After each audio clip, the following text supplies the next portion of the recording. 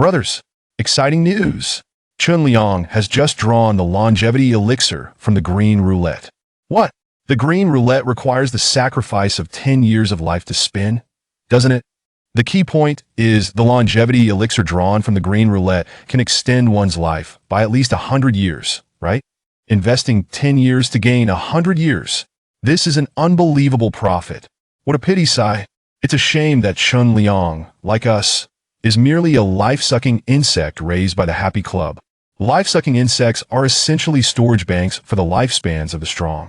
Anything we draw from the roulette, whether good or bad, must be surrendered to the club. The longevity elixir drawn by Chun Liang will also be ruthlessly seized by the club. It could never fall into his hands. Well, let's not be so pessimistic. Though life-sucking insects hold a lowly status, and what they draw from the roulette does not belong to them, at least they do not face the ferocious beast directly.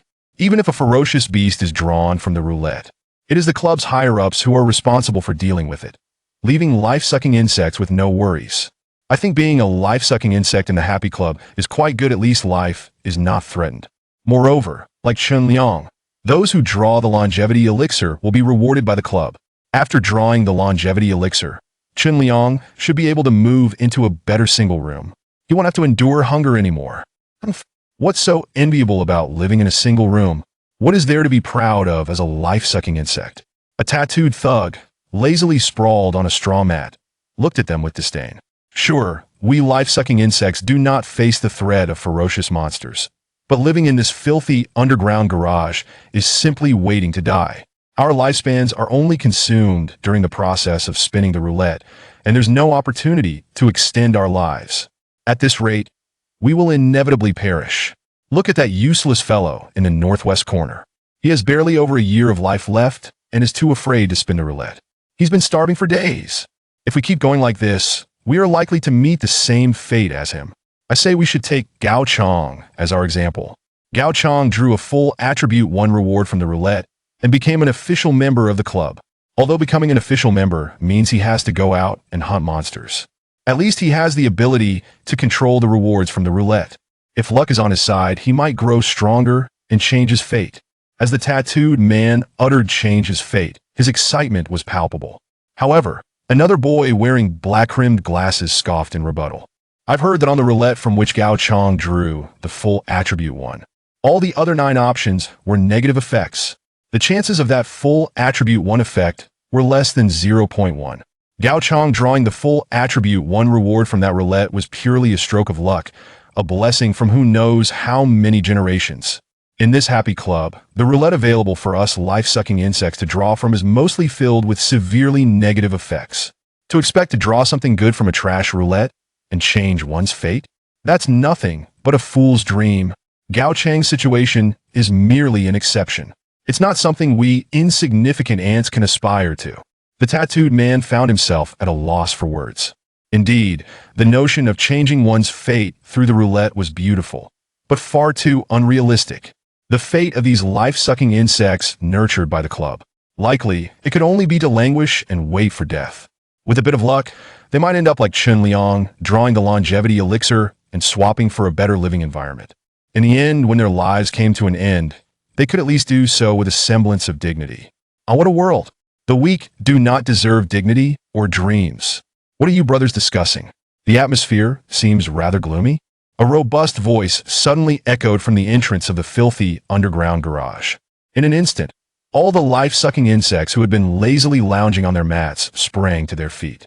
Like welcoming a hero, they warmly greeted, "Brother Liang is back. I heard Brother Liang drew the longevity elixir. Is it true? This time, Brother Liang must have received enhanced benefits, right? Will he no longer return to our underground garage?" Chun Liang, the center of attention, was merely a young man resembling an ordinary college student.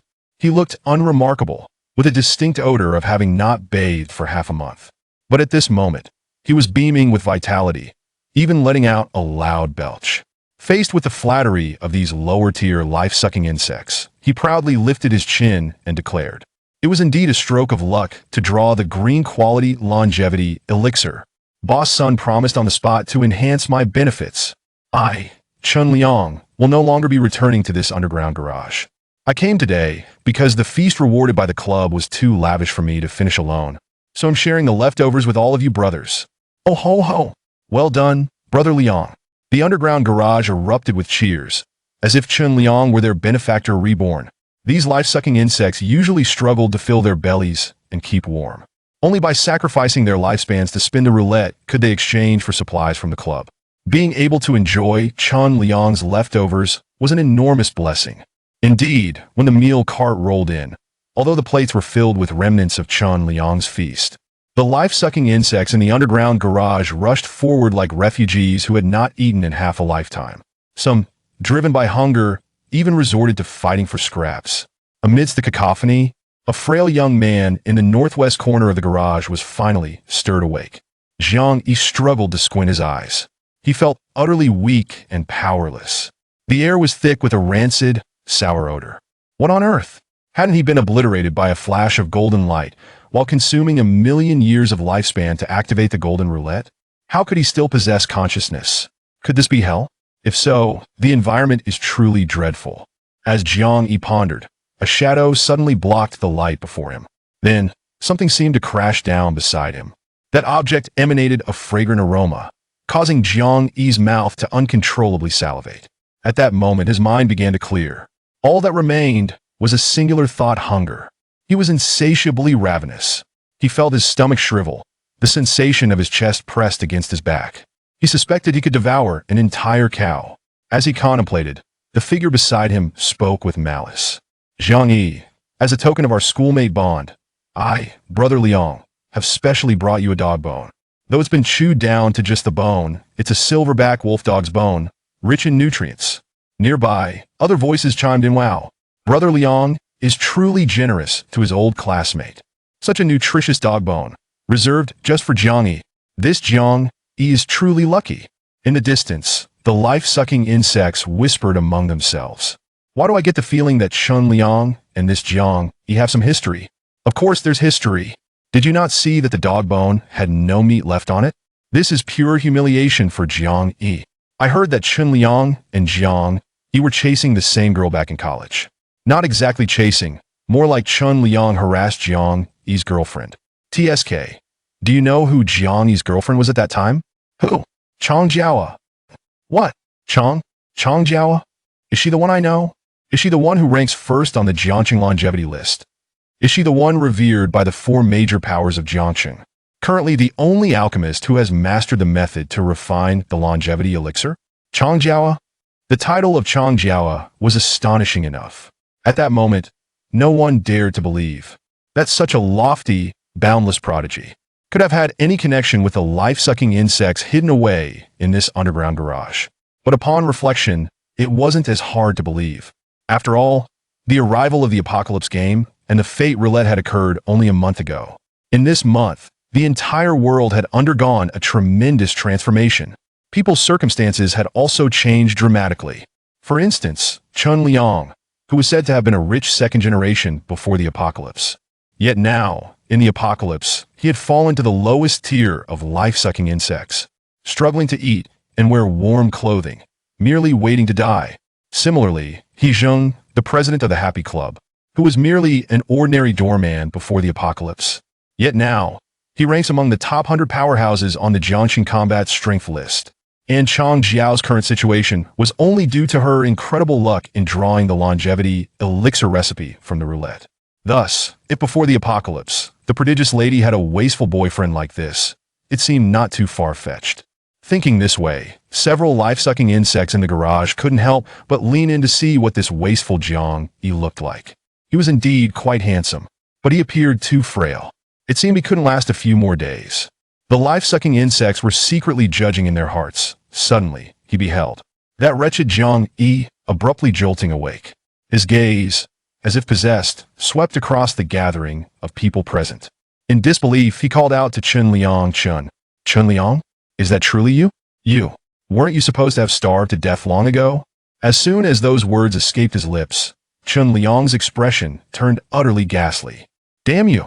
I'm alive and well. It's you, you wretched creature, who is on the brink of starvation.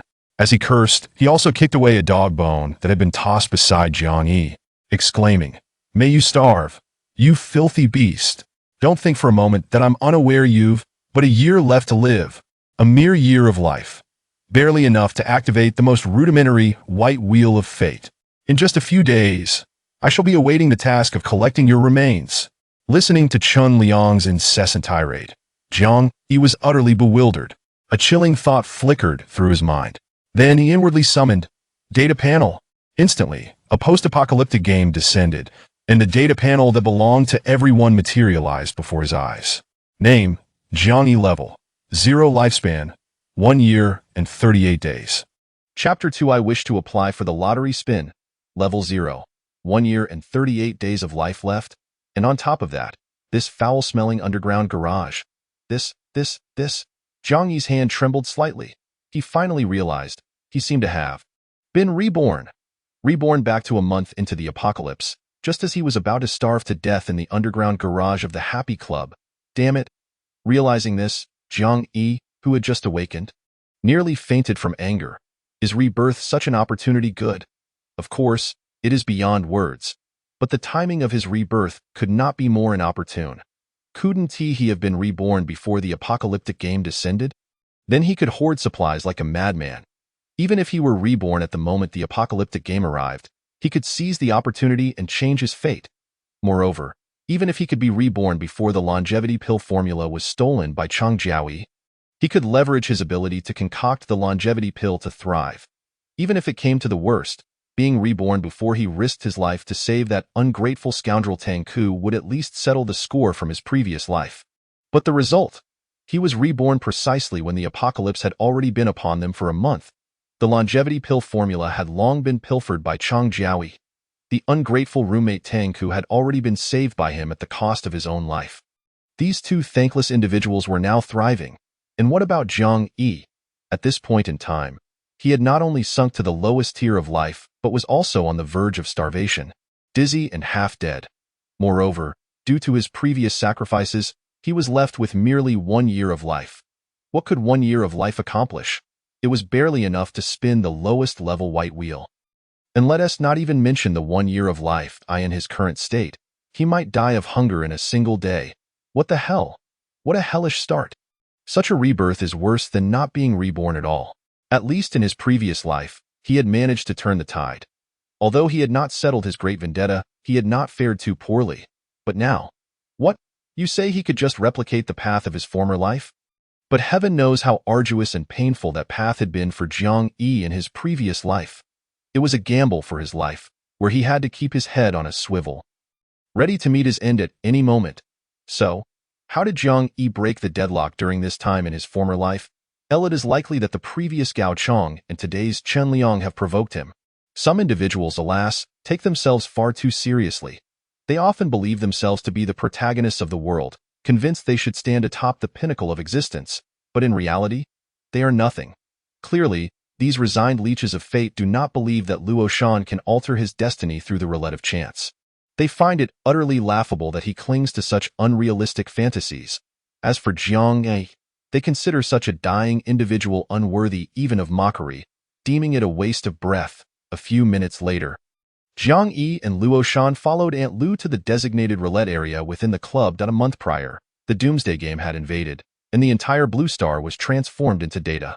The original land seemed to have been crushed into countless fragments, scattered across an endless ocean. Jiangcheng, where Jiang Yi resided, was merely one of those fragmented pieces. Before the apocalypse, it was known as Jiangcheng. But approximately a year post-apocalypse, this area was renamed Qingchuan Base. Other fragmented regions also began to unify under the moniker of XX Base, with populations starting to exchange resources on a large scale. At that time, the apocalypse no longer resembled a pure catastrophe. It took on the semblance of a world striving to restore order, infused with revitalized spiritual energy. Under this new regime, social facilities such as orphanages, schools, hospitals, and transportation systems were gradually restored. New legal frameworks were also established. However, in a world governed by the law of the jungle, legislation merely serves to restrain the weak, while the narrative power remains firmly in the hands of the strong. This was the trajectory of development Jiang Yi recalled from his past life. Presently, at the onset of the apocalypse, Qingchuan Base was still referred to as Jiangcheng, with many still oblivious to the broader circumstances of the world. The fragmented regions scattered across the infinite seas had yet to establish communication. At this juncture, Jiangcheng resembled a novice village within a game. The renowned powerhouses of the future were still adapting to the new world, striving to slay monsters, draw prizes, enhance their strength, and build their influence. After a month of development post-apocalypse, various factions began to emerge within the Jiangcheng area. Those that could be termed factions had generally reached a certain level of scale, akin to guilds within a game. These established groups typically set up specialized roulette areas for drawing prizes. The outcomes from the fate wheel were uncertain, ranging from longevity elixirs to deadly beasts. There was even the potential for terrifying beast tides or natural disasters. To minimize the risks associated with the roulette, establishing dedicated drawing areas was of utmost necessity. The drawing areas were classified into different tiers based on the roulette's grade, including white, green, and blue zones. However, given that only a month had elapsed since the invasion and that the Letian Club was merely a third-rate faction, they had only established white, green, and blue drawing areas. The more advanced purple drawing area was jointly set up with two nearby clubs. At that moment, as the sun dipped towards the horizon, the sky was awash with crimson hues. The Letian Club, the Mountain and Water Club, and the Blood Swallow Club formed a triangular alliance, collectively establishing the purple drawing area. The three clubs also maintained an allied relationship. This purple drawing area had once been a strawberry farm in the outskirts of Jiangcheng before the apocalypse, but the former white greenhouses had since vanished. The leaders of the three factions were gathered here now. He Zhang, the leader of the Letian Club, was a towering figure who had worked as a security guard at a villa before the apocalypse. After the cataclysm, fortune smiled upon him, and he drew formidable abilities from various roulettes, establishing the Letian Club at the villa district he once protected. Yang Miao, the leader of the Mountain and Water Club, was slender and had been a high school student at Jiangcheng's suburban No. 2 school before the apocalypse. Thus, the base of the Mountain and Water Club was situated at that very school.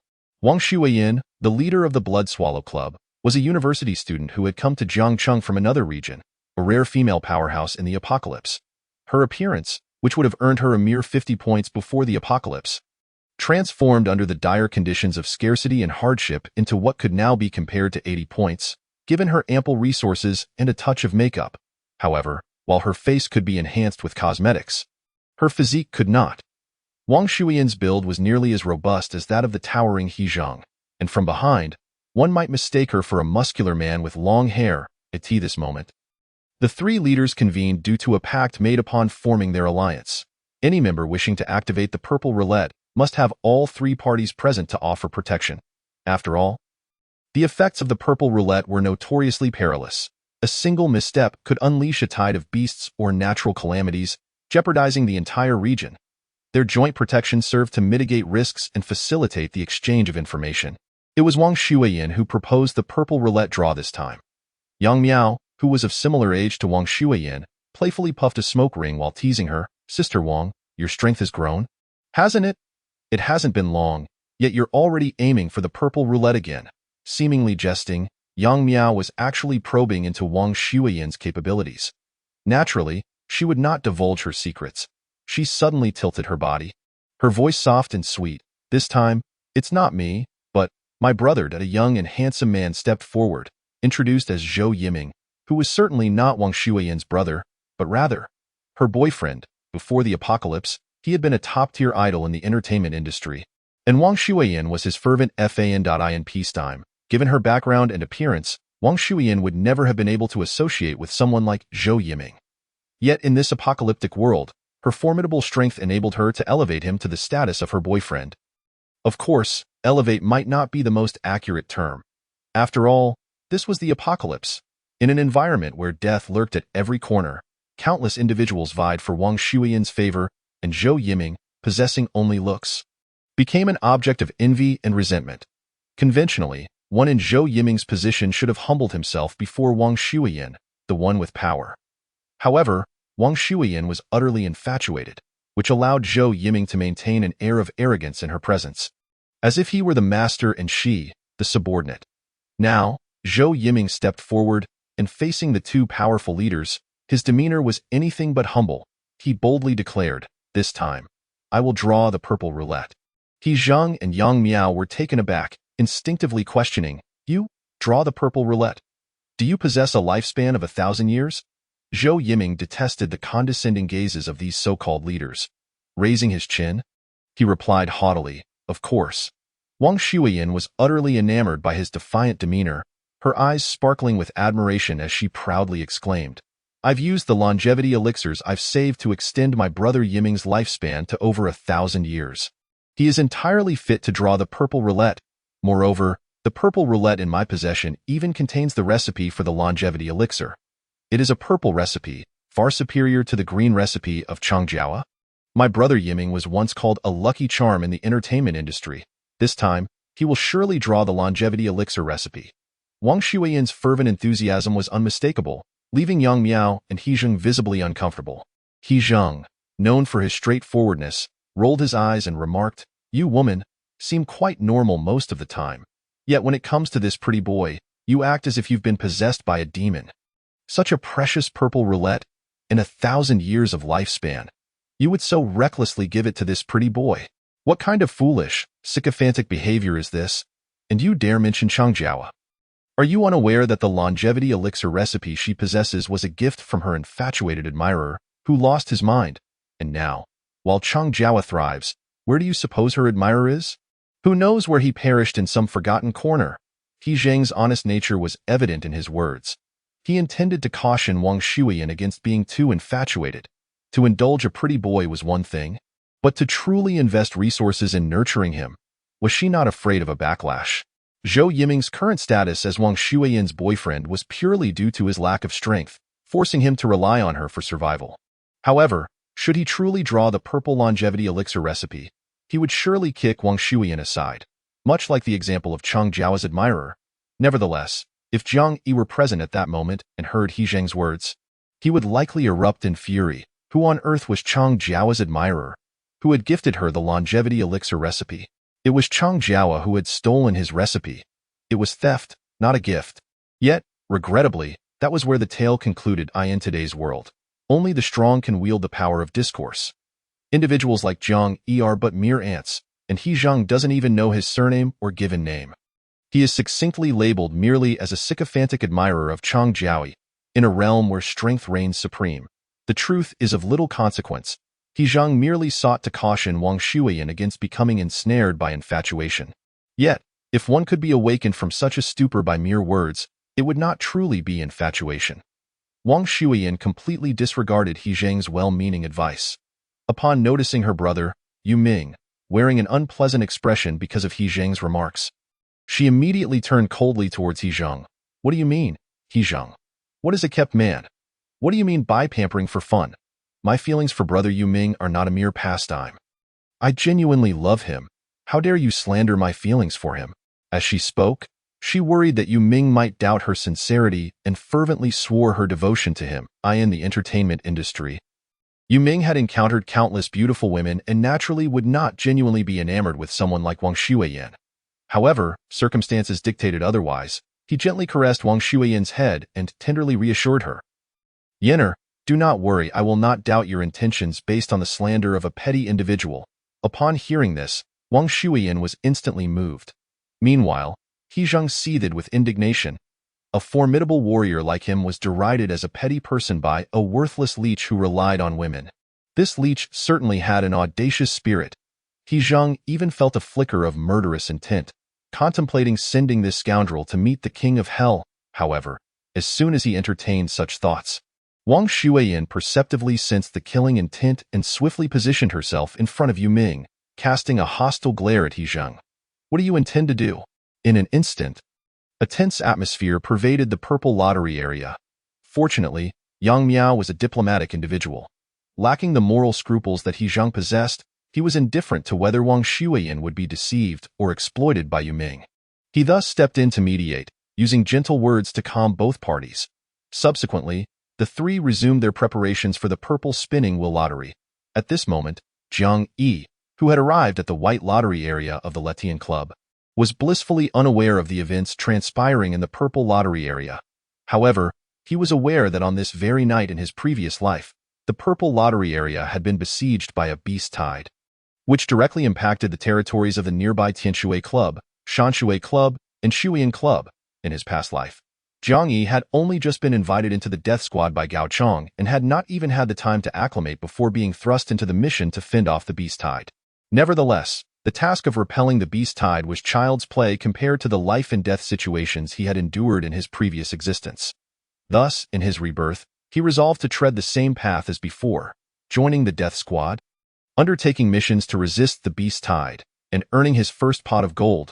Moreover, he recalled that there was a particular opportunity during the mission to fend off the beast tide, although that opportunity did not belong to him in his past life. It was instead the fortune of Luo Shan. Before the apocalypse, Luo Shan was a good-for-nothing, spending his days gaming in internet cafes. Immersed in games, he did not resist the onset of the apocalypse but was instead exhilarated. In the realm of reality, he was akin to a pile of mud, yet in the world of gaming, he thrived. Thus, he believed that this apocalyptic game was his chance to turn his fate around. Unfortunately, fate did not favor him. In this apocalyptic game, mere gaming skills could not alter destiny. Here, luck was paramount. Good fortune meant drawing advantageous items from the wheel, thereby enhancing one's strength. Otherwise, no matter how hard one worked, it would merely lead to a swifter demise. Luo Shan's luck was evidently lacking, and thus he fared poorly. At this juncture in his past life, he, like Jiang Yi, had submitted an application to Aunt Lu for the lottery draw.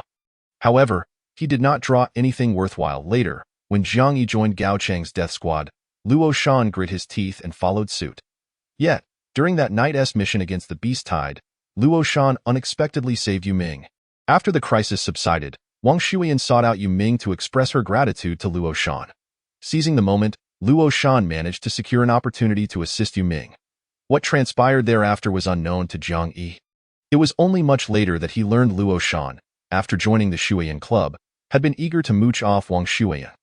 Ultimately, he not only failed to achieve that but was also resented by Yu Ming, leading to his downfall and an unnoticed death in his previous life. Jiang Yi had no significant interactions with either Luo Shan or Yu Ming. If he were to seize Luo Shan's opportunity in this life, it could be seen as saving Luo Shan's life in a roundabout way. However, he certainly had no intention of becoming an assistant to Yu Ming. Being a celebrity's assistant before the apocalypse was already devoid of dignity. In this apocalyptic environment, who could say how Yu Ming would treat others as mere pawns? Yet, even if he would not be an assistant, he could still propose other requests to Wang Shuiyan. As someone ensnared by infatuation, she was particularly attentive to all matters concerning Yu Ming. Naturally, she would offer ample rewards to the one who saved him. Jiang Yi pondered the path he would take in his rebirth. Suddenly, he heard Aunt Lu's obsequious voice. "Team leader, son, I have brought 2 longevity worms to draw from the white lottery, in the gatehouse of the villa area." Sun Hao casually glanced at Jiang Yi and Luo Shan before turning back to Aunt Lu to confirm. "Both are for the white draw?" Aunt Lu nodded vigorously. "Yes, 2 whites." Sun Hao yawned and lazily addressed Jiang Yi and Luo Shan. "You know the rules, right? Before drawing from the white lottery, you may enjoy a bag of bread and a box of milk. However, everything you draw will belong to the club.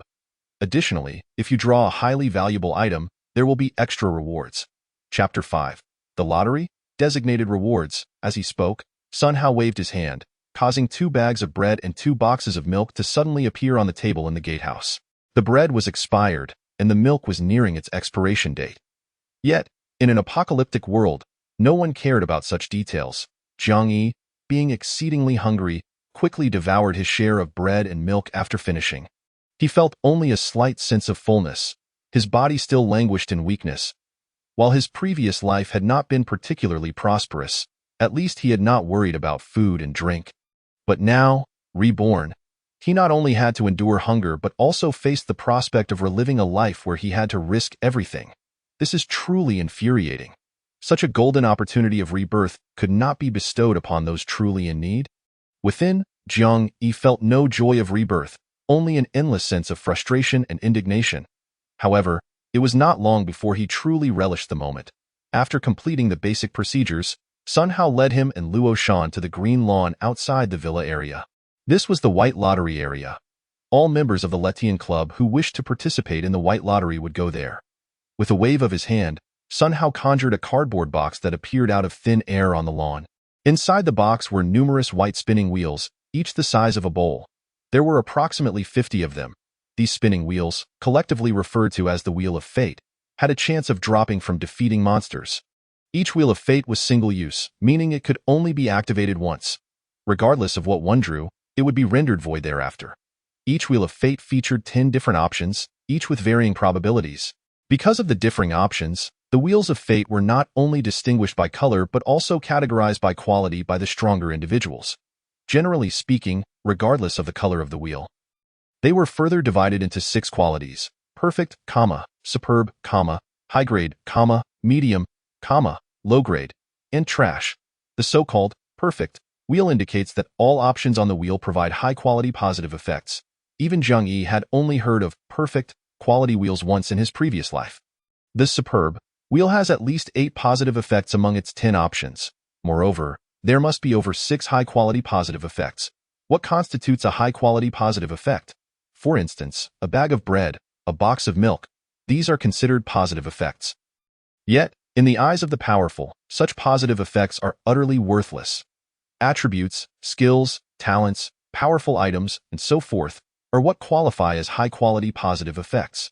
Generally speaking, the higher the proportion of high-quality positive effects on a wheel, the higher its quality.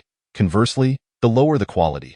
Typically, when an ordinary person obtains a high-quality wheel, they would keep it for personal use. Even extremely high-quality wheels can be sold for a high price. Thus, the club only provided the longevity worms with low-grade and trash wheels that no one wanted. Indeed, even low-grade quality wheels were exceedingly rare, with most being trash quality. One would select a wheel, fill out the options form, and could then proceed to draw. Sun Hao continued his languid manner, yawning as he followed the process. Luo Shan's eyes gleamed with excitement as he meticulously sifted through the box, ultimately selecting a wheel that had an all attributes 1 option. However, that all attributes 1 option constituted nearly 1/10,000th of the entire white wheel. It was indeed as scarce as a strand of hair. The remaining 9 options were predominantly negative effects, such as fierce beasts, diseases, curses, and so forth. Fortunately, the negative effects on the white wheel were not overly severe. Luo Shan, with a couple of spits onto his palms, rubbed them together, ostensibly washing away a month's worth of grime. Then, he reverently cradled the carefully chosen wheel, and one could easily imagine that at that moment, his heart was fervently praying, in a fervent plea to the lofty deity of fate. He beseeches for a moment of compassion, even if it is but a fleeting instance. Luo Shan, with his eyes tightly shut, makes a frenzied vow within his heart. Should he be granted a 1 to all attributes, he would willingly devote himself eternally as the most loyal follower of the god of fate. He would embrace lifelong solitude. He would agree to anything. Let him draw that 1 to all attributes. In a fit of desperation, Luo Shan silently screams within. When he finally opens his eyes, they are bloodshot. His trembling hand suddenly slams down onto the center of the white spinning wheel, and with a fierce shout, he demands, "Draw, give me 1 to all attributes." Ding. A sound emits from the white wheel. "Congratulations, you have drawn the reward, a lump of excrement." Damn. As the familiar notification rings out, Luo Shan's face flushes with rage, and he violently tosses the reward that has inexplicably appeared in his hand away. Following that, the white wheel, which he had previously cradled like a treasured possession, is hurled to the ground, where he stomps on it with fervor, cursing, "You are nothing but a lump of excrement, damned." Why? Why? Luo Shan's furious roars and questions are filled with unyielding resentment. Such scenes are all too familiar to Sun Hao. He rolls his eyes and scolds Luo Shan. "Enough. Finish your draw and leave. Don't make a fool of yourself here." Despite his anger, Luo Shan dares not act out in front of Sun Hao, so he swallows his indignation. However, he does not leave immediately. Instead, he lingers, muttering, "I want to see what this kid can draw." The kid he refers to is naturally Zhang Yi. Zhang Yi does not harbor any expectations of drawing anything significant. After all, even if he were to draw the longevity elixir, it would only belong to the club, not to him. In his past life, he has spun the wheel far too many times and has experienced the bitterness of dashed hopes too often. His heart has long since grown numb. After all, if one does not harbor hope, one cannot be disappointed. Nevertheless, even lacking hope, he is prepared to carefully select from the over 50 white wheels. However, upon his hand making contact with the first white wheel in the box. A prompt suddenly echoes in his mind. Please select the reward you wish to designate. 1. Foot odor. 2. Oral ulcers. 3. Weakness for 3 days. 4. Stinking water crocodile. 5. What? What the hell? Designate what? What reward? Designate what reward? Holy crap! Could it possibly mean what he thinks it does? He can directly designate a reward from the wheel. Is this for real? Could it be that hunger has driven him to some delusion? Until he confirms it, Jiang Yi cannot bring himself to believe this could be true. However, this does not prevent him from holding on to a glimmer of hope to test it out if he truly can directly specify a reward. Then he must indeed be meticulous in selecting among these low-quality white wheels. Firstly, he excludes longevity elixirs and various tangible items, as per the club's regulations. Everything he draws in tangible form does not belong to him but to the club. In contrast, rewards like the coveted one to all attributes that Luo Shan yearns for can be directly applied to the individual drawing. Such rewards that directly benefit the drawer are the only chance for the longevity parasites to alter their fate. Yet, such opportunities are exceedingly rare. Hurry up! No matter how carefully he selects, trying to draw something worthwhile from these trash wheels is akin to dreaming in broad daylight.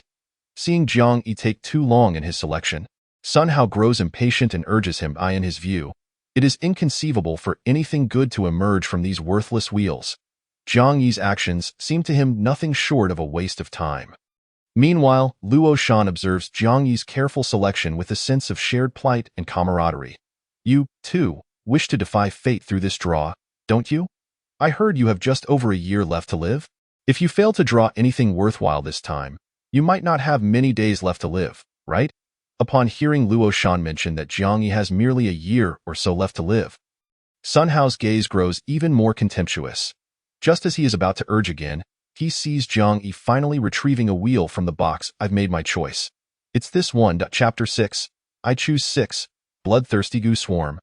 Luo Shan hurriedly leans in for a glance. The wheel displays no less than 9 negative effects, with the sole positive effect being the longevity elixir. After all that careful selection, this is what he ended up with? It's not to say that the longevity elixir is undesirable. Indeed, it is quite favorable. In fact, drawing a longevity elixir from the wheel guarantees a substantial return. Yet, that is only if one has control over the longevity elixir. For those like them, the lowly longevity parasites, even if they were to draw a longevity elixir, it would simply be taken by the club. Hence, even if they draw the longevity elixir, it would merely elevate their status, not alter their fate. What on earth is Jiang Yi thinking? Does he believe that with his lifespan nearing its end, there is no hope for survival, so he has given up? Perhaps that is the case. For someone with just over a year to live, regardless of what good fortune they draw, it is unlikely to change their fate, is it? Thus, Jiang Yi likely sees this final draw as a last meal before the guillotine. Luo Shan, convinced he has deciphered Jiang Yi's thoughts, does not harbor any intent to mock him. Instead, he feels a sense of pity in their shared plight, for he can foresee that not long from now, he too may find himself in a similar fate as Jiang Yi. Despite his mind racing with thoughts of defying fate, he is painfully aware of how incredibly slim that chance truly is. Jiang Yi is indifferent to Luo Shan's musings. He retrieves the selected wheel from the box. Yet, before he can commence the draw, a voice calls out from a distance. Lao Sun, come help me out. Sun Hao turns to look in the direction of the voice, spotting a refined young man waving at him. Chindu, what do you need help with? The young man gestures with the white wheel in hand. Help me guard against danger. Since there is a probability of drawing dangerous creatures from the fate wheel, when an option appears that one cannot control, they will ask someone for protection. In the case of Jiang Yi and Luo Shan, Sun Hao serves as their protector during the draw. Should a fearsome beast emerge, he would promptly eliminate it. Chundu's request for Sun Hao's protection follows the same principle. However, the inherent danger of the white wheel is minimal, and it is rare to need assistance for it. Sun Hao slightly furrows his brow but still approaches, muttering, what danger could your white wheel possibly pose? Jiang Yi and Luo Shan follow behind, eager to join in the excitement. Luo Shan is merely there for the thrill, while Jiang Yi has his own calculations. He secretly observes Chindu, feeling a sense of nostalgia in Jiang Yi's previous life. Chindu was somewhat of a legendary figure. He had drawn an option called split personality in a green wheel lottery about a month later. Split personality is a mental illness, hence that option is undoubtedly a negative effect. Yet absurdly, after experiencing split personality, Chengdu transformed completely. He morphed from a refined youth into a merciless demon. Not only did his combat prowess soar, but his methods also turned ruthless and decisive. He even violated club rules, betraying his teammates during missions, including Sun Hao from his previous life, who met his demise at the hands of this very individual. Ultimately, before the club could deal with him, he severed ties and became a cold-blooded lone wolf, a detached killer in the night. As the saying goes, the weak band together for warmth, while the strong stand alone. In this apocalyptic game, there are countless factions seeking warmth in numbers. Yet, there also exist many formidable lone wolves who refuse to align with any faction. Once Jiang Yi grows stronger, he is likely to break free from the club and become an independent warrior. But for now, he is still far too weak, left with no choice but to rely on the club and develop cautiously. Pulling his thoughts from the past life back to the present, Jiang Yi's gaze lands on the white wheel in Chengdu's hands. The quality of that wheel is clearly superior to the trash wheels used by the longevity parasites. Among the 10 options, there are a remarkable 6 positive effects: the longevity elixir, spatial ring, diamond talisman, tang knife, mink coat, and grilled bullfrog. These 6 positive effects are indeed quite impressive. Particularly, the longevity elixir and spatial ring rank among the better options available. Sun Hao merely glances at it and immediately surmises, "You want to draw the spatial ring, don't you?" Chengdu shyly nods in agreement. Sun Hao, however, shakes his head slightly. The odds of drawing the spatial ring are far too low. Moreover, the spatial ring drawn from the white wheel will not exceed a volume of 1 cubic meter. Chengdu, however, remains unconcerned. "Well, it only costs me a year of life to try the white wheel, so why not give it a shot?" Sun Hao no longer presses the matter, instead stating, "You want me to protect you because you're worried about drawing the negative effect of the illusion butterfly swarm, right?" Chengdu nods. The fragrance emitted by the illusion butterflies has a hallucinogenic effect, and the phosphorescent powder on their wings can cause paralysis. If it's within 10, I can handle it myself. Just not sure how large the swarm will be. Sun Hao expresses understanding. "All right, go ahead and draw. I'll watch from the side." The chance of drawing the butterfly swarm is also low, so it may not come up. Chengdu gratefully nods, then clasps his hands in prayer for a moment. Although not as frenzied as before with Luo Shan, the attitude was still sufficiently devout. After a prayer, he cautiously pressed the button at the center of the white wheel. Firmly exclaiming, "Draw soon," a voice emerged from the center of the white wheel. "Ding!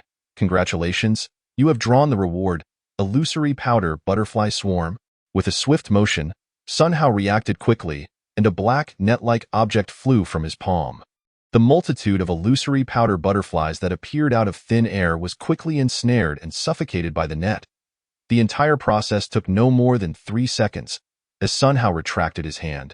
The net was drawn back, leaving the lawn strewn with the bodies of the illusory powder butterflies, likely numbering in the hundreds. Chengdu's eyes reflected disappointment and apprehension as he lamented, "Goodness, just yesterday someone told me about Murphy's Law, and I didn't believe it. Now it seems to be true. I initially thought that the illusory powder butterfly swarm had such a small chance on the wheel that I wouldn't draw it. Yet, here we are, and that's exactly what I got. This is really, sigh." Having witnessed similar situations countless times, Sun Hao remained relatively unfazed, merely offering Chengdu a simple consolation. "All right, don't dwell on it." Chengdu nodded. "Yes, it's just a white wheel. It doesn't matter." However, just as he finished speaking, he noticed a slender youth gazing intently at him. Chengdu frowned slightly and turned to Jiang Yi. "You are the death worm, right?" Jiang Yi nodded and asked Chengdu, "Can I have the bodies of the illusory powder butterflies you drew?" Chengdu frowned again. "What do you need the bodies of the illusory powder butterflies for?" Jiang Yi swallowed hard, appearing ravenous, and managed to utter a single word with great difficulty. "To eat. I'm so hungry. I might not survive for many more days." From what Jiang Yi knew, Chengdu had been a person with a strong sense of justice before his mental breakdown. Upon hearing Jiang Yi's words and observing his state, Chengdu felt no doubt and even developed a sense of sympathy. Without much hesitation, he waved his hand and said, "They're just a pile of useless corpses. If you want them, go ahead and take them. It's not my concern if they end up killing you." A glimmer of surprise flashed in Jiang Yi's eyes as he hurriedly thanked Chengdu and began gathering the hundreds of illusory powder butterfly corpses into an empty bee in the present life. He extracted the blood-devouring goo.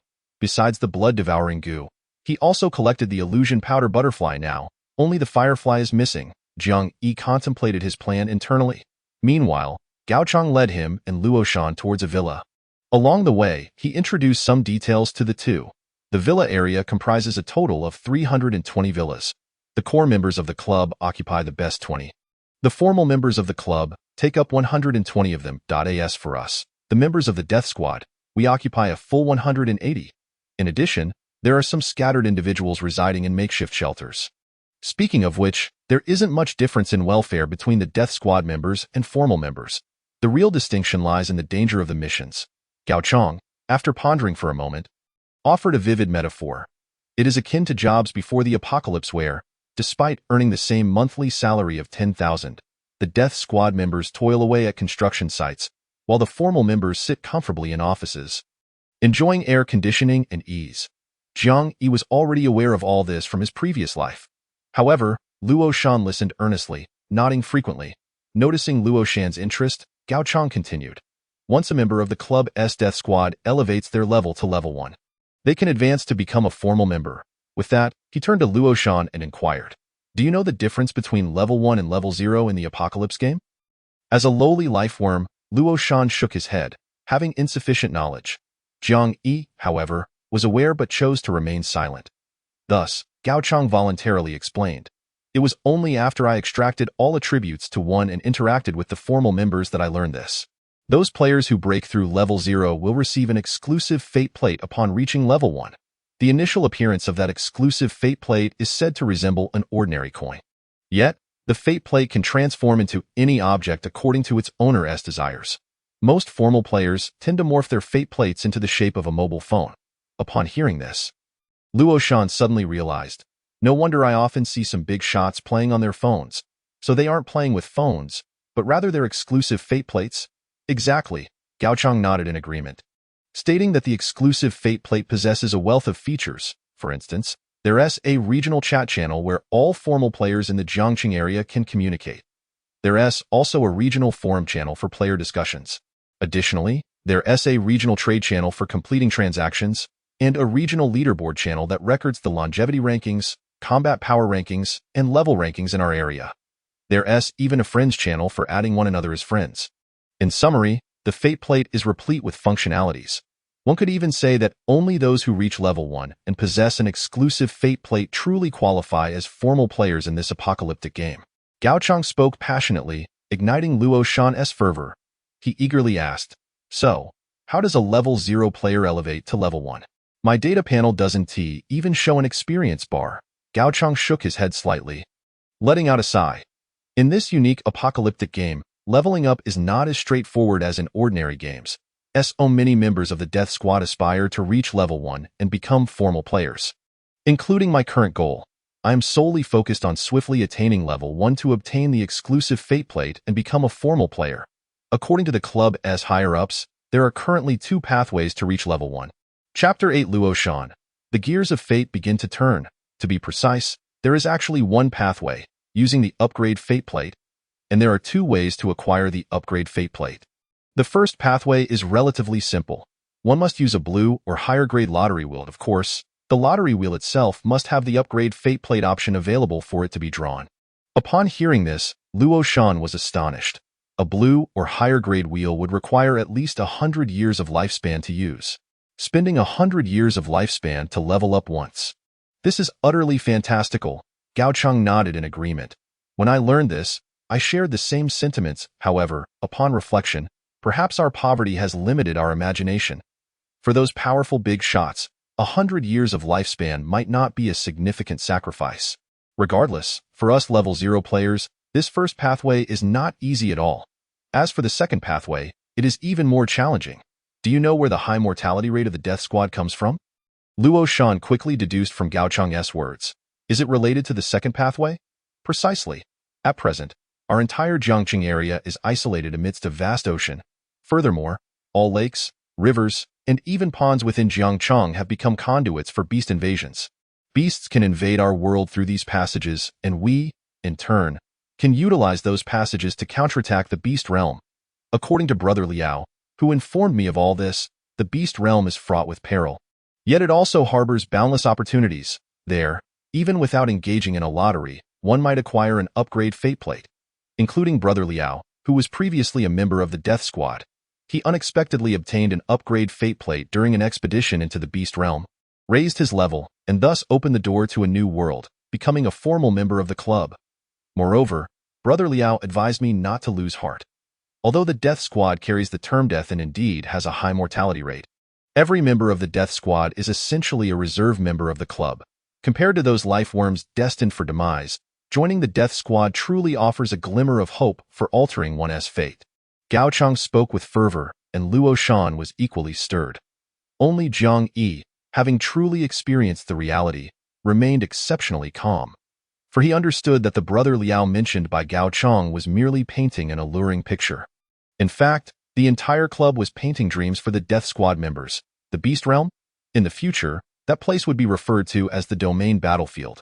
According to the assessments of future players, even the lowest level Domain Battlefield would require at least a level 5 player to possess the basic ability to survive.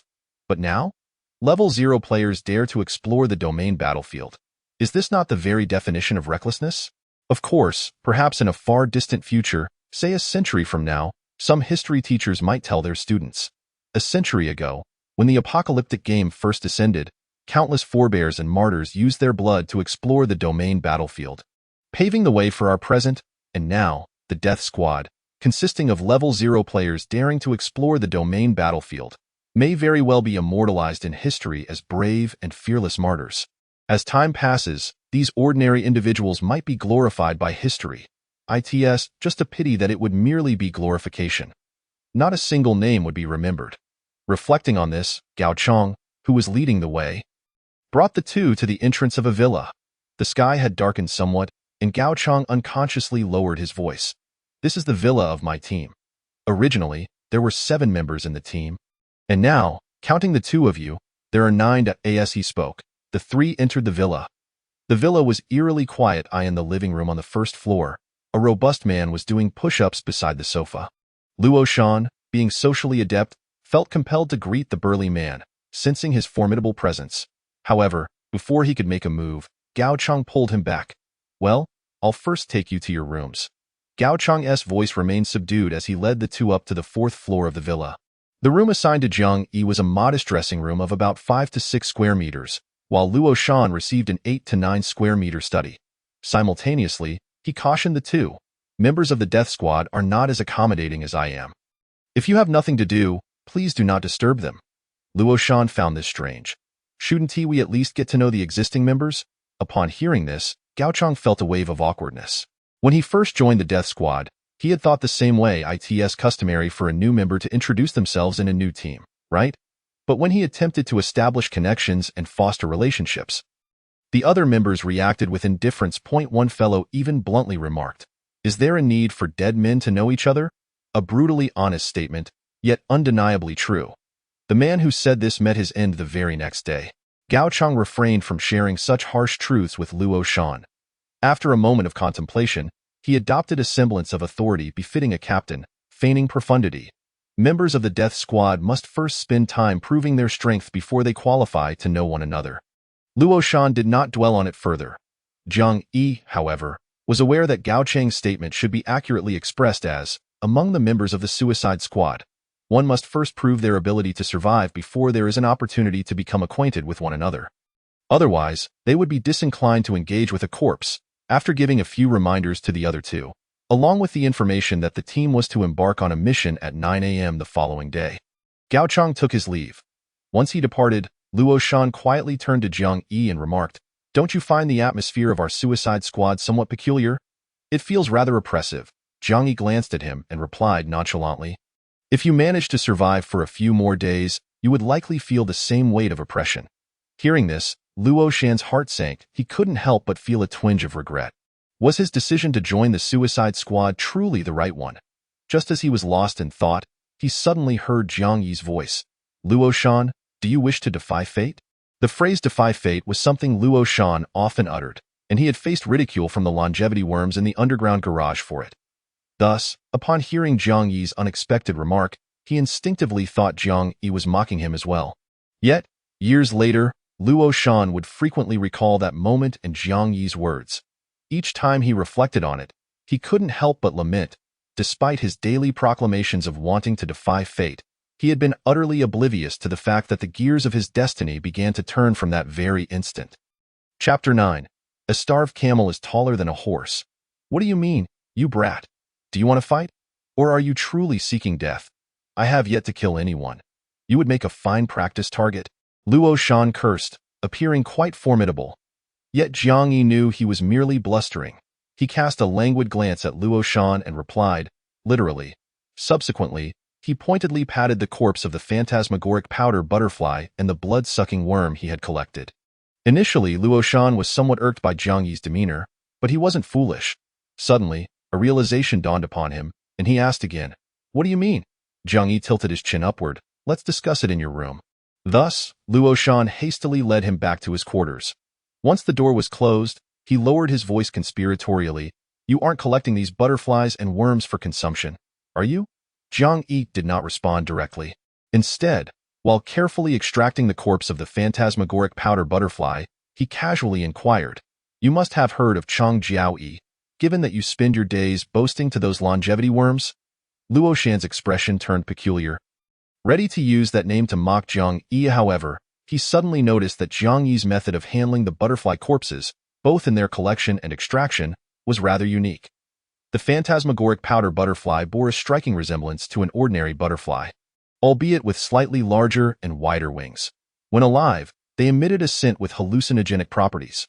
Moreover, the phosphorescent powder on their wings had a paralyzing effect. Though the paralysis was mild, an excessive amount could leave one's hand numbed and tinged with blue. Yet, despite having collected so many phantasmagoric powder butterfly corpses, Jiang Yi's hands showed no signs of harm. Luo Shan observed that Jiang Yi seemed to possess an uncanny ability to precisely grasp the nearly invisible antennae atop the butterflies' heads. Throughout this process, his movements appeared completely natural, and his hands remained unaffected by the phosphorescent powder. At that moment, Luo Shan finally comprehended. This individual, who seemed barely alive and was said to have only a month left to live, was likely far from ordinary. He quickly set aside his inclination to mock and nodded. "Of course I have heard of her. Chang Jiaoyi is currently the only formidable figure in Jiang City capable of concocting the longevity elixir." Listening to this, Jiang Yi couldn't help but sneer internally, yet he chose not to elaborate further. Instead, he continued with his task and slowly remarked, "Do you know which school Chang Jiaoyi attended before the apocalypse?" Luo Shan blurted out, "Hanjiang University." Jiang Yi pressed on, "Are you aware of the beast tide that struck Hanjiang University on the 7th day of the apocalypse?" Luo Shan nodded. "I heard that a student drew the beast tide from the blue roulette.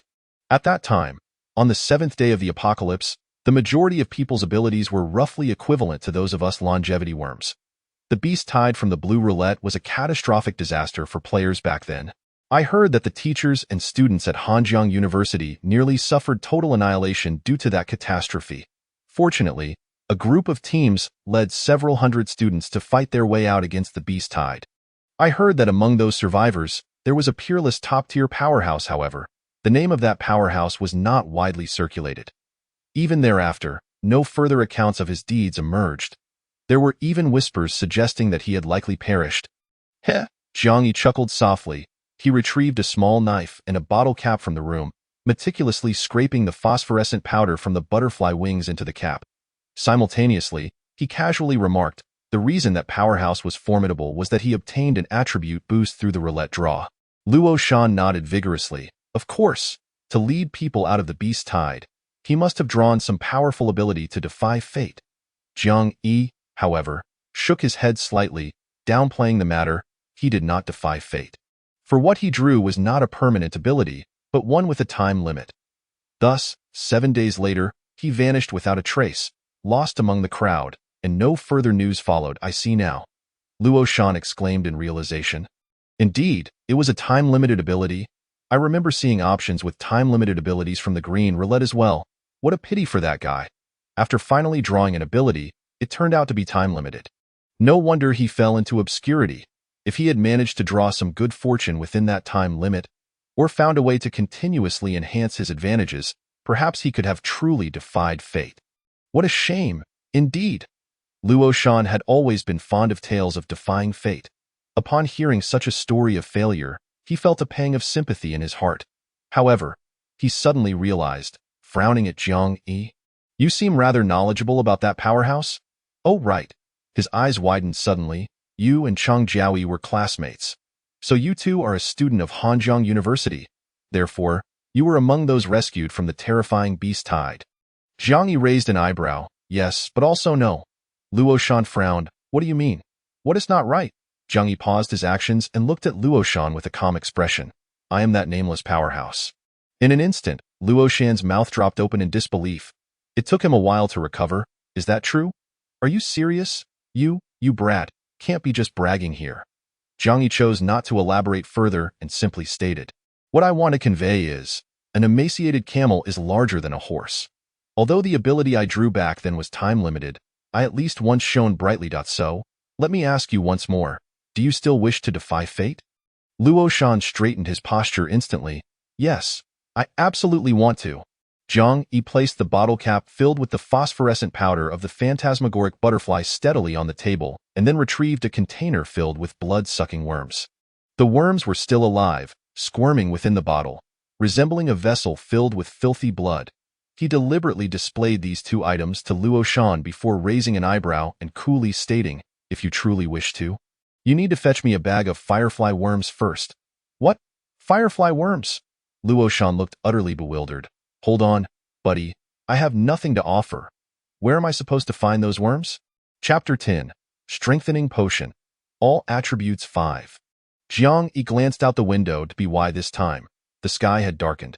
However, the moonlight shone brightly tonight, preventing the room from appearing too dim. He turned to Luo Shan and said in a low voice, "Firefly worms are not a rare commodity. Many people collect them specifically for illumination, akin to lanterns. You can ask the other members of the suicide squad in this villa. They are likely to have some." Luo Shan looked even more confused, but Gao Cheng's attitude clearly suggested that the members of our suicide squad in this villa probably don't have the best temper. "I just joined the team, and I'm a complete novice with no skills at all. How can I expect them to give me firefly worms? I'm not their parent." "Oh." Luo Shan seemed to possess some self-awareness. Jiang Yi raised an eyebrow. "Then I am not your parent either. Why should I help you defy fate?" This statement struck home. Luo Shan, not being foolish, immediately caught the underlying meaning. After a moment's contemplation, he glared at Jiang Yi fiercely. "If I manage to bring back the firefly worms and find out you were deceiving me," he huffed with a warning tone before turning to leave the room. Jiang Yi called after his retreating figure, emphasizing, "You'd best not take more than 5 minutes. The time remaining until the beast tide from my previous life is running short." After laboring alone for 5 minutes, Jiang Yi frowned as he gazed at the door. A short while later, there was a knock, and Jiang Yi opened the door to find Luo Shan complaining. "What the heck? 5 minutes, and you locked the door for what?" Jiang Yi offered no explanation, merely glancing at the glowing bag in Luo Shan's hand. Without a doubt, the bag contained nothing less than fireflies. After closing the door with a swift motion, Luo Shan, still feeling a sense of trepidation, lamented, "I got it from that muscular fellow downstairs who exercises. I paid a precious fractional coin for this bag of ghastly creatures." Jiang Yi, upon receiving the bag of fireflies, was taken aback by his words. "You actually possess fractional coins?" Luo Shan nodded with a hint of pride. "I have a few, which I found during the initial days of the apocalypse." Jiang Yi nodded in agreement, deeming it reasonable. After all, when the apocalypse first struck, many remained oblivious to the situation, leading to some careless individuals disregarding the time currency that had fallen beside the carcasses of ferocious beasts. Consequently, some discerning individuals seized the opportunity to glean valuable time currency. The fractional coin is one type of time currency, which is part of a complete system categorized into 6 types: second coins, fractional coins, and hour coins, along with the more precious day coins, year coins, and longevity coins. The exchange rate for time currency aligns with the standard time unit conversion. 1 fractional coin equals 60-second coins, 1 day coin equals 24-hour coins, and 1 year coin equals 365-day coins. As for the enigmatic longevity coins, their conversion ratio to year coins varies based on quality. Formal players possessing exclusive life charts primarily trade using time currency in the trading zone.I in the future. When this apocalyptic game reaches a certain stage, the precious year coins could even be utilized for cultivation, ultimately transforming into the player's actual lifespan. However, this transformation is not absolute. It operates on a certain conversion rate. Players with a higher conversion rate possess greater cultivation aptitude. Conversely, those with a lower conversion rate are deemed inept. Of course, the concept of cultivating lifespan is a matter for the distant future. At this stage, the apocalypse has only just begun a month ago. The majority of transactions between formal and informal players involve small denominations of time currency, such as second coins, fractional coins, and hour coins. However, at this juncture, informal players lack exclusive life charts and have limited access to information, making them vulnerable to exploitation even if they possess time currency. For instance, Luoshan's exchange of one fractional coin for this bag of fireflies was undoubtedly a significant loss. Nevertheless, from Jiang Yi's perspective, as a seasoned player with years of experience in the apocalypse, Luoshan had, in fact, managed to obtain a bargain. During this early phase, players have scant information, and no one is aware of the intrinsic value of the materials derived from ferocious beasts. Among various beast materials, only the edible flesh of ferocious beasts can fetch a decent price. The rest of the unknown materials are generally discarded as waste. Thus, Jiang Yi was able to acquire the blood-sucking goo and the illusion powder butterfly without much effort. Now that he had also obtained the fireflies, he refrained from further chatter and quickly began processing them. Fireflies are social creatures. When gathered in large numbers, they resemble a glowing sphere. However, the size of an individual firefly is approximately that of an uncooked grain of rice. At the tip of their tails lies a minuscule glowing point, the source of their luminescence. Jiang Yi carefully pierced this delicate glowing point with a sharp blade. After several seconds, a drop of fluorescent, viscous liquid slowly dripped into the cap filled with illusion powder butterfly phosphor. A sizzling sound erupted as the phosphor within the cap seemed ready to ignite. However, the amount of liquid from a single firefly was minimal. The sizzling noise persisted for only a few seconds before dissipating. Yet, in that brief interval, Jiang Yi pierced another firefly's glowing point, causing another drop of viscous liquid to fall into the cap, producing another sizzling sound. This process continued in a rhythmic cycle. Jiang Yi's movements were fluid and natural, leading Luoshan to initially believe the operation was remarkably simple. However, after observing a few more times, he realized that the glowing points of the fireflies were particularly small.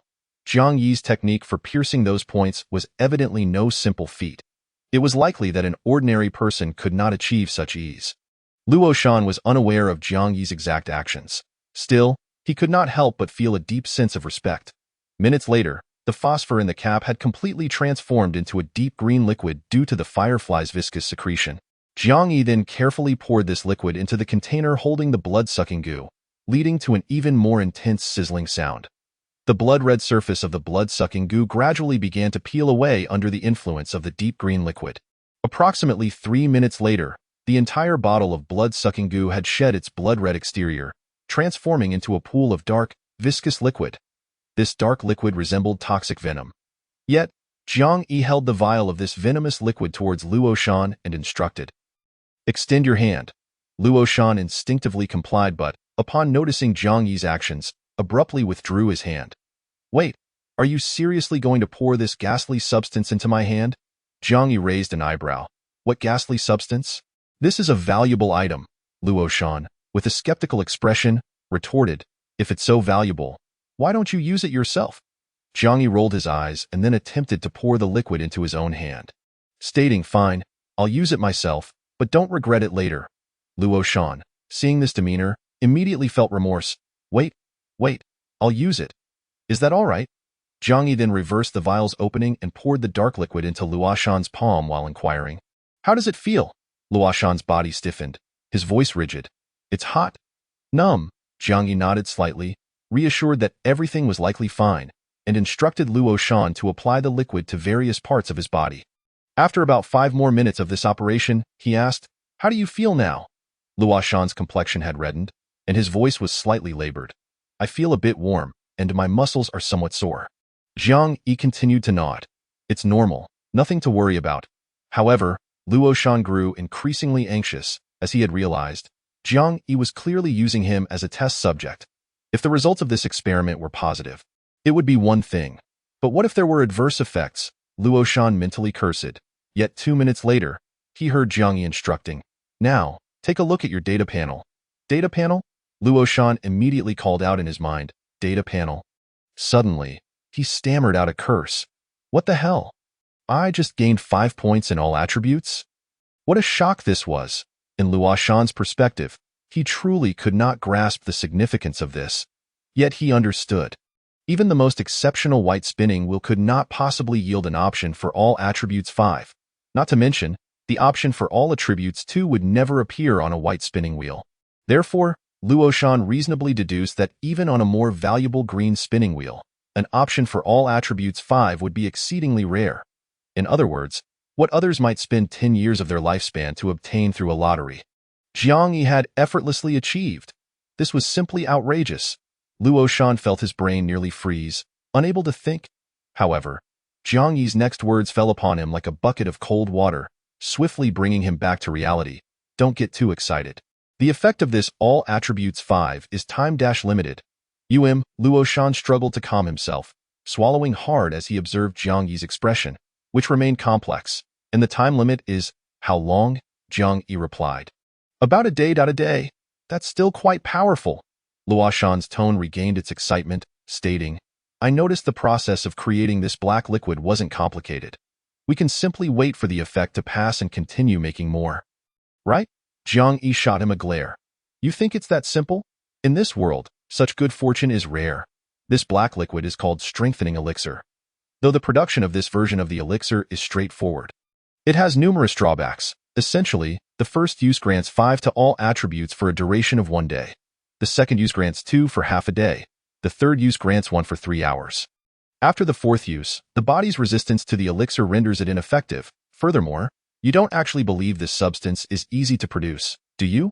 Fireflies may be commonplace, but illusion powder butterflies are rare and seldom seen.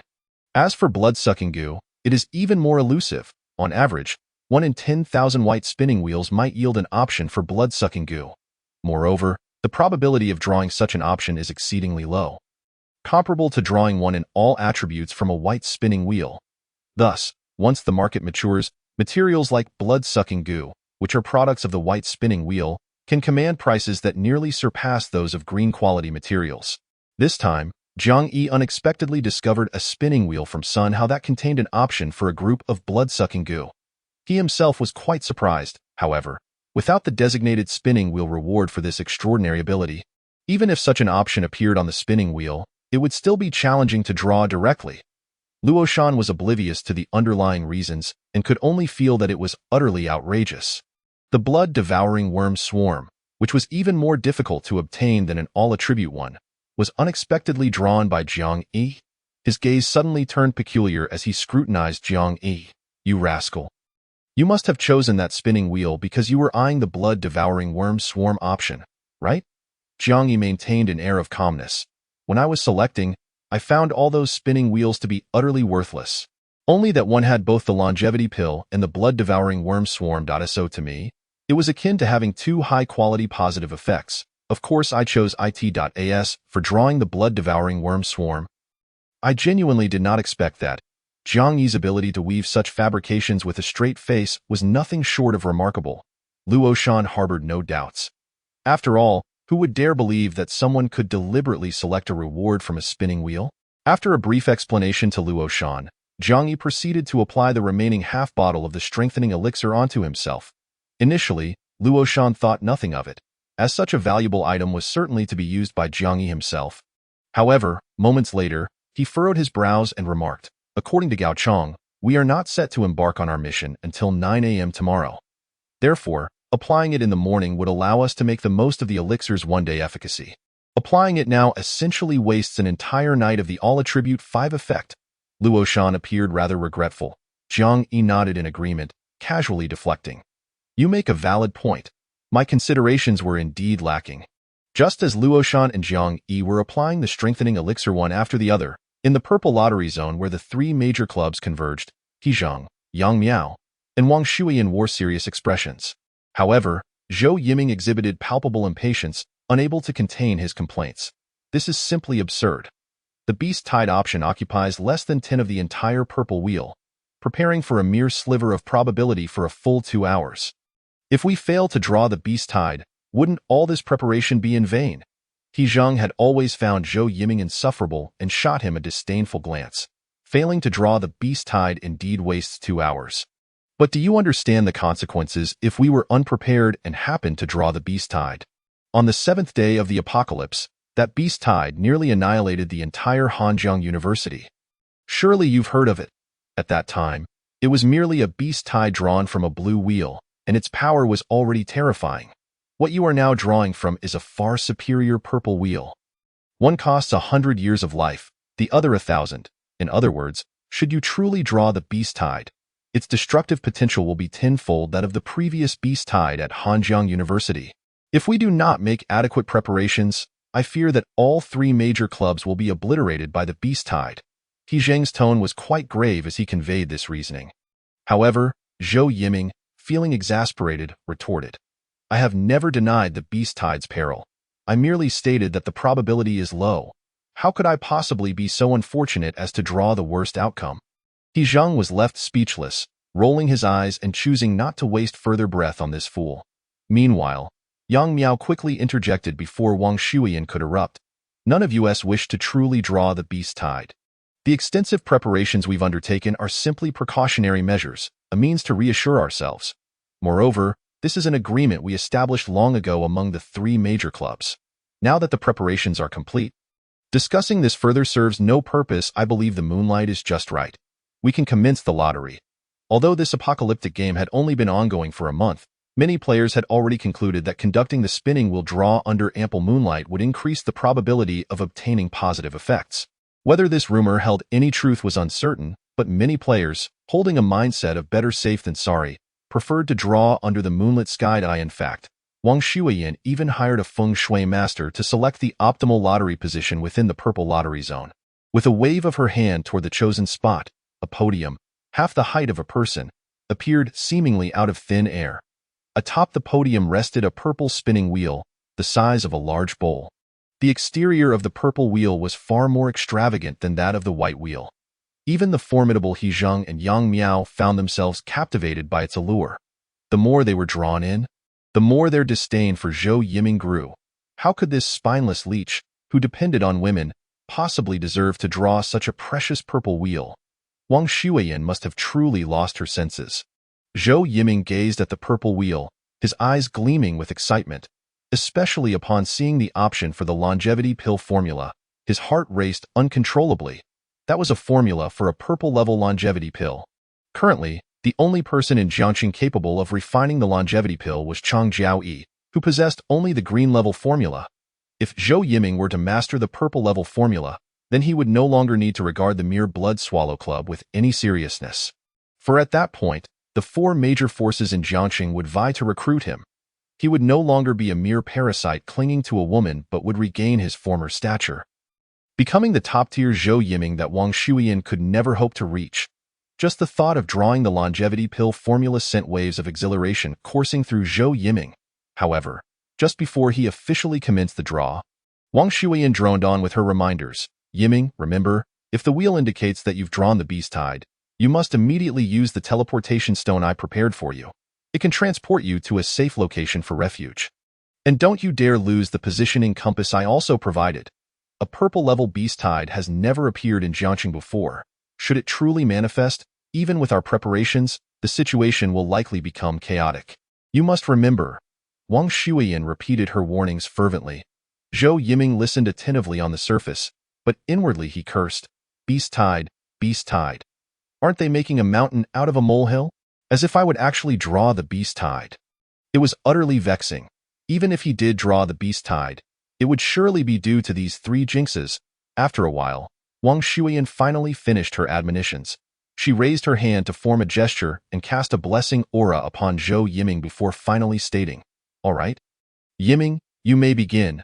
Zhou Yiming had finally awaited this moment. He fervently chanted prayers in his mind, beseeching various deities, before placing his impeccably maintained hand upon the center of the purple wheel. Draw. In that instant, He Zheng, Yang Miao, Wang Shuiyan, and the others held their breath, bracing themselves for the beast tide. Yet deep down, they did not truly believe Zhou Yiming would draw the beast tide. However, Murphy's Law was once again in effect. A resounding chime echoed from the center of the purple wheel. Congratulations, you have drawn the reward. Beast tide. Chapter 12. A clever woman cannot cook without rice. What? Is this for real? He actually drew the beast tide. Zhou Yiming was left dumbfounded. He had suspected that He Zhang, Yang Miao, and Wang Shuiyan were indeed jinxes. Damn it. In reality, the expressions of He Zhang, Yang Miao, and Wang Shuiyan were equally grim. None of them wished for the beast tide to manifest, especially Wang Shuiyan, who reacted the quickest, immediately exclaimed, "Teleport! Quickly use the teleportation stone." Only then did Zhou Yiming snap back to reality and utilize the teleportation stone Wang Shuiyan had entrusted him with. As soon as he vanished, the remaining 3 elites began executing the plans they had previously prepared. Approximately 2 minutes after Zhou Yiming drew the beast tide, a thunderous crash reverberated across the 3 nearby clubs. Jiang Yi, who had been lying on his single bed in his room, eyes closed in meditation, opened his eyes upon hearing the deafening sound, his gaze calm and alert. Luo Shan, unwilling to waste the all-attribute 5 effect, was currently exercising with a burly man downstairs. Having completed over 100 push-ups without breaking a sweat, he astonished the man beside him, just as he contemplated seizing this opportunity to strike up a conversation. A tremendous noise interrupted him. He jumped, instinctively exclaiming, "What the hell?"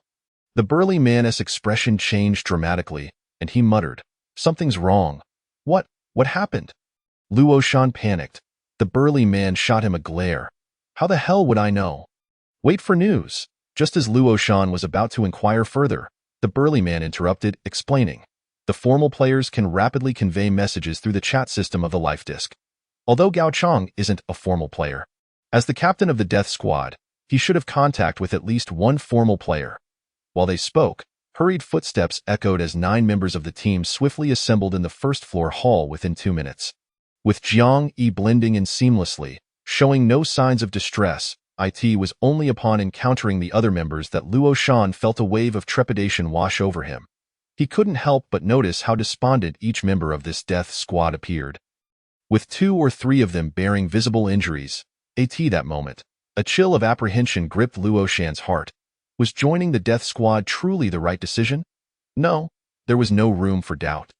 It had to be the right choice, because now, he was endowed with an effect that granted him a full attribute boost of 5. In fact, within the entire death squad, even Gao Chang seemed no match for him. As he glanced at Jiang Yi, Luo Shan discreetly took a seat beside him. Gao Chang rapped on the table and swiftly retrieved a map, speaking at breakneck speed.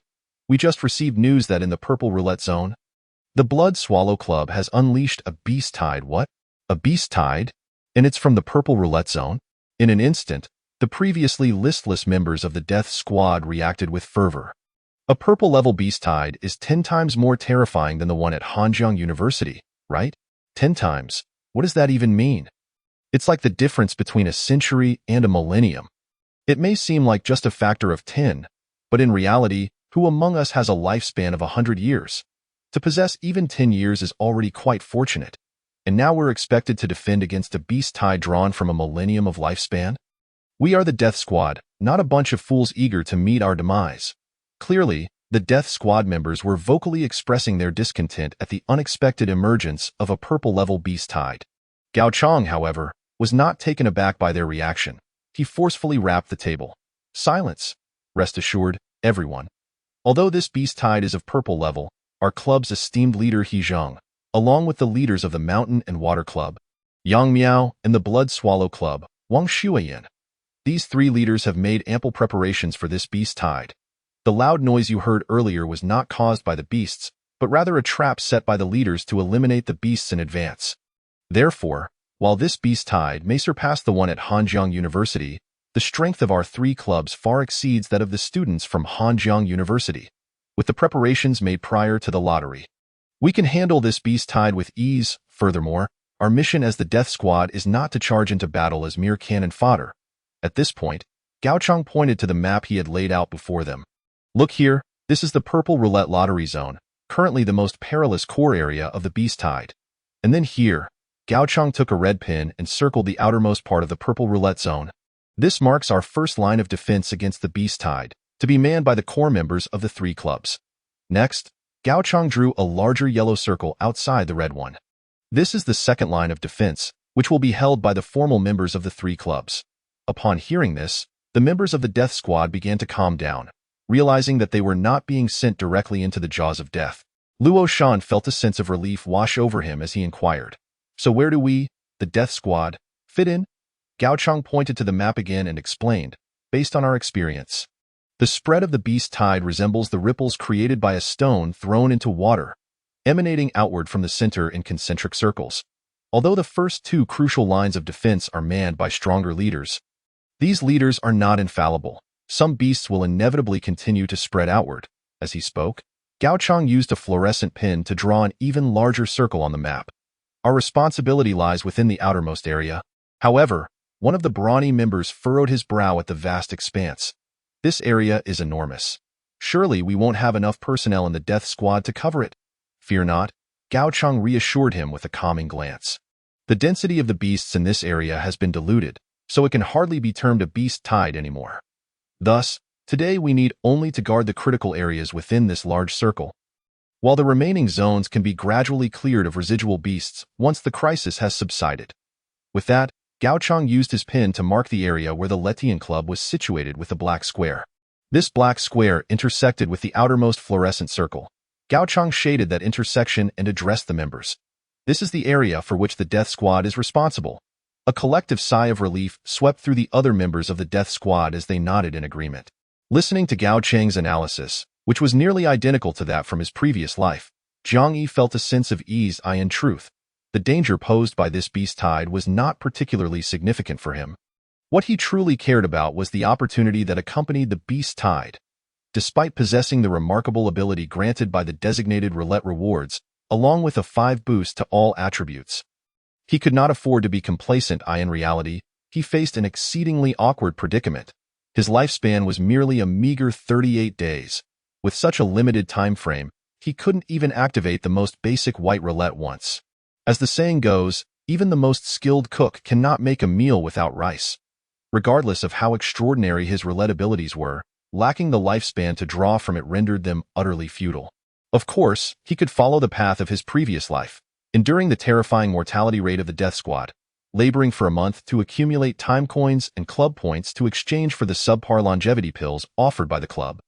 And those inferior longevity pills were concocted by Chang Jiaoyi. Firstly, the process was far too lengthy and arduous for Jiang Yi. Secondly, he had no desire to purchase Chang Jiaoyi's longevity pills again in this lifetime. Thus, he had to seize the opportunity presented by this beast tide and swiftly secure a chance for a second draw. Chapter 13. The White Silk Spider. Black Widow. What is going on? Why have the club leaders suddenly mobilized after the loud noise? Something must have happened. Regardless of the situation, if the sky were to fall, the tall ones would surely bear the brunt. We, the longevity pests, are undoubtedly safe and sound. The news of the beast tide had not reached the longevity pests in the underground garage. They merely heard the commotion and then witnessed various personnel from the club bustling about. The scene clearly indicated that something had gone awry. However, these longevity pests exhibited no signs of anxiety. Some, having nothing better to do, even ventured outside the garage to watch the spectacle. Suddenly, a voice rang out. "Holy crap, look over there. I said that Luo Shan? How come he's walking alongside the death squad members? My goodness, Luo Shan must be out of his mind to join the death squad? No wonder he took so long to return after drawing a prize. Look, that's Gao Chang. He has joined Gao Chang's team. I think he has gone mad trying to change his fate. He doesn't value his life anymore. And that useless Jiang Yi has also joined the death squad. For two worthless individuals like them to join the death squad, it's akin to an old longevity pest hanging themselves, complaining about living too long, right? They only joined the death squad a few hours ago, right? They have no experience whatsoever and are about to embark on a mission. If they go out standing tall, they'll likely return horizontally. Return? They won't come back at all. If they perish out there, there probably won't even be a body left. For those close to them, make sure to take a good look while you can. There might not even be a chance to see their corpses afterward. If you ask me, it's far better to be a longevity pest. No need to endure hardships, no need to risk our lives. We can simply lie flat and scrape by. Exactly. While Luo Shan and Jiang Yi toil away, they end up living less comfortably and for a shorter time than us. It's pure toil with no reward. Long before the apocalypse, I had already seen through this. Selling one's life to capital is far less gratifying than lying flat and doing nothing. Indeed, those who work tirelessly throughout their lives as beasts of burden for capital end up with nothing good in return. They can't even afford a home, can't pay for medical care. They live like dogs, nothing more. In any case, I had already chosen to lie flat and do nothing long before the apocalypse. Now, being a longevity pest is simply perfect. The majority of longevity pests were content with their situation, filled with disdain and ridicule for Luo Shan and Jiang Yi's choices. Meanwhile, Chunliang, who enjoyed the luxury of a single room in a greenhouse, caught sight of Jiang Yi's figure mingling within the death squad from afar. Just a distant glance sent a shudder through his heart. Memories of that once formidable man surged in his mind. Jiang Yi was indeed Jiang Yi. Just seeing that silhouette caused a wave of inexplicable anxiety to wash over Chunliang.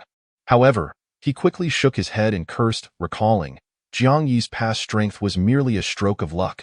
He drew powerful abilities, but those abilities had a time limit. Once the 7 days were up, now he is nothing more than a complete waste. Yes, a waste. A waste that isn't even as good as me, Chunliang. How dare this waste join the death squad? He is heading out on a mission with them. There's no way he'll come back alive, right? There's no way he'll survive. Chunliang continually consoled himself in his heart, striving to suppress the inexplicable unease that gripped him. At this moment, Jiang Yi, of course, remained utterly indifferent to the scrutinizing gazes around him.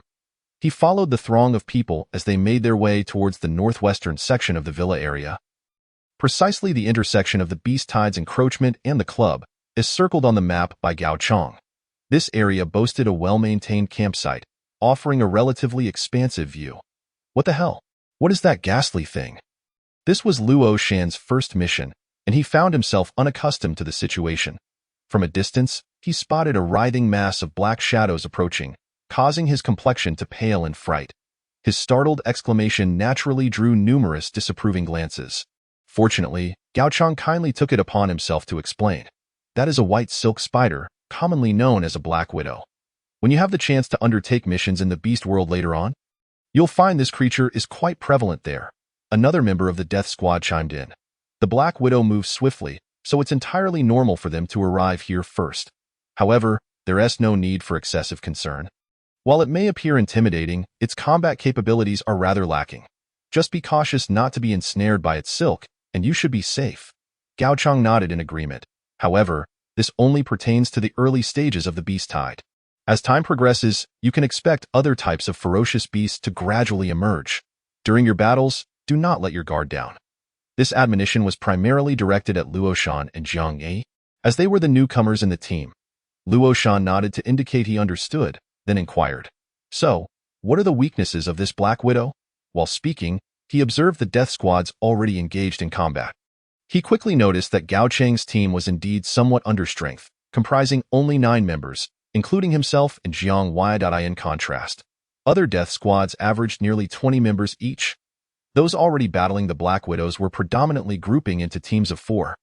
Targeting the spider's legs. Of course, there were also instances of 3-member, 2-member, and even single-member groups. Luo Shan, not one to be easily fooled, swiftly deduced that those in pairs or alone clearly possessed some degree of strength.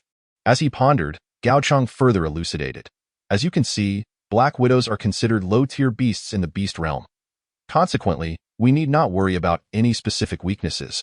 We can simply work together to sever their legs and then crush their heads. Luo Shan nodded but soon realized. But Jiang Yi and I.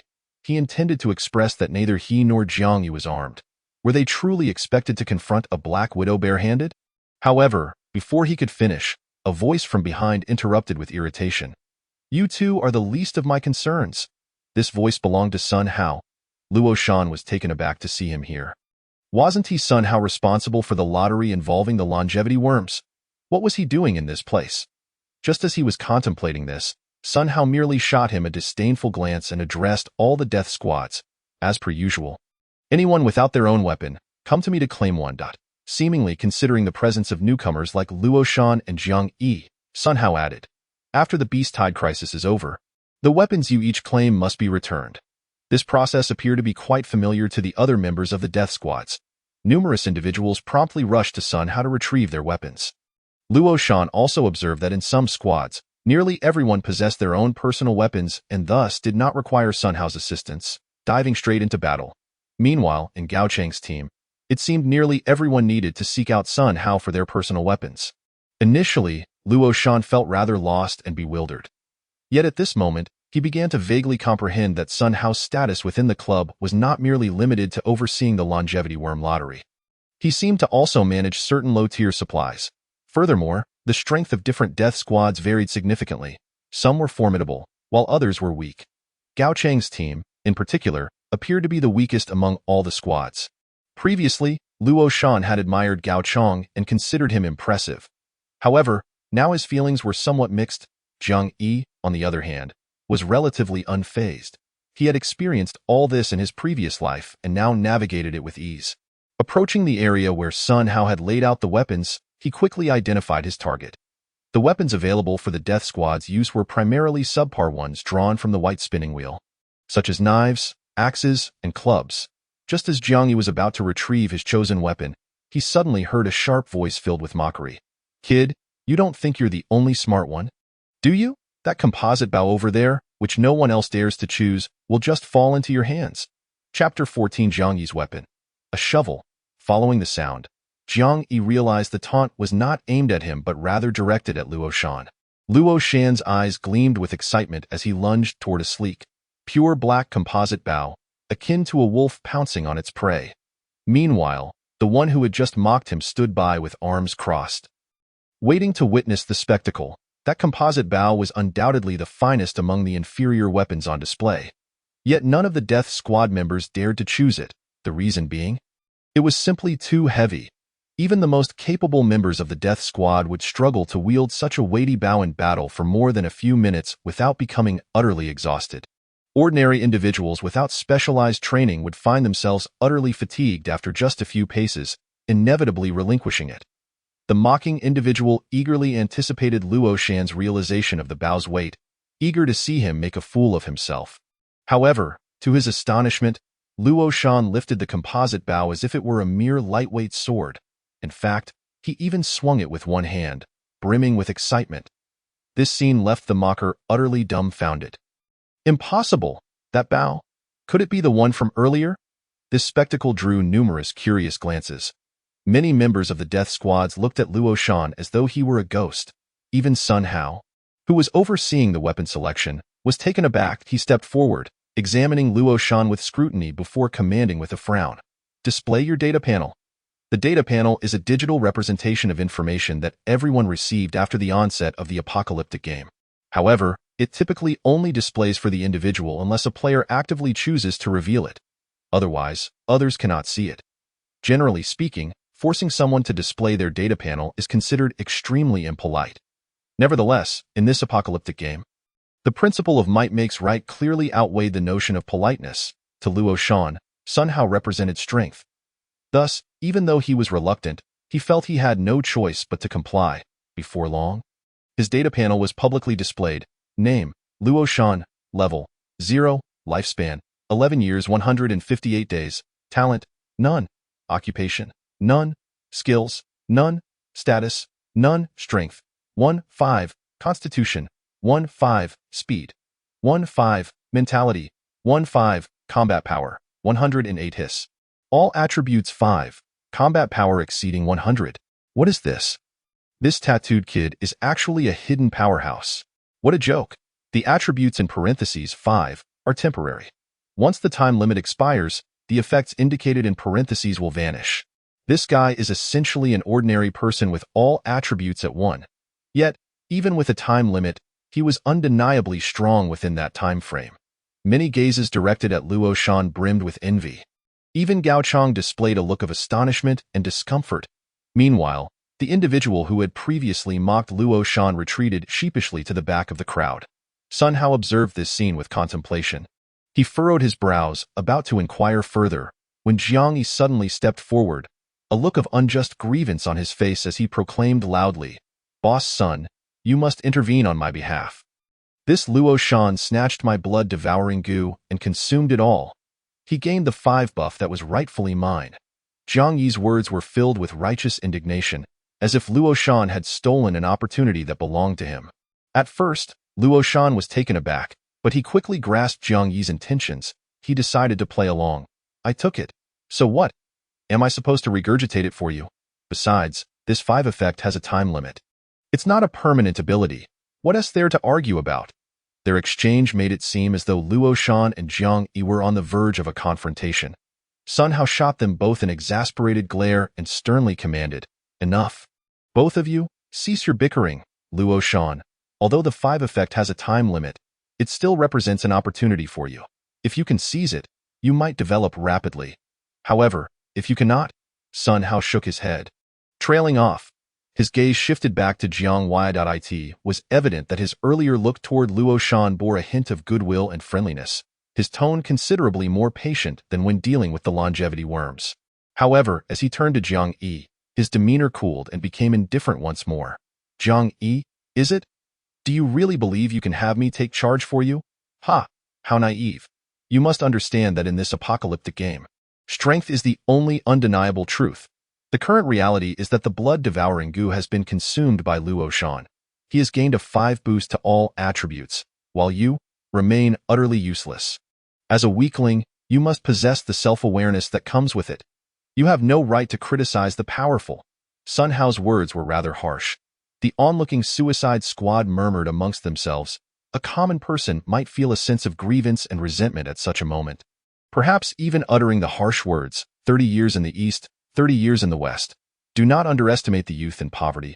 However, Jiang Yi, having lived 2 lives, had forged his heart into steel long ago. Moreover, he recognized that Sun Hao's words were undeniably true. In this apocalyptic game, the strong truly reign supreme. Only those with might possess the ultimate truth. He believed that if he were to reveal his own 5 attribute secret at this moment, Sun Hao's attitude towards him would also shift. Thus, rather than seeing Sun Hao as targeting him, it was more accurate to say he was targeting the weak. Jiang Yi held no particular thoughts in his mind. Yet, Sun Hao's remarks made Luo Shan feel quite embarrassed. As he hesitated, contemplating whether to speak a few kind words for Jiang Yi. Jiang Yi took the initiative to say, "The matter of the blood-devouring goo was my own misunderstanding. However, I still hope Luo Shan can offer me some compensation." Upon hearing this, Sun Hao's expression turned icy once more. Just as he was about to scold, he was unexpectedly interrupted by Luo Shan, who said, "If you need anything, just let me know. As long as it's not too outrageous, I can agree." With Luo Shan himself saying so, Sun Hao naturally refrained from further comments. Jiang Yi glanced at Luo Shan, thinking to himself that this guy was far superior to the ungrateful ingrates like Tang Ku and Chenliang. Luo Shan did not consider his actions to be particularly noble. After all, the 5 buff he enjoyed was entirely due to Jiang Yi's contributions. Feeling grateful was only natural, right? Of course, if Jiang Yi were to make an excessively outrageous request, he would undoubtedly refuse without hesitation. After all, while gratitude and reciprocity are common human sentiments, it does not imply he could be morally bound like a saint. However, Jiang Yi's request left everyone present utterly bewildered. He pulled out a shovel from the pile of weapons and, with utmost seriousness, said to Luo Shan, "Since your attributes are high, could you sharpen the tip of this shovel for me?" Luo Shan immediately wore an expression akin to an elderly man staring at his phone. The other onlookers were first puzzled, then began to think, could Jiang Yi be deliberately humiliating Luo Shan with such a request? This mindset, this generosity, was simply too lowly. Even Sun Hao felt that Jiang Yi was being unreasonable and was preparing to reprimand him again. However, Jiang Yi, maintaining his serious demeanor, reiterated to Luo Shan, "I am not joking. I genuinely intend to use this shovel as a weapon. However, I find the tip not sharp enough, which is why I want you to help me sharpen it." This Luo Shan was aware of the underlying context, so he doubted Jiang Yi would intentionally humiliate him. Moreover, Jiang Yi's expression was quite earnest at this moment. "Thus, are you truly prepared to use this shovel as a weapon?" Luo Shan asked, his expression peculiar. Jiang Yi nodded affirmatively. After a moment's thought, Luo Shan replied, "Fine, I agree." He then turned to Sun Hao to ask if he had a sharpening stone. Sun Hao, equally baffled by the antics of these two, particularly Jiang Yi, was indifferent as long as things could move along, so he lent Luo Shan a sharpening stone. Thus, a bit more time was consumed before Jiang Yi and Luo Shan each took their weapons over to the front lines. Many who saw Jiang Yi wielding a shovel wore expressions that spoke volumes. Given his current state, naturally, no one was inclined to team up with him. However, Luo Shan, effortlessly gripping his composite bow, approached Jiang Yi and whispered, "How about we team up? I can lead you." Jiang Yi cast a faint sideways glance at Luo Shan. For reasons unknown, Luo Shan felt an overwhelming sense of pressure. He increasingly believed that Jiang Yi was indeed the formidable figure rumored to have led the students of Hanjing University through the Beast Tide. Although his formidable abilities had lost their effectiveness, the aura he exuded was unmistakable. As expected, Luo Shan was not surprised to hear Jiang Yi's refusal. With your 5 attributes, taking on 2 Black Widows alone poses no challenge. Why would you need a team? This was clearly a dismissal. Luo Shan, understanding the hint, refrained from broaching the subject of teaming up again. However, he remained vigilant, deliberately positioning himself next to Jiang Yi within the defense line formed by the Suicide Squad. At this moment, the Beast Tide had not yet persisted for long, and many ferocious beasts had yet to reach their location. Thus, the defense here remained relatively relaxed. After observing for a while, Luo Shan suddenly drew his bow. With a whoosh, a sharp arrow shot straight towards a Black Widow's head. Then came a resounding thud. A single shot to the head. Luo Shan, feeling a swell of pride, lifted his chin, reveling in the exhilarating sensation of power coursing through him. Previously, as a parasitic bug, he found that existence satisfactory, as it was safe and devoid of life-threatening danger. But now, he finally understood why, despite the high mortality rate, those members of the Suicide Squad were unwilling to continue as parasites. Because the sensation of wielding power was truly remarkable, beyond imagination. If Luo Shan had initially sought to defy fate purely out of a youthful whim fueled by excessive gaming, he now harbored a deeply rooted desire to grow stronger. He yearned for power. He aspired to become a formidable force. He wished to seize his destiny in his own hands, to grow stronger. He must grow stronger. Jiang Yi, observing Luo Shan's shift in mentality, pondered for a moment before asking, "Have you practiced archery?" Luo Shan shook his head. "I wouldn't say practiced, but I did shoot birds with a slingshot in elementary school and even crafted a crossbow in middle school." Just as he was speaking, his expression suddenly changed, and he shouted at Jiang Yi, "Watch out!" Chapter 15. The first casualty emerges. Luo Shan's reaction was quite intense, as if a particularly dangerous incident had occurred. However, that fervent emotion quickly morphed into astonishment. Jiang Yi, who had just been chatting with him, merely bent down and casually jabbed the sharpened shovel forward. The sharp tip of the shovel, now honed to perfection, nearly skimmed the ground and swiftly struck at the abdomen of the Black Widow.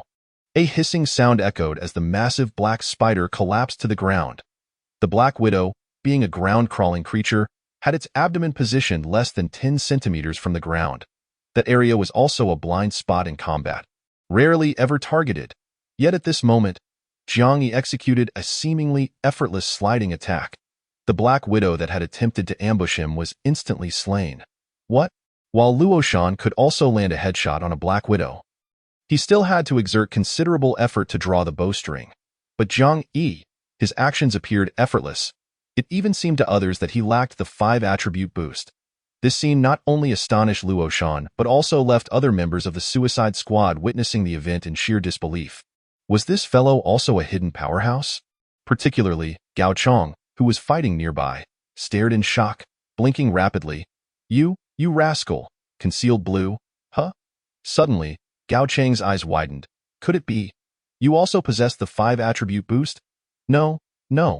After a moment of contemplation, he shook his head vigorously. "You looked like you didn't even exert much effort to kill that Black Widow."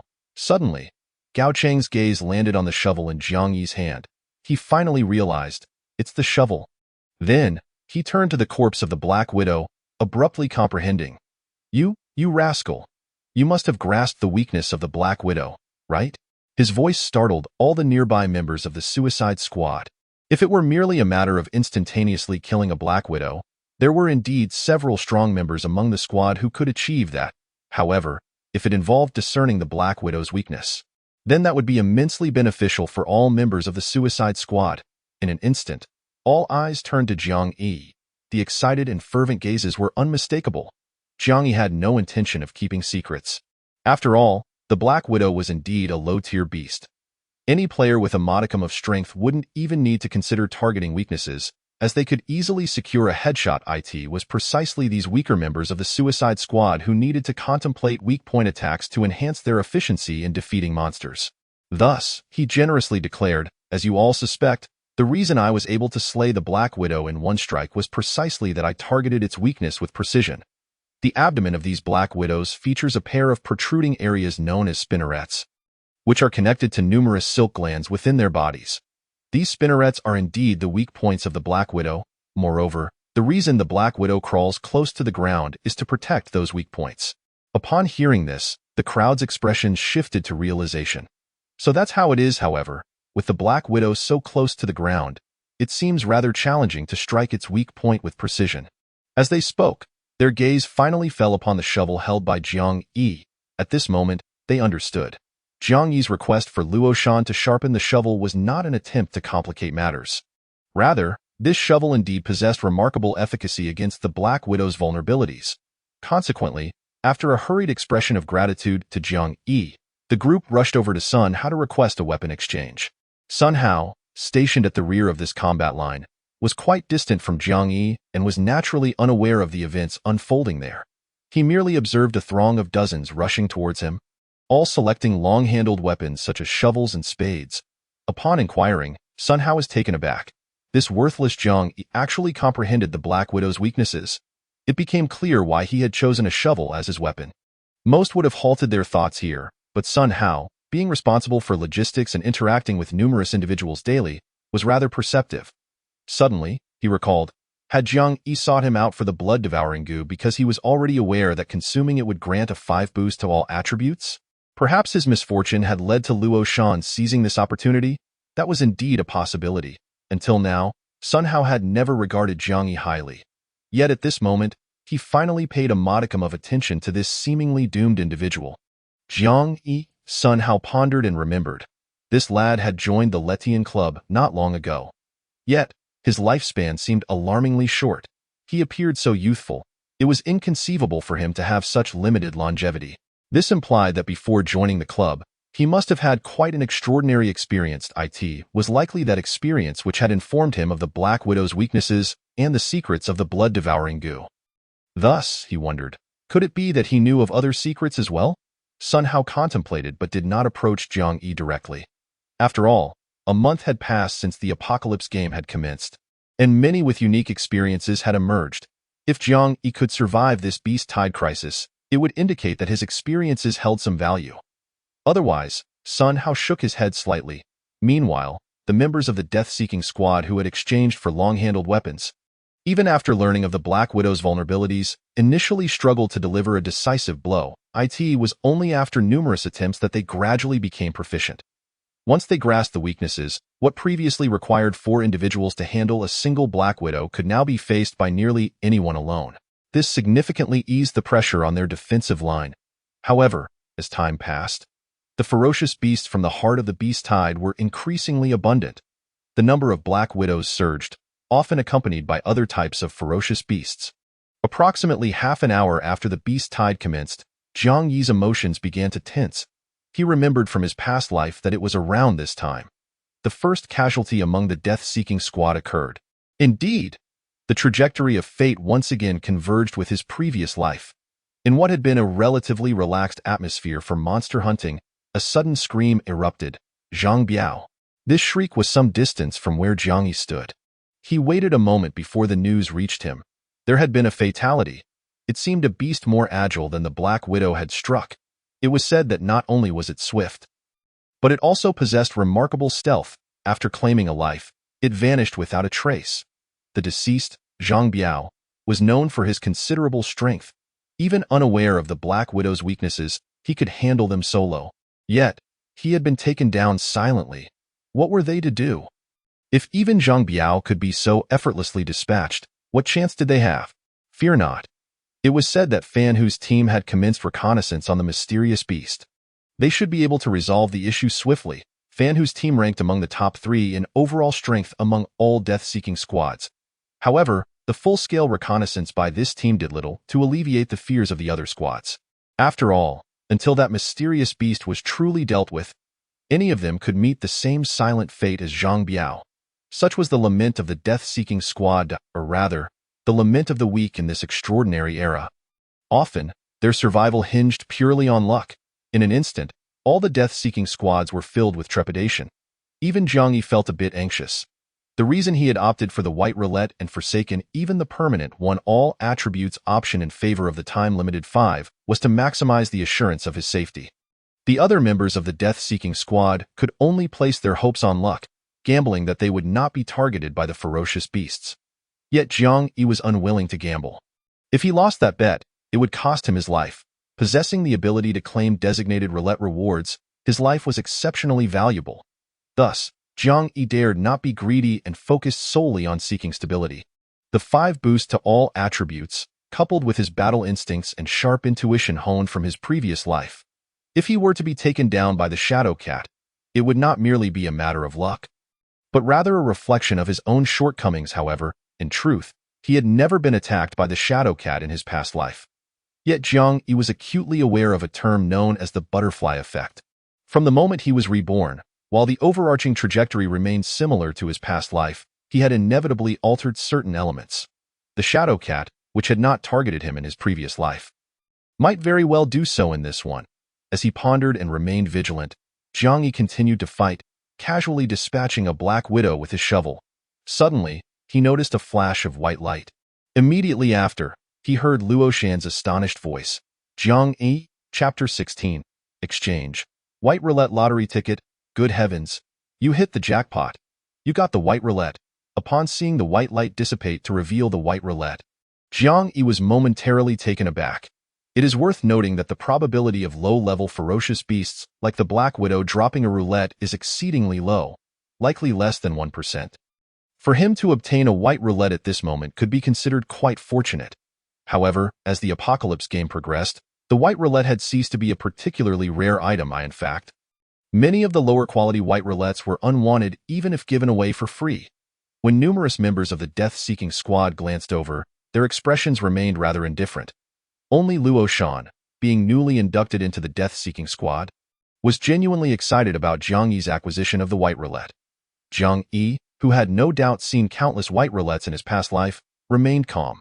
However, when he approached to pick up the white roulette, he couldn't help but be taken aback. Luo Shan, too, leaned in to observe. Upon seeing the options displayed on the white roulette, his eyes widened in astonishment, and he exclaimed, "What the hell?" Before he could finish his sentence, he felt Zhang Yi's warning gaze. Luo Shan promptly closed his mouth, yet the envy in his eyes was impossible to conceal. However, amidst his envy, Luo Shan suddenly recalled Zhang Yi's remaining lifespan was less than a year. This meant that such an extraordinary white roulette could not be utilized by Zhang Yi himself. How would he handle this white roulette then? As Luo Shan pondered, he suddenly heard Zhang Yi's calm voice. "You guard this spot for me for a moment. I will go find Sun Hao in the rear." With that, Zhang Yi took the white roulette and headed towards the logistics area at the back. Not long after, at the rear logistics station, Sun Hao instinctively frowned upon seeing Zhang Yi's figure. "Why are you here instead of guarding the front line?" Zhang Yi held up the sizable white roulette and replied, "I just defeated a monster and obtained this white roulette." "A white roulette?" Sun Hao raised an eyebrow, his tone laced with subtle disdain. Even death-seeking squad members remained indifferent upon encountering a white roulette.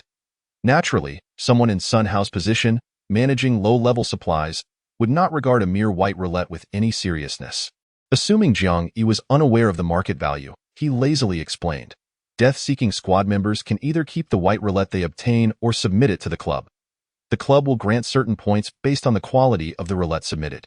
The maximum points for a white roulette will not exceed 10. Accumulated club points can be exchanged for desired supplies from the club's warehouse." Furthermore, Sun Hao glanced at Zhang Yi with implied meaning, stating that club points could also be exchanged for longevity pills. Clearly, he was aware that Zhang Yi's lifespan was dwindling and that he urgently needed to accumulate points for a longevity pill to extend his life. However, To Sun Hao's surprise, upon hearing the term longevity pill, Jiang Yi remained utterly unfazed. In fact, he even stated earnestly, I do not intend to exchange this white roulette for club points. Instead, I wish to make a trade with you. Manager Sun Hao, upon hearing this, burst into laughter. A trade with me? You cannot possibly think that a mere white roulette would catch my interest. Before he could finish his sentence, Sun Hao's mocking smile abruptly froze on his face. His reaction mirrored Luo Shan's, with his eyes widening in shock. Even the usually composed Sun Hao couldn't help but exclaim, What the hell? This? He was so excited that he nearly reached out to snatch it. Jiang Yi, however, reacted with remarkable swiftness, retracting his hand with great urgency. Then, he solemnly addressed Sun Hao, saying, As you are well aware, Mr. Sun, my lifespan is currently less than a year. Therefore, it is impossible for me to activate this white roulette. Upon hearing these words, Sun Hao regained his composure. Indeed, there was no need for panic. This fellow was incapable of initiating the white roulette. Thus, regardless of how exceptional this roulette might be, he could only trade it with others. Steadying his mind, Sun Hao returned to his calm demeanor. What do you wish to trade for? Do not even think about the longevity elixir. After all, no matter how extraordinary your roulette is, it is still merely a white roulette. Sun Hao's statement was clearly a disingenuous one, for the true value of the exquisite white roulette in Jiang Yi's possession lay not solely in the high proportion of premium options. More critically, it contained the option for the longevity elixir recipe. Moreover, the proportion of this option was as high as 20 share. This was undeniably substantial among 10 options. The rarity of the longevity elixir recipe was self-evident. Consider the entire Jiangxing region, with a population in the millions. Even after a significant decline in the post-apocalyptic era, there were still at least hundreds of thousands remaining. Furthermore, each individual could spin the roulette multiple times. Given the multitude of people, it was impossible to ascertain how many times they had spun the roulette. Yet, only one person had managed to draw the longevity elixir recipe. This illustrates the difficulty of obtaining such a recipe. The primary reason was that roulettes featuring the longevity elixir recipe option were exceedingly rare.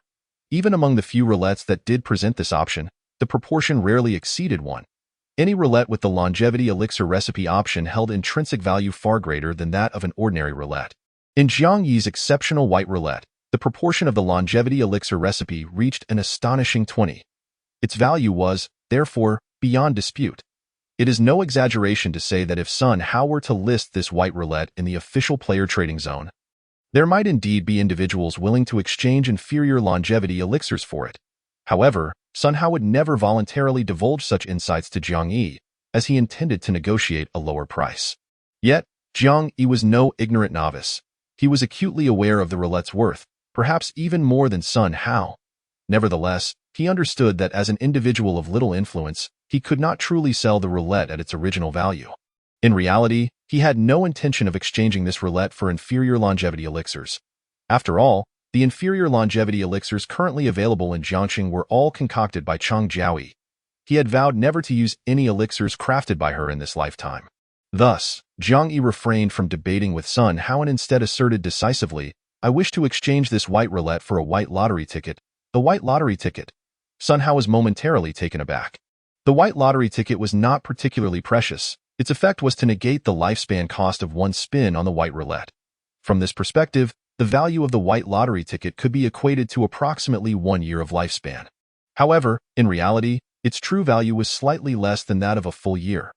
The relationship between the white lottery ticket and a year of lifespan was somewhat akin to the difference between a shopping voucher worth 100 yuan and 100 yuan in cash. The shopping voucher could only be used for purchases, whereas cash had a multitude of uses. Sun Hao initially assumed that Jiang Yi was desperate to extend his lifespan. Yet, he opted for the white roulette lottery ticket. As a steward of low-tier materials, Sun Hao naturally possessed such tickets. However, he hesitated, contemplating whether to agree outright or to negotiate a lower price. Before he could reach a conclusion, Jiang Yi's resolute voice rang out once more. I only desire the white roulette lottery ticket. If you, old Sun, are unwilling, I shall seek another. With that, he even appeared ready to turn away. Sun Hao, of course, could not let such an exceptional roulette slip away, so he decided to speak up. All right. All right. In light of your cleverness, I agree to this transaction. Jiang Yi was not at all surprised by Sun Hao's decision. After all, Trading such an exquisite white roulette for a mere white lottery ticket was a clear profit for Sun Hao. Before long, the two completed the transaction. Sun Hao handed over a white lottery ticket to Jiang Yi and, in exchange, received the exquisite white roulette. Despite having encountered countless white roulettes, this particular one was the most enticing to Sun Hao. Fearing complications, he immediately placed his hand on the center of the white roulette and confidently declared, "Spin." Moments later, a sound emanated from the center of the white roulette. Ding! Congratulations! You have drawn the reward. Longevity Elixir Recipe. In an instant, a white scroll adorned with mysterious runes appeared in Sun Hao's hand. At that moment, overwhelming joy left him utterly dazed. Meanwhile, Jiang Yi, who was observing this scene, suddenly sensed a chilling aura of malice. In a flash, a dark shadow darted past him. Chapter 17. Sun Hao draws the Longevity Elixir Recipe. Danger. Meow. You wretched beast. Hiss. Almost instantaneously, 4 sounds rang out in succession. The warning of danger came from Jiang Yi. Yet that danger was not directed at him. Instead, it was aimed at Sun Hao, who had just drawn the recipe and was still basking in his excitement. The dark shadow that lunged at Sun Hao was none other than the mysterious and fearsome creature that had instilled dread in the hearts of the Daredevil squad, the Eyeshadow Cat. Overcome with joy, Sun Hao was caught off guard and nearly met his demise at the paws of the Eyeshadow Cat. Fortunately, a sharp blue light flashed by, causing the reckless Eyeshadow Cat to emit a hiss and tumble to the ground. In that moment, Sun Hao could be said to have danced on the edge of death. Grateful to have survived, he gasped for breath, clearly shaken. From the direction of the blue light's passage, a teasing voice suddenly chimed in. How could a mere Eyeshadow Cat frighten our steward's son to such an extent? The newcomer, or rather the one who had intervened to save Sun Hao, was a young man in his 30s. However, the teasing expression on his face froze as soon as he caught sight of the mysterious scroll in Sun Hao's hand. His eyes widened in astonishment, and he quickened his pace, charging towards Sun Hao with an imposing aura. One might have thought he was about to engage in a brawl with Sun Hao. In reality, it nearly escalated into a confrontation. The cause of this tension was the precious longevity elixir recipe that Sun Hao held. Fortunately, Sun Hao was quick to react. Before Liao Yuanfeng could reach him, he swiftly tore the white scroll in half. Immediately, the torn pieces of the white scroll transformed into white light and merged into Sun Hao's brow. Liao Yuanfeng watched this unfold with gritted teeth, his voice laced with irritation. Had I known you would draw the longevity elixir recipe, I would not have bothered saving you. I should have let that Eyeshadow Cat finish you off, and then I could have claimed that precious recipe for myself. Liao Yuanfeng's words carried genuine emotion, sounding anything but like a jest. Sun Hao, relieved, shot him a glare. Liao Yuanfeng quickly regained his composure, his envy and jealousy surfacing as he remarked, You drew such a valuable longevity elixir recipe. Old son, you're on the path to greatness. Given that I just saved your life, you ought to reward me with a few hundred longevity elixirs. A few hundred? Sun Hao rolled his eyes. Why not ask for a few hundred billion? The jest delighted Liao Yuanfeng, who acted as if Sun Hao were indeed going to gift him a few hundred billion longevity elixirs. Sun Hao shot him another eye roll and tossed a small vial at Liao Yuanfeng. Just this one. You can forget about the rest. Liao Yuanfeng caught the vial, chuckling, yet he continued to press. Regardless, old son, your future is undoubtedly bright. When you're enjoying the good life, don't forget about my life-saving grace. The two big shots bantered playfully, and Liao Yuanfeng then noticed Jiang Yi casually inquiring, What's this kid up to? At that moment, Sun Hao finally remembered Jiang Yi. After all, the exquisite roulette that had yielded the longevity elixir recipe was provided by him. To avoid any sense of imbalance in Jiang Yi's heart, Sun Hao hesitated for a moment before speaking. In light of your role in my drawing the longevity elixir recipe, I make you a promise. If you can survive until 3 days from now, come find me, and I shall bestow upon you a longevity elixir for extending your life. 3 days. A longevity elixir for extending life? Jiang Yi thought to himself that in 3 days, he might very well possess a lifespan of 100 or even 1,000 years. And would he still need Sun Hao's longevity elixir? As for Sun Hao's concern about Jiang Yi feeling imbalanced, that was far from the case. The longevity elixir recipe was indeed precious enough to alter Sun Hao's status within the Letian Club. Even if Sun Hao were to leave the Letian Club for a larger faction, he would be treated as an esteemed guest, enjoying excellent benefits. Yet, This held no significance for Zhang Yi. Firstly, the white quality longevity elixir recipe could only produce white longevity elixirs. Moreover, the manually refined longevity elixirs were generally of inferior quality compared to those produced by the roulette. Depending on the quality, artificially refined longevity elixirs could extend life by a mere 1 to 10 years. Additionally, the process of refining required gathering materials, consuming time and effort, and bearing the losses from potential failures. In contrast, even a white quality longevity elixir produced by the roulette could extend life by at least 10 years. The disparity between the two is self-evident. Undoubtedly, for the average person, the probability of drawing a longevity pill is exceedingly low. Although the white longevity pill produced by the roulette can extend one's life by 10 years right from the start, even if an ordinary individual spins the white roulette 100 times, they may not necessarily draw a single longevity pill. Thus, they are compelled to place their hopes on the inferior longevity pills crafted through artificial means. However, Zhang Yi's situation is evidently distinct from that of the common folk. If he wishes to draw a longevity pill, he need not concern himself with the matter of probability. As long as the option of the longevity pill exists on the roulette, he can directly specify its extraction. By merely sacrificing a year of his life, he can instantaneously acquire a premium longevity pill that extends his life by 10 years. The ratio of cost to benefit is simply staggering. While others toil to concoct longevity pills, investing time and resources, he only requires ample lifespan and the roulette to mass-produce them with ease. The gap is insurmountable. He has no need to concern himself with alchemy. It would be impossible for him to engage in such endeavors in this lifetime.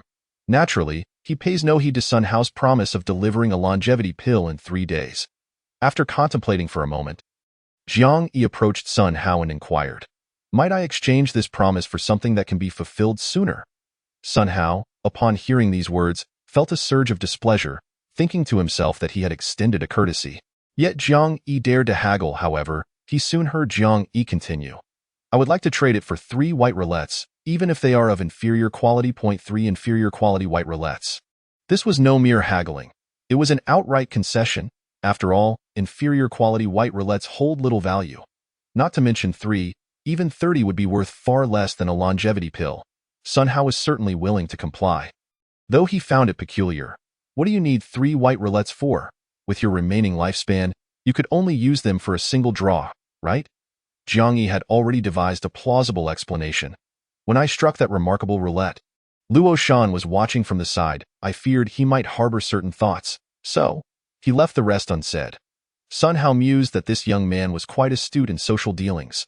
Thus, he nodded and waved his hand. Releasing 3 large boxes. "You have 3 minutes. Make haste." Zhang Yi expressed his gratitude and began to select with great care. Nearby, Liao Yuanfeng, witnessing this scene, naturally deduced that the white roulette from which Sun Hao drew the longevity pill must belong to Zhang Yi. He scrutinized Zhang Yi for a moment, but did not dwell on it further. That moment, Sun Hao recalled and inquired of Liao Yuanfeng, "By the way, how did you suddenly appear here? Has something happened on the second line of defense?" It seemed unlikely. Even if something were to occur there, he should have requested support from the first line of defense instead of coming here. Zhang Yi, while squatting beside the boxes to select the white roulettes, quietly perked up his ears. Chapter 18. New task issued. Departing the club, Liao Yuanfeng had no intention of avoiding Zhang Yi and directly complained to Sun Hao, "Hey, I received a new task and came here. You know that Zhou Yiming from the Blood Swallow Club, right?" Sun Hao nodded. "The top-tier star before the apocalypse. I heard he has now become a kept man for the leader of the Blood Swallow Club?" Liao Yuanfeng interjected. "He is not just any kept man.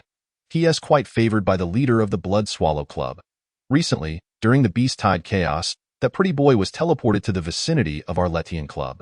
However, he is not within the club's safety zone but rather in the chaotic area outside."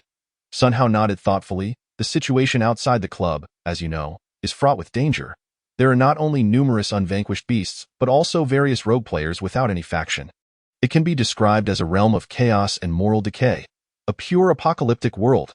Liao Yuanfeng continued, "The beasts are manageable, but those rogue players, although most of them are of similar strength to our Daredevil squad, with such a vast number, there will inevitably be a few lone powerful individuals." Indeed, Liao Yuanfeng agreed, that Zhou Yiming has now been teleported to that mixed area of beasts and rogue players. "My task is to escort him back to our safety zone."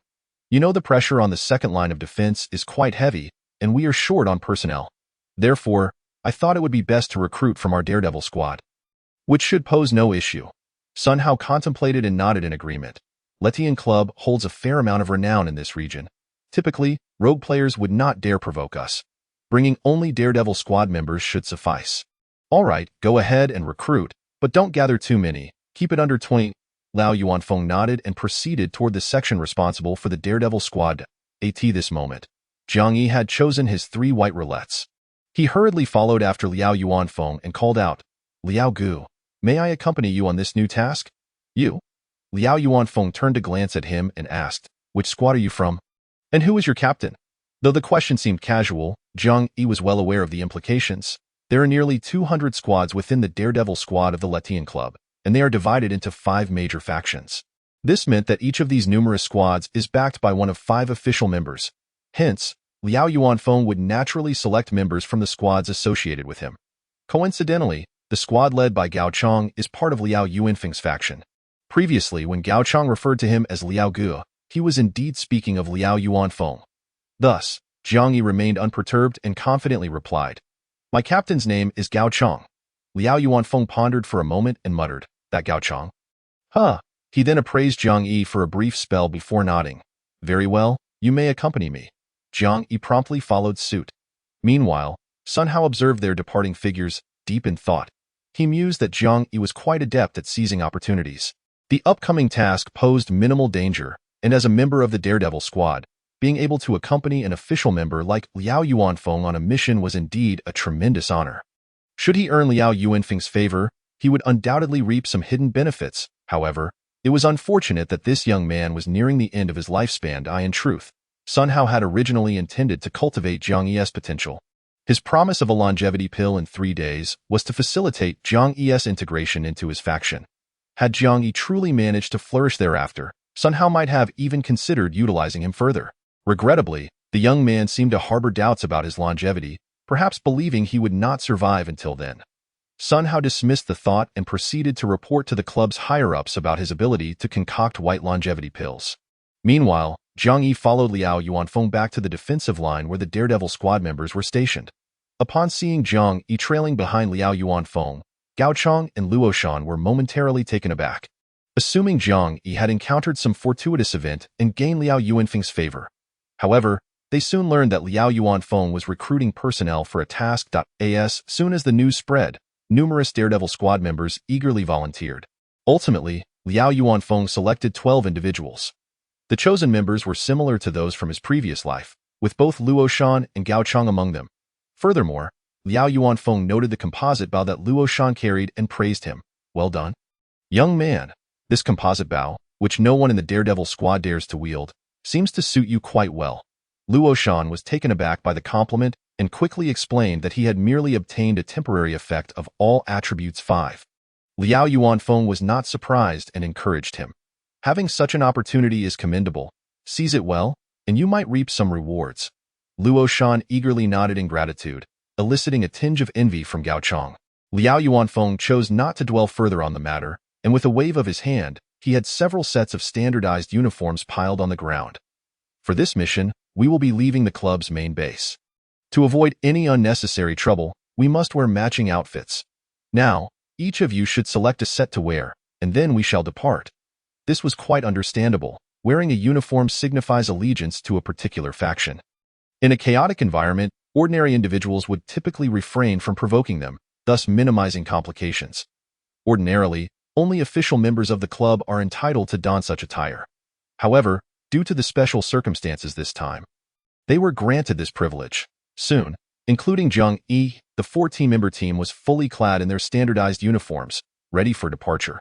Having never had the chance to participate in such an event during his time as a lifespan tumor worm, Luo Shan felt a surge of excitement. The 14 members were soon divided into 3 teams, 1 team of 4 and 2 teams of 5. Since Liao Yuanfeng was the strongest, he led the 4-member team. The remaining 2 5-member teams also had designated leaders. Given that Luo Shan was under the effect of the All Attributes 5 buff, he was appointed as a temporary squad leader. Jiang Yi and Gao Chong naturally joined Luo Shan's team. The remaining two members included a seemingly honest middle-aged man named Li Xiao and a thin, sharp-featured young man named Zhang Peng. After getting acquainted, Liao Yuanfeng led the three teams to fetch three vehicles. The teams then drove away from the villa area where the club was located.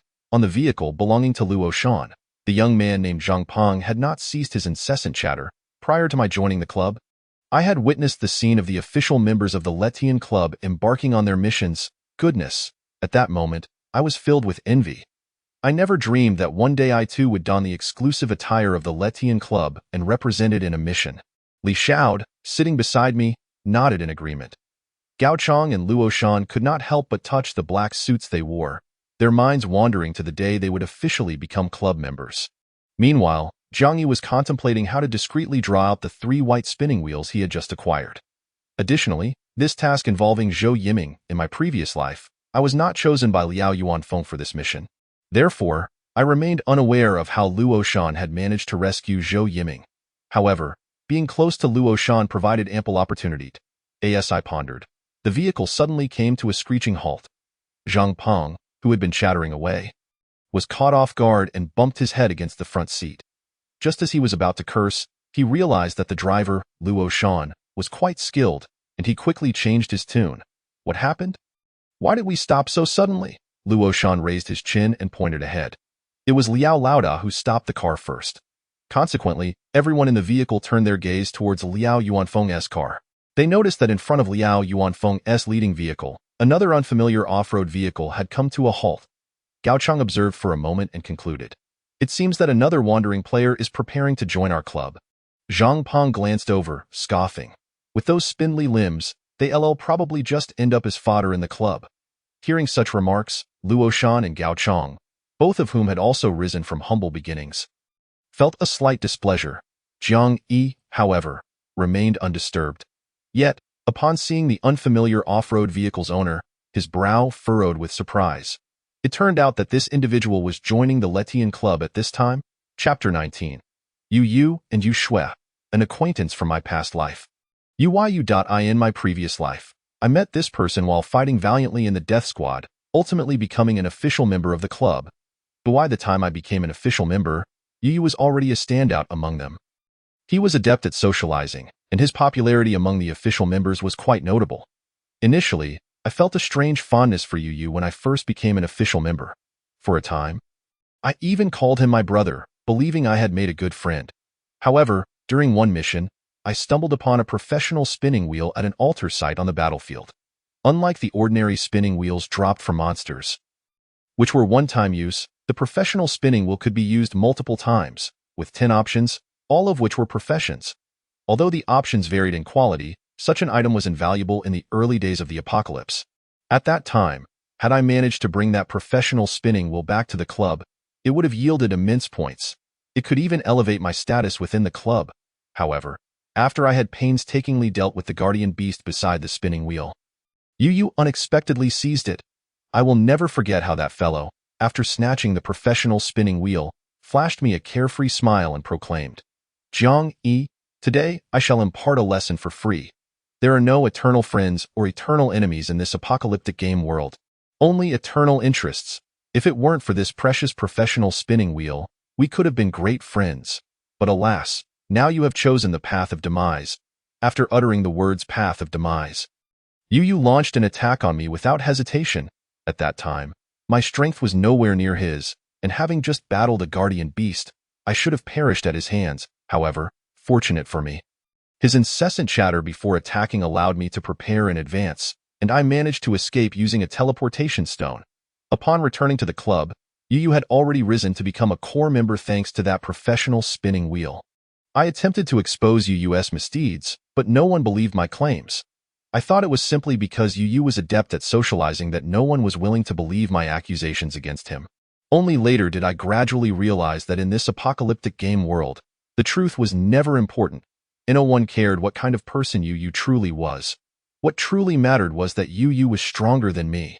Much like the question of whether Chang Jiao's longevity elixirs were stolen or self-acquired, it was of no concern to anyone. As the saying goes, to the victor go the spoils. The truth has never held that much weight. Rather, strength equates to power. In my previous life, I struggled in the club due to my lack of strength and the targeting by Yu, leading me to eventually seek an opportunity to leave the club. Afterward, I endured a period of silence. By the time I heard Yu's name again, the Letian Club had long since ceased to exist. At that time, Yu had become the leader of the Qinchuan-based professional alliance. Power, status, and strength were all beyond my reach. Yet, Yu's fate was not much better. He died even earlier than I did, and in a rather tragic manner. As I contemplated past grievances, I suddenly heard Zhang Peng beside me gasp, "Wow! A fairy!" Not only Zhang Peng, but Gao Chang and Luo Shan were also staring in a daze. Even the middle-aged man, Li Xiao, wore a somewhat dazed expression. Jiang Yi was not surprised. He cast a casual glance and saw a slender, fair girl beside Yu. The girl had a delicate and graceful figure, exuding an aura of purity reminiscent of a youthful, slender maiden. Even from a distance, her exquisite features were evident, ethereal and lively. The kind that could leave most men utterly captivated. It is worth mentioning that in my previous life, my camaraderie with Yu stemmed partly from his social skills and partly from this Yu Shui. At the time, I believed it was merely a common appreciation for beauty that drew me to Yu Shui. Only later did I learn through the forums of Yu's demise. Realizing that the girl he had always been with, Yu Shui, was not actually his sister, to be more precise, she was not even human. Rather, she was a succubus. Yu's charm and my fondness for him were undoubtedly intertwined with that succubus. Moreover, Yu's rise to the position of leader of the Qinchuan-based professional alliance was likely aided by her influence. However, as the saying goes, what brings success can also lead to downfall. Yu's ultimate demise was also due to the exposure of Yu Shui's succubus identity, which allegedly entangled him in the chaotic private lives of some powerful figures. However, at that time, the gossip circulating on the forums had countless versions. As just a bystander, I naturally had no insight into the intricate details and interests involved. I merely reflected on how in this world, those who smile brightly do not always have the last laugh. If I were to live a long life, perhaps I could simply wait and witness the downfall of my former enemies one by one. After all, from that point forward, my actions became increasingly cautious. My thirst for vengeance was no longer so urgent. Now, upon seeing Yu and Yu Shui again in this life, my mindset was far more tranquil. If the opportunity arose, I might indeed seek vengeance against Yu. But if such an opportunity did not present itself, it mattered not. After all, my current sentiment was rather simple. This life is precious beyond compare. Nothing could rival it. As I pondered, Liao Yuanfeng also snapped back to reality from Yu Shui's captivating beauty. Thanks to her, his attitude towards Yu softened considerably, but he still maintained a professional demeanor. Words alone are insufficient.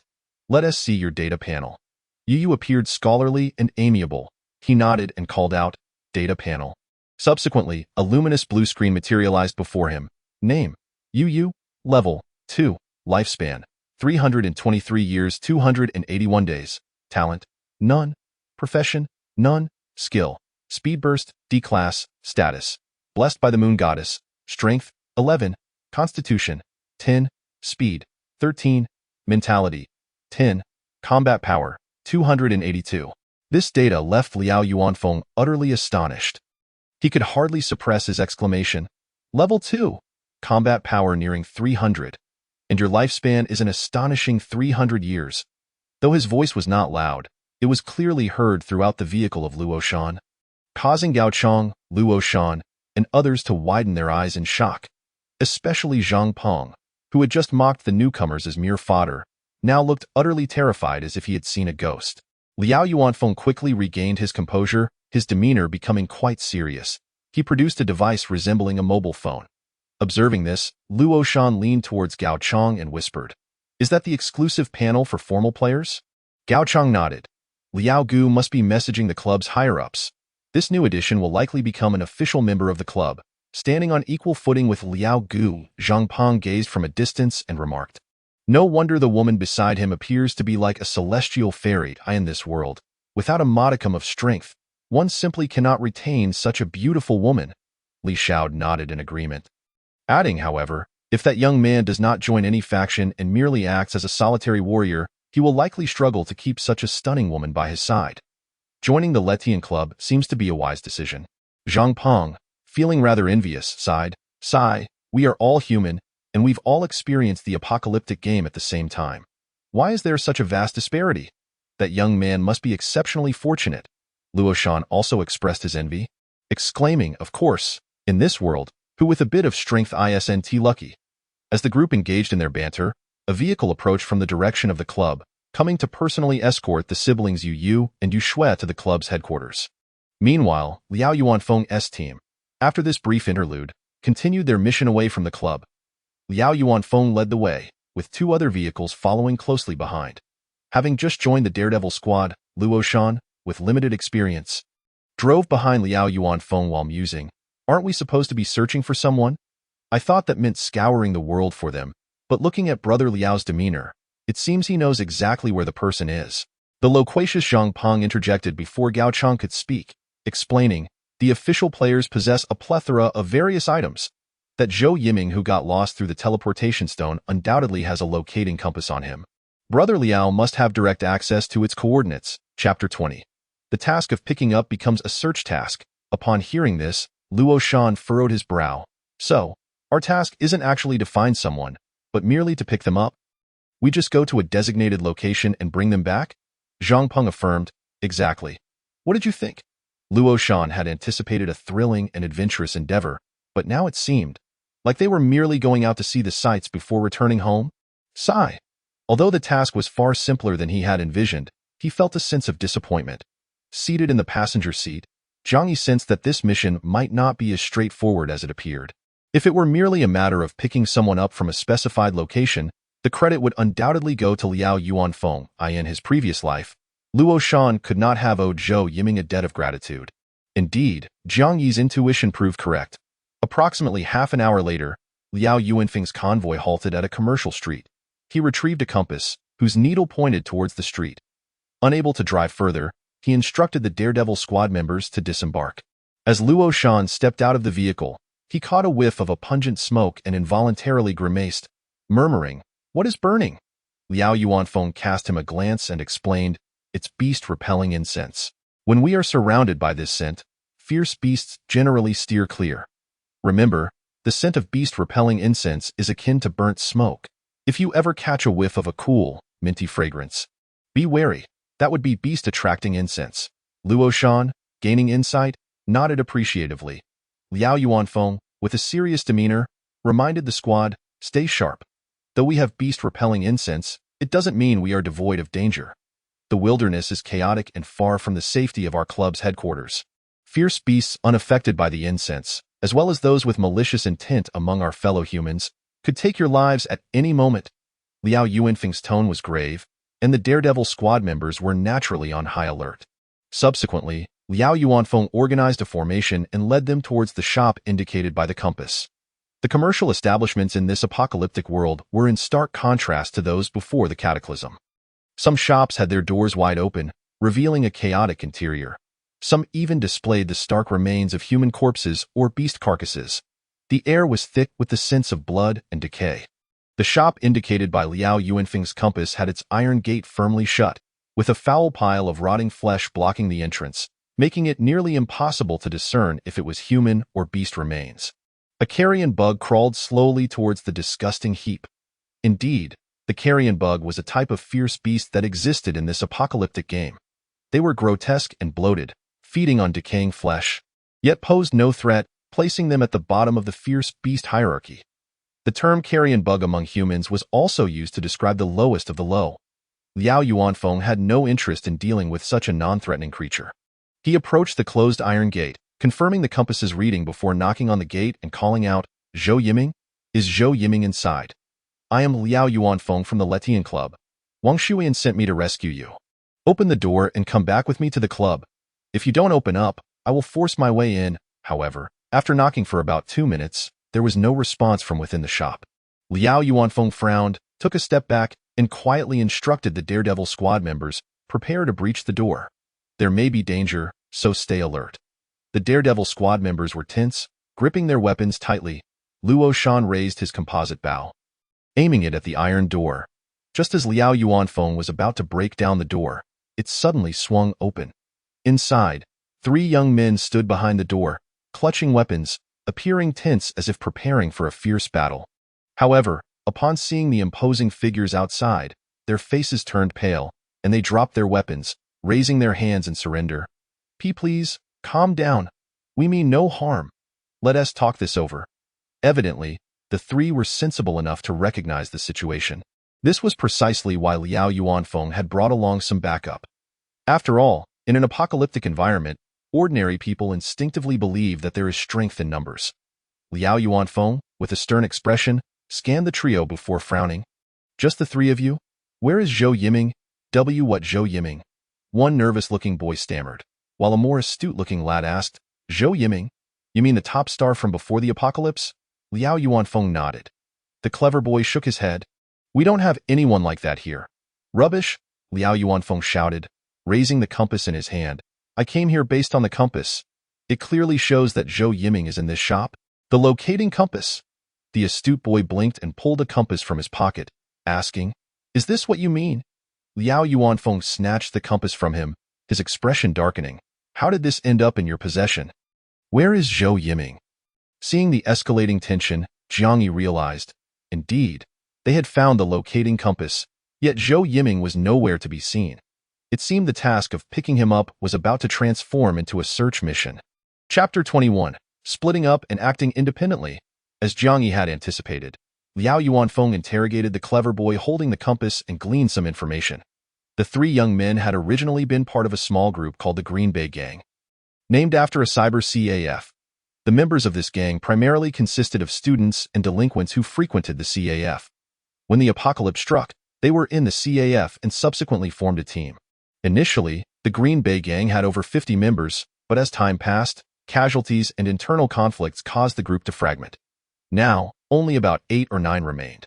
These three boys had recently distanced themselves from the gang due to disputes over interests. According to the astute boy, the gang's leader had pretended to gift him a green spinner. However, after he drew something valuable from it, the unscrupulous leader claimed it was his and snatched it away. Such occurrences were common in small, unstructured groups in the Letian Club. The rules concerning the carrion bug lottery were clearly established, but in small groups, it was challenging to find a single person with the authority to enforce rules that everyone would follow. Without established guidelines, the phenomenon of betrayal was all too common, leading to the inevitable disbandment of such groups. Only those led by a core powerhouse with absolute authority and strength had the potential to develop and thrive. The Green Bay Gang evidently lacked the necessary elements for growth. After clarifying their identities, the astute boy shifted the blame for the compass onto the Green Bay Gang, stating, The leader of the Green Bay Gang snatched the swift boots I drew, then tossed me this compass as compensation. After leaving the gang, I examined it and found it seemingly useless. Now, from what you're saying, it seems this compass has locating capabilities. Is it about locating the star Zhou Yiming? The astute young man spoke with remarkable composure, appearing far from deceitful beside him. Another shorter young man murmured in discontent, I told you this thing is useless. It's better to discard it. If we had thrown it away earlier, we wouldn't have stirred up such a huge mess. The astute young man quickly nudged him, signaling him to be quiet, and then turned to Liao Yuanfeng, saying, Ignore his nonsense. If we can assist Captain Liao, we don't mind the trouble. It must be said that the shrewd-looking young man not only handled matters with poise, but also possessed a keen sense of social acumen. His words brought a sense of relief to Liao Yuanfeng, who had been feeling rather irritable at this moment. Liao Yuanfeng was quite conflicted. If Zhou Yiming were an ordinary person, then his disappearance would simply be one of those things. After all, in this post-apocalyptic world, missing persons and fatalities were all too common. Yet, the blood-swallowing club's Wang Shuiyan harbored genuine affection for Zhou Yiming. The task she had issued came with a generous reward. It was evident that her determination to find Zhou Yiming was unwavering. Thus, Zhou Yiming could not be treated as an ordinary individual. At the very least, he must be found alive or dead, right? After a brief moment of contemplation, Liao Yuanfeng made a decision. He turned to the astute young man and inquired, Does the Green Bay Group have any official players among its members? If there were official players, he could post in their chat channels or forums to ask for information. However, the astute young man's eyes lit up with surprise and curiosity as he asked, What is an official player? Are you all official players? Could you enlighten us on how to become one? Liao Yuanfeng shook his head in disappointment, choosing not to respond. He thought for a moment before asking, Do you know where the Green Bay Group primarily operates? The astute young man was well informed and replied smoothly, the Green Bay Group's initial base was the Green Bay Internet Cafe, but later they moved around for various reasons. When we separated, the Green Bay Group was using the Baishang Life supermarket on Rongjiang Road as their stronghold. However, from what the group leader mentioned, it seems they are preparing to go to Yucai Primary School on Shi Village Road to find someone. A Baishang Life supermarket and a Yucai Primary School, these two locations lay in distinctly different directions. Liao Yuanfeng pondered briefly, then glanced at the team he had brought with him. After a moment of silence, he turned to the two designated team leaders, Luo Shan and Fan Hu. Are you too familiar with these two locations? Fan Hu, tall and robust, immediately replied, I'm quite familiar with Baishang Life supermarket. I've shopped there before. Luo Shan, on the other hand, appeared somewhat awkward, scratching his head as he said, well, I'm familiar with the Green Bay Internet Cafe. I used to go there often to surf the web. All right, then it's settled, Liao Yuanfeng decisively stated. My team will head to Yucai Primary School. Fan Hu, you take your team to the Life supermarket. Luo Shan, you take your team to the Green Bay Internet Cafe. Zhou Yiming is a top-tier celebrity. You all know what he looks like, right? Our mission is to locate him as swiftly as possible. Fan Hu was a veteran member of the Daredevil squad, likely to be promoted to an official member soon. He had faced far more perilous missions than this one and accepted without hesitation. Luo Shan, however, had only recently become a member of the Daredevil squad. This would be his first official task. Deep down, he felt a bit intimidated. Yet, fearing that hesitating now would cause Liao Yuanfeng to look down on him, he gritted his teeth and agreed without uttering a word of dissent. Meanwhile, Zhang Peng from his team appeared pale and murmured, but there are only 5 of us, and none of us are official players. What if something goes wrong? The astute young man shot a glance at Zhang Peng, seemingly grasping the dynamics of their team. Liao Yuanfeng also glanced at Zhang Peng, then said solemnly, this task is considerably simpler than your previous mission in the Beast World. There will certainly still be dangers, as life in a post-apocalyptic world cannot be as tranquil as in peaceful times. However, the world is as it is. We have no choice but to adapt.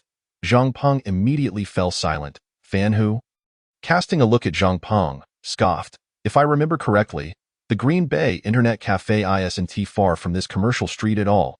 So among the 3 teams, yours is the easiest. With that, do you still have the audacity to complain about the danger? Fan Hu's strength was evident, and Zhang Peng dared not retort, lowering his head in frustration.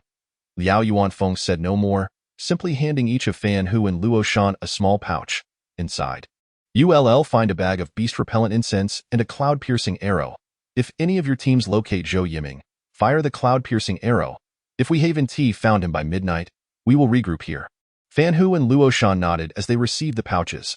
Thus, the 3 teams set off in their respective directions. Once Liao Yuanfeng and Fan Hu's team departed, Zhang Peng finally muttered quietly, is it just because he is a bit stronger? What is so impressive about that? If I have better luck later, perhaps my achievements will surpass his. Here, he naturally referred to Fan Hu, who had just dismissed him. Gao Chang frowned but said nothing. Luo Shan considered reprimanding Zhang Peng, but recalling his own enhanced attributes, he decided it best not to offend anyone. Therefore, he opted for silence, focusing instead on organizing the team. Although Liao's directive is for us to go to the Green Bay Internet Cafe, our fundamental task is to locate Zhou Yiming. So, my suggestion is, since the Green Bay Internet Cafe isn't far from here, let us walk and search for clues along the way. This will be more thorough than driving around. Jiang Yi, aware that it was Luo Shan who had found Zhou Yiming in his previous life, willingly agreed to his plan. However, Zhang Peng was less than pleased. Their team lacked strength, and traveling on foot would pose even greater risks than driving. But before he could voice his objections, Jiang Yi, who had been silent until now, spoke up, Liao appointed you as team leader, so we'll follow your lead. His words effectively solidified Luo Shan's temporary leadership position, simultaneously silencing Zhang Peng's intended protest. Luo Shan was naturally pleased. Yet Jiang Yi continued, I'm quite familiar with the route to the Green Bay Internet Cafe. How about you 4 head out first? I am feeling a bit unwell and would like to take care of something first. I'll catch up with you once I'm done. This suggestion from Jiang Yi was rather audacious. Their 5-member team was already considered a weaker group, and yet he dared to request to act independently? This was hardly aligned with the reasoning of a typical person.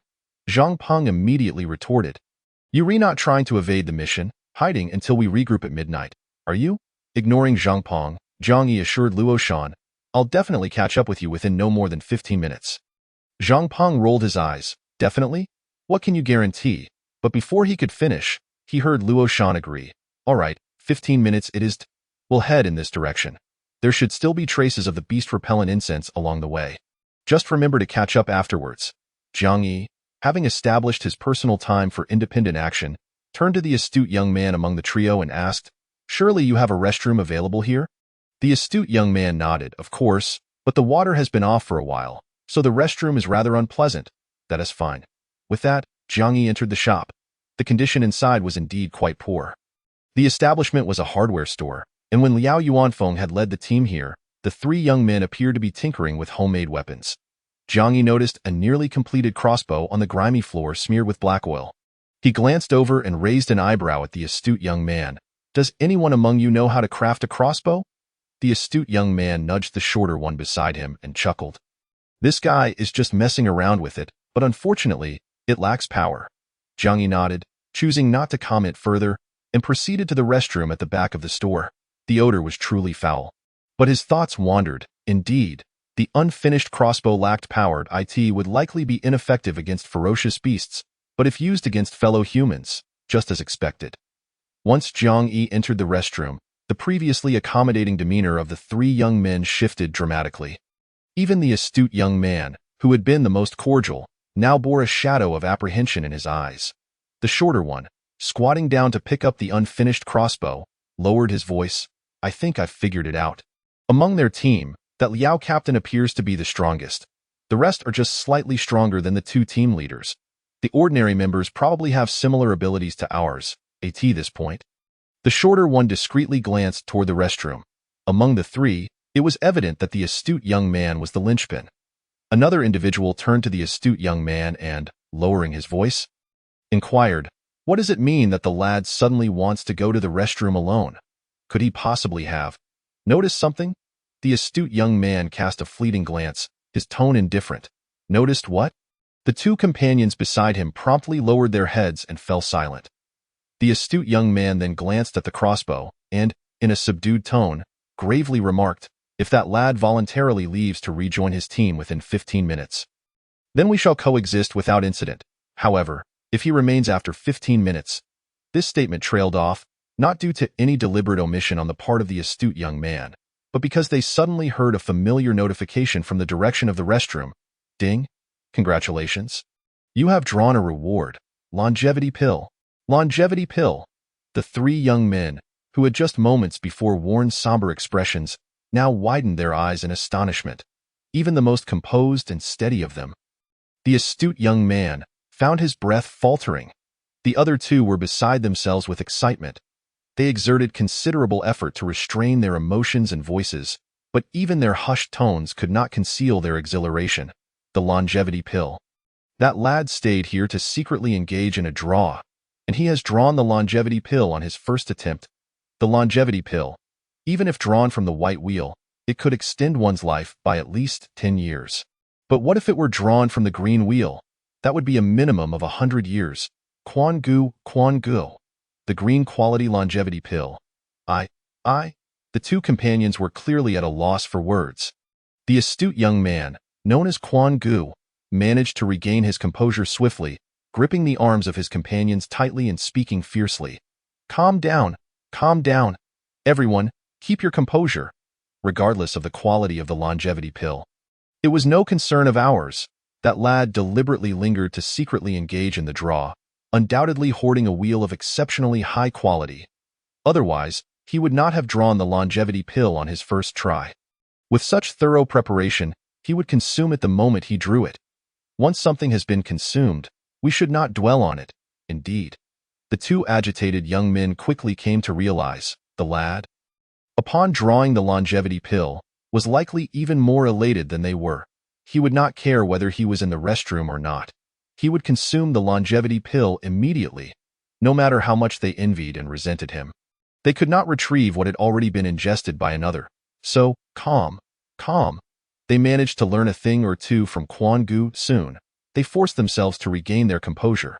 The astute Quan Gu then solemnly advised, when that lad emerges from the restroom, We shall act as if we are unaware of his drawing the longevity pill. Let us be clever about it. The two young men nodded in agreement, signaling their compliance with Quan Gu. However, they still expected Jiang Yi, who had just drawn his rewards, to emerge. Yet, what they heard next was yet another familiar notification from the draw. Ding. Congratulations, you have drawn a reward. Space Watch. Chapter 23. 3 consecutive draws. 2 kills. A space watch. This was a piece of spatial equipment. The two young men, whose arms were firmly grasped by Quan Gu, felt their eyes redden in an instant, back when they were part of the Green Bay team. They had only seen spatial equipment possessed by the team leader. In this apocalyptic environment, the convenience and importance of spatial equipment were undeniable. Even the astute Quan Gu found his breath uneven at this moment. The two companions beside him lowered their voices, barely able to contain their excitement. Brother, Quan Gu, that is spatial equipment. If we possess spatial equipment, relocating our base will become exceedingly convenient. Furthermore, we need not worry about our supplies being stolen or coveted. Spatial equipment is incredibly enticing for ordinary people in our current situation. However, Quan Gu was not an ordinary person. He quickly regained his composure, remaining calm and steady. What does not belong to us? Let us not covet. This matter shall be treated as if it never occurred. We know nothing. Quan Ji's voice was low but firm. His companions dared not speak, but their eyes held a mix of frustration and resentment. As they gazed in the direction of the restroom, they could hardly suppress their desire to pierce through it with their stares. Quan Gu, aware of their discontent, admonished them sternly. Listen to me on this. I will not lead you astray. The two companions remained sullen. Just then, from the restroom, yet another voice broke the silence. Ding. Congratulations, you have drawn a reward. Teleportation talisman. Teleportation talisman. Quan Gu, that lad has drawn yet another valuable item. The teleportation talisman. This is a life-saving item. Just moments ago, the formidable Captain Liao had stated, the world has changed. Even the mightiest could encounter peril. But Quan Gu, just think. If we had a teleportation talisman, it would be akin to possessing a golden ticket to survival. In the face of mortal danger, we could escape using the teleportation talisman. That is a life-saving item. Quan Gu. The eyes of the two companions were nearly filled with desire. Clearly, the impact of 3 consecutive draw notifications had overwhelmed them. It could be said that their reason had been shattered. At this point, who cared about reason? Can reason feed you? Can reason keep you alive? The two companions were nearly driven mad with envy and jealousy. Originally, Quan Gu had been gripping their arms, but now they had latched onto his. Even Quan Gu, who prided himself on being calm, found it increasingly difficult to maintain his composure. With just one more score, they could acquire spatial equipment and a life-saving talisman. It was simply too tempting. Moreover, Quan Gu realized that he could no longer control his two companions. They were now completely consumed by desire. If he were to voice any objections now, it would not be seen as calmness but merely a dampening of spirits. Quan Gu took a deep breath, clenched his teeth, and ultimately lowered his voice, speaking fiercely. All right, let us go for it. But once we finish, we must flee quickly. The two companions erupted in joy. Naturally, they did not act immediately but instead prepared themselves and waited. They anticipated further sounds from the restroom. 3 draws in a row. That fellow wouldn't he continue drawing? Would he? Drawl continue drawing. The more he draws, the better. It's all clothing for them. The two companions were in a frenzy. Quan Gu, however, felt an inexplicable sensation. After a short while, sounds emerged from the restroom once more. But this time, it was no longer the notification of another draw. Instead, it was the sound of the restroom door opening. As expected, Jiang Yi emerged with a look of delight on his face. After all, who wouldn't he be thrilled to have drawn 3 valuable items? Quan Gu discreetly glanced at the watch on Jiang Yi's wrist. That must be the space watch, a precious piece of spatial equipment. However, he was uncertain whether it was drawn from the green or white wheel. Quan Ji's gaze flickered, maintaining an expression of ignorance, and retained his previous friendly demeanor, greeting Jiang Yi amiably. All sorted, Jiang Yi smiled in response. All done. I'm off to catch up with my teammates, lest they grow impatient. The phrase grow impatient carried a particular implication.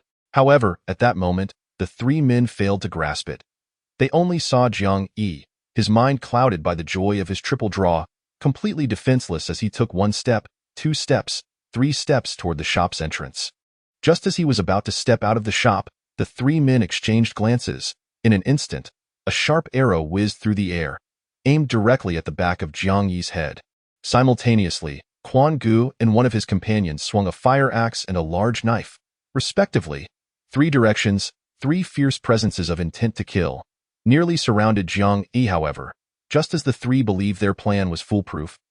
Jiang Yi, as if he had eyes on the back of his head, casually raised his hand and deftly caught the incoming arrow.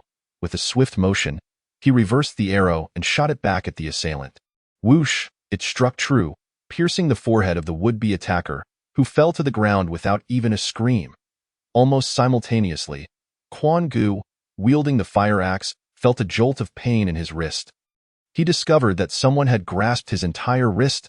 Then, with a sudden force, he found the axe blade directed toward the other companion wielding a knife. All of this transpired in less than a second.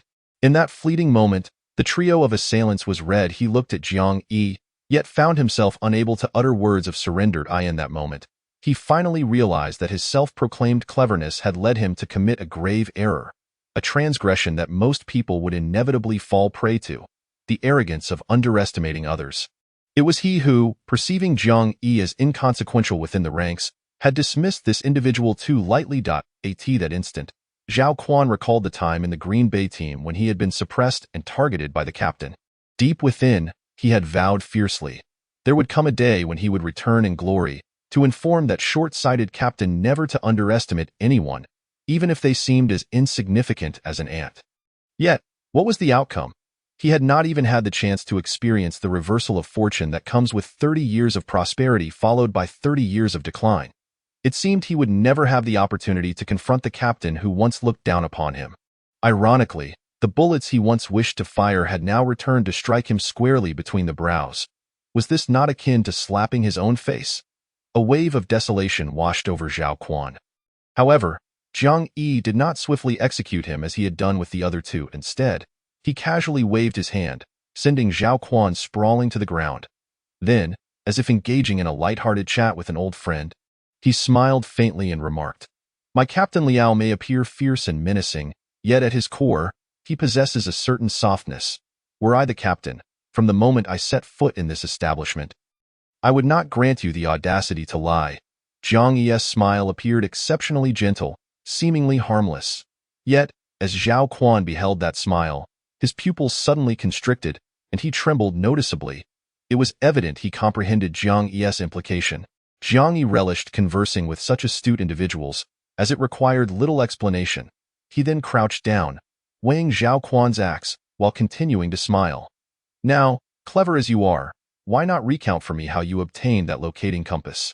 And whether you are privy to any information regarding Zhou Yiming?" He slowly wiped the blood from the blade of the axe, casually commenting, "Quite sharp indeed." He then lifted his gaze to Zhao Quan. Maintaining his smile, "Of course, you must understand. What you choose to say next will directly determine your fate." Chapter 24. News of Zhou Yiming. This statement made Zhao Quan's thoughts race. "Will you spare me?" Jiang Yi did not respond directly but hinted, truly clever individuals always possess myriad ways to ensure their survival. After a moment of contemplation, Zhao Quan's expression hardened, and he spoke gravely. "I did indeed conceal some truths from Captain Liao. I know where Zhou Yiming is." Upon hearing this, Jiang Yi felt a surge of certainty within. Zhao Quan continued to elucidate. "In fact, if your Captain Liao seeks out the leader of the Green Bay team, he too will learn of Zhou Yiming's whereabouts. My intention in guiding Captain Liao to seek the Green Bay leader was..."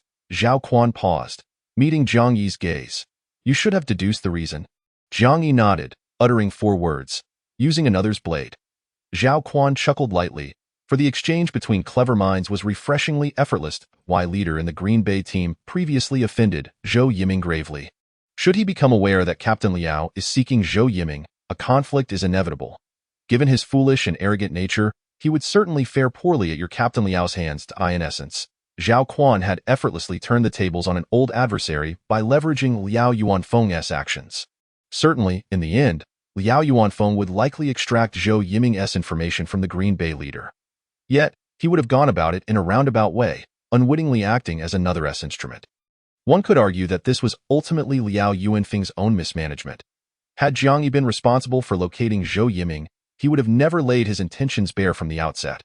Such a move was foolish and left one vulnerable to manipulation. Had Zhao Quan initially been unaware of their group's true purpose in seeking the compass owner, it was unlikely he would have orchestrated such a scheme. Furthermore, Liao Yuanfeng's demeanor, while seemingly fierce, lacked true ruthlessness. Such a person, while possessing strength, was devoid of intellect and cunning. Thus, in his previous life, Liao Yuanfeng had not even survived the first year of the apocalypse.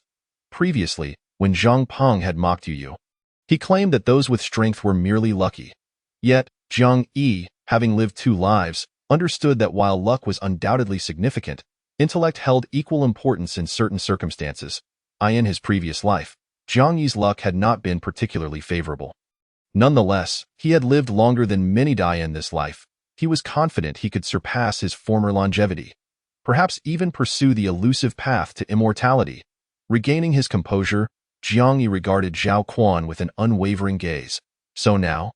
You may directly inform me where Zhou Yiming is. Zhao Quan hesitated, then spoke gravely. Unless you agree to, however, before he could finish his demand, Jiang Yi interrupted him. You lack the standing to bargain with me. After all, the Green Bay leader is also aware of Zhou Yiming's whereabouts. Zhao Quan fell silent for a moment before murmuring. In truth, Zhou Yiming is unlikely to survive. After the leader seized his belongings, he was cast into the Qin Lake Park.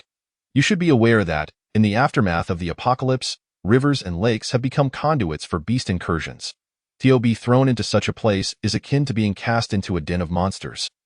Survival is improbable, and my departure from the Green Bay team was largely due to concerns of this matter affecting me. Upon hearing this, Jiang Yi's expression darkened. Based on his memories from his previous life, he had believed Zhou Yiming was trapped in a nearby store or ruin. He had not anticipated that Zhou Yiming had been thrown into the battlefield of realms. Such lakes interconnected with that world were none other than the battlefield of realms. Were they not? This implied that in his previous life, Luo Shan had retrieved Zhou Yiming from the battlefield of realms. Contemplating this, Jiang Yi felt that this mission had turned into a significant loss. If he were searching within the confines of Jiang City, with his current full attributes of 5 and the beast-repelling incense, he could likely navigate the situation without incident. But to risk venturing into an entirely unexplored battlefield of realms for a mere token of gratitude from Wang Shuiyan, that was hardly worth the peril. A fleeting thought of abandoning this opportunity crossed Jiang Yi's mind, yet he refrained from making an immediate decision. After all, as a member of the club's death squad, he would inevitably be assigned missions in such perilous locales one day. Moreover, while dangerous, the battlefield of realms did indeed harbor numerous opportunities. He aspired to reach level 1 quickly to become a formal player, and the fastest route to that end was through the battlefield of realms. However, this conflicted with his current philosophy of cautious survival. Unable to settle on a decision, Jiang Yi chose to dismiss the matter for the time being. He glanced at Zhao Quan and suddenly inquired, I haven't asked yet, what is your name? Zhao Quan's eyes brightened as he promptly replied, My name is Zhao Quan. Upon hearing this name, Jiang Yi's eyes lit up in surprise. Who would have thought that this seemingly inconsequential passerby on his quest to find Zhou Yiming was, in fact, a figure of some renown in his previous life? After Jiang City was transformed into the Qingchuan base, the base's upper echelon was comprised of 7 major factions that maintained a delicate balance of power. The governing steward of the city lord's mansion was named Zhao Quan. In his previous life, Jiang Yi had never had the opportunity to interact with the steward of the city lord's mansion. Thus, he could not ascertain whether this Zhao Quan was indeed the same person. However, after a moment of reflection, he asked, Do you still possess any unspent wheel of fortune? Zhao Quan instinctively considered denying it. Yet, feeling as if Jiang Yi had seen through him the moment he spoke his name, and recalling this individual's cunning and guile, he ultimately refrained from lying, confessing, I do have one. I secretly kept a wheel of fortune. As he spoke, he lifted the hem of his shirt, revealing a thick bandage wrapped around his abdomen, stained with remnants of blood. He unwrapped the bandage. A blue wheel of fortune, nearly embedded in his flesh, was unveiled. Chapter 25. The righteous are often slayers of the baseborn. A blue wheel of fortune, more precious than the green wheel of fortune. When Jiang Yi beheld that glimmer of blue, his eyelids twitched. Alas, The blue wheel of fortune required the sacrifice of a century of life. The longevity pill he had drawn from the white wheel had only granted him an additional 23 years. After 2 further draws from the white wheel, his remaining lifespan stood at 21 years. Even with the green wheel, he could only draw twice. He still needed 80 years to access the blue wheel. However, it mattered not. Life expectancy was something he could accumulate in time. He would undoubtedly use this blue wheel eventually. Without hesitation, Jiang Yi seized the wheel from Zhao Quan. Zhao Quan's gaze remained fixed on the wheel, suppressing his unwillingness, and pledged his loyalty. "Boss, I am willing to follow you. From now on, your command shall be my only directive. Tio, follow me." Jiang Yi, casually holding the blue wheel, feigned nonchalance. His gaze scanned the options on the wheel before settling back on Zhao Quan. Zhao Quan's eyes were sincere and devoted, as if he truly wished to be Jiang Yi's most loyal follower. Yet, in the next instant, with a resounding thud, Jiang Yi casually swung the axe he held, and Zhao Quan's head was cleaved open beneath the blade. He was dead beyond any chance of revival. Indeed, Jiang Yi favored interactions with the astute, for they spared him much unnecessary discourse. However, more often than not, he harbored a profound disdain for interacting with intelligent individuals. The weight of his past experiences had left him acutely aware. One can never truly fathom the convoluted thoughts hidden within the minds of the astute. As an old adage goes, those who uphold righteousness often fall victim to the treachery of the unscrupulous, while the heartless are invariably the learned. The reasoning is quite simple. The unscrupulous see dogs as mere dogs, recognizing injustice for what it is. Yet the overly clever scholars tend to scrutinize the motives of those behind the dogs. They assess the injustices not for their moral implications, but for the potential gains or losses concealed within. The astute Zhao Quan, indeed, was the type of scholar whom Jiang Yi found unreliable and of course. Jiang Yi had also hunted dogs in a previous life, ultimately becoming a scholar himself. His blatant disregard for subtlety, in revealing to the trio that he had drawn lucky prizes thrice, indicated he never intended for any of them to survive. Regardless of whether Zhao Quan was significant in his past life, whether he was called Zhao Quan, Zhao Gao, or even Nicholas Zhao Si, he was doomed to meet the same fate. Jiang Yi's decisions were immutable. After a cursory search of the trio's corpses yielded no further useful items, he stored the fire axe, a homemade crossbow, and a long knife into his spatial watch. The spatial watch, drawn from the white wheel, offered a mere cubic meter of space. However, it sufficed for storing some essentials. After swiftly tidying the scene and the bodies, Jiang Yi departed the shop, heading in pursuit of Luo Shan. Just moments ago, he had resolved, wasn't it merely a matter of advancing to the battlefield ahead of time? After all, he would have to go eventually.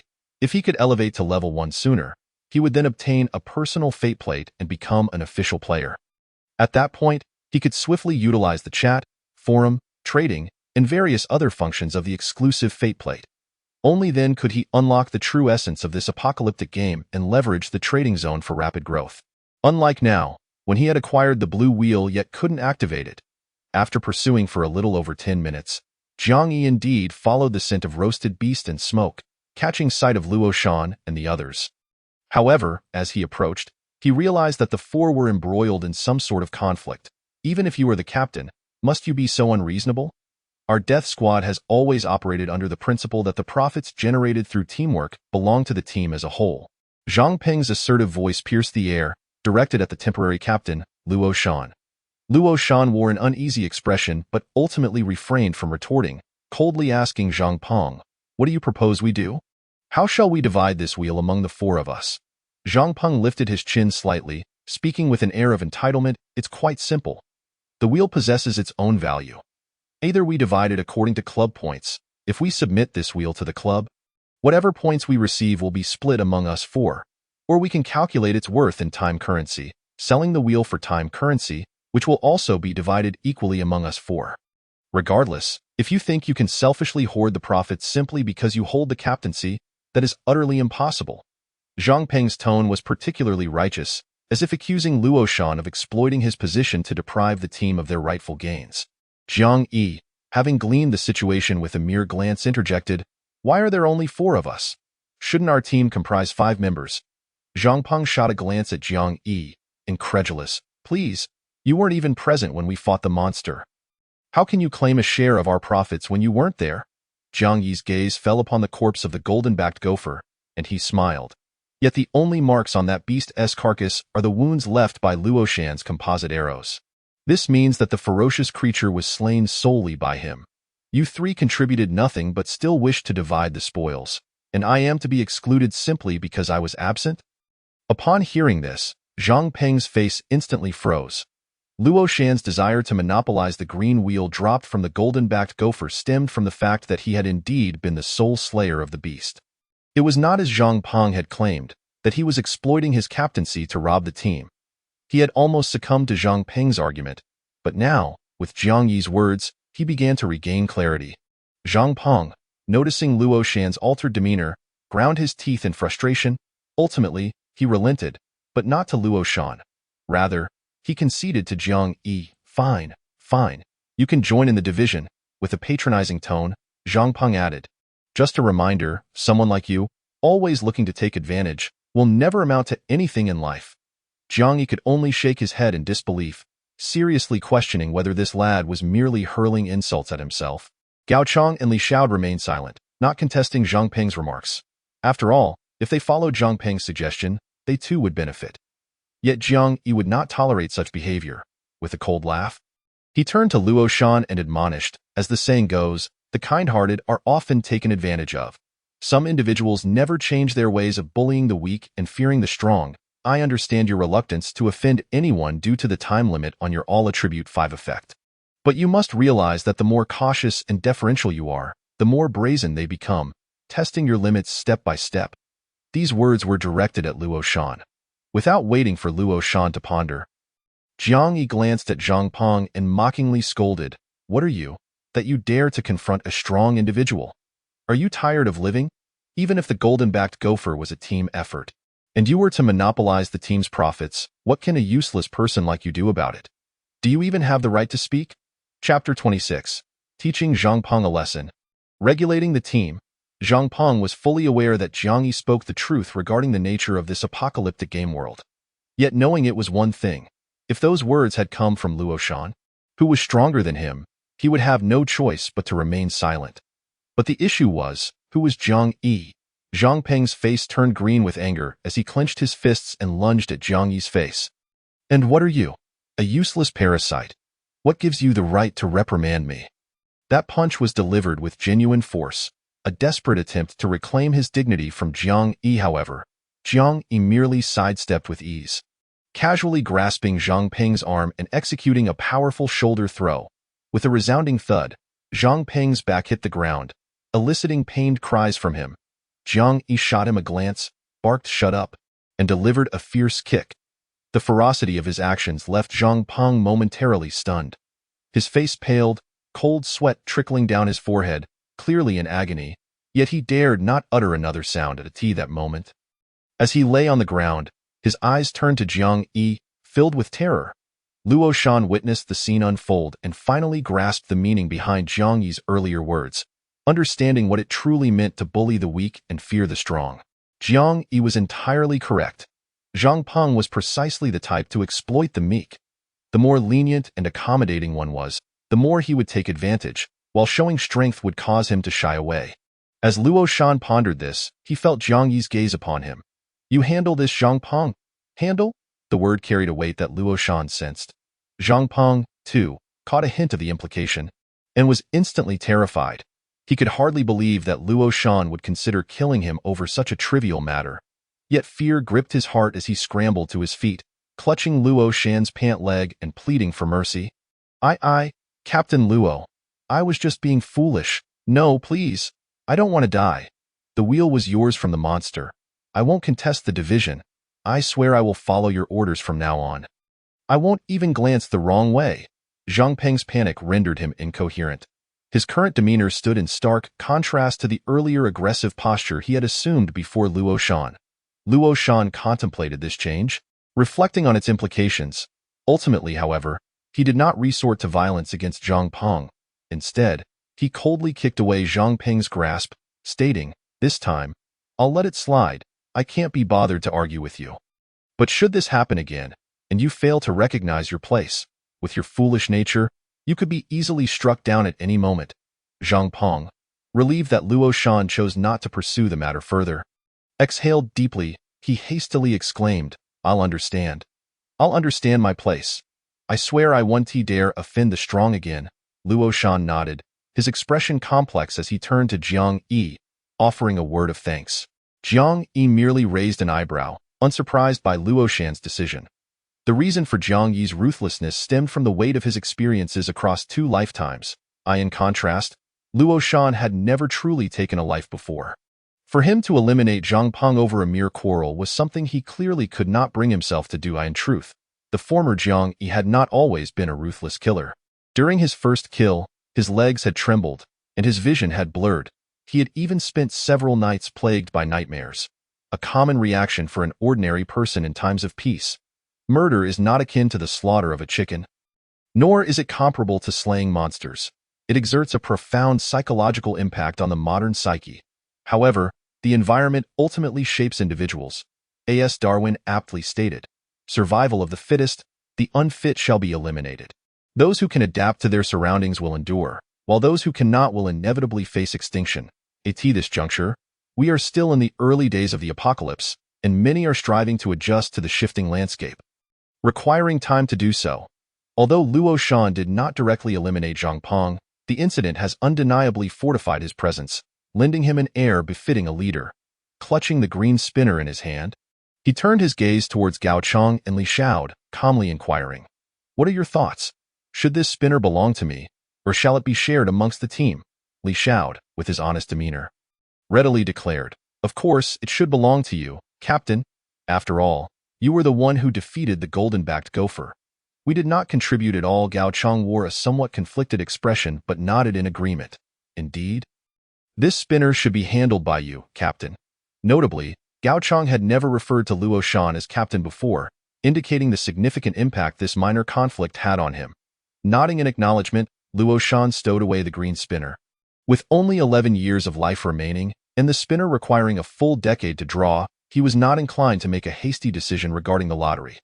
Furthermore, to mitigate risks, lottery draws typically occur in designated areas under the protection of formidable guardians.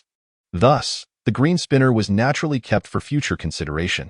Jiang Yi harbored some concern, but refrained from directly requesting it from Luo Shan. As the group continued towards the Green Bay Internet CAF, Zhang Peng surprisingly displayed a newfound composure. Just as they arrived at the CAF and had yet to commence their search, a brilliant azure firework erupted in the western sky. The simple yet radiant firework stood out against the night, silent yet striking. Gao Chong immediately recognized it, the cloud-piercing arrow. It's from the direction of Yucai Primary School. Liao Gu must have located Zhou Yiming. Luo Shan nodded repeatedly, prompting the group to turn back. With a clear objective now, they decided to return to the commercial street to fetch their vehicle. However, as they retraced their steps and passed by the shop where Zhao Quan was located, they came across 3 corpses within, with longevity tumor worms feasting upon them. Zhang Peng froze momentarily, his expression paling, before he averted his gaze from Jiang Yi, retreating several steps away. In contrast, Jiang Yi remained unfazed, exuding an air of indifference. Luo Shan chose not to inquire further and proceeded towards his vehicle. Half an hour later, the 5-member team arrived at the Yucai Primary School, only to find that Liao Yuanfeng was not present. Instead, Fan Hu's team had parked nearby and called out to Luo Shan. Liao Gu has gone to the nearby Qinghai Park. We needn't visit Yucai Primary School. Let us head directly to Qinghai Park. Luo Shan acknowledged and followed Fan Hu's vehicle to Qinghai Park.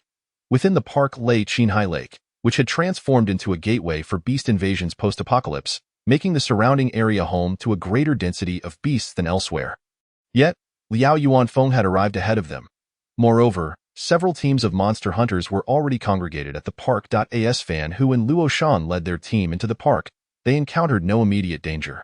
Upon their arrival at the park entrance, Fan Hu astutely noted a shift in the atmosphere surrounding Luo Shan's team, particularly regarding the previously boisterous Zhang Peng, who now appeared exceedingly subdued.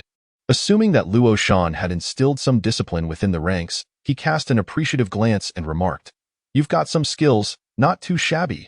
Luo Shan refrained from elaborating. He surveyed the direction of Qinghai Park and sensed an undercurrent of tension.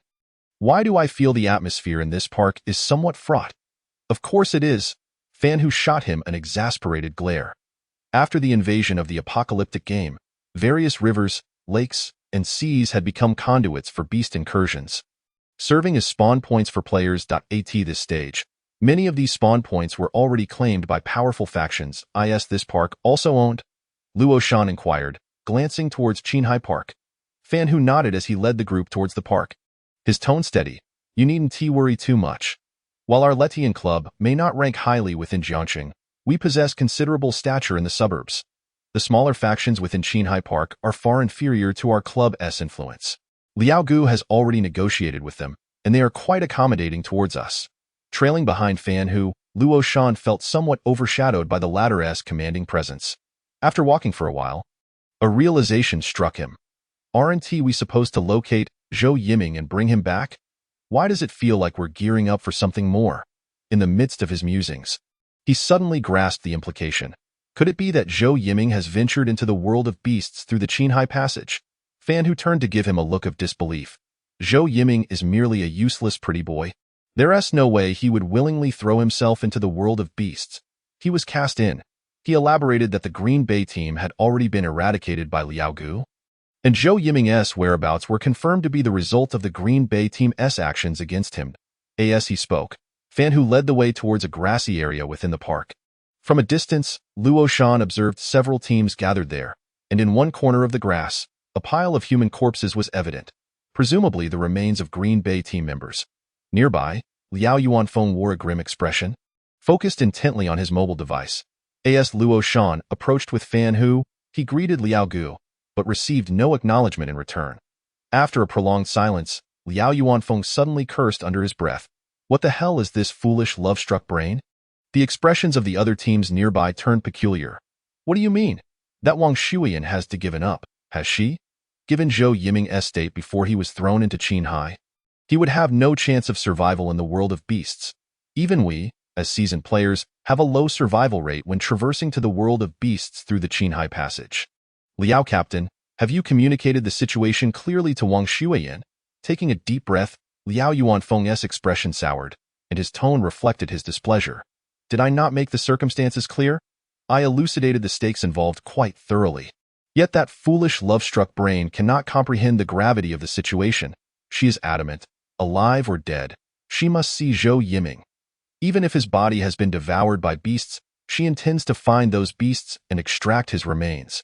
At this point, the leaders of various factions exchanged incredulous glances, finding it hard to believe. Is it truly that outrageous? I've heard tales of mindless fans before the apocalypse, but is it possible for someone to be so foolish as to chase after a star amidst the end of the world? Is there truly such a brazen individual, and has even formed a club? This is utterly surreal. It was evident that normal individuals could not fathom Wang Shuiyan's mindset. Liao Yuanfeng himself struggled to understand her, which was why he had expressed his frustration towards her. Sighing deeply, he addressed the assembled crowd. Indeed, Wang Shuiyan's reasoning is difficult for most to grasp. However, her commitment to Zhou Yiming is genuine, and she is willing to pay any price for him. Just moments ago, in a private chat, she made it unequivocally clear. She will not abandon the search for Zhou Yiming. It won't be long before members of the Blood Swallow Club arrive to traverse the Qinghai Passage and search for him in the world of beasts. I hope the 3 captains stationed at Qinghai can be accommodating. The Qinghai area was relatively small, and the 3 teams stationed there lacked significant strength. Each team comprised only their captain as an official player, while the other members were of comparable ability to those in the club's Suicide Squad. Thus, such teams would undoubtedly be no match for the Blood Swallow Club's members. Among the 3 captains, the most imposing was Captain Wu Su. With a stern expression, he questioned Liao Yuanfeng. Do you know the intentions of the Blood Swallow Club? Jiang Yi, trailing behind Luo Shan's team, felt invisible amidst the crowd but kept his ears perked. Liao Yuanfeng surveyed the gathering and slowly responded. Wang Shuiyan's stance is this. Those sent by the Blood Swallow Club are certainly aiming to traverse the Qinghai Passage into the world of beasts. As for those not affiliated with the Blood Swallow Club, they are members dispatched by the Letian Club. He glanced at Luo Shan and Fan Hu's party before shifting his attention to the 3 Qinghai captains and the original 3 teams already present in the Qinghai region. The individuals among us must ultimately decide whether to venture into the Qinghai Passage in search of others, entirely based on their own volition. Of course, this notion of volition is accompanied by a reward offered by Wang Shuiyan. She has proclaimed that anyone willing to enter the Qinhu Passage to locate Zhou Yiming will receive a white-quality longevity pill as a prepayment. Upon hearing this, the three leaders of the Qinhu team visibly brightened. Even the Daredevil members like Fan who could not conceal their excitement. The world of ferocious beasts is indeed perilous, yet it equally harbors a multitude of opportunities. Daredevil teams like Fan whose are particularly noteworthy. Their regular missions involve being the vanguard, the first to explore the realm of ferocious beasts. Generally, when a faction prepares to investigate a ferocious beast world, they must organize numerous expeditions. The initial explorations are primarily entrusted to the Daredevil members. These Daredevils are akin to the pioneers who dare to take the first bite of the crab. Various factions rely on the information relayed back by the returning Daredevil members to gain deeper insights into the ferocious beast world. Once sufficient information has been gathered, the factions can then dispatch their official members for exploration, thereby minimizing potential losses among them. Being a member of the Daredevil team, Fan who is profoundly aware of this exploratory procedure, in essence, their role is to be the forerunners in exploring the ferocious beast world. This time, exploring the ferocious beast world connected through the Qinhu Passage not only presents an opportunity but also offers a white-quality longevity pill. For the Daredevil team, such a pill is akin to a gift from the heavens. Therefore, Fan Hu almost instantaneously resolved he would enter Qinhu. The other Daredevil members shared the same sentiment. Only Luo Shan, having recently joined the Daredevil team and lacking clarity regarding the mission processes, felt somewhat bewildered. Meanwhile, the three teams stationed at Qinhu Park were equally tempted by Wang Shuiyan's reward. After all, they understood well that in this apocalyptic game world, the most effective way to achieve rapid growth is through the exploration of ferocious beast realms. They had previously contemplated entering the Qinhu Passage for exploration but had hesitated due to the inherent dangers and their own insufficient strength. Yet this time, although the primary mission is to locate someone, they can accompany a powerful faction into the ferocious beast world. Moreover, there are additional rewards to be had. This is an immense temptation for their relatively small group. Liao Yuanfeng was not at all surprised by the reactions of those present. He continued to elaborate. In addition to the white-quality longevity pill offered to those assisting in the search for Zhou Yiming, there is another reward for anyone who successfully finds Zhou Yiming's corpse, a green-quality longevity pill. Furthermore, it will be a green longevity pill produced by the renowned lottery system. Upon hearing this, the previously eager crowd collectively inhaled sharply. Many, unable to withstand the pressure, even turned red-eyed on the spot. A green-quality longevity pill from the lottery system. Such an item can extend one's life by at least a century.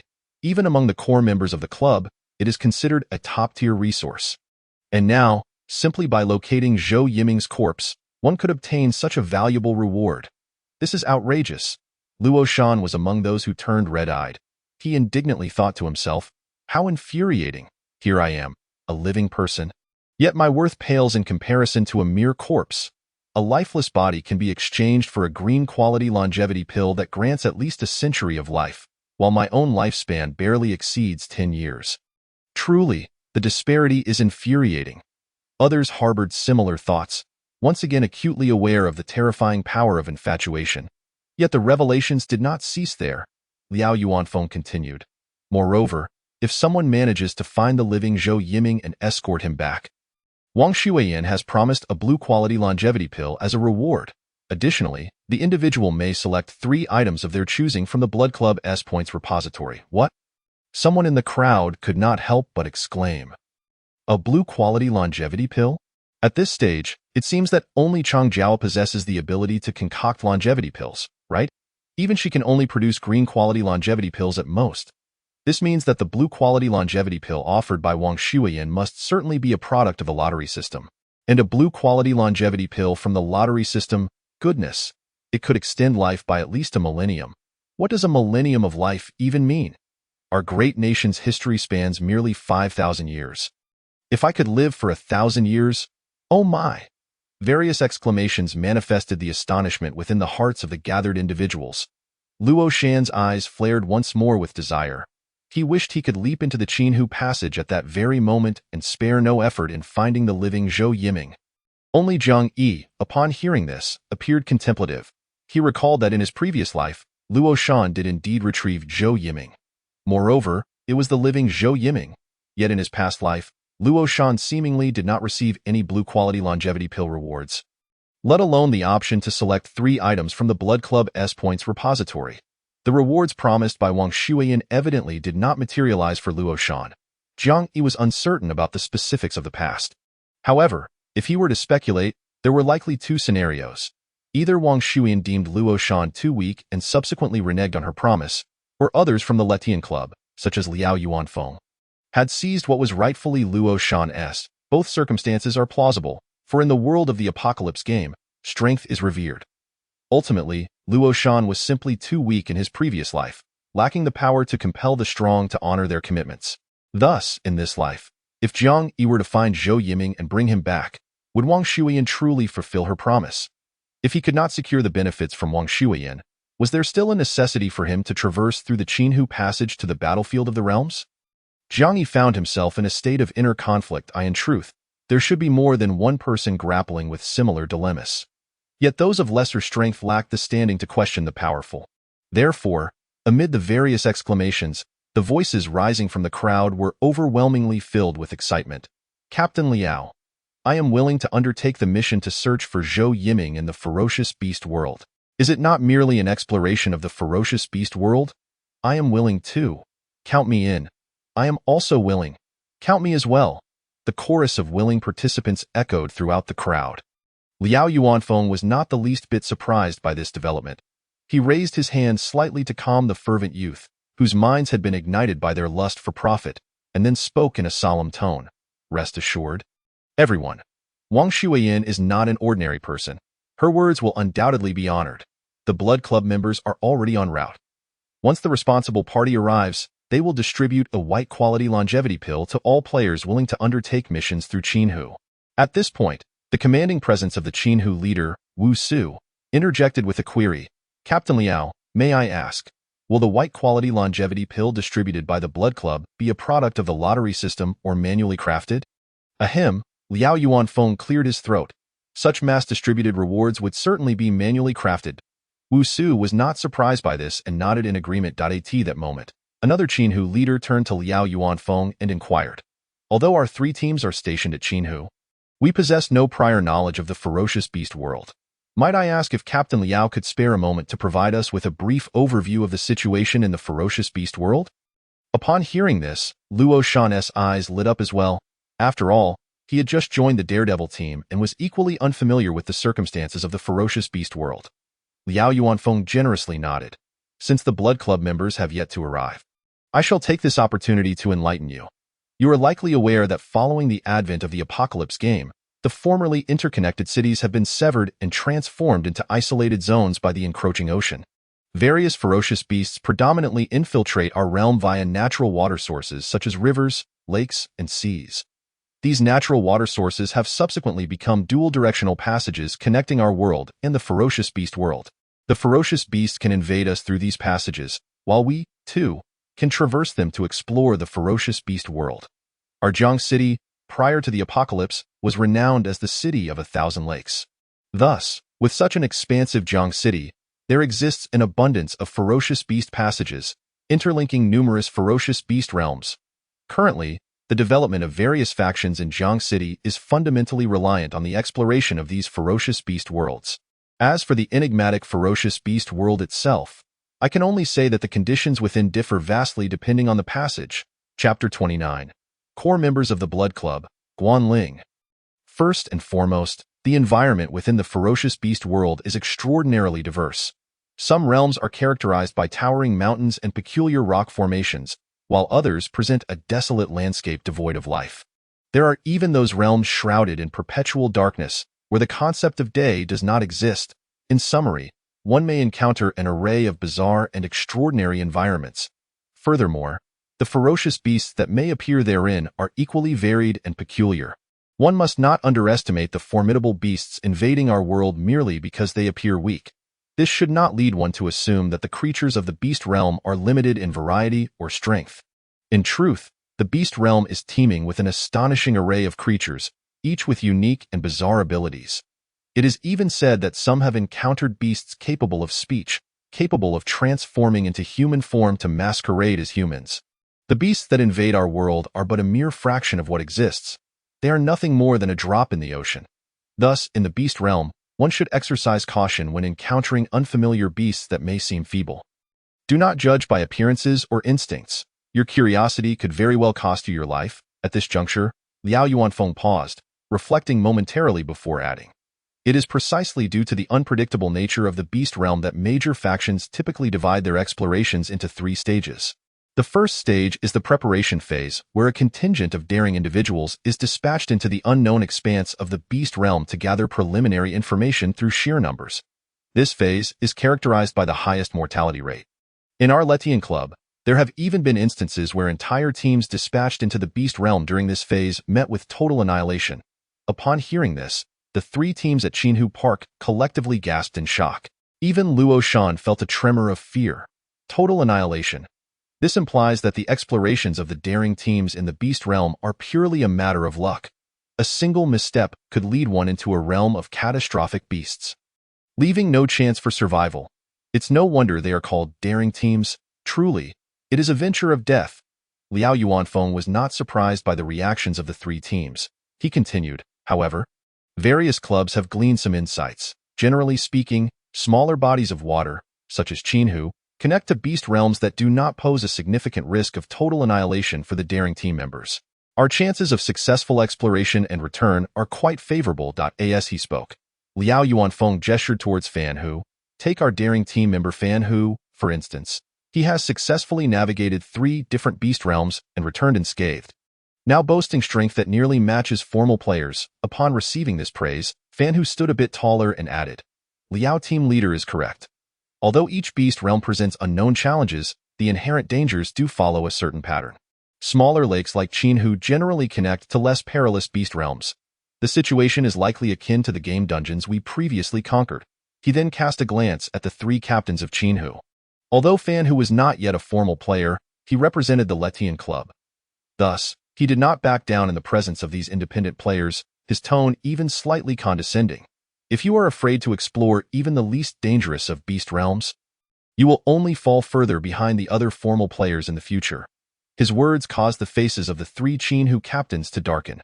The most imposing captain, Wu Su, furrowed his brow and shot Fan Hu a cold glare.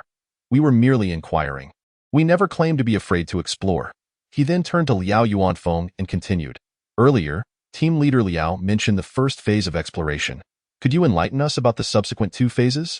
Upon hearing this, Liao Yuanfeng's gaze sharpened as he scrutinized Wu Su for a moment, then asked, Captain Wu, could it be that you are interested in joining our Letian club?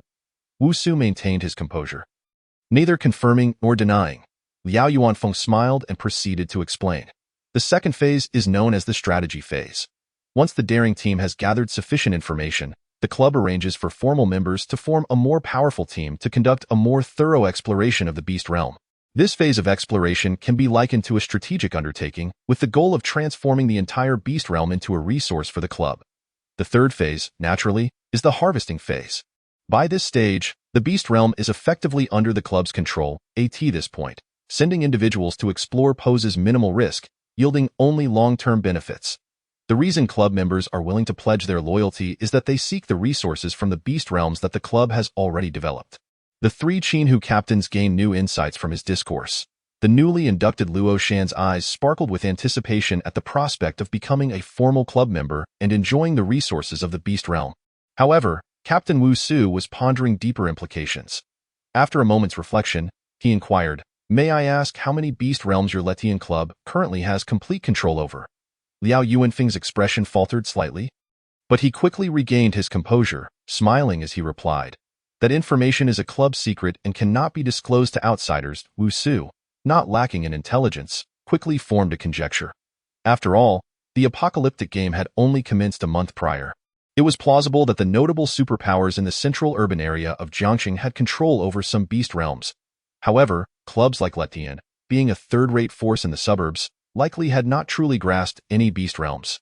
This implied that Liao Yuanfeng's mention of the third phase was largely a fanciful notion. Of course, it was also possible that as time passed and the club's power grew, Letian might genuinely come to control 1 or 2 beast realms. Yet, who could say for certain about resources that had yet to materialize? Wu Su was somewhat ambitious, his mind wavering between options.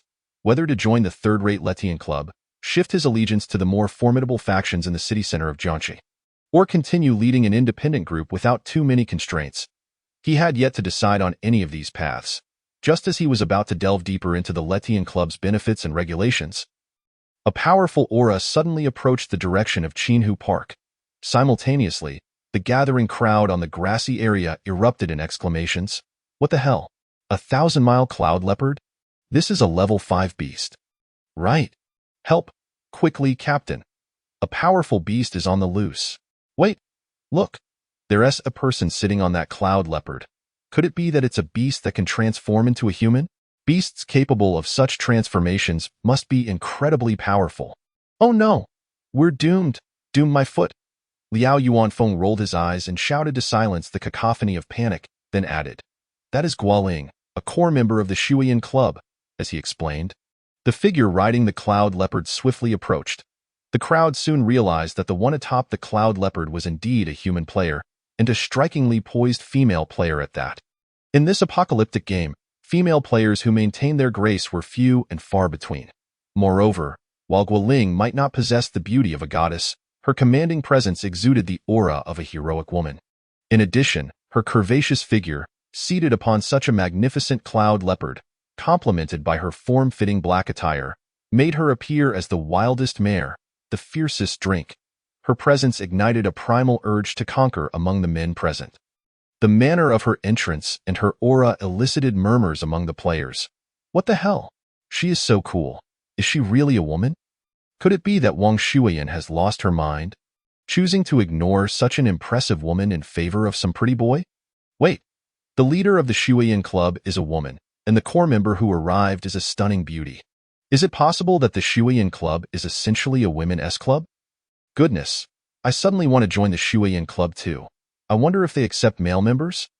Damn, I feel like Zhou Yiming must be incredibly lucky right now. I want to be a pretty boy too. Does the sister think my face is fair enough? Come here and step on me, sister. Could it be that such a stunning woman is also Zhou Yiming's diehard fan? Impossible! Women with such a commanding presence are typically very career-driven. It was evident that many men gazing at Guoling atop the cloud leopard looked as if they were ravenous wolves spotting prey. Their desires and urges laid bare. Yet, Guoling was clearly not one to shy away from attention. Unfazed by the frank gazes, she leapt gracefully from the cloud leopard, landing firmly on the grass. Her form steady and poised. Amidst the crowd, Jiang Yi distinctly heard the sounds of swallowed breaths, shaking his head in disbelief. This ominous flower, known as the Overlord Flower, is indeed said to consume human lives. Guanling evidently possesses a decisive and assertive demeanor. Her gaze, even more commanding than that of Liao Yuanfeng, swept across the entire venue, plunging it into an immediate silence, as no one dared to utter a sound. Once she had established her authority, Guanling spoke with a sharp tone. The bounty from the Blood Swallow Club has been posted in the trading area. For those among you who are official players, you may consult your fate plate to examine it. Furthermore, Captain Liao from the Letian Club should have briefed you on the specifics of this mission to locate someone, correct? As she spoke, Guanling's gaze scanned the crowd and swiftly pinpointed Liao Yuanfeng, inquiring, "Are you Captain Liao?" Despite having previously exhibited a domineering attitude, Liao Yuanfeng now appeared somewhat intimidated in the presence of this formidable woman. Nevertheless, he managed to maintain some composure, nodding slightly. "Yes, Captain Guan, I am Liao Yuanfeng. Sister Wang has mentioned you." Guanling nodded slightly and then raised her hand, tossing a small jade vial in Liao Yuanfeng's direction. "This is a reward from Sister Wang for assisting in the search for Zhou Yiming's whereabouts." Liao Yuanfeng caught the reward securely, expressing his gratitude repeatedly. Guanling acknowledged him with a nod and addressed the crowd. "The situation has become exceedingly urgent. For every minute we linger outside the beast world at Qin Lake, Zhou Yiming's chances of survival diminish. Therefore, let us dispense with unnecessary chatter. The members of the Blood Swallow Club will be stationed at the edge of Qin Lake. Anyone willing to enter the beast world to assist in the search may claim a white-quality longevity pill. However, those who accept the longevity pill must enter the beast world within 2 minutes. Should anyone consume our longevity pill and subsequently back out of their mission with a swift motion..." Guanling raised her hand, revealing a fiery red spear that materialized in her palm. She twirled the spear with grace, enhancing her already striking presence. Then, her gaze swept over the crowd once more as she continued with unwavering authority. I will personally shatter his legs and forcibly cast him into the beast world. Moreover, any individual who accepts the task must remain in the beast world for a full 8 hours unless they successfully locate Zhou Yiming. Should anyone dare to return prematurely as a coward, I will likewise break their legs and throw them back into the beast world. Now, consider your options carefully. Those who still wish to accept the task may proceed to the Qin Lake area to claim their longevity pills from the Blood Swallow Club. Some, intoxicated by bravado, hesitated to leave, while others, clear about their desires, hastened towards the direction of the lake. Individuals like Fan Hu, who had made a name for themselves among the death squad, were not easily swayed by mere appearances. He exchanged a brief greeting with Liao Yuanfeng before confidently heading towards Qin Lake. Watching from the side, Luo Shan felt a stirring within himself. He too greeted Liao Yuanfeng, then inquired, Captain Liao, if we enter the beast world through the same passage, will we ultimately be separated? Liao Yuanfeng nodded. Of course, we will be dispersed. If we weren't, locating Zhou Yiming would be effortless. However, there is no need for excessive concern. The beast world connected to such a small lake will not be overly vast. Once inside, there remains a chance we may encounter each other again. That said, I must caution you. Encountering human players in the beast world can be far more perilous than facing beasts themselves. I trust you understand the nuances of human interactions without needing me to instruct you. Luo Shan pondered this, nodding thoughtfully, and expressed his gratitude to Liao Yuanfeng. Although they would be separated within the beast world, he still ventured to Qin Lake with a few allies from the death squad. On the way, Jiang Yi turned to Luo Shan and proposed, Didn't you recently acquire a green wheel? I'd like to exchange the white longevity pill we'll receive shortly for your green wheel. What do you think? Are you interested? Chapter 31. The Arrogant Wu Su and the Threatening Deal. A white longevity pill for a green wheel. Upon hearing this, Luo Shan's eyes brightened significantly. While he lacked a precise understanding of current market values, a moment's thought made it evident that the price of the white longevity pill was undoubtedly higher than that of the green wheel. After all, the longevity pill genuinely extends one's life, whereas the green wheel merely serves as a lottery, requiring the sacrifice of 10 years of one's lifespan. There was a high chance that one could forfeit a decade of life only to draw a mere beast. Clearly, such an exchange would be unwise. Thus, from any angle, the green wheel's value was highly unstable and could not possibly surpass that of the tangible longevity pill. Jiang Yi's proposal was undoubtedly a tremendous bargain for Luo Shan. Without a second thought, Luo Shan prepared to agree to the exchange. However, he soon found it curious, casting a puzzled glance at Jiang Yi. Aren't you unable to spare even a single lifespan for a round of the white wheel? This longevity pill, earned from the mission, should hold significant value for you, right? Why would you wish to trade such a precious item for a green wheel that you cannot even utilize? Luo Shan could not comprehend this rationale. Jiang Yi had, however, already prepared his reasoning. Captain Liao had made it abundantly clear. The longevity pill provided by the Blood Swallow Club was not produced by the wheel but rather artificially refined. Furthermore, within the entire Jiangxing region, only Chang Jiaoyi possesses the ability to concoct longevity pills. I harbor a grudge against Chang Jiaoyi. Thus, even if it costs me my life, I will not consume a longevity pill refined by her. This statement, at first glance, seemed reasonable. Yet, one must wonder if there truly exist individuals so steadfast in their principles. What use is dignity when one's life is at stake? The others present, including Gao Chong and Zhang Peng, were utterly bewildered by this perspective. Zhang Peng, in particular, felt that Jiang Yi was merely putting on airs. He was certain that when faced with the specter of death, Jiang Yi would undoubtedly regret such a foolish decision. Luo Shan, however, had long recognized that Jiang Yi was not an ordinary individual. He suspected that Jiang Yi's audacity in making such a statement stemmed from a certain confidence in his own survival, even without consuming Chang Jiaoyi's longevity pill. Regardless, Luo Shan reached into his pocket, feeling the green wheel, and confirmed with Jiang Yi, if you are certain about the exchange, I have no objections. But once we make the trade, don't come to regret it. Jiang Yi smiled and nodded. Rest assured, I will not regret what I have decided. Thus, the two reached an agreement. However, as they were about to finalize the exchange of the white longevity pill for the green wheel, a deep voice suddenly interjected, Young man, you wish to trade a longevity pill for a green wheel. You would be at a significant disadvantage with such a trade. Jiang Yi turned towards the source of the voice to find Wu Su, the captain of the Qin Lake team, approaching with a congenial smile. Although Wu Su appeared amiable, his gaze was firmly fixed on the longevity pill in Jiang Yi's hand, as though it were already his possession. Luo Shan furrowed his brow upon witnessing this scenario. What do you mean by that? What do I mean? Wu Su cast a sideways glance at Luo Shan, dismissing him entirely. He then turned back to Jiang Yi. Speaking with calm courtesy, in times of peace, transactions are dictated by the highest bidder. Yet, in this apocalypse, I am willing to offer you 3 green wheels in exchange for a single longevity pill. I trust you will not disappoint me in your choice. As he spoke, Wu Su revealed 3 green wheels in his hand, presenting them to Jiang Yi with an air of sincerity. However, Luo Shan, upon observing the 3 green wheels, could not help but burst into laughter. Are you serious? My green wheel, while not a premium item, is still of medium quality. Yet, you dare to offer me 3 worthless green wheels of inferior quality in exchange? How shameless can you be? After rebuking Wu Su, Luo Shan turned to Jiang Yi, urging, Jiang Yi, don't let him deceive you. Those 3 green wheels are of such low quality that they are clearly a trap.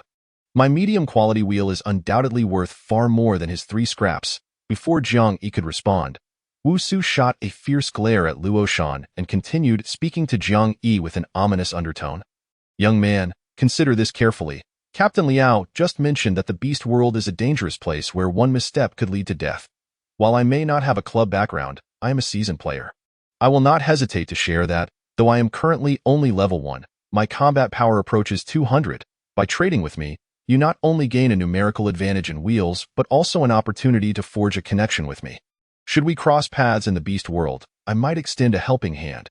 However, if you choose to trade with this fellow, you may find yourself with nothing of value. The final statement yields no benefit whatsoever.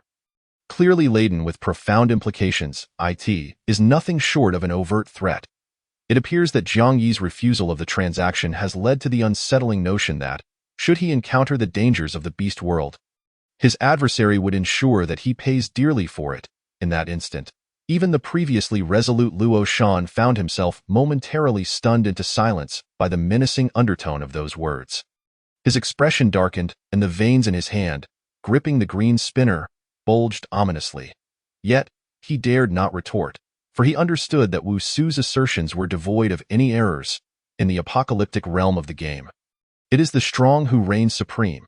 If at this juncture, Jiang Yi refuses to engage in trade with him, then upon entering the beast world, should he cross paths with Wu Su, it is highly likely that he would not emerge unscathed.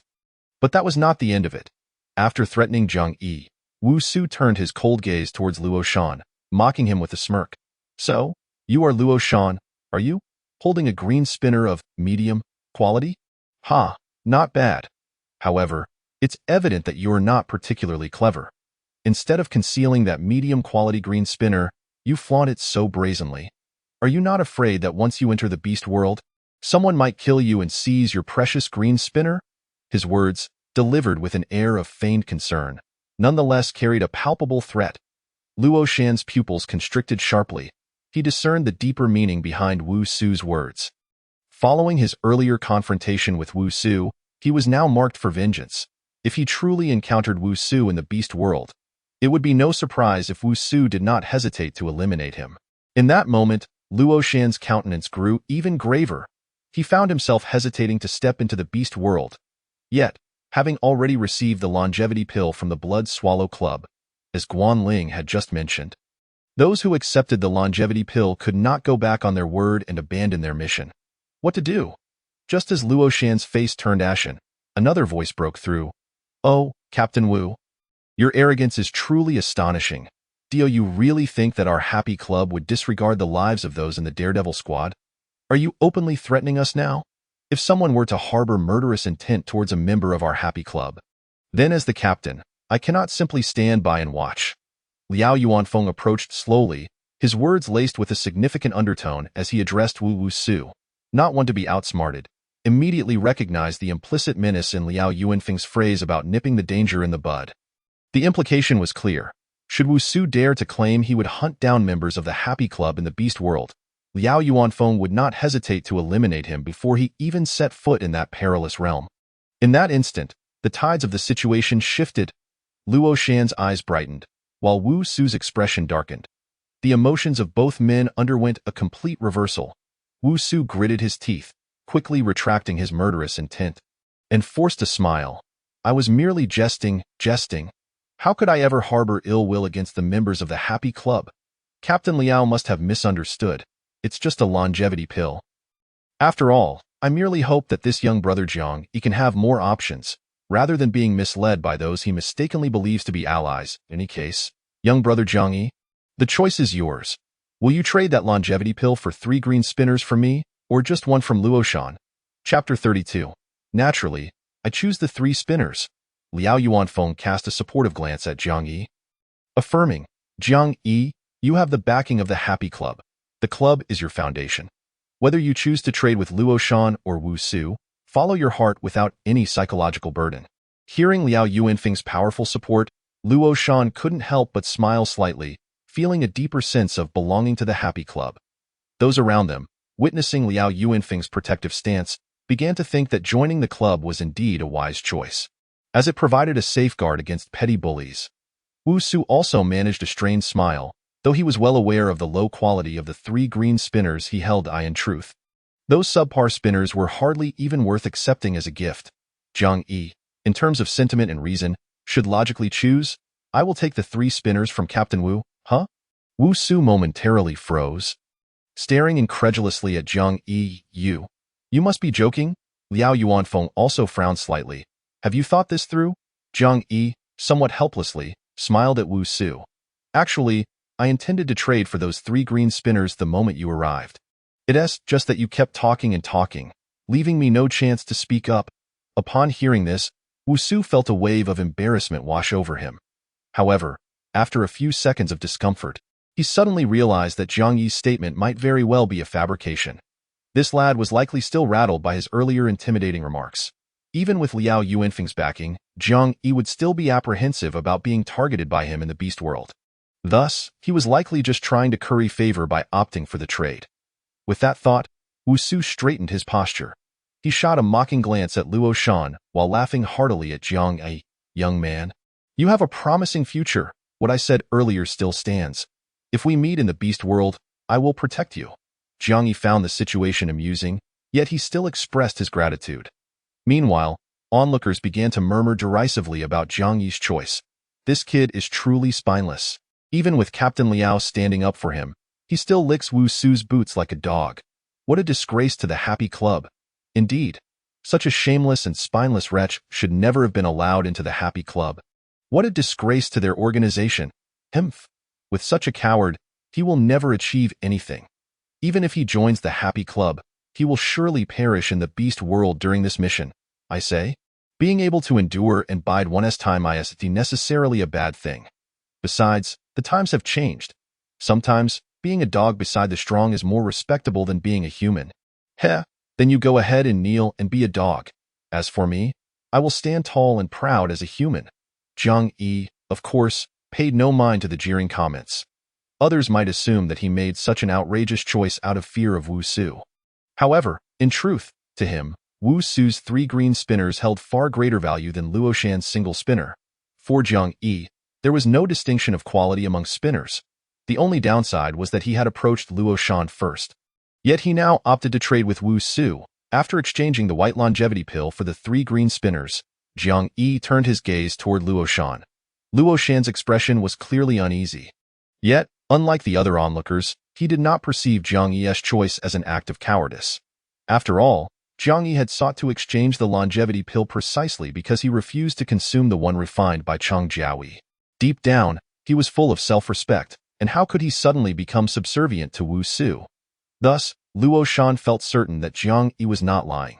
His choice stemmed not from fear of Wu Su but from a genuine desire for the 3 spinners Wu Su possessed. Contemplating this, Luo Shan glanced down at the green spinner in his hand.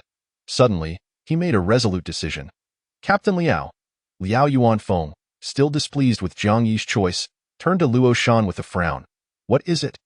Firmly gripping the spinner, Luo Shan's gaze was resolute. Before we enter the beast world, I wish to exchange this green spinner for something else. I hope Captain Liao can protect me during this process. Luo Shan's calm declaration sent ripples through the crowd, akin to a stone cast into water. Especially Wu Su, who let out a chuckle filled with derision.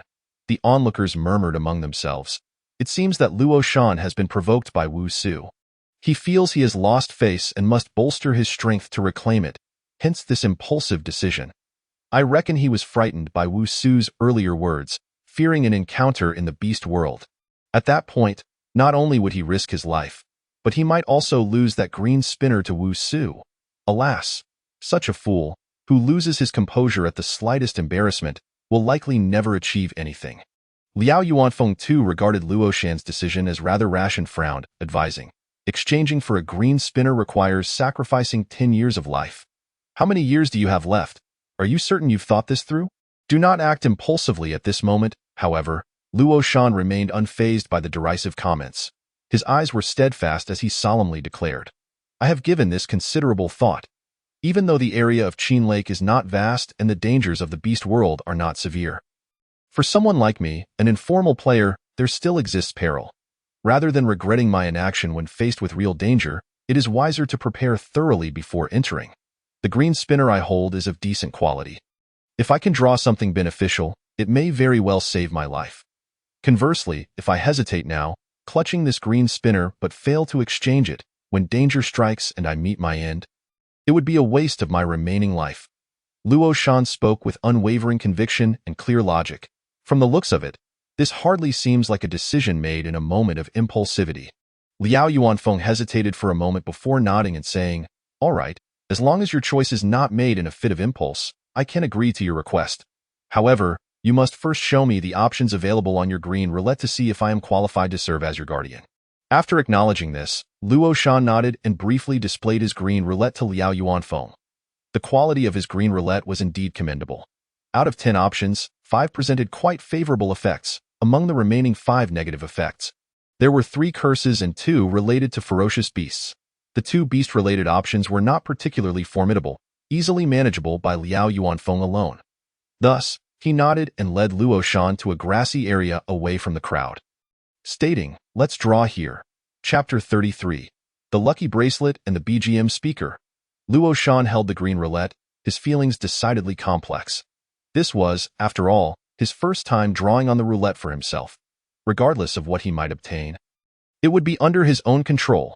He had already consumed the white longevity pill he received from the Blood Swallow Club, which had granted him an additional 2 years of life. Now, his lifespan stood at 13 years. After this draw on the green roulette, only 3 years would remain. He was about to expend a decade of his life in one breath. Previously, when he had drawn from the white roulette, which only cost him 1 year of life, he had already been exceedingly anxious. Now, 10 years. His current anxiety far surpassed that of before. Yet this time, no matter how nervous he felt, Luo Shan did not succumb to the same frantic, hysterical outburst he had during the white roulette draw. Regardless of his inner turmoil, he appeared composed and dignified on the surface. Luo Shan recognized this growth within himself. He suddenly understood the ancient tale of Meng Mu's 3 relocations. Realizing how much one's environment could influence a person, previously, he had mingled daily with a group of aimless longevity worms. Though they knew nothing, they would boast and talk grandly about defying fate. But now, he had distanced himself from those longevity worms. He had encountered Zhang Yi, Gao Chong, and Liao Yuanfeng. He had participated in missions with the Suicide Squad and seen the world beyond the club, gaining access to much more information about the Apocalypse game. These changes had undoubtedly influenced him subtly. While he still entertained thoughts of defying fate, these notions were no longer superficial or naive. He no longer resorted to empty boasts. He realized that true strength lies in having ambition rooted deep within one's heart, rather than merely vocalizing it. Thus, as he prepared to draw, he refrained from shouting out loud and instead maintained his composure while silently praying with all his heart. Taking a deep breath and fully preparing himself, he pressed his palm onto the center of the green roulette and resolutely proclaimed, Draw ding. The familiar sound of the roulette drawing echoed. Luo Shan's heartbeat nearly ceased. Congratulations, you have drawn the reward, Lucky Bracelet. A lucky bracelet? What purpose does this serve? Could it be to enhance luck? Before Luo Shan could ponder further, he suddenly noticed a change in Liao Yuanfeng's expression. He realized that the silver-white lucky bracelet that had materialized in his hand was likely an exceedingly valuable item. Just as he was contemplating this, a sharp female voice slowly approached. "Luo Shan? Is it? That lucky bracelet you hold will not be of much use to you." Startled, Luo Shan turned abruptly to see the formidable Guoling striding toward him. He was not swayed by her beauty. Instead, he grew immediately cautious. "What do you mean by that? Team leader Guo?" Guoling's gaze fell upon the silver bracelet in his hand. Her tone languid. "The effect of this lucky bracelet is, when worn during a roulette draw, it allows you to exclude one option from the roulette. Of course, a green-quality lucky bracelet only works on green-quality roulettes. Furthermore, once it has been effective for 100 uses, it will be rendered completely useless. Having the opportunity to exclude one option from a green roulette up to 100 times, truth be told, the effect of this lucky bracelet was rather impressive, although it merely allowed for the exclusion of one option. When utilized wisely, the potential reduction of losses could be beyond imagination. For instance, in this case, if Wang Shuiyin had prepared a purple roulette draw for Zhou Yiming, the most terrifying effect on that roulette would be the beast tide. Should it be drawn, the three major clubs would suffer grievous losses. If they had possessed a purple-quality lucky bracelet at that time, they could have entirely avoided the beast tide. The same principle applied to green roulettes. Some negative effects on certain roulettes could be intolerable. Thus, excluding them could spare one from unnecessary troubles. Moreover, excluding an option was not merely about reducing losses. For example, if a premium roulette had 9 positive options and 1 negative, then excluding that sole negative option would effectively yield a perfect roulette. Additionally, if a roulette had a non-essential option that appeared too frequently, removing it would significantly enhance the player's chances of drawing their desired option. The value of a lucky bracelet was, therefore, self-evident. However, Guoling was not wrong in her assessment. This lucky bracelet was evidently more suited for larger factions with numerous members. At this moment, Luo Shan had only 3 years of life left. He could hardly afford even a single draw from a green roulette.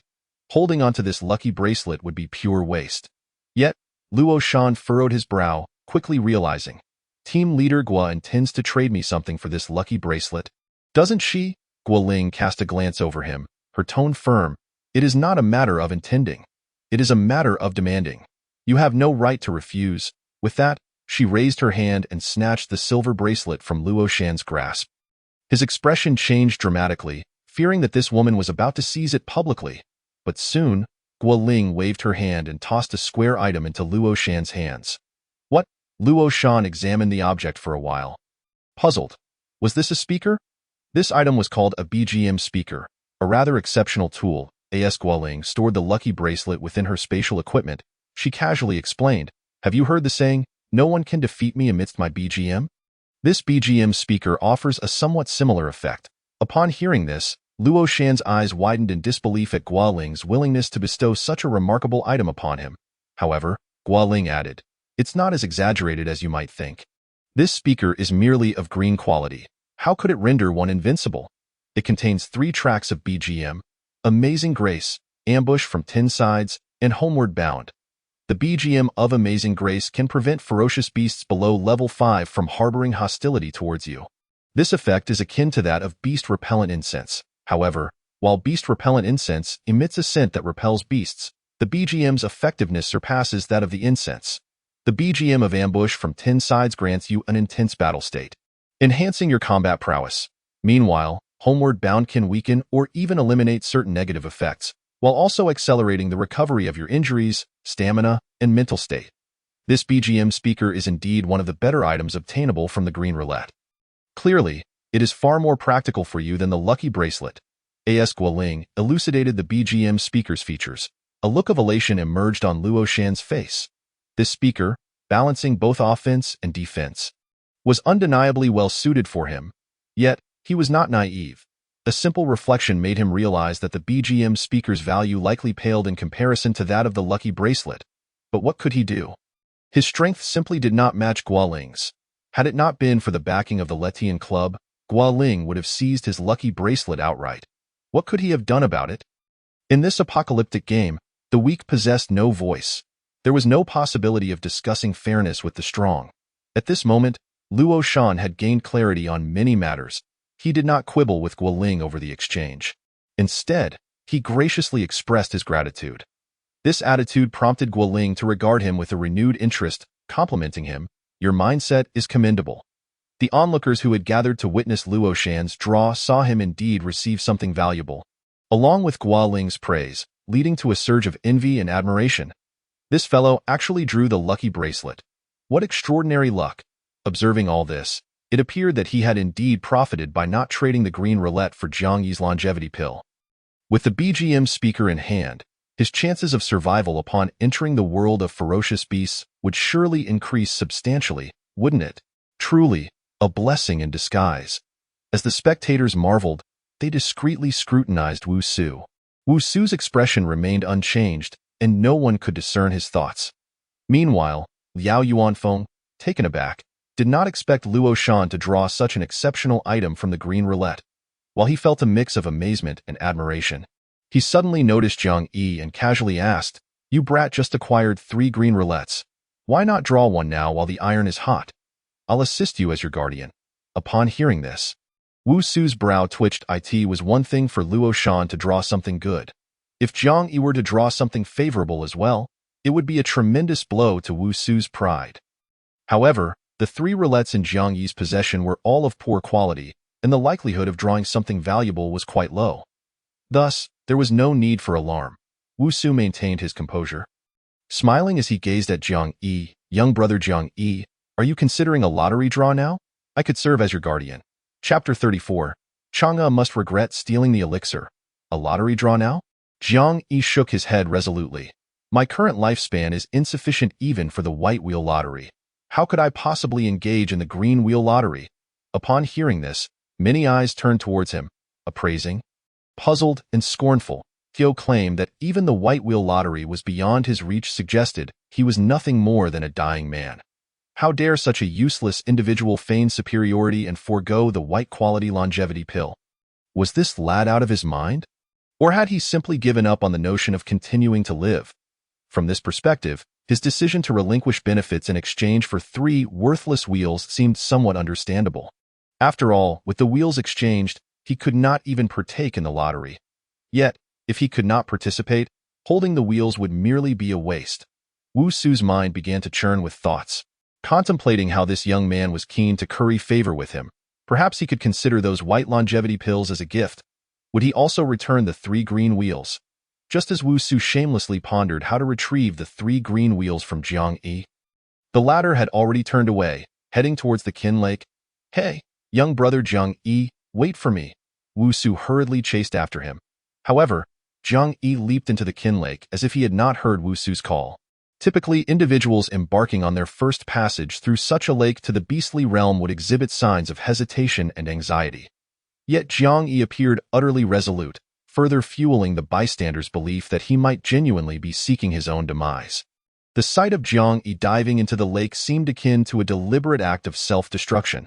Such a worthless being was utterly incapable of surviving in the apocalypse. Choosing to seek death could even be deemed a rational decision. But damn it, if he wished to end his life, why bring along 3 green wheels? Although of inferior quality, they were still green wheels. Such a waste of resources. Wu Su cursed inwardly. After a moment's deliberation, he too leaped into the Qin Lake. Meanwhile, the graceful Guanling gazed intently in the direction Jiang Yi had jumped for quite some time, lost in thought. "What's wrong, Captain Guan? What are you looking at?" Liao Yuanfeng approached and glanced over. Guanling furrowed her brow and inquired, "That young man, Jiang Yi?" "Yes, Jiang, why did is there a problem?" Guanling focused her gaze, contemplating for a moment before returning her attention, saying meaningfully, "That young man speaks not a single word of truth. He is not as he claims, lacking even the eligibility for the white wheel lottery. I have observed that, like Luo Shan, he possesses a temporary status of 5 to all attributes. Furthermore, his lifespan stands at 21 years. Besides that, the watch on his wrist, if I am not mistaken, should be a spatial item." The succession of revelations left Liao Yuanfeng utterly astounded. All attributes 5. A lifespan of 21 years, and spatial equipment? What a remarkable fellow. Is he feigning ignorance? No, wait, how do you? Liao Yuanfeng suddenly looked at Guanling with a mix of astonishment and dread. Guanling raised an eyebrow with an air of elegance. I possess a detection skill that allows me to probe the data panels of players whose levels do not exceed my own.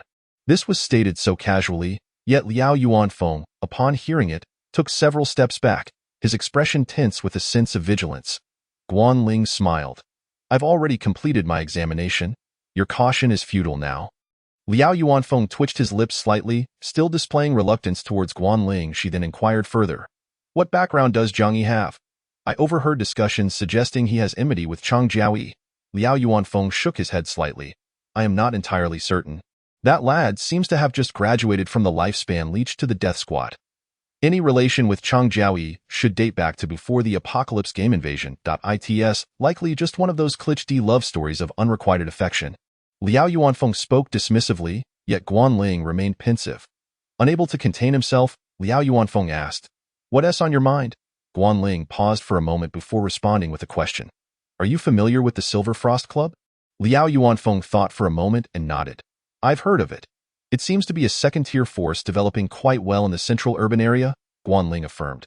I have heard that the Silver Frost Club once held promise to evolve into a first-tier force. However, due to a rigid regulation within the club, dissatisfaction arose among its members, leading to their withdrawal from the Silver Frost Club. Members voluntarily withdrawing. That is no trivial matter. Liao Yuanfeng frowned deeply, struggling to comprehend. What sort of rigid regulation? If a significant number of club members oppose it, such a regulation should be abolished swiftly. Guanling paused before stating meaningfully. The rigid regulation is, the Silver Frost Club refuses to engage in any transactions with Chang Jiaoyi, including prohibiting club members from conducting private transactions with her. Liao Yuanfeng was left speechless. What? Are you joking? Prohibiting transactions with Chang Jiaoyi. At this stage, in the entire Jiangxing area, only Chang Jiaoyi is capable of concocting the longevity pill. Right. Of course, not long ago, Sun Hao from our Letian Club also drew a longevity pill recipe. But that was merely a white-quality longevity pill recipe, and the news has yet to circulate. This means that currently, the artificially crafted longevity pills on the market are essentially monopolized by Chang Jiaoyi. For a large force to forbid transactions with Chang Jiaoyi, that is akin to digging their own grave. The leader of the Silver Frost Club must be insane. This is even crazier than Wang Shuiyan of your Blood Swallow Club. Liao Yuanfeng simply could not fathom it, Guanling continued calmly. The recent new members of the Blood Swallow Club have just come from the Silver Frost Club. They say that the leader of the Silver Frost Club has enmity with Chang Jiaoyi. Liao Yuanfeng, upon hearing this, frowned once more and lamented. What a deep-seated grudge that must be! Yet Guanling shook her head. It is said that the enmity is not particularly profound. It is merely that the leader of the Silver Frost Club cannot abide Chang Jiaoyi's character. Cannot abide Chang Jiaoyi's character? In this apocalypse, where fists reign supreme, how can anyone still concern themselves with character? Liao Yuanfeng silently cursed in his heart. Yet he heard Guanling say meaningfully, Do you not think that Jiang Yi's attitude towards Chang Jiaoyi bears a striking resemblance to that of the leader of the Silver Frost Club? Could there be a connection between the two?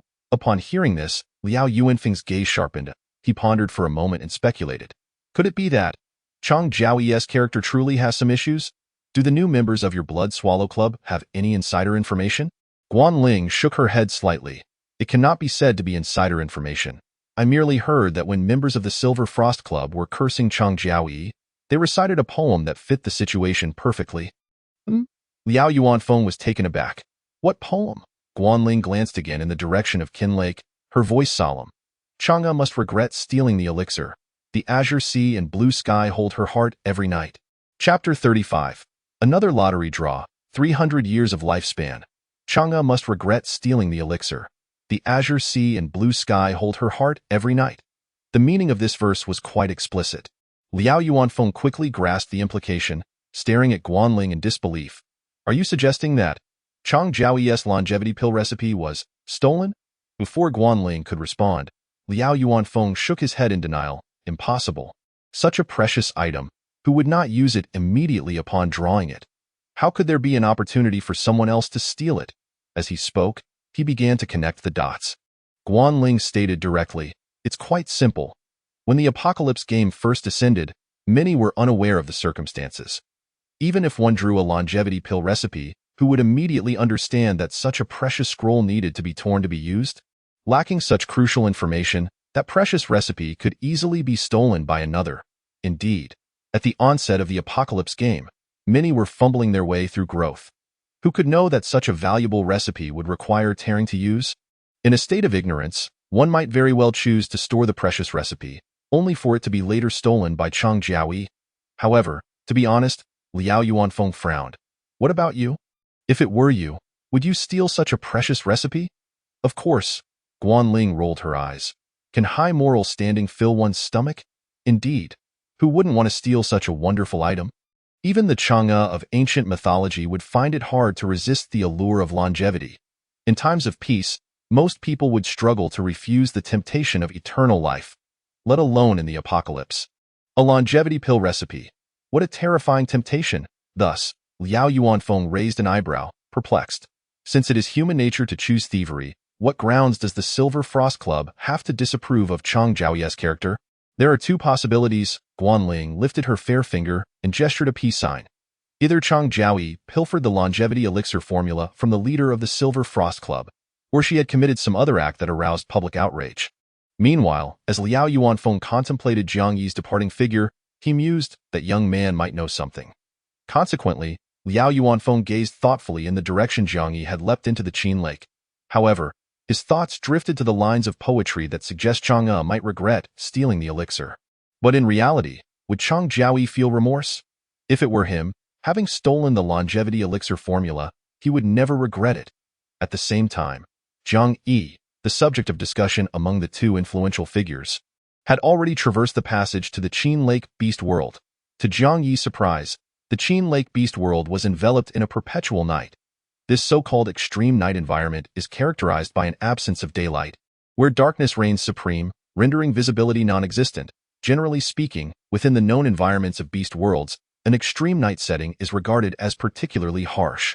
However, based on Jiang Yi's past experiences in beast worlds connected to smaller lakes like Qin Lake, if the environment is exceedingly harsh, the ferocity of the beasts tends to be comparatively diminished.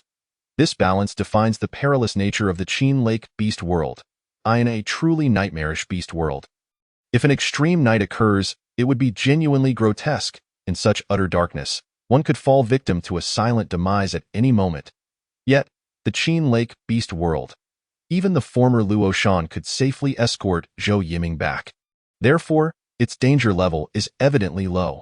Having ventured through countless beast worlds in his previous life, Jiang Yi remained unfazed by the extreme night setting. Instinctively, as his visual sense waned, his other four senses heightened remarkably. Through keen olfactory, auditory, and tactile perceptions, he quickly deduced that he was in a plain surrounded by some mildly poisonous insects, posing little threat. Jiang Yi maintained a vigilant demeanor. He had already contemplated that although the beast world was perilous, it also offered numerous opportunities to conceal secrets from prying eyes. If this beast world genuinely posed minimal danger, he wouldn't mind stealthily developing his strength here. The first step in his clandestine development was to spin the wheel. While others gambled their lives on the spin, he would take off from the very spot. Jiang Yi deftly retrieved 4 wheels from his spatial watch. Indeed, 4, besides the 3 green wheels from Wusu. There was an additional blue wheel obtained from Zhao Quan. Jiang Yi planned to spin all 4 wheels in one go.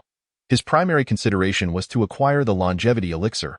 After all, his current lifespan was merely 21 years, rendering him unqualified to spin the blue wheel. Among the 3 green wheels, one conveniently featured the longevity elixir option. Without hesitation, Jiang Yi selected that wheel. Please choose the reward from the specified wheel. You won. Longevity elixir, Jiang Yi silently recited in his mind. I choose 1. Longevity elixir. Thus, the green wheel emitted a familiar, melodious chime. Ding. Congratulations. You have drawn the reward. Longevity elixir. It was that simple. What others fought tooth and nail for, he could obtain effortlessly. Even though it was not his first time designating a wheel reward, Jiang Yi couldn't suppress his excitement. He promptly consumed the green quality longevity elixir in his hand. Glancing at the data panel, he saw his lifespan surge from 21 years to 372 years, a staggering increase of over 300 years. This was the incredible effect of the longevity elixir produced by the green wheel.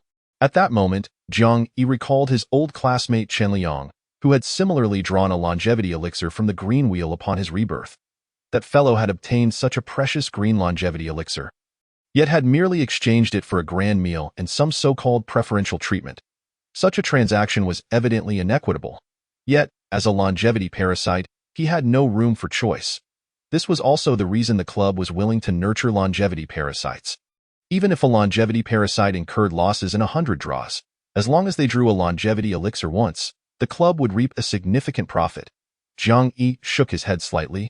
Deciding not to dwell on it, with his lifespan now sufficient, he did not rush to continue spinning the green wheel. Instead, he grasped the more precious blue wheel. The wheel that Zhao Quan had gone to great lengths to conceal within his body undoubtedly promised exceptional quality. However, regardless of the wheel's quality or the options it presented, one could ultimately only designate a single reward. At this juncture, Jiang Yi found himself in a quandary. Among the options on this blue wheel was one he desperately needed, the Upgrade Life Token. By acquiring the Upgrade Life Token, he could swiftly elevate to Level 1. Level 1 is a significant watershed. Only by reaching Level 1 could he obtain the exclusive life token of the Doomsday Game, thus becoming a bona fide player. At that point, he could utilize the exclusive life token to access a plethora of player functions. For instance, he could view various leaderboards, even compete for leaderboard rewards. Moreover, through forums and chat channels, he could acquire additional information. Most crucially, he could leverage the trading capabilities of the formal player community to amplify his advantage in spinning the wheel. As long as he continued to trade, he could swiftly amass a multitude of wheels, exchange the rewards drawn from them for even more wheels, and then spin, spin, spin. A frenzied cycle of draws. He could rise to an astonishing level in a remarkably short time. Even though he had fallen behind by a month in this Doomsday Game, he could still surpass everyone else rapidly. He might even overturn everyone's perceptions. Thus, the Upgrade Life Token was of immense importance to Jiang Yi at this stage. It would directly influence the speed of his ascent. However, the second option on the blue wheel that troubled him was a crucial item known as the Crown of Death. To the average person lacking investigative skills, merely seeing the 4 characters Crown of Death might not reveal the true value of this item. Yet, as a reincarnated Jiang Yi with extensive knowledge, he understood the effects of the Crown of Death without needing any investigative skills. Crown of Death consumes 100 years of lifespan upon binding. Automatically triggers upon receiving fatal damage, granting the bearer an instant revival with 1 year of lifespan restored, and in peak condition. Revival. Just that single word illustrates the extraordinary nature of this item. Of course, the blue quality Crown of Death only functions for players below level 10. Moreover, the Doomsday Game encompasses certain death methods that surpass fatal damage, potentially bypassing the effects of the Crown of Death. Nonetheless, regardless of the limitations, the item's extraordinary nature remains undeniable. It essentially grants players below level 10 an additional life. Life is singular and irreplaceable. How precious it is, no matter how extraordinary an item may be. It can never surpass the value of life. Furthermore, upon realizing his ability to designate rewards from the wheel, Jiang Yi has grown particularly protective of his life. Growth can take its time. Revenge can wait. But life, above all, must be preserved. Therefore, the Crown of Death option on this blue wheel is equally significant to him. Moreover, the Crown of Death and the Upgrade Life Token differ in their acquisition difficulties. Items like the Crown of Death only appear as options on the wheel. Based on his past life experience, it is exceedingly rare to find the Crown of Death as an option among hundreds of thousands of blue wheels. Even with Jiang Yi's ability to designate rewards, it would be challenging to encounter a wheel featuring the Crown of Death again in a short span. In contrast, the Upgrade Life Token is considerably easier to obtain. Not only can it be drawn from the blue wheel, but there is also a chance of discovering it in some unique environments within the beast world. It could even be obtained by defeating certain special beasts. Furthermore, if he had a sufficiently wide network, he could trade for it with other formal players. Speaking of trading, an extraordinary item like the Crown of Death, if listed in the trading area for formal players, would likely see even major powers willing to acquire it for a price of 10 Upgrade Life Tokens. Thus, in terms of both rarity and acquisition difficulty, Jiang Yi should logically choose the Crown of Death. Opting for the Crown of Death would be the safest, most prudent, and most rational decision. The Upgrade Life Token could be pursued later, at a more leisurely pace. However, even the most rational of individuals occasionally finds it challenging to adhere strictly to reason. The Crown of Death, while valuable, would not yield immediate feedback upon acquisition. Without sustaining fatal damage, having this item or not makes little difference. In fact, he would first need to sacrifice 100 years of his lifespan to bind the item. It essentially serves as insurance. One must pay up front, awaiting an unforeseen incident for it to provide its effects. From a rational standpoint, preserving a life is undoubtedly worth it. However, on an emotional level, the gratification brought by the upgrade is far from being as immediate. There is an inspirational saying that goes, "The best time to plant a tree was 10 years ago. The second best time is now." In psychology, there exists the concept of immediate versus delayed feedback. It seems that most successes require individuals to rationally pursue delayed gratification. Yet, in this world, how many truly rational people are there? Jiang Yi's reason tells him, choose the crown of death, play it safe. Yet his emotions are fervently clamoring, choose the upgrade token, it will be exhilarating. In this moment, Jiang Yi ultimately succumbs to his emotions, to hell with it. Enjoy now and worry later. After all, once he becomes an official player, the likelihood of encountering life-threatening situations will diminish rapidly as his strength increases. Thus, Jiang Yi presses down on the blue roulette, reluctantly uttering an apology to the option of Crown of Death. Following that, he resolutely recites in his heart, I choose 7. Upgrade token. The blue roulette immediately emits a pleasant notification sound. Ding! Congratulations! You have drawn a reward. Upgrade token.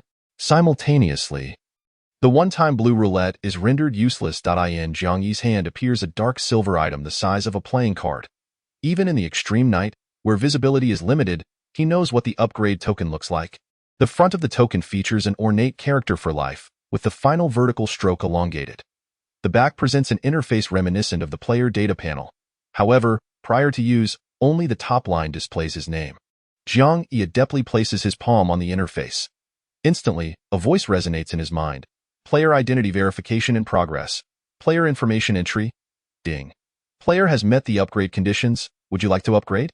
Without a moment's hesitation, Jiang Yi skillfully responds in his mind. Yes.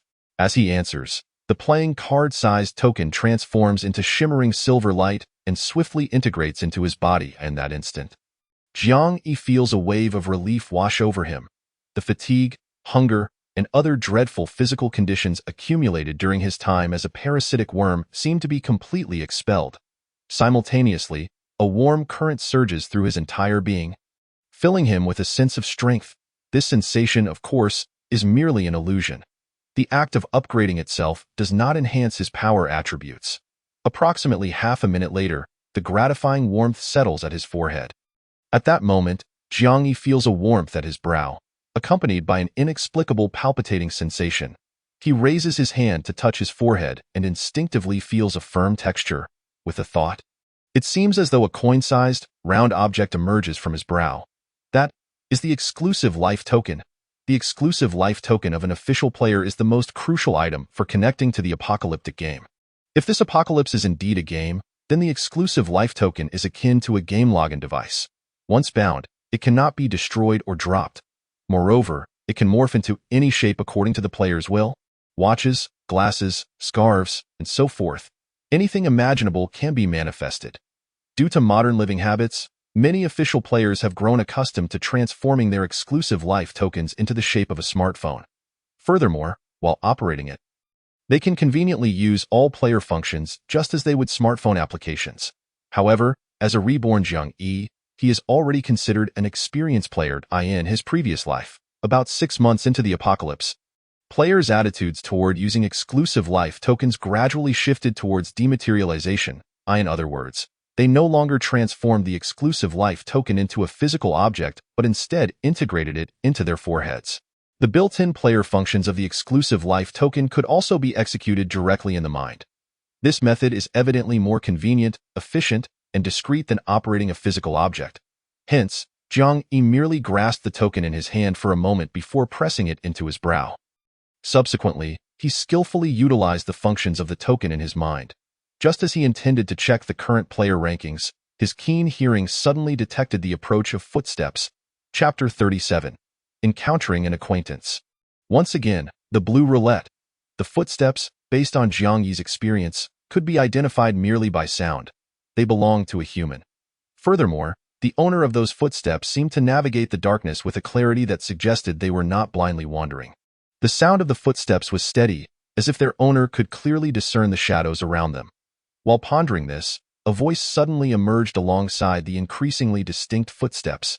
"Jiang Yi, is that you?" "Jiang Yi?" The voice was now quite close to Jiang Yi, roughly within 10 meters. Yet, his vision remained shrouded in darkness. Not only could he not see 10 meters ahead, but even the 10 centimeters within his immediate vicinity were obscured. However, in this same dark environment, the other party was able to see him and recognized him accurately. The reborn Jiang Yi naturally deduced the reason behind this, yet he maintained an appearance of surprise. Calling out to the voice, "Li Xiao? Is that you, Li Xiao? Can you see me?"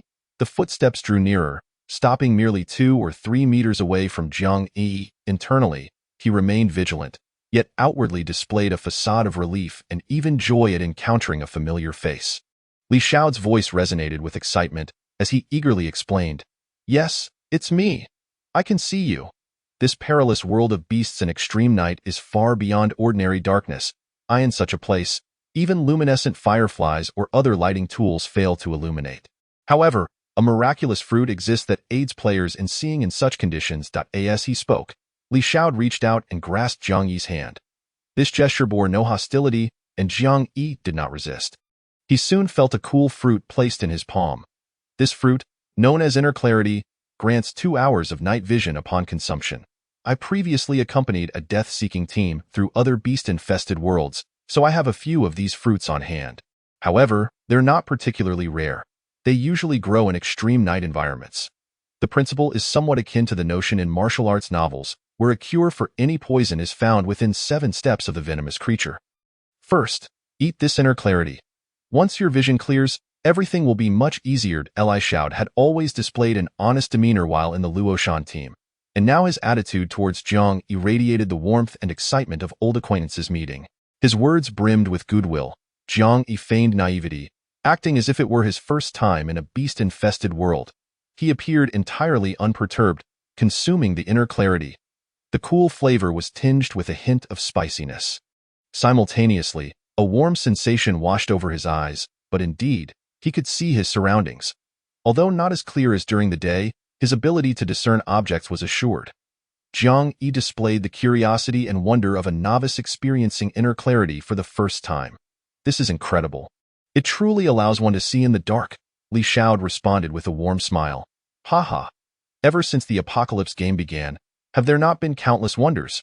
As you grow and gain experience, your horizons will expand. Oh, by the way."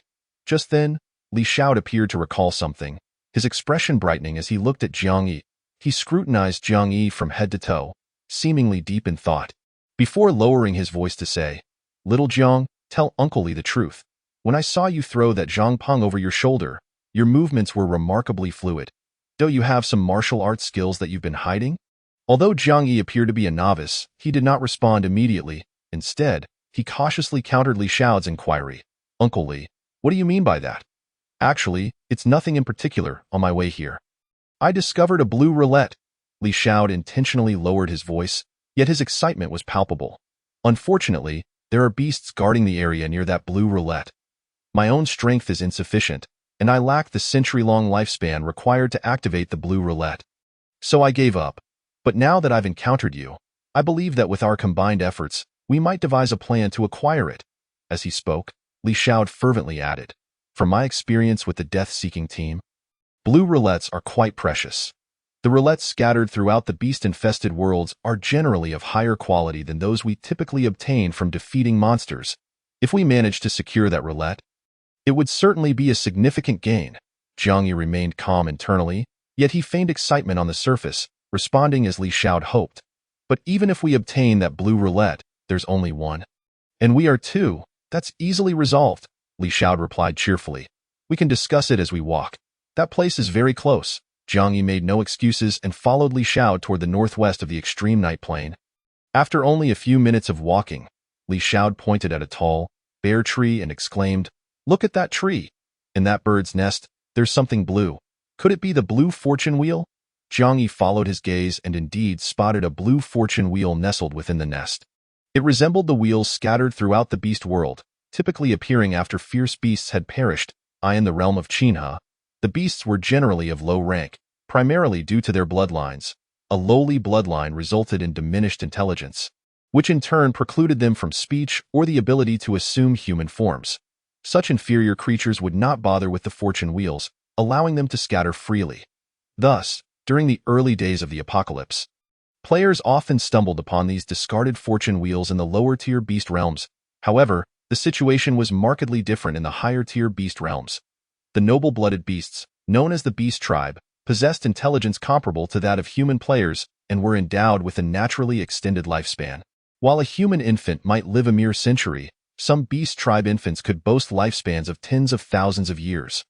Consequently, as the apocalypse game progressed, when human players ventured into the true battlegrounds, they belatedly realized that humanity ranked at the very bottom of the food chain among the myriad races. Yet, this revelation would come a year into the apocalypse game. Presently, after Jiang Yi's gaze had swept over the blue fortune wheel, he curiously inquired of Li Xiao, "I see the blue wheel, but I don't see any fierce beasts guarding it." "Huh? When I looked earlier, there was a rather formidable bird beast there," Li Xiao responded. Perplexed, IT must have flown off to hunt for food at this juncture. A spark of excitement ignited in Li Xiao's eyes as he rapidly concluded, "Since the fierce bird is absent, we should seize the opportunity to snatch that blue fortune wheel. That nest appears quite large. It may harbor other treasures." As he spoke, Li Xiao dashed towards the tree, turning to Jiang Yi with a question. "Little Jiang, are you quick at climbing trees? Or would you prefer to keep watch while I climb up and pilfer the nest?" After a moment's hesitation, Jiang Yi replied, "I'll keep watch nearby." "Great. I'll make it swift." Li Xiao's tone brimmed with enthusiasm. Without delay, he sprinted towards the tree. His speed and efficiency were indeed remarkable, despite his seemingly unassuming exterior. He climbed the tree with the agility of a hare, swiftly retrieving the nest within 2 minutes before returning. "Let's go. Quick, run. We need to find a place to divide the spoils," Li Xiao exclaimed, clutching the loot as he urged Jiang Yi to hurry. After running for some time in the opposite direction, they finally reached a secluded hollow in the mountains where they hid. Leaning against the slope, Li Xiao was panting heavily, yet his face radiated joy as he chattered. "I've heard tales of the abundant fortunes in the beast world, but I never expected to stumble upon a blue fortune wheel upon entering. Ha, and a nest of bird eggs as well, indeed." In addition to the blue fortune wheel, Li Xiao had pilfered a nest of pure black bird eggs. He carelessly set the eggs aside and turned his attention to the blue wheel.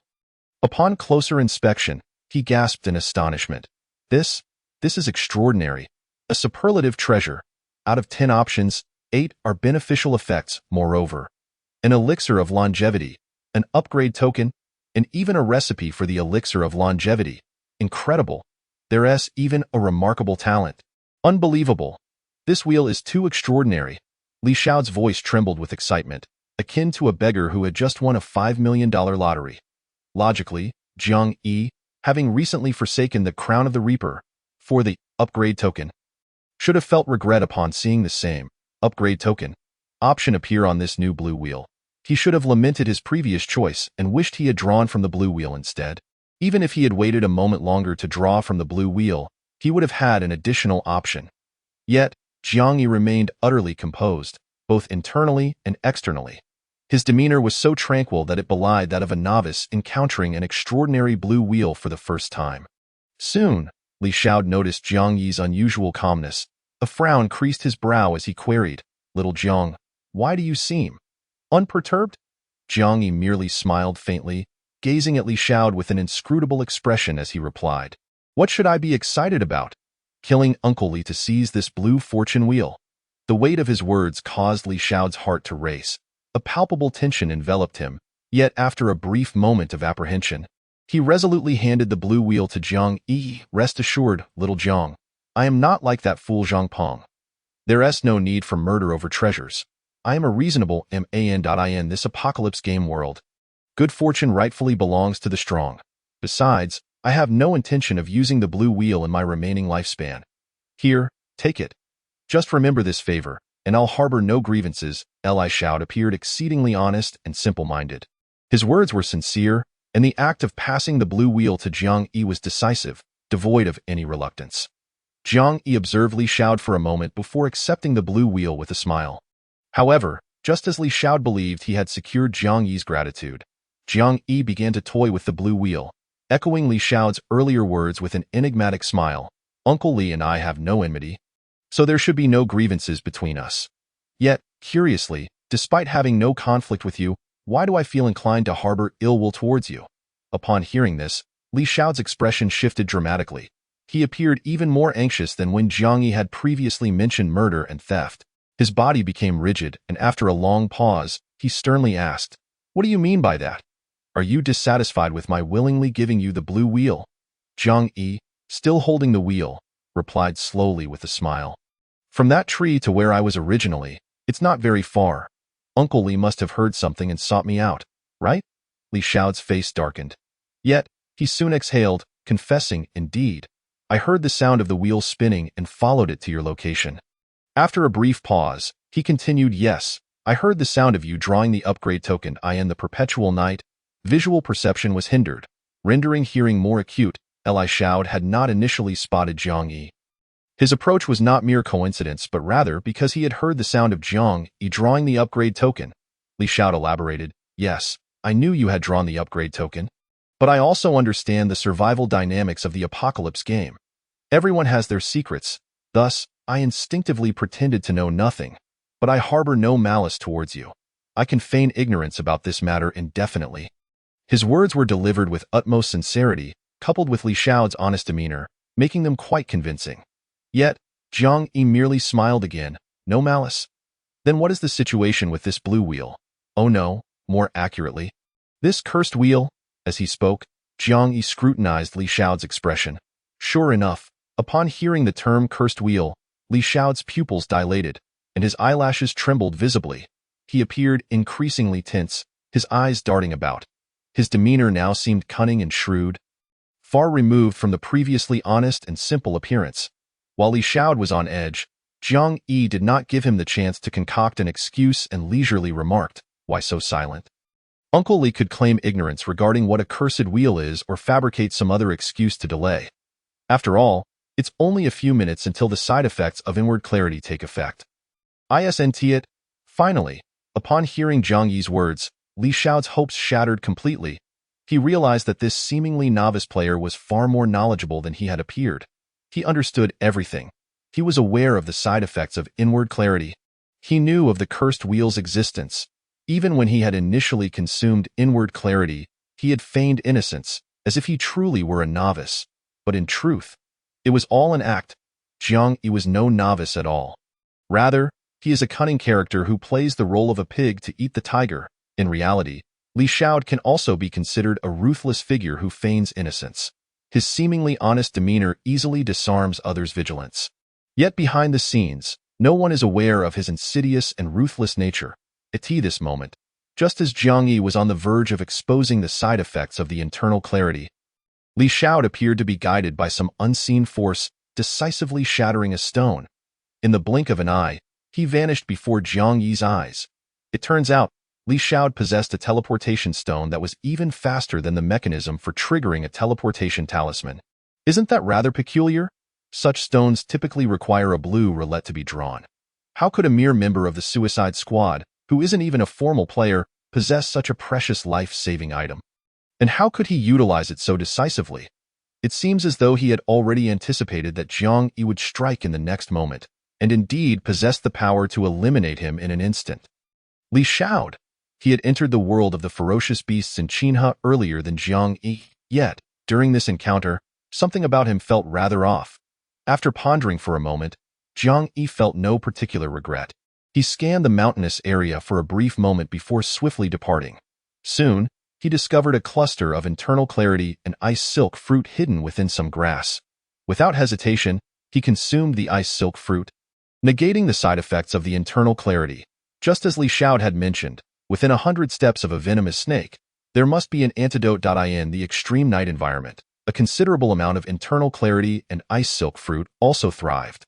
These two fruits almost always grow in tandem, and to utilize them, one must consume them together. The effects of internal clarity, as Li Xiao stated, grant night vision for 2 hours. However, if a player consumes only internal clarity, they will experience excruciating abdominal pain akin to burning after 10 minutes. Moreover, as time progresses, this burning agony spreads throughout the body, severely impacting combat effectiveness. Only by consuming the ice silk fruit within those 10 minutes can one eliminate the side effects. For veteran players, this knowledge is merely common sense for survival in the world of ferocious beasts. Yet, at the onset of the apocalypse, many novice players entering this realm are entirely unaware of such fundamental truths. Jiang Yi recalled that it would not be long before various top factions established specialized educational institutions to teach novice players how to survive in the diverse worlds of ferocious beasts. Such educational institutions would also become a significant incentive for major factions to attract players to join. However, at this stage, many things that are common knowledge to future players require numerous players to risk their lives to discover. This is also the reason for the high mortality rate among the Suicide Squad. The disparity in information can often pose a greater danger than the ferocious beasts themselves. For instance, had Jiang Yi truly been a naive novice, he would likely have fallen victim to Li Xiao's schemes. Firstly, the information gap regarding internal clarity would lead to him experiencing side effects 10 minutes later, severely diminishing his combat effectiveness. Secondly, the disparity in understanding the curse roulette is another hazard. The curse roulette appears identical to the fate roulette.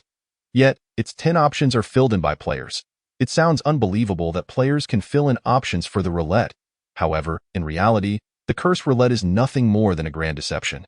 Take the curse roulette that Li Xiao prepared for Jiang Yi, which looks like a blue roulette. If Jiang Yi were to mistakenly believe this was a premium blue roulette and used it to gamble, he would pay with a century of his lifespan. Ultimately, while he would expend 100 years of life, he would gain nothing in return. The curse roulette would instead store his century of life, and after a day's time, it would condense into a blood-colored longevity pill. If Li Xiao were to consume that blood-colored longevity pill afterward, he would gain an additional 100 years of life. Hence, in later times, the curse roulette was mockingly referred to as the scam roulette by players. In times of peace, scams target the money in people's accounts. Yet, in the backdrop of an apocalyptic game, the scam roulette preys upon players' lifespans. Jiang Yi remembered that during the early days of the apocalypse in his previous life, there were numerous cases of novices falling victim to scams. Novices often emptied their hard-earned savings, believing they had acquired a premium roulette. They might even eagerly offer this precious roulette to their superiors, expressing gratitude and admiration.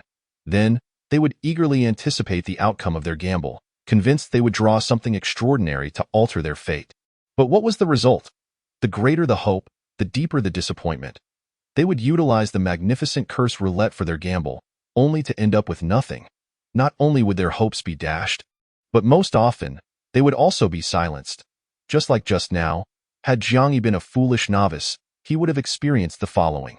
Thinking he had stumbled upon a premium blue roulette, eagerly expending a century of life to gamble, fantasizing about what treasures he might draw, only to find that his century of life had been squandered, yielding nothing. Then, the side effects of internal clarity would kick in. With his body ablaze in pain, his combat effectiveness severely compromised. Only then would Li Xiao reveal his true colors. Perhaps, Li Xiao would disclose the truth about the curse roulette before killing him. A day later, Li Xiao would obtain the blood-colored longevity pill that had condensed within the curse roulette, happily extending his life by 100 years. And what of the deceived Jiang Yi? If he were to learn the truth about the curse roulette before his demise, it is likely he would not rest in peace. All of this transpired within the plot unfolding in Li Xiao's mind. Li Xiao. He ought to be called Li Quid instead. If fate allows them to cross paths again, Jiang Yi would undoubtedly eliminate that unscrupulous old fool on the spot. As for now, the teleportation stone can transport him over great distances, and Jiang Yi is in no hurry to find anyone. He simply shifted to another concealed corner. Once he confirmed that there was no danger nearby, he refocused his attention on his dedicated fate plate. Following that, he began to examine the current player rankings. At the onset of the apocalyptic game, the various regions were entirely isolated by endless seas. Therefore, players' functionalities at this stage were temporarily divided by regions. The player rankings accessible to Jiang Yi at this time were limited to the rankings of Jiang City. Furthermore, this regional ranking was divided into 3 categories: longevity ranking, combat power ranking, and level ranking. As the name suggests, the longevity ranking is based on players' lifespans. The combat power ranking is determined by players' combat effectiveness, and the level ranking is arranged according to players' levels. Naturally, non-formal players at level 0 without a dedicated fate plate do not participate in the rankings. The three major leaderboards are not updated in real time but are refreshed daily at midnight in the game's timeline, based on the data of surviving formal players. Additionally, when the rankings are updated, players on the list receive rewards. Thus, many capable players strive to secure a position on the leaderboard. Due to the existence of leaderboard rewards, the Apocalypse game seems to perpetuate an unspoken rule of the strong growing ever stronger. The disparities in strength among players appear to widen. Yet, this is not entirely the case. After all, the roulette draws are heavily influenced by luck. A long-standing strong player may find themselves reduced to nothing due to a single draw, possibly even meeting their demise. Conversely, a previously inconspicuous low-level player might soar to greatness due to one fortunate draw, dramatically altering their fate. In summary, the Apocalypse game is filled with excitement each day. With anything being possible, having lived two lives, Jiang Yi had witnessed too much in his previous existence, and his mindset had been tempered to a remarkable calm. His gaze first turned to the longevity ranking of Jiang City. Previously, while in the underground garage of the Letian Club, a longevity worm had mentioned that Chang Jiaoyi ranked first on the longevity ranking. However, those longevity worms were not even formal players. Their words were merely the fanciful delusions of losers. They believed that since Chang Jiaoyi was the only player in Jiang City capable of refining longevity pills, she would undoubtedly hold the top position on the longevity ranking. After all, if she could refine longevity pills, she must have consumed them herself before selling them, right? Yet, in reality, Chang Jiaoyi's ranking on the longevity ranking was merely 27th. Jiang Yi felt no surprise at this ranking whatsoever. 2 Critical factors influence Chang Jiaoyi's longevity ranking. Chapter 40. Leveling Mechanisms and Life Tiers. The first reason is that the longevity pills refined by Chang Jiaoyi, or rather, all artificially refined longevity pills, not only fall short in extending lifespan compared to those produced by the roulette, but also come with stricter restrictions when consumed. Players cannot indulge in artificially refined longevity pills as if they were candies, hoping for a sudden surge in lifespan. In the Apocalypse game, such a scenario is impossible. Generally speaking, artificially refined longevity pills should be taken with at least a 4-hour interval. Otherwise, their efficacy will diminish significantly. On the other hand, longevity pills produced by the roulette can be consumed with just a 1-hour interval to ensure their effectiveness. In simpler terms, within a 24-hour day, consuming inferior longevity pills made through artificial refinement can only be done 6 times at best, while roulette-produced pills can be taken up to 24 times. Naturally, at the onset of the Apocalypse game, very few players can manage to consume their full daily quota of longevity pills. Because of this, even though Chang Jiaoyi possesses the ability to refine longevity pills, she would not surpass others significantly in terms of lifespan. Most of the longevity pills she creates are traded for benefits from numerous players. The second reason limiting her ranking on the longevity ranking is the leveling mechanism of the Apocalypse game. Not long ago, Jiang Yi had just reached level 1. However, on his data panel, only the level bar had changed from 0 to 1, while all other data bars remained unchanged. It appears that in this recent upgrade, he has merely acquired a unique destiny card, unlocking player functionalities. However, the significance of this upgrade is far from simple. The upgrade mechanism of this apocalyptic game deviates from the conventional model of accumulating experience points to elevate levels and thereby enhance abilities. Instead, it resembles a certification process akin to that of the real world, much like obtaining a driver's license. Merely possessing a license does not instantaneously bestow upon one exceptional driving skills. Rather, one must first master the art of driving before passing the test. The license serves as a testament to one's capability behind the wheel. Similarly, the levels within this apocalyptic game function more as a form of validation. This validation process necessitates that players first fulfill specific upgrade conditions. When Jiang Yi ascended to level 1, the requirement was that all attributes on the player data panel must be greater than or equal to 1, and lifespan must be at least 100. Having met this condition, he smoothly utilized the upgrade card to reach level 1. This pattern continues with every subsequent level increase, demanding that players satisfy the requisite conditions before advancing. This leads to a new query. If upgrades confer no tangible enhancement to the player but merely serve as proof of capability, what then is their purpose? Is it merely for the sake of a leaderboard? Indeed, the leaderboard is a notable benefit of leveling up. Yet, the true essence of player upgrades lies in the elevation of one's life tier. The concept of life tier was only introduced by prominent figures a year into the apocalypse. At this stage, players lack comprehension of such profound concepts. Their understanding of the significance of upgrades is rather simplistic, namely, genuine lifespan. In this apocalyptic game, every player's data panel includes a lifespan section. However, the true meaning of lifespan transcends mere numerical representation. Does the lifespan gained from consuming longevity pills truly belong to the player? Is the increase in lifespan solely reliant on ingesting longevity pills? In cultivation novels, practitioners must exert considerable effort in their training to enhance their strength and, as a result, extend their lifespan. Is it as straightforward as merely consuming longevity pills? If an individual were to consume enough longevity pills to amass several thousand years of lifespan, then seclude themselves for millennia, only to emerge later and repeat the process, could they not achieve immortality? As players delve deeper into the mechanics of the apocalyptic game, an increasing number of elite players will come to realize that the enhancement of lifespan is not as simplistic as consuming medicine. Players' lifespans are, in fact, divided into two tiers. One tier represents the authentic lifespan that genuinely belongs to the individual, while the other tier is merely the superficial lifespan displayed on their data panel.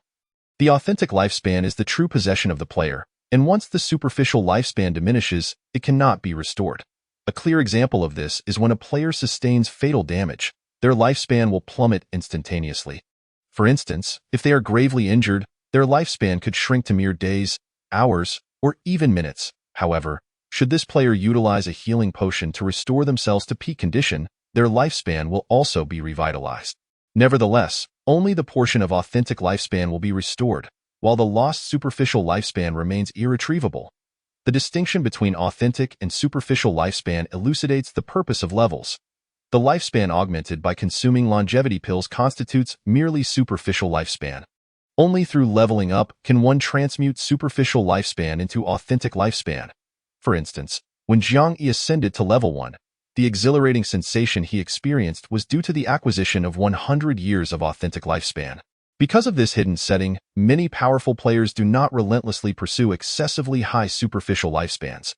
Regardless of how much lifespan one accumulates that does not genuinely belong to them, a single grave injury will result in the loss of any lifespan exceeding their level. The same logic applies to Cheng Jiaoyi, who ranks only 27th on the longevity leaderboard. Her level restricts her lifespan. Subsequently, Jiang Yi must strive to elevate his own level to convert more authentic lifespan. Ideally, he aims to reach level 10 as swiftly as possible. Level 10 serves as a watershed moment. He is eager to discover whether his designated ability from the roulette can also take effect during the class transition lottery. If it can indeed take effect, then he could select his profession at will, rather than relying on fortune like other players who are anxious about their outcomes. However, at this current juncture, are there any players among the others who have completed their class transitions? Chapter 41. The First Class Transitioner and the World Announcement.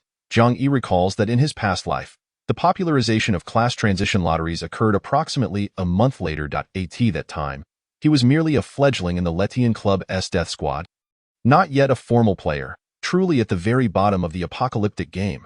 Meanwhile, various factions were fervently collecting high-quality class transition lotteries.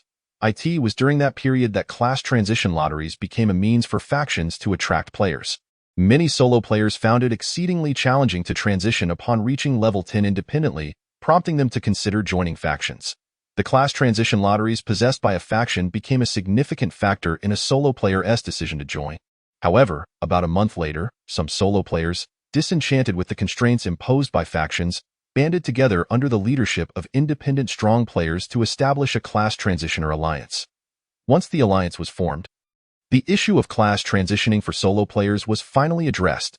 By the time a year had passed in the apocalypse and Jiang City was renamed Qingchuan Base, the class transitioner alliance had grown into a formidable entity. At this moment, Jiang Yi's attention shifted to the level leaderboard. Indeed, a glance revealed that from the 1st to the 1000th rank, every individual was at level 10. This indicates that, at this point, even the most elite players have yet to transition. Coincidentally, as Jiang Yi pondered this, he suddenly heard a familiar mechanical voice in his mind. Ding. World announcement. Congratulations to player Jean Bewley for becoming the first class transitioner. Reward. Class transition lottery, purple. This is a world announcement in the apocalyptic game. In his previous life, Jiang Yi was not yet a formal player at this moment and had naturally never heard this announcement. Yet in this life, it just so happens that it is today. The world's first-class transitioner was born today. Jean Bewley. This is a genuine world-class powerhouse. Jiang Yi had heard this name triggered in world announcements more than once in his past life. However, this individual is exceedingly enigmatic, seemingly devoid of friends, and not affiliated with any faction. No one knows how he ascended and has maintained his lead. Jiang Yi had only seen various rumors about him on forums, making it difficult to discern their veracity. Now, having become a formal player ahead of time, he considers himself a witness to history. Jiang Yi swiftly navigates to the regional chat channel. Unsurprisingly, the chat is inundated with discussions regarding this world announcement. Jean Bewley. It's that Jean Bewley again. How many world announcements has he triggered? Incredible, right? As a recent formal player, may I ask the esteemed experts if such world announcements occur frequently? How exactly are they triggered? My time as a formal player has been brief, and I've only heard two announcements. One when the esteemed Jean Bewley reached level 10, and another when our Jiangcity's esteemed Luo Chongqing also reached level 10. What? The esteemed Luo Chongqing, who was first on the leaderboard. He also triggered an announcement. It's a pity that I became a formal player too late and missed the announcement. Such a shame. The esteemed Luo Chongqing reaching level 10 was a few days ago, right? Has he still not transitioned? I've heard that transitioning requires using the class transition lottery to draw lots. The esteemed player must be pursuing a higher profession, which is why he is reluctant to transition casually. As a newbie, I seek guidance. Have any of the esteemed experts heard of other announcements? Are all announcements accompanied by rewards? Are the rewards substantial? I consider myself among the early batch of upgraded players. I remember hearing a world announcement on the second day of the apocalypse about someone reaching level 2, with a reward of all attributes too. What? The player became a formal player on the second day of the apocalypse. Esteemed one, do you still need leg accessories? Not an esteemed one. Just someone with a bit of luck, a waste who can't even make it on the leaderboard now. Ors, the esteemed one is truly modest. Does this mean that the first person to level up at each level can trigger an announcement and receive a reward? Exactly. Moreover, there is one world announcement and one regional announcement. It seems that our Jiangcity has yet to trigger a world announcement. Yet Jean Bewley frequently triggers world announcements, as if he is cheating. Aside from leveling up, are there other ways to trigger announcements? There are various first-time achievements. For instance, on the 10th day of the apocalypse, I heard about the first person to draw a purple lottery. What? Someone drew a purple lottery on the 10th day of the apocalypse? That must cost several thousand years of lifespan to draw, right? Incredible. What about the orange lottery above the purple? Wouldn't it require 10,000 years of lifespan to draw? Has anyone triggered the announcement for the first orange lottery draw? So far, it seems no one has triggered it. After all, it requires 10,000 years of lifespan. At this stage, it's likely that no one has the audacity, right? This isn't merely a matter of audacity. At this stage, players are stuck at level 10, unable to slay more formidable monsters, and thus cannot obtain the coveted orange roulette. Excellent. I now have a goal to strive for. I declare, I, Zheng Wenhao, shall become the one who triggers the announcement for the orange roulette lottery. Everyone, just wait and see. These conversations are conducted anonymously, meaning only the messages scroll through without revealing the identities of the senders. In contrast, posting and replying on the forum requires real names. In this anonymous environment, a mixed bag of individuals exists, among them, novices like Jiang Yi, who has just upgraded to a formal player, and seasoned veterans who have been formal players since the second day of the apocalypse. However, having become a formal player earlier does not necessarily imply greater strength. It merely indicates early luck. Jiang Yi was enjoying the chatter in the chat channel when suddenly, he heard a voice in his mind. Ding! Regional announcement.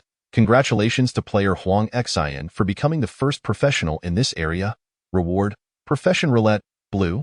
Upon glancing at the chat channel, he found it buzzing with excitement.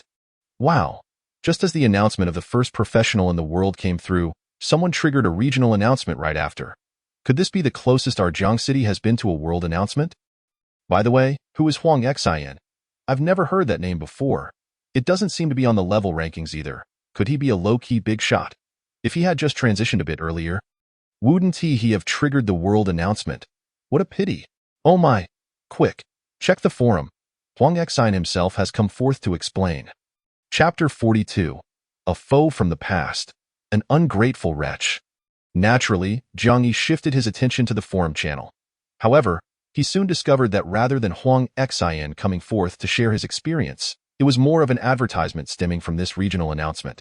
The post's title boldly proclaimed, "The first professional of Jiang City speaks. The Silver Frost Club welcomes all formal players to join." Just from the title, Jiang Yi could vaguely guess what was happening. Upon clicking into it, he confirmed his suspicions. Huang Xian was not some low-profile hidden big shot, but merely a pawn of the Silver Frost Club. Currently, many players are stuck at level 10, unable to transition, while the Silver Frost Club has utilized Huang Xian to be the first to possess a blue-quality profession roulette. A profession roulette, and of blue quality. The allure it holds for level 10 players is self-evident. One must admit that the decision-makers of the Silver Frost Club are quite astute. If Jiang Yi's guesses are correct, the factions possessing the profession roulette are likely not limited to just the Silver Frost Club. However, the quality of the profession roulettes held by other factions might be rather subpar, leading to a lack of players willing to transition with those inferior roulettes. After all, choosing a profession is a matter of lifelong significance. Anyone with a modicum of sense would avoid taking risks in this matter. Yet now, the situation differs. The world announcement triggered by the first professional awarded a purple profession roulette. Based on past experiences, the rewards from regional announcements are generally of the same category as world announcements, albeit with slightly inferior grades. Thus, seasoned veterans would likely deduce immediately that the reward for the first professional's regional announcement would also be a profession roulette. Consequently, the decision-makers of the Silver Frost Club reacted swiftly. They likely made the decisive choice to sacrifice the future of a level 10 player to seize this announcement. How they persuaded Huang Xian to transition using a substandard profession roulette remains a mystery to Jiang Yi. However, this action evidently brought immeasurable benefits to the Silver Frost Club. Now, not only can the level 10 players within the Silver Frost Club consider using this blue profession roulette to transition, but many other desperate level 10 solo players will also turn their attention towards the Silver Frost Club. It is, without a doubt, a win-win situation. Yet, as the saying goes, cleverness can backfire. The decision-maker of the Silver Frost Club may have envisioned a beautiful outcome but overlooked the intricacies of human nature. As the adage states, a man without guilt can carry a treasure. Undoubtedly, the Silver Frost Club, by possessing the blue profession roulette, will become a target of envy. Jiang Yi distinctly remembers that by the time he became a formal player in his past life, the Silver Frost Club had ceased to exist in the Jiang City region. What transpired in between, he could only speculate. However, it was easy to guess. The Silver Frost Club became the target of other factions due to that blue profession roulette, facing suppression and ultimately meeting a disastrous end, becoming mere dust in history. Just as Jiang Yi was piecing together the Silver Frost Club's fate from his past life, within the confines of the Silver Frost Club, based in a small community in the heart of Jiang City, a buzzcut youth clutched a phone transformed from his exclusive destiny plate, his face a mask of anxiety. What should we do? Boss. Everyone on the forum is asking what profession I transitioned into. How should I respond? Beside this youth stood a woman with an exquisite appearance and a composed demeanor. If Jiang Yi were here, he would recognize her as Wei Lingshuang, the roommate of Chang Jiao Yi. In truth, Wei Lingshuang was not the type to fall prey to cleverness backfiring, as Jiang Yi presumed. She had anticipated the consequences of possessing the blue profession roulette. However, she still made this choice. After all, should they abandon their growth simply out of fear of being targeted by other factions? Such reasoning was unfounded. In this apocalyptic game, weakness is the original sin. While the blue profession roulette is innocent, at this moment, Wei Lingshuang was also using her phone, which had manifested from her exclusive destiny plate, to check the forum. Unsurprisingly, she noticed that members from other factions were already stirring the pot on the forum. I advise everyone not to hail this useless person as a big shot. Huang Xian is not some low-profile hidden big shot at all. In reality, Huang Xian has been exploited and deceived by the Silver Frost Club. He used the garbage profession roulette provided by the Silver Frost Club, transitioned into a useless profession, and has now become a thorough waste. His actions are entirely self-destructive. Such a fool is still advertising for the Silver Frost Club. He has basically been sold by the Silver Frost Club and is still counting the money for them. Under the influence of these provocative statements, ordinary players finally began to piece together the reality of the situation. They flocked to comment, inquiring what profession Huang Xian had transitioned into. while also questioning whether the Silver Frost Club had coerced and exploited him. It can be said that from this moment on, other factions had already begun to lay their plans. On the surface, they appeared to be seeking justice for Huang Xian, but in reality, they were launching an assault on the Silver Frost Club. What was their goal? Was it not that blue profession roulette? Wei Lingshuang observed the unfolding situation, took a deep breath, and was about to instruct the buzzcut youth when suddenly, her phone pinged with several friend messages. Tanko, old classmate, quite impressive, but I trust you've already foreseen the upcoming situation? Tanko, that blue roulette. Your mere Silver Frost Club will likely struggle to hold on to it. Tanko, so, how about it? Are you seeking my help? The buzzcut youth, Huang Xian, leaned in to read the messages, his face lighting up with excitement. Boss, this Tanku, could he be the powerhouse ranked 7th on the combat leaderboard? A top-tier powerhouse, boss. You're actually old classmates with such a big shot. With his help, we'll surely be able to defend the blue roulette. Wei Lingshuang took a deep breath but ignored Huang Xian's enthusiasm. She replied to Tanku, do you think I would seek help from an ungrateful wretch? Soon, she received a response from Tanku. Ungrateful? Are you referring to Jiang Yi? But if I'm not mistaken, he should be dead by now. Haven't you seen the reality? In this world, only strength is the ultimate truth. Everything else, gratitude, morality, mere illusions. My strength and Jiang Yi's demise are the best proof. Jiang Yi, he may not be suited for this apocalyptic game. If you, like him, fail to see reality, I can guarantee that the fate of your Silver Frost Club will likely mirror Jiang Yi's. Chapter 43, The Public Trading Zone. Ready for takeoff. Such a statement is undeniably a threat. Yet, Wei Lingshuang, with her stubborn nature, preferred to bend than break. Her fingers tightened around her phone. Just as she was about to firmly reject Tanku's goodwill, a voice of excitement suddenly broke through from outside the conference room. Frost's sister, great news! Bursting in was a youthful boy, his face brimming with uncontainable joy. Wei Lingshuang's eyes flickered. What good news? The boy exclaimed with excitement. The traders who previously left our club now want to rejoin. Wei Lingshuang's lips twitched slightly. Traders who had exited the club wish to return. What is so joyous about that? Such sycophants are shallow. They only see the superficial glory of the Silver Frost Club and immediately wish to return for a share. Once they realize the club's precarious situation, they would likely contemplate fleeing again. She had no desire for such petty individuals to return. However, after taking a breath, the boy quickly added, yes, I initially intended to send those traders away. However, they have returned with a piece of rather significant news.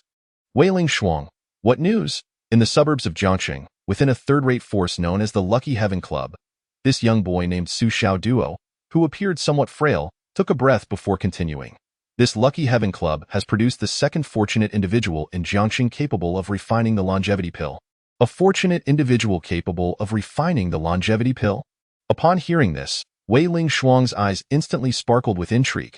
She seemed to contemplate something. Suddenly, she grasped her phone and replied to Tanku. If you can have Chang Jiao urgently concoct a batch of green longevity pills for me, I might consider seeking your assistance. As she sent the message, Su Xiaoduo beside her stared in wide-eyed disbelief. Sister Shuang, what are you doing? Weren't you? Wei Lingshuang anticipated what he was about to say. She put away her phone and abruptly asked, Xiaoduo, why do you think only Chang Jiaoyi in Jiangxing can refine the longevity pill? Su Xiaoduo was momentarily taken aback. Because the formula for the longevity pill is exceedingly precious, and no one else has managed to extract it. Isn't that obvious? However, Wei Lingshuang shook her head slightly. The formula for the longevity pill is indeed rare and difficult to acquire. Yet, this apocalyptic game has already lasted a month. Why is it that until now, no one else has extracted the formula for the longevity pill? Are all the players in Jiangxing that unfortunate? The moment those words left her lips, both Su Xiaoduo and Huang Xian fell silent for a moment. Wei Lingshuang continued solemnly, to my knowledge, on the 10th day of the apocalypse, a second fortunate individual capable of refining the longevity pill did appear. However, that very night, the fortunate individual met an untimely demise. Su Xiaoduo and Huang Xian's pupils widened in shock. They were not fools in this apocalypse. They quickly realized a player capable of refining the longevity pill is a coveted prize in the eyes of any force, yet to one person, They are a thorn in the flesh. Chang Jiao Yi. Huang Xian was unfamiliar with Chang Jiao Yi, but he had heard her name countless times. He could also see that name ranking high on the 3 major leaderboards. He had always been curious. What kind of legendary woman could she be? At this moment, he finally comprehended. She was likely a ruthless woman who would stop at nothing.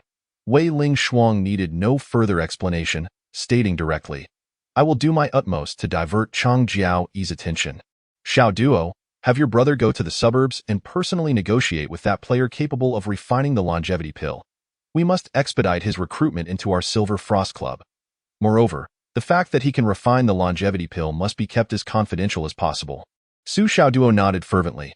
"No problem, Sister Shuang. Rest assured, thanks to the regional announcement triggered by Brother Xian and the advertisements on the forum, our Silver Frost Club has become thoroughly renowned. Many players admire and aspire to join our club. This recruitment mission should not be overly challenging. Indeed, not everyone possesses the insight of Wei Ling Shuang and Jiang Yi to see the dangers hidden beneath the facade of prosperity. The majority of ordinary players likely believe that the Silver Frost Club is poised for a rise to prominence. Jiang Yi remained oblivious to the happenings within the Silver Frost Club and the crisis faced by Sun Hao.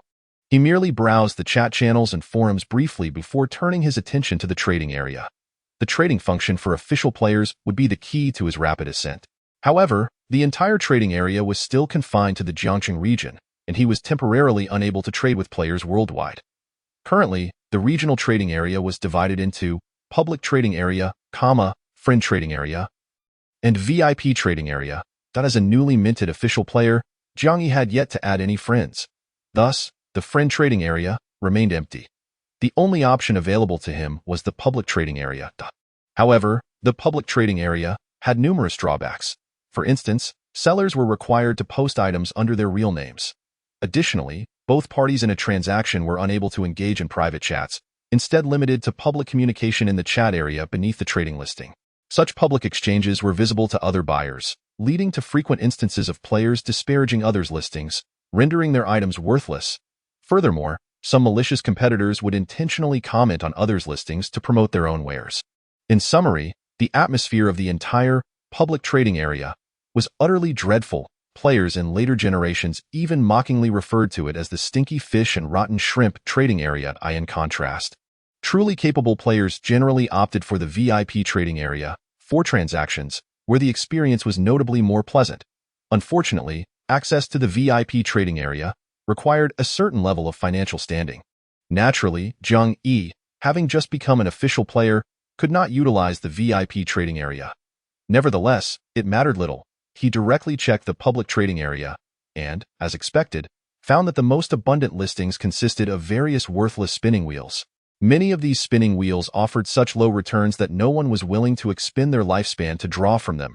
However, discarding them was equally unappealing to players. Consequently, the trading area became the prime location for these worthless spinning wheels. Yet, garbage is still garbage. Even listed in the trading area, no one was interested in them. Not only was there a lack of interest, but beneath many listings for these worthless spinning wheels, the comments were filled with scathing remarks that were hard to bear. This situation sparked a gleam in Jiang Yi's eyes. Unwanted spinning wheels. He desired them. Moreover, the prices of these spinning wheels were practically akin to picking them up for free. However, there was still one issue. Despite their worthlessness, the sellers of the spinning wheels typically insisted on transactions using time coins. Yet, Jiang Yi currently did not possess a single time coin. He needed to earn some time coins first before acquiring the spinning wheels. Thus, Jiang Yi skillfully posted a listing in the public trading area. Once the trading listing displayed correctly, he paid it no further mind and prepared to draw from the 2 remaining green spinning wheels he had. However, what Jiang Yi did not realize upon returning his focus to reality was that his trading listing had almost immediately drawn attention in the public trading area. Chapter 44. Same name. Same surname? Kill him a second time. First, a flurry of angry replies quickly erupted beneath his trading listing. Seriously, dude, have you lost your mind? Just a spinning wheel, and you dare list it for 100 time coins? I advise you to change the price quickly. 100 cents, and I'll consider buying your worthless spinning wheel. What the hell? This must be a cursed spinning wheel, right? Is the seller out of their mind? The existence of cursed spinning wheels should be a well-kept secret. and yet you put it out in the open for sale. Are you brain dead? What a foolish item. Hurry and take this spinning wheel down. Otherwise, I will make it impossible for you to remain in the entire Jiangqing area. Why not keep it to refine a 100-year longevity pill? Why seek trouble here? You worthless wretch. Take it down. Hurry and take it down for me, otherwise, I will surely kill you. The plethora of insults was unbearable. At this stage, cursed spinning wheels were still information held by only a select few. Jiang Yi bringing it to light certainly threatened some individuals' livelihoods. Those habitual scammers wishing to keep the existence of cursed spinning wheels a secret naturally hoped Jiang Yi would quickly remove his listing. However, amidst the stench of insults, some replies of a different nature soon emerged. Jiang Yi, you're still alive. You've become an official player? Jiang Yi? Are you the Jiang Yi from Hanjiang University? Jiang Yi. Are you the Jiang Yi from Xinguang Garment Factory? In this apocalyptic game, there were no game nicknames. Instead, players were directly identified by their real names. This included names on the leaderboards, which were predominantly real names. Of course, there existed an item called a name change card, allowing players to modify their names. However, the public trading area, used by Jiang Yi, could not hide the seller's name. Thus, the name Jiang Yi was prominently displayed next to his trading listing. Nonetheless, Jiang Yi's name was not particularly rare. It was quite common to encounter players with the same name in the trading area. There had even been instances where the name of the first-ranked player, Luo Chongqing, suddenly appeared in the public trading area. This sparked a flurry of discussions among players. However, it was later verified that this Luo Chongqing was merely a case of sharing the same name. It was highly likely someone had deliberately used a name change card to adopt the same name as the prominent player. Having seen such occurrences, players no longer held strong attachments to names. After all, does someone named Ma become wealthy simply by sharing a name with Ma? Ultimately, a name is merely a designation. In this apocalyptic game, what truly holds significance is power. In his previous life, after Jiang Yi became an official player, he had also listed items for sale under his real name in the trading area. This had indeed attracted some comments asking if he was the Jiang Yi from Hanjiang University. He had chosen to ignore those comments, which eventually faded away. And this time, with his listing, Jiang Yi's name naturally caught the attention of some acquaintances, the Lucky Heaven Club, behind the third line of defense against the Beast Tide. Sun Hao also caught sight of the listing in the public trading area. He paused for a moment, but soon shook his head slightly, thinking it must just be a case of sharing the same name. After all, as the longevity parasite Jiang Yi, his remaining lifespan is less than a year. In such circumstances, how could he possibly become a formal player in such a short span of time? Meanwhile, at Qinhe Park, as one of the last players to enter the beastly world of Qinhe, Liao Yuanfeng had just received the longevity pill from the Blood Swallow Club and was about to explore the beastly realm through the Qinhe Passage, when he suddenly heard Guanling's voice. Captain Liao, take a look at the trading area. There's someone named Jiang Yi selling a cursed roulette. Jiang Yi? Liao Yuanfeng was taken aback and immediately pulled out his phone to glance at the public trading area. However, he soon shook his head with a smile, saying, "It's merely a coincidence of names. According to your prior skill investigation, Jiang Yi has only 21 years of lifespan. Even if he were extraordinarily lucky and obtained an upgrade token upon entering the beast world, he still wouldn't meet the requirement of a lifespan of at least 100 years for a level up. Furthermore, how could he possibly possess something as precious as a cursed roulette?" Guanling pondered for a moment and nodded in agreement. Indeed, the Jiang Yi in this trading area should not be the one from your Letian club. However, take a look at the replies beneath the trading entry. Liao Yuanfeng studied it for a moment. Deep in thought, the one asking if he is the Jiang Yi from Hanjiang University must be inquiring about our Jiang Yi from the Letian club. It seems Jiang Yi might indeed have some connection with Changjiao. Once this mission concludes, if he still lives to return, I shall inquire further. Yet, Liao Yuanfeng remained indifferent towards Jiang Yi, for deep down, he believed Jiang Yi was unlikely to survive this exploration of the beastly world. Convinced it had no bearing on him, he promptly took the longevity pill and leapt into Qinhe. On the other side, at the Enfrost Club, Wei Lingshuang gazed at the trading entry with wide eyes. Beside her, Huang Xin analyzed. The value of the cursed roulette should surpass that of a 100-year coin. After all, it can not only refine a longevity pill that extends life by 100 years, but can also deceive others. Frost's sister, should we? Huang Xin, unfamiliar with Jiang Yi, was oblivious to Wei Lingshuang's thoughts. However, Su Xiaoduo, observing the trading entry, was equally astonished. After a moment, he stammered, "Could it be Jiang Shen?" Su Xiaoduo instinctively referred to Jiang Yi as Jiang Shen, as Jiang Yi had indeed shone brightly during the early days of the apocalypse, becoming a formidable presence in the eyes of many. Unfortunately, at that moment, Wei Lingshuang also snapped back to reality, shaking her head in confusion. "No, it shouldn't be." Just then, the trading entry suddenly vanished from the trading area, indicating that a buyer had completed the transaction. Simultaneously, within one of Jiangqing's most prestigious factions, the Zhuiyue Guild, a young man toyed with the cursed roulette being sold by Jiang Yi, a playful expression on his face. His phone then pinged with a new friend message. "Changjiawa, have you seen the public trading area?" Tang Ke replied with a faint smile, exuding confidence. "It's just a name. What are you afraid of? Regardless of whether this Jiang Yi is the one we know, what does it matter? I could kill him once. I could just as easily do it a second time. However, it's unfortunate. He probably won't provide me with the opportunity for a second kill." Chapter 45. The Eye of Surveillance. Secrets revealed? Tang Ke and Jiang Yi were university roommates, their bond as strong as that of brothers. Indeed, one might even say that the brotherly affection between Jiang Yi and Tang Ke surpassed that of Tang Ke's feelings for Changjiawa. They epitomized the saying, "Women are like clothes, brothers are like limbs." During their university days, they shared numerous similar interests and topics of conversation, such as their mutual passion for Detective Conan. Tang Ke favored Jin, admiring the powerful, composed aura of a mafia boss, often described as a subtle air of arrogance. In contrast, Jiang Yi preferred Akai Shuichi. Their other dorm mates would joke that Jin and Akai were archenemies. Wondering if Tang Ke and Jiang Yi would also become rivals, at the time, both laughed heartily, dismissing such banter. Jiang Yi would jokingly retort, "Rivals? Nonsense. We're lifelong brothers." Yet now, as Tang Ke reminisced about their wonderful university life, a wave of nostalgia washed over him. Those were indeed splendid times. Alas, the world changed swiftly. He had merely made choices to adapt to the evolving and Detective Conan. Jin had once expressed similar sentiments. If he could kill Akai once more, he would only feel exhilaration. Tang Ke felt the same way. Yet, regrettably, he had perhaps become Jin. While Jiang Yi clearly did not measure up to being his rival, he had surpassed Jiang Yi by leaps and bounds. This stark contrast diminished his interest in killing Jiang Yi a second time. After all, who would an elephant be interested in trampling on an ant? Tang Ke's gaze was forward-looking. For instance, to the powerful figures of Jiangqing, such as Luo Chongqing, or the world-class big shots who had triggered multiple global announcements, Jean Bewley.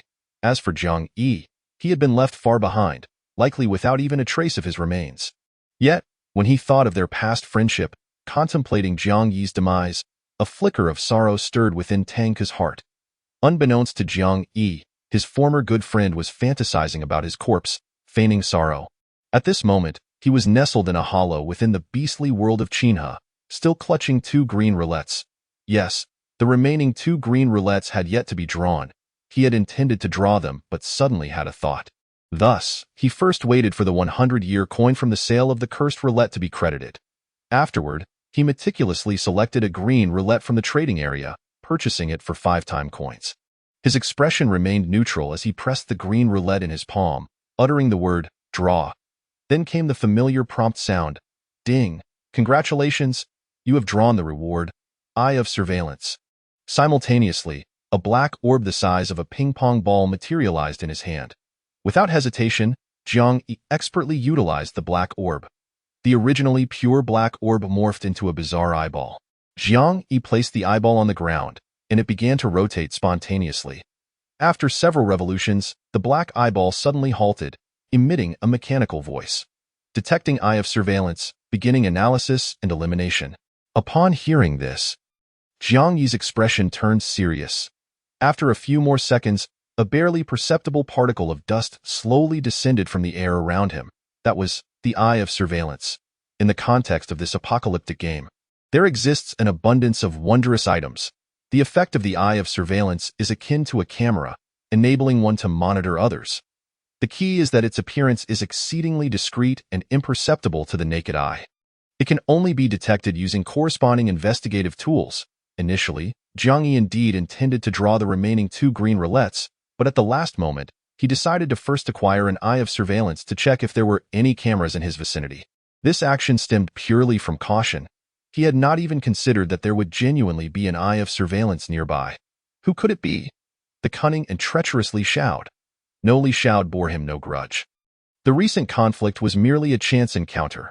Li Xiao had no need to place an eye of surveillance beside him, as for the possibility of using it in a hurried escape before utilizing a teleportation stone. That seemed unlikely as well. After all, Li Xiao's ability to escape was not solely reliant on possessing a teleportation stone. More importantly, he was quick-witted and decisive. He would not have had the time to deploy the eye of surveillance in that moment. So, who else could it be? Tang Ku? Or perhaps Chang Jiawa? No, even less so. Given the strength of these two, they could easily overpower him without resorting to the eye of surveillance. The eye of surveillance's primary function is to monitor. Or more accurately, to peek. To uncover the secrets of others. Who could be so curious about the secrets he harbors that they would expend an eye of surveillance? Guanling from the Blood Swallow Club? Yet even if Guanling were to use investigative skills to peer into his data panel, at that time, he would merely possess a temporary state of all attributes 5 and a lifespan of 21 years. Such data should not warrant Guanling's expenditure of an eye of surveillance to monitor him, right? In this apocalyptic game, who doesn't he have a few secrets? Likely Xiao, who, as another longevity parasite, not only possessed the rare cursed roulette, but also a teleportation stone for self-preservation. If we were to quantify secrets, his secrets would far exceed those of Jiang Yi. Even if Guanling were to learn of Jiang Yi's data, it probably wouldn't concern her too much. Moreover, based on Jiang Yi's previous understanding of Guanling, she was quite straightforward, expressing her thoughts openly, rather than being the type to place an eye of surveillance behind someone's back. Then, who could it be? The people from the Letian Club? Sun Hao? Liao Yuanfeng? Or perhaps someone as stealthy as Li Xiao, hiding their true nature? Jiang Yi calmed his mind, quietly replaying everything that had transpired since his rebirth in his mind like a film. Suddenly, his gaze sharpened. The cinematic scenes in his mind froze on one moment. That was when he was in the roller coaster, departing from the Letian Club alongside Liao Yuanfeng. At that time, their convoy encountered Yu Yu and Yu Shui, who had come to seek refuge at the Letian Club. In truth, throughout the entire process, Jiang Yi remained a mere insignificant observer.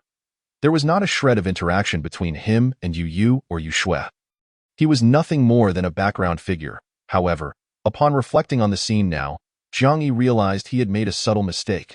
Back then, everyone in the convoy who saw Yu Shui had a dazed look in their eyes. After all, Yu Shui was a succubus. Only Jiang Yi. Perhaps it was then that his distinct demeanor caught Yu Shui's attention. It sounds absurd. What could a mere micro-expression determine? Yet often, in a contest of experts, a single exchange glance can decide the ultimate victor. For instance, Jiang Yi and Tang Ku shared a common interest in werewolf. In the face-to-face segment of the game, there exists a term called reading, which means discerning whether a player is a werewolf through their micro-expressions while drawing cards. The most elite players of this reading technique can indeed identify all werewolves solely based on micro-expressions. Thus, when Jiang Yi faced Yu Yu and Yu Shui, his micro-expressions, perhaps were perceived as unusual by the two of them. Considering Yu Yu's duplicitous nature, he truly resembled the type who would employ a peering eye to pry into others' secrets. If it were indeed Yu Yu, Jiang Yi was not overly concerned.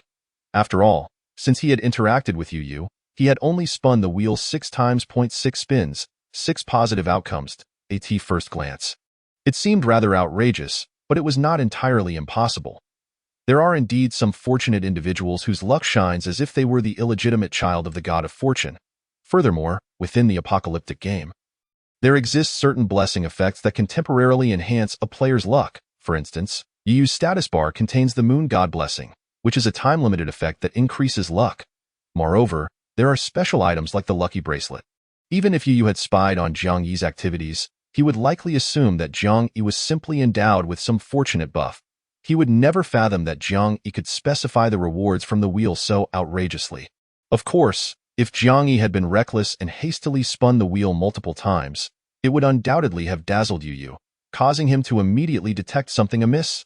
Now, Jiang Yi contemplated for a moment before picking up the eye of inquiry from the ground. swiftly relocating to a more concealed corner. Chapter 46. A Tribute Surge, reaching the limit.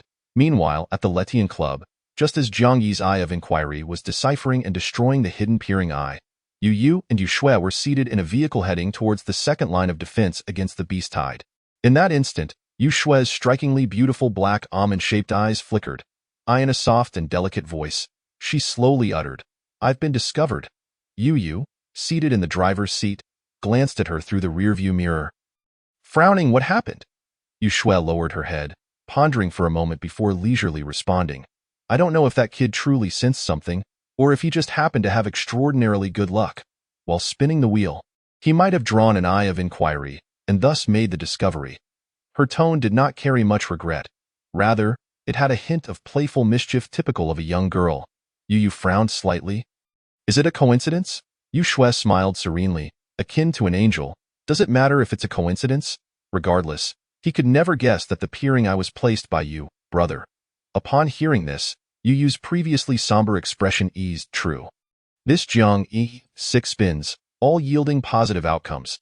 He must possess some sort of blessing-like lucky buff. Yu Shui maintained her cheerful demeanor. "Perhaps it's even a stronger lucky buff than my moon god blessing." Yu nodded. Contemplating for a moment, his tone grave. "Lucky buffs generally have a time limit. More than his ability to draw positive outcomes, what concerns me more is the person himself. Whether facing Zhao Quan or Li Xiao, the ruthlessness and cunning he has displayed. As long as Jiang Yi does not fall, he will inevitably rise." Yu Shui blinked innocently. "Indeed, this Jiang Yi should fare well in the future. I's brother planning to befriend this future powerhouse in advance."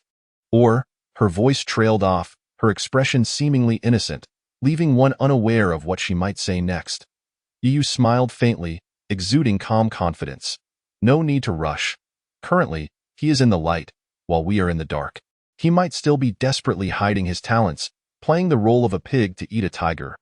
Even if he discovers the peering eye, he would never suspect us."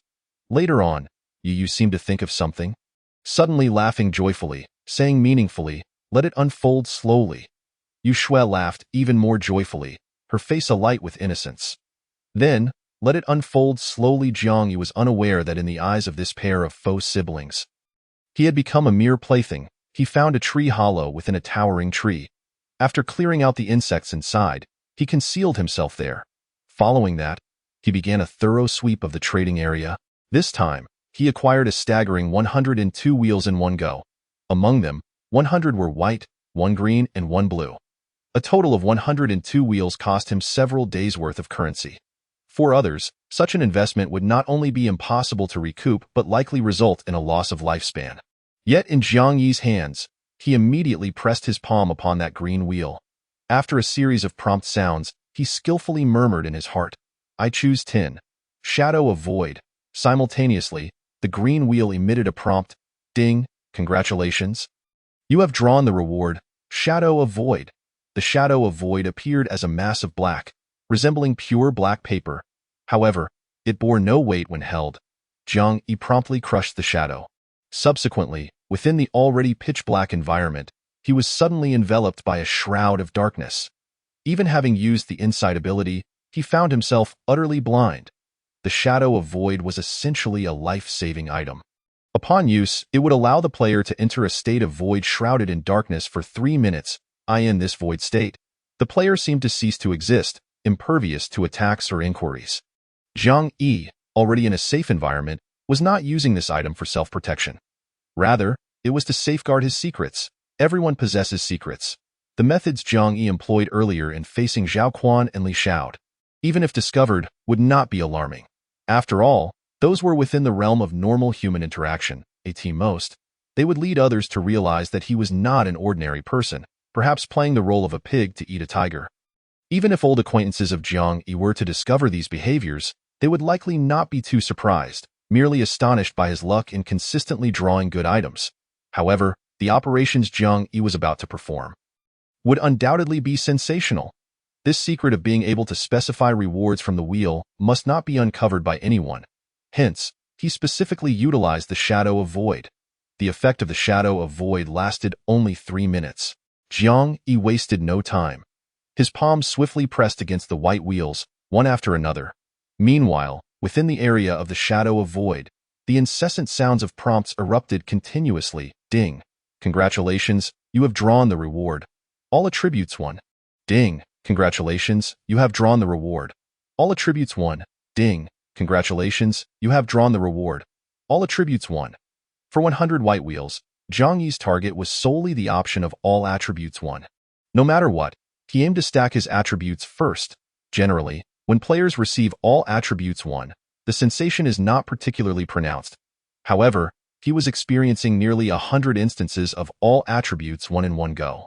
During this process, his body once again surged with that exhilarating feeling akin to when he leveled up to 1, a sensation of complete comfort.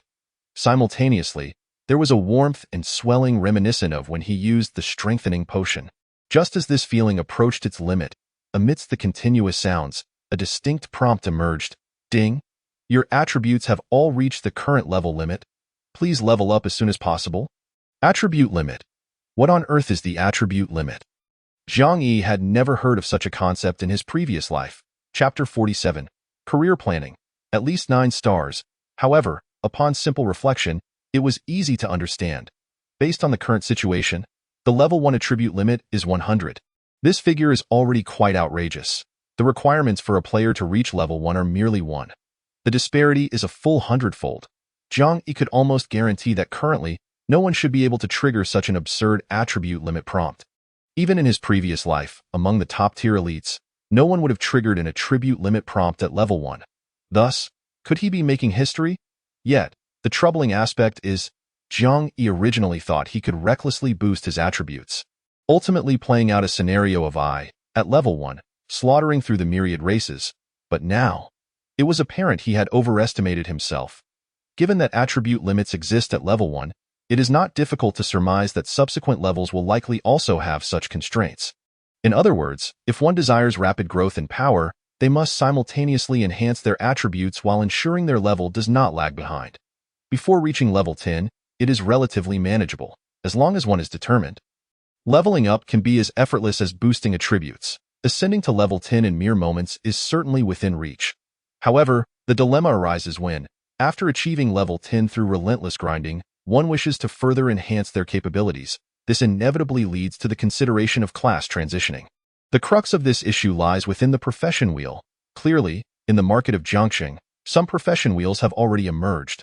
For instance, the one utilized by Huang Xian, and certainly other factions outside the Enfrost Club possess similar means. Yet, it is likely that these profession wheels are of the white grade. Any player with a hint of ambition would not opt to use a white grade profession wheel for their transition, let alone a player like Zhang Yi, who is accustomed to extraordinary advantages. In the apocalyptic realm, professions are categorized by star ratings. The options on a white profession will predominantly consist of 1-star professions, while the green wheel corresponds to 2-star professions. The subsequent blue, purple, orange, red, and gold wheels correspond to 3-star, 4-star, 5-star, 6-star, and 7-star professions respectively. However, Zhang Yi knows that in his past life, the most illustrious and formidable top-tier figures were predominantly 8-star professionals. Moreover, the legendary figure Jean Bewley stands as the sole 9-star profession bearer among humanity. As for whether there exists an even more outrageous 10-star or divine profession, Zhang Yi cannot ascertain. Yet, as a player blessed with exceptional advantages, it would be unacceptable for him to languish in mediocrity compared to ordinary players, especially when he has already harnessed such extraordinary powers. However, the problem lies in the fact that during the early stages of this apocalyptic game, the market is unlikely to yield any gold-grade profession wheels. In fact, to Zhang Yi's knowledge, humanity had not truly possessed a gold-grade profession wheel even by the time of his past life's demise. One might wonder, then, how those powerful individuals transitioned into 7-star or even 8-star professions without access to a gold-grade wheel. Zhang Yi has indeed heard whispers of this in his previous life.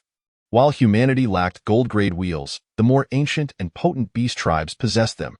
Ambitious prodigies among humanity, yearning to transition using a gold wheel, would typically set their sights on the beast tribes. Some would disguise themselves using special abilities to masquerade as beasts, boldly drawing from the gold profession wheel under the guise of their new identity. Others, more recklessly, would storm into the beast tribe's forbidden zones under the cover of darkness, hastily drawing their rewards before making a swift escape. Regardless of the approach taken, the risks are undoubtedly exorbitant. After all, those in dire need of transitioning are generally level 10 players.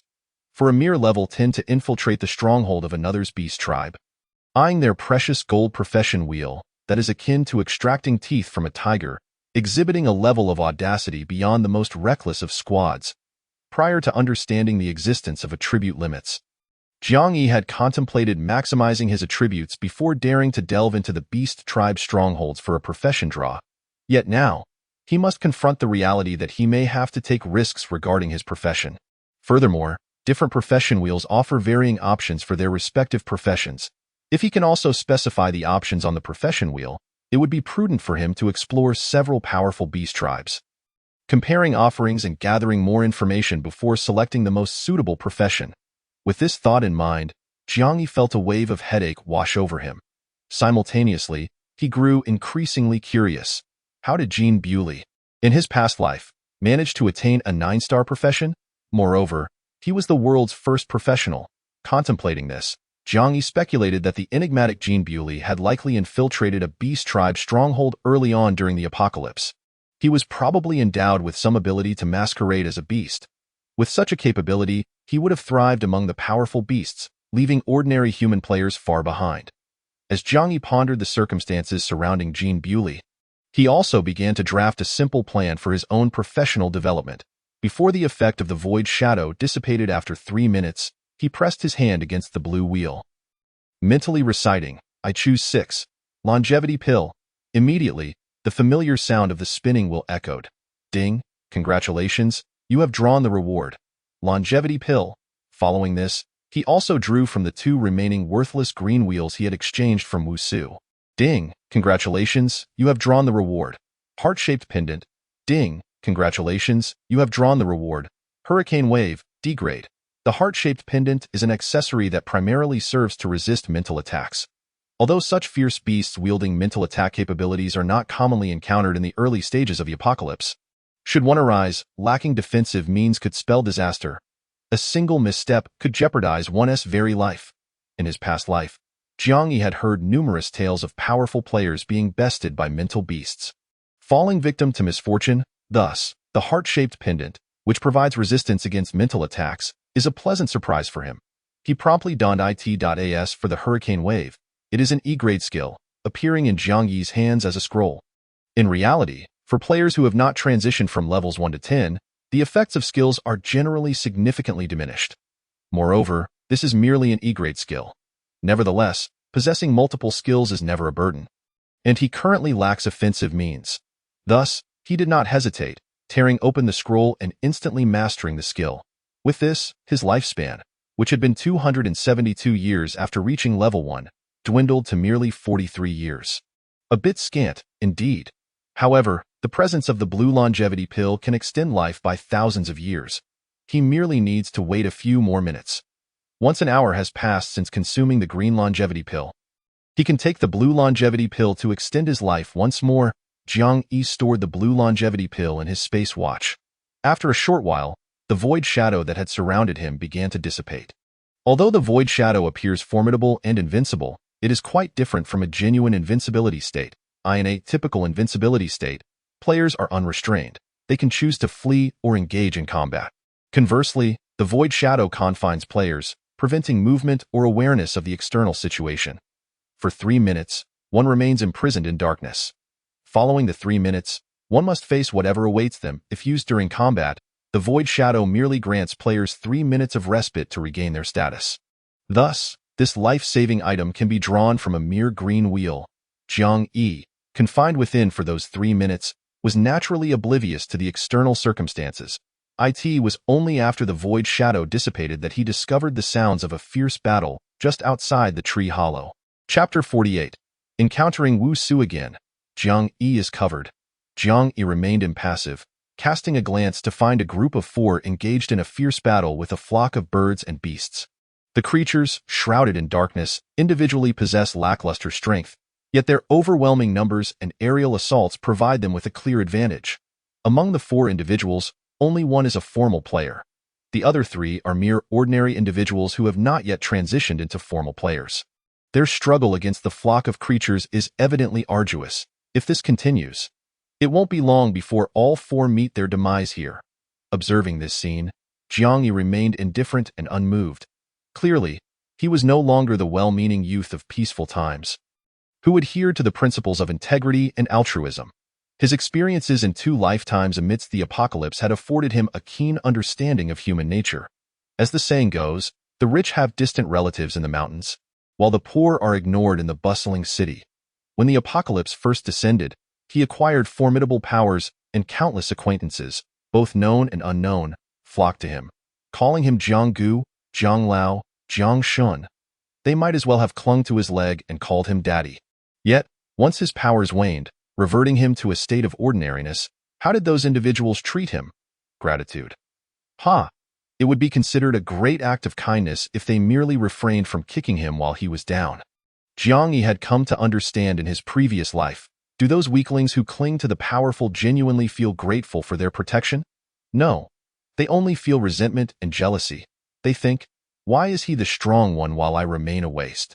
Why does he have such good fortune, drawing exceptional rewards, while I squander my lifespan in vain, gaining nothing? The majority of people in this world are not concerned about scarcity, but rather inequality. The existence of the fate wheel is inherently unjust. It creates immense psychological imbalance for players. When you spend a year of your life drawing nothing but dregs, only to witness others drawing longevity pills, how do you feel? Do you rejoice? Jealousy and imbalance are the true sentiments of a normal person. And now, Jiang Yi, with attributes totaling 100 points, eliminating that flock of birds and beasts would be a trivial endeavor, requiring minimal effort. However, he has no intention of revealing himself to intervene. Instead, he plans to wait until the four are overwhelmed by the avian horde before exiting the hollow. Little did he expect that mere minutes later, another group of players would come rushing toward him to it. Seems that the formal players among the four have contacted their friends in this realm of fierce beasts through the private messaging feature. A new group of 5 players has recently joined, 2 formal players and 3 ordinary ones. Among them is the formidable Captain Wu Su of the Qinhu team. At this moment, Jiang Yi realizes that the formal player who was previously struggling against the flock of birds is also one of the 3 captains of the Qinhu faction. Clearly, those 3 formal players have added each other as friends, allowing them to quickly regroup even within the fierce beast world through the private messaging feature.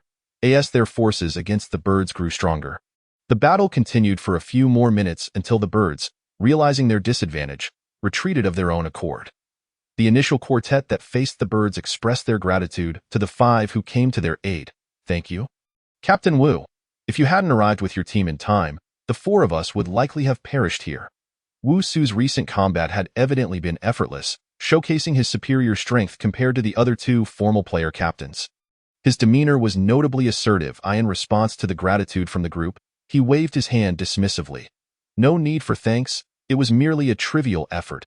However, he inquired, why did those birds attack you so aggressively? During my exploration of the Qinhu fierce beast world, I have found that the more dangerous creatures seem to be the venomous insects, while the fierce beasts typically do not attack humans unprovoked. Have you done something to provoke that flock of birds? The formal player captain who had initially dealt with the birds shook his head repeatedly. Not at all. We merely stumbled upon a tree hollow and wanted to check if Zhou Yuming was inside. As we approached, before we could even look inside, that flock of birds suddenly attacked us, catching us completely off guard. Upon hearing this, Wu Su's gaze sharpened, instinctively turning towards the concealed tree hollow of the towering tree, the very one where Jiang Yi was hiding. He furrowed his brow, feeling a sense of hesitation. In his possession was a teleportation talisman drawn from the white wheel earlier. With it, he could leave this place in an instant, avoiding unnecessary trouble. However, being frugal by nature, Jiang Yi was reluctant to waste a precious teleportation talisman merely to evade someone, especially when that someone was of lesser strength than himself. Just as he pondered this, Wu Su had already approached the tree hollow. Someone's there, Wu Su reacted swiftly, instinctively gripping his weapon, ready for battle. Yet, he quickly recognized Jiang Yi and exclaimed in surprise, Jiang Yi, is that you? His tone carried a hint of delight. After a moment's contemplation, Jiang Yi stepped out from the hollow. Yes, it's me. The 2 other Qinhu captains behind Wu Su regarded him with furrowed brows, particularly the captain who had initially faced the birds, who pointed an accusatory finger at Jiang Yi, exclaiming, "You were hiding in that tree hollow all along. Why didn't you come out to assist us during our battle against the birds? You made it so much harder for us." The four players who had initially confronted the birds cast hostile glances at Jiang Yi. However, Wu Su appeared to have a close relationship with Jiang Yi, casually draping an arm over his shoulder. He then addressed his three teammates. "Hey, you can't blame Jiang Yi for this. With his level of strength, coming out would have been tantamount to courting death. How could he possibly assist you? Moreover, I made it clear when we entered the Qinhu Fierce Beast world. I'm looking out for this young brother Jiang Yi." The four players looked down on Jiang Yi, but still held a certain respect for Wu Su. Hearing him defend Jiang Yi, they dared not retort. Just as they were about to reconcile with Jiang Yi, the formal player captain suddenly exclaimed in anger, "I know why the flock of birds attacked us without provocation." He pointed at the tree hollow, his voice growing increasingly furious. "Those are bird eggs. Jiang Yi stole the bird eggs. That's why we were attacked." In that instant, the captain's ire towards Jiang Yi flared anew. While they had been fighting valiantly against the birds outside the hollow, the truth dawned on them. The birds were targeting Jiang Yi, and Jiang Yi had remained silent and hidden in the hollow. Moreover, the captain shouted at Jiang Yi, "Are you an idiot? You clearly ignored Captain Liao's warning. He told us to keep our curiosity in check and avoid provoking the fierce beasts. Yet you went ahead and stole their eggs. Just moments ago, that captain nearly lost his life to the birds, and now he was utterly enraged, disregarding even Wu Su's authority. He certainly feared offending Wu Su, but as a formal player, was he not entitled to express his frustration towards a useless player? Furthermore, this captain had an inkling that Wu Su might not genuinely be protective of Jiang Yi. Wu Su was the type of person who would not act without benefit. How could he possibly show benevolence towards someone deemed useless? Indeed, while Wu Su's arm around Jiang Yi suggested camaraderie, his eyes cast a pointed glance at the hollow, sarcastically remarking, "Well, that is indeed a dark, shady bird egg. This is your fault, Jiang Yi. You summoned that flock and yet chose to hide here in silence. That's rather unethical, wouldn't you say? However, when you opted to trade for the longevity elixir with me, I sensed you were clever." Wu Su's words were laden with implications, subtly advising Jiang Yi to be more astute. Maintaining a friendly facade, he continued, "As for the current situation, how about this? We'll let it slide if you simply apologize and offer a gesture of goodwill. Brother Su will ensure that these fellows do not pursue this unethical act further. What do you say? I'm being quite magnanimous here." The meaning was now abundantly clear. An apology was secondary. The primary concern was making amends. Wu Su was all but directly saying that Jiang Yi should promptly return the 3 green wheels he had taken. This sentiment was not lost on Wu Su's companions, who echoed, "Yes, you should apologize and offer a gesture of goodwill. We'll let this slide for Brother Su's sake." Jiang Yi surveyed the group present, a sudden smile gracing his lips. "Apologize and offer a gesture of goodwill, and it will all be over." If Zhao Quan, who perished in the underworld, were to witness this smile, he would undoubtedly grasp its meaning immediately. Unfortunately, Wu Su and his companions merely found Jiang Yi's smile peculiar, failing to recognize the gravity of the situation. It was Wu Su, however, who felt unsettled by Jiang Yi's expression. His countenance darkened, and his voice turned menacing. "What do you mean by that? Do you genuinely believe that because you have the support of the Letian Club, I wouldn't dare to touch you? Do you think Wu Su?" His threatening tone mirrored that of earlier when he coerced Jiang Yi into trading for the wheels. Yet, before he could finish his threat, he noticed the fearful expressions of his teammates. Soon, accompanied by their cries of alarm, "Damn! More birds, an even greater flock than before." The realization dawned on them. We're done for. It's all over. Jiang Yi, you've brought us to ruin, you bastard. Jiang Yi, too, was aware of the unfolding chaos. At that moment, their group was surrounded on all sides by a terrifying number of beasts. Moreover, this new wave of beasts not only boasted impressive numbers, but also emanated a significantly stronger aura. These creatures clearly surpassed the previous flock that had retreated. It became evident that the earlier birds had not dispersed voluntarily. Rather, they had gone to fetch reinforcements. The situation felt akin to a mother bird returning with a formidable army of fathers. The sight of that dense, dark mass of birds resembled a terrifying storm cloud approaching from all directions. Even Jiang Yi, who possessed considerable attributes, felt a shiver run down his spine. No matter how strong he was, he doubted he could withstand such a formidable avian onslaught. Fortunately, he still had a teleportation talisman in his spatial watch. Choosing the teleportation option from the 3 white wheels he had acquired from Sun Hao had proven to be a wise decision. This item was undoubtedly effective for escaping and preserving one's life. Teleportation talisman. Who has a teleportation talisman? The only option left was to rely on the talisman for their escape. No, there's no teleportation talisman. Despair engulfed them. It's over. We're all dead. Jiang Yi. It's all your fault. Just as they despaired and cursed, one of the team members was suddenly struck on the head by one of the most aggressive birds. Simultaneously, cries of alarm erupted from their vicinity. Ah, help! Ouch! Under normal circumstances, Jiang Yi should have activated the teleportation talisman and fled.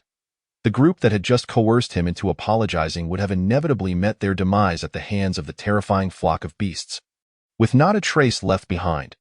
However, Jiang Yi held the teleportation talisman firmly in his grasp, prepared to use it, yet was astonished to discover that, for some inexplicable reason, the beasts were solely targeting Wu Su's team. Showing no inclination to attack him whatsoever, that feeling. It was as if the flock of birds and beasts were terrified of him. What was going on? Pondering this, Jiang Yi didn't rush to teleport away.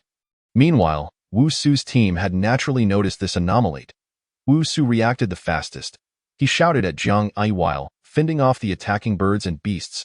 It must be the beast egg, Jiang Yi. For heaven's sake, throw the beast egg to me. Jiang Yi was equally curious about the cause.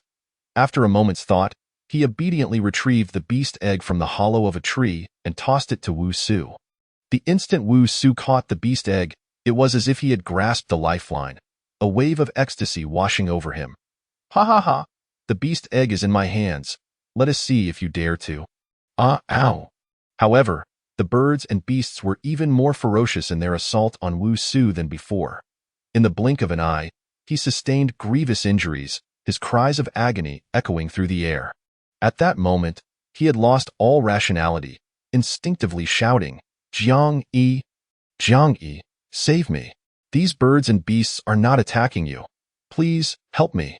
Jiang Yi cast a glance at the swarm of avian beasts, contemplated for a moment, and sincerely replied, all right, in light of how Brother Su just covered for me, I'll cover for you this once. With that, he stepped closer to Wu Su and raised his hand. Hurricane wave. In an instant, a colossal wave appeared around him, surging forth and pushing all the surrounding birds and beasts away. Chapter 50. Humanoid Beasts, Bloodline Suppression. The potency of skills is intrinsically linked to profession and attributes. Had Jiang Yi not possessed a full attribute score of 100, that mere D-grade hurricane wave would never have achieved such an effect. This unexpected scene left Wu Su and his teammates utterly astounded. The group that had been howling like banshees was suddenly frozen in disbelief, as if someone had pressed the pause button. Shock, incredulity, and fear. Wu Su had previously advised Jiang Yi to be clever, yet he himself was quite shrewd. At this moment, he was among the first to comprehend the situation. The cries for help that had once been frantic now left his throat hoarse. When he finally spoke, his voice trembled uncontrollably. No, it's wrong, Jiang Yi. I was wrong. I apologize. It was evident that Wu Su did not immediately revel in the joy of being saved by Jiang Yi. Instead, he finally realized the true meaning behind Jiang Yi's peculiar smile. It was murderous intent. Long before the powerful flock of birds attacked, Jiang Yi had already harbored lethal intent towards him. Under such circumstances, how could he possibly save him? Thus Wu Su, in a state of panic and terror, repeatedly apologized. Indeed, apologies, in this apocalyptic game, it has always been the case that only the weak apologize to the strong as for right and wrong. What does that matter? Who cares? Jiang Yi shook his head slightly. With a flick of his wrist, he produced the self-made crossbow he had taken from Zhao Quan's trio. The bolt was aimed directly at Wu Su's forehead. In that moment, Wu Su's pupils widened with terror. It felt as if fate had seized his throat, rendering him unable to utter a sound. Thud. The bolt shot into Wu Su's brow at close range. Instantly, he was dead, beyond any chance of revival. Even like Zhao Quan before him, he died with his eyes wide open and this scene left Wu Su's teammates utterly aghast, as if they had seen a ghost. Their reactions were even more extreme than Wu Su's. Some, like Wu Su moments ago, frantically begged for mercy. Others, in a fit of panic, exclaimed, "This person is not Jiang Yi. He must be some Beast Clan overlord disguised as Jiang Yi. Yes, he must be an overlord of the Beast Clan in human form. That is why the birds are not attacking him, because there exists bloodline suppression among the Beast Clans. Yes, it must be so." Clearly, several of the younger Karami were rendered speechless by fear. Their mental state was already deteriorating as they voiced these thoughts. Jiang Yi did not personally deal with them. Instead, he swiftly leaped out of the encirclement of birds. Those creatures that had seemed to fear him and would not actively attack him once he departed, launched a more ferocious assault on the team. In a heartbeat, that terrifying horde of beasts turned flesh into bone. Jiang Yi's scalp tingled as he quickly vacated the scene of chaos. At the same time, he pondered, why did those birds and beasts appear to be so afraid of him? Could it be that they sensed his immense power? No, that couldn't be it. When he had dominated the weak in his previous life, even when slaying first-level beasts at level 10, the first-level beasts had never shown him fear, that kind of terror, that instinctive aversion. He had only witnessed it among beasts of the same kind. Some beasts of ordinary bloodlines would instinctively fear those with stronger bloodlines, in his previous life. Jiang Yi had even heard legends of a powerful beast's cub whose cry could terrify even the leaders of other beast clans. He had only regarded such tales as mere stories, for he had never encountered beasts of that caliber. But now, why did it seem as if he exerted bloodline suppression over ordinary beasts? Yet in his previous life, he had never heard of any human exerting bloodline suppression over beast clans. Moreover, his bloodline was undeniably pure human. How then did it appear as if he were a humanoid beast capable of exerting bloodline suppression over ordinary beasts? Could this be yet another boon of his reincarnation? However, there had been no such effect when he faced off against the Black Widow in the club. This effect seemed to have manifested only after he emerged from the Void Shadow. Thus, if there was anything special about him, it must be that his attributes had reached their maximum level, attribute cap. Suddenly, Jiang Yi recalled, beasts of different races, even at the same level, seemed to possess varying strengths. Some beasts with stronger bloodlines appeared to inherently possess greater attributes.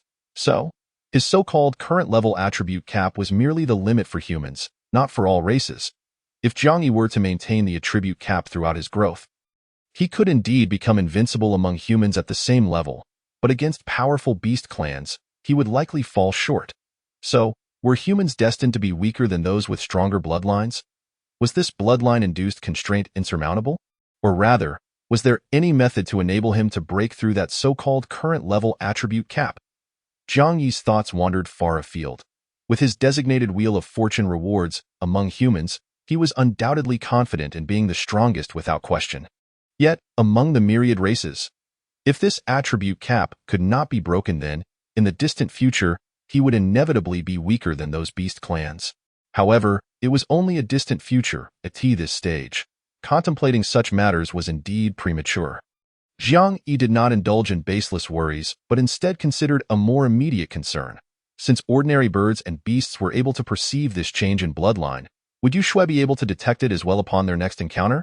After all, Yu Shui's true identity was that of a succubus, a being from a different race. Nevertheless, it was not a significant issue. Just as the effects of the longevity pill were nearing their end, Jiang Yi found a secluded hollow in the mountains to hide. With a flick of his wrist, he consumed the blue longevity pill. The blue longevity pill produced by the Wheel of Fortune increased lifespan by thousands of years. Though the exact amount was uncertain, even exploratory skills could not ascertain the precise longevity increase of the Wheel of Fortune's longevity pill in advance. It was entirely a matter of luck. Thus, in his previous life, the longevity pill trading model was dubbed gambling on pills. Sellers would offer longevity pills at a fixed price, and the final longevity increase, whether it resulted in a loss or gain, depended entirely on the buyer's fortune. In his past life, when the apocalyptic game first descended, Jiang Yi had experienced relatively good luck. He had even drawn a longevity pill recipe, including the time he drew a longevity pill while he had only a year of life remaining as a parasitic bug. His luck had been decent. However, it seemed that ever since he joined the Death Squad, his luck had taken a turn for the worse. Each time he gambled on pills, he ended up losing. Jiang Yi held a slight belief in fate. He always felt that destiny possessed a certain inertia. Those with good luck became increasingly fortunate, while those with bad luck fell ever deeper into misfortune. It felt as though something unseen was guiding the course of events. Of course, this was merely his own fanciful thinking. Jiang Yi shook his head and pulled up his data panel. This time, he was utterly astounded. Good heavens! His lifespan section now read, lifespan, 9,582 years, 323 days. This meant that he had just gained nearly 9,500 years of life. This was almost reaching the upper limit of what the blue longevity pill could provide. Such luck. It was simply astounding. Close to 10,000 years of life. However, the actual lifespan was only equivalent to 100 years for a level 1 being. Therefore, he needed to elevate his level swiftly. Jiang Yi felt invigorated, immediately preparing for another round of sweeping the wheel of fortune. However, before heading to the trading district, he took a moment to glance at the forum.at. This moment, the forum was abuzz with two particularly popular posts. The Silver Frost Club responds, an analysis and prediction of career situations, purely informative, and the 4 major guilds invite all level 10 players to jointly explore the endless sea, wealth distribution. Chapter 51, Rankings Update, Special Spin. Upon clicking into the Silver Frost Club's post, Jiang Yi was taken aback to discover that the leader of the Silver Frost Club was, in fact, an old acquaintance, Weiling Shuang. Weiling Shuang was the roommate of Chang Jiao Yi. Unlike Jiang Yi and Tang Ku, who had become close friends, the two women had a notably poor relationship during their university years, often holding mutual disdain for one another. At that time, Jiang Yi was Chang Jiao Yi's boyfriend, and Weiling Shuang, harboring animosity, directed her scorn towards him as well. However, after the advent of the Apocalypse game, Jiang Yi briefly emerged as a formidable individual capable of standing on his own, which altered Weiling Shuang's attitude towards him, especially since she needed him to save her life. Nevertheless, that woman was quite bold. When Jiang Yi's longevity elixir formula, along with Chang Jiao Yi, had gone missing, Weiling Shuang had even mocked him, ridiculing him for his poor judgment of character. At that time, Jiang Yi had a good temper. Otherwise, had it been another powerful individual, they would have smacked her for such insolence. Furthermore, had the current Jiang Yi been reborn earlier, he would not have tolerated Weiling Shuang's behavior as he did in his previous life. One could only say that while Weiling Shuang was indeed bold, her luck was also quite favorable. Now, she had surprisingly become the leader of a significant faction. Jiang Yi had assumed that since Chang Jiao Yi was thriving, this Weiling Shuang, who had once opposed her at every turn, would have met her demise in some obscure corner. Yet, it seemed that Weiling Shuang's fortune was indeed exceptional. However, this perception was merely current. In his past life, when Jiang Yi became an official player, the Silver Frost Club had already ceased to exist. It seemed that the woman's streak of good luck was about to come to an end. He wondered if the downfall of the Silver Frost Club had been subtly influenced by Chang Jiao Yi's machinations. Jiang Yi shook his head slightly, not delving too deeply into such thoughts. He had no intention of altering the fate of the Silver Frost Club. After all, between him and Weiling Shuang, it was she who owed him a debt of gratitude for saving her life. While he owed her nothing in return in this life, he had no plans to play the role of a great benefactor. He was more inclined to act as a benevolent individual. Jiang Yi briefly scanned the post and soon realized that Weiling Shuang was indeed somewhat astute. Her post served two purposes. 1. To address the widespread player concerns regarding her alleged exploitation of Huang Xian, and 2. To superficially analyze the distinctions among professions and how to navigate professional rules effectively. However, the true intent behind it was likely to diminish the strong player's covetousness for the Silver Frost Club's blue profession wheel. Although leveling up to level 10 in this Apocalypse game was not particularly challenging, any player who managed to reach this stage had already outpaced the vast majority. Such individuals were bound to harbor a degree of ambition. Their aspirations were akin to elementary students grappling with the dilemma of whether to aim for Tsinghua University or Peking University. Most would perceive themselves as the protagonists of the world, as the esteemed protagonists, the fated children of destiny. How could they settle for merely drawing a 3-star profession from the blue wheel? Thus, the allure of the blue profession wheel controlled by the Silver Frost Club significantly diminished for the current level 10 players, concurrently reducing the risk of the club facing intense scrutiny. The other trending post was, to some extent, influenced by Weiling Shuang's informative post. Presently, The most powerful faction in Jiang City was the four major guilds. The Qingchuan Guild, established by the official forces of Jiang City, later became the precursor to the Qingchuan base's Lord's Mansion. The Yellow River Guild was formed by local financial magnates, eventually evolving into a commercial alliance of the Qingchuan base. The Leixing Guild, as Jiang Yi recalled, had suffered severe losses during the exploration of the Endless Sea and swiftly faded into the annals of history. Lastly, there was the Zhuyu Guild, a rather unique entity. Prior to the apocalypse, Jiang City was known as University City, boasting the highest number of universities in the nation. Hence, when the apocalypse struck, the scale of university students in Jiang City was formidable. The Zhuyu Guild was established and developed by a group of university students, including the current top-ranked powerhouse, Luo Chongqing, who was one of the guild's leaders. Yes, one of them. The Zhuyu Guild was not a dictatorship. It was governed by four leaders who made collective decisions for its development. Given that the guild housed numerous strong individuals, it was currently the most powerful faction in Jiang City. However, in his past life, the Zhuyu Guild had not thrived. Rather, it fractured into multiple smaller factions. The reasons for this disintegration were unclear to Jiang Yi in his previous life. He only knew that, at present, the Zhuyu Guild remained the strongest among the four major guilds. And Tangku was also part of this guild, serving as one of the four leaders. In fact, at the onset of the apocalypse, when Jiang Yi had just gained immense power and was filled with ambition for the future, he had once discussed with Tang Ku about targeting university students in Jiang City to develop a faction. Unfortunately, he had barely managed to survive, let alone build a faction. Conversely, Tang Ku, alongside the other three university student powerhouses, had united to establish the Zhuyu Guild. Could this be considered an inheritance of Jiang Yi's aspirations? He chuckled inwardly at the thought. After a cursory glance at the posts, he grasped the overarching intentions of the four major guilds. In essence, the current level 10 powerhouses were desperately eager to change professions, and not just any profession. They aspired to secure a promising career. Ideally, they wished to draw a 7-star profession from the Golden Wheel. However, given the current trajectory, they would likely be unable to achieve satisfactory results by diligently exploring the beast-infested world within Jiang City for the foreseeable future, perhaps even for half a year. Hence, the level 10 powerhouses could no longer remain idle. They had finally resolved to venture beyond Jiang City and explore the Endless Sea. The so-called Endless Sea encompassed the maritime areas surrounding Jiang City. Before the Apocalypse game, cities were interconnected, but this game had separated all cities with the Endless Sea, rendering the sight of other cities completely obscured. Clearly, the Endless Sea was shrouded in mystery. Previous players had dared not venture into it, confining their explorations to the beast-infested world within Jiang City. But now, the pressure to change professions weighed heavily on the level 10 players, compelling them to consider exploring the enigmatic Endless Sea.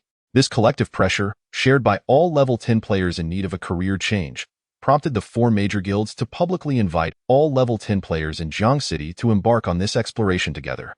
Jiang Yi had been unaware of this activity in his previous life, as he had just joined a suicide squad, enduring the darkest days at the bottom. The endeavor of level 10 players exploring the Endless Sea had evidently little relevance to him. However, now, he could effortlessly reach level 10, and the ambition and pressure to secure a high-tier profession remained strong. Thus, Jiang Yi noted the crucial information from the post before heading to the trading area for another round of sweeping. With ample lifespan, he had sufficient resources to conduct this sweep. In fact, to conserve lifespan, he even procured a batch of lottery tickets. Due to the presence of lifespan worms, the prices of white lottery tickets were generally low, while those for green and blue tickets were slightly elevated. During this grand sweep, Jiang Yi invested all the time coins he had earned from previously selling the cursed wheel in one go. He even found himself running short of space after drawing a spatial wristwatch from the white wheel, prompting him to specifically draw a spatial wristwatch from the green wheel. This green spatial wristwatch offered an area roughly the size of a small apartment, about a dozen square meters, which was just barely sufficient for his needs. Following this, Jiang Yi, filled with excitement, once again activated the Void Shadow. This time, the number of wheels was overwhelming. He worried that 3 minutes might not suffice. So he even prepared an additional Void Shadow. After 6 minutes had elapsed, Jiang Yi emerged from the Void Shadow, feeling invigorated. As he reveled in the splendor of his newly transformed data panel, his mind suddenly registered the announcement of the Apocalypse game. Ding. The appointed time has arrived. Today's leaderboard data has been updated. This was the first announcement, one that all formal players would hear. However, Jiang Yi's mind, unlike that of ordinary players, was met with a new announcement. Ding! Congratulations on ranking first on the power ranking, reward, special wheel. Congratulations on ranking first on the level ranking. Reward, special wheel. Chapter 52. Huang Xian's name change? Other regional players? Upon hearing this announcement, Jiang Yi was momentarily taken aback. Being ranked first on the power list was somewhat expected, as he had recently utilized the wheel to enhance his data panel to an astonishing level, including leveling directly to 10. Naturally, his attributes had also reached the maximum for level 10. Therefore, it was only natural that his power would top the charts in Jiang City. However, first in level as well? Jiang Yi recalled that the ranking rules for levels stipulated that among players of the same level, the ranking was determined by the order of their leveling up. Hence, on the current level chart, where everyone was at level 10, rankings should reflect the chronological order in which players reached level 10. Jiang Yi's ascent to level 10 should not have qualified him for the level ranking at all. He found this puzzling and instinctively glanced at the chat channel's reactions. The chat channel had been lively since just before midnight, with various players eagerly anticipating the leaderboard updates. Even this time, prior to the update, there had been numerous anonymous predictions. It's almost midnight. So exciting. I am uncertain whether I can ascend to the longevity rankings with this update. The longevity rankings and the combat power rankings seem hardly worth anticipating. It has always been the same individuals. Should there be any upheaval, it would likely be a sudden fall from grace of a prominent figure, vanishing from the rankings, or perhaps the unexpected rise of a fortunate contender. This time, however, I find myself more eager to see the level rankings. What is there to look forward to in the level rankings? They are merely arranged according to the order in which players reach level 10. And there will hardly be any significant changes. Have you forgotten? Huang Xian has changed his class today. Although he remains at level 10, he should have a chance to claim the top spot in the level rankings. Shouldn't he? That, I cannot say for certain. After all, he has only changed classes and has not yet reached level 11. But it is still a possibility. Hence, I assert that this time, the level rankings are indeed worth anticipating. Perhaps the esteemed Luo Chongqing's position at the top is in jeopardy. If changing classes truly enables one to ascend to the pinnacle of the level rankings, then the ensuing scenario would be far more exhilarating. So, let us await the outcome with bated breath. Many players are eagerly anticipating whether Huang Xian can indeed seize the first position and displace Luo Chongqing from the top. Yet, here it comes. The moment we have all been waiting for is upon us. Brothers, settle in and brace yourselves. Do not blink. What the hell? What the heck? What is happening? Did Huang Xian use a name change card? Impossible. After all his efforts to gain fame through regional announcements, how could he suddenly decide to change his name? Perhaps he simply wishes to maintain a lower profile, hence the name change to Jiang Yi? Wait, why did he even change his surname? No, this is inconceivable. The Jiang Yi at the top of the level rankings cannot possibly be a name change from Huang Xian. Quickly, look at the combat power rankings. What? Why is Jiang Yi also at the top of the combat power rankings? What on earth is going on? Even if Huang Xian did change his name, it should not have propelled him to the top of the combat power rankings. Right. Is Huang Xian now stronger than Luo Chongqing? How can that be? What if changing classes significantly enhances one's strength, allowing Huang Xian to soar to the top of the combat power rankings? Wouldn't that mean the Silver Frost Club is about to rise? No, this Jiang Yi cannot be Huang Xian. Look at the 27th position in the combat power rankings. The newly class-changed Huang Xian is ranked 27th. So, are you saying that Huang Xian at rank 27 is the real Huang Xian? Then who is this Jiang Yi that has emerged? Was there ever such a character in the previous combat power and level rankings? No, I can guarantee there wasn't. This is a new contender who has just made his appearance. However, while it is indeed absurd for someone to suddenly appear at the top of the combat power rankings, it is still somewhat acceptable. But how can one suddenly ascend to the top of the level rankings? Exactly. His level is also 10. How could he possibly leap to the top? This defies logic.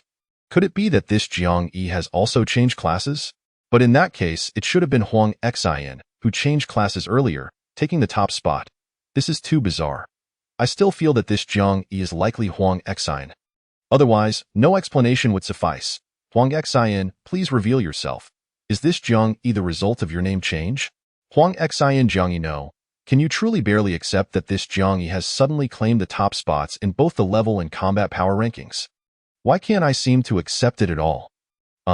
If you cannot accept it, then have your father accept it instead. I remember now. I have seen the name Zhang Yi, just recently, in the trading zone. Zhang Yi was selling a cursed wheel. Many people were cursing him at that time, threatening him with comments such as wanting to kill him and making it impossible for him to survive in Jiang City. If this is the same Zhang Yi, it would be quite amusing.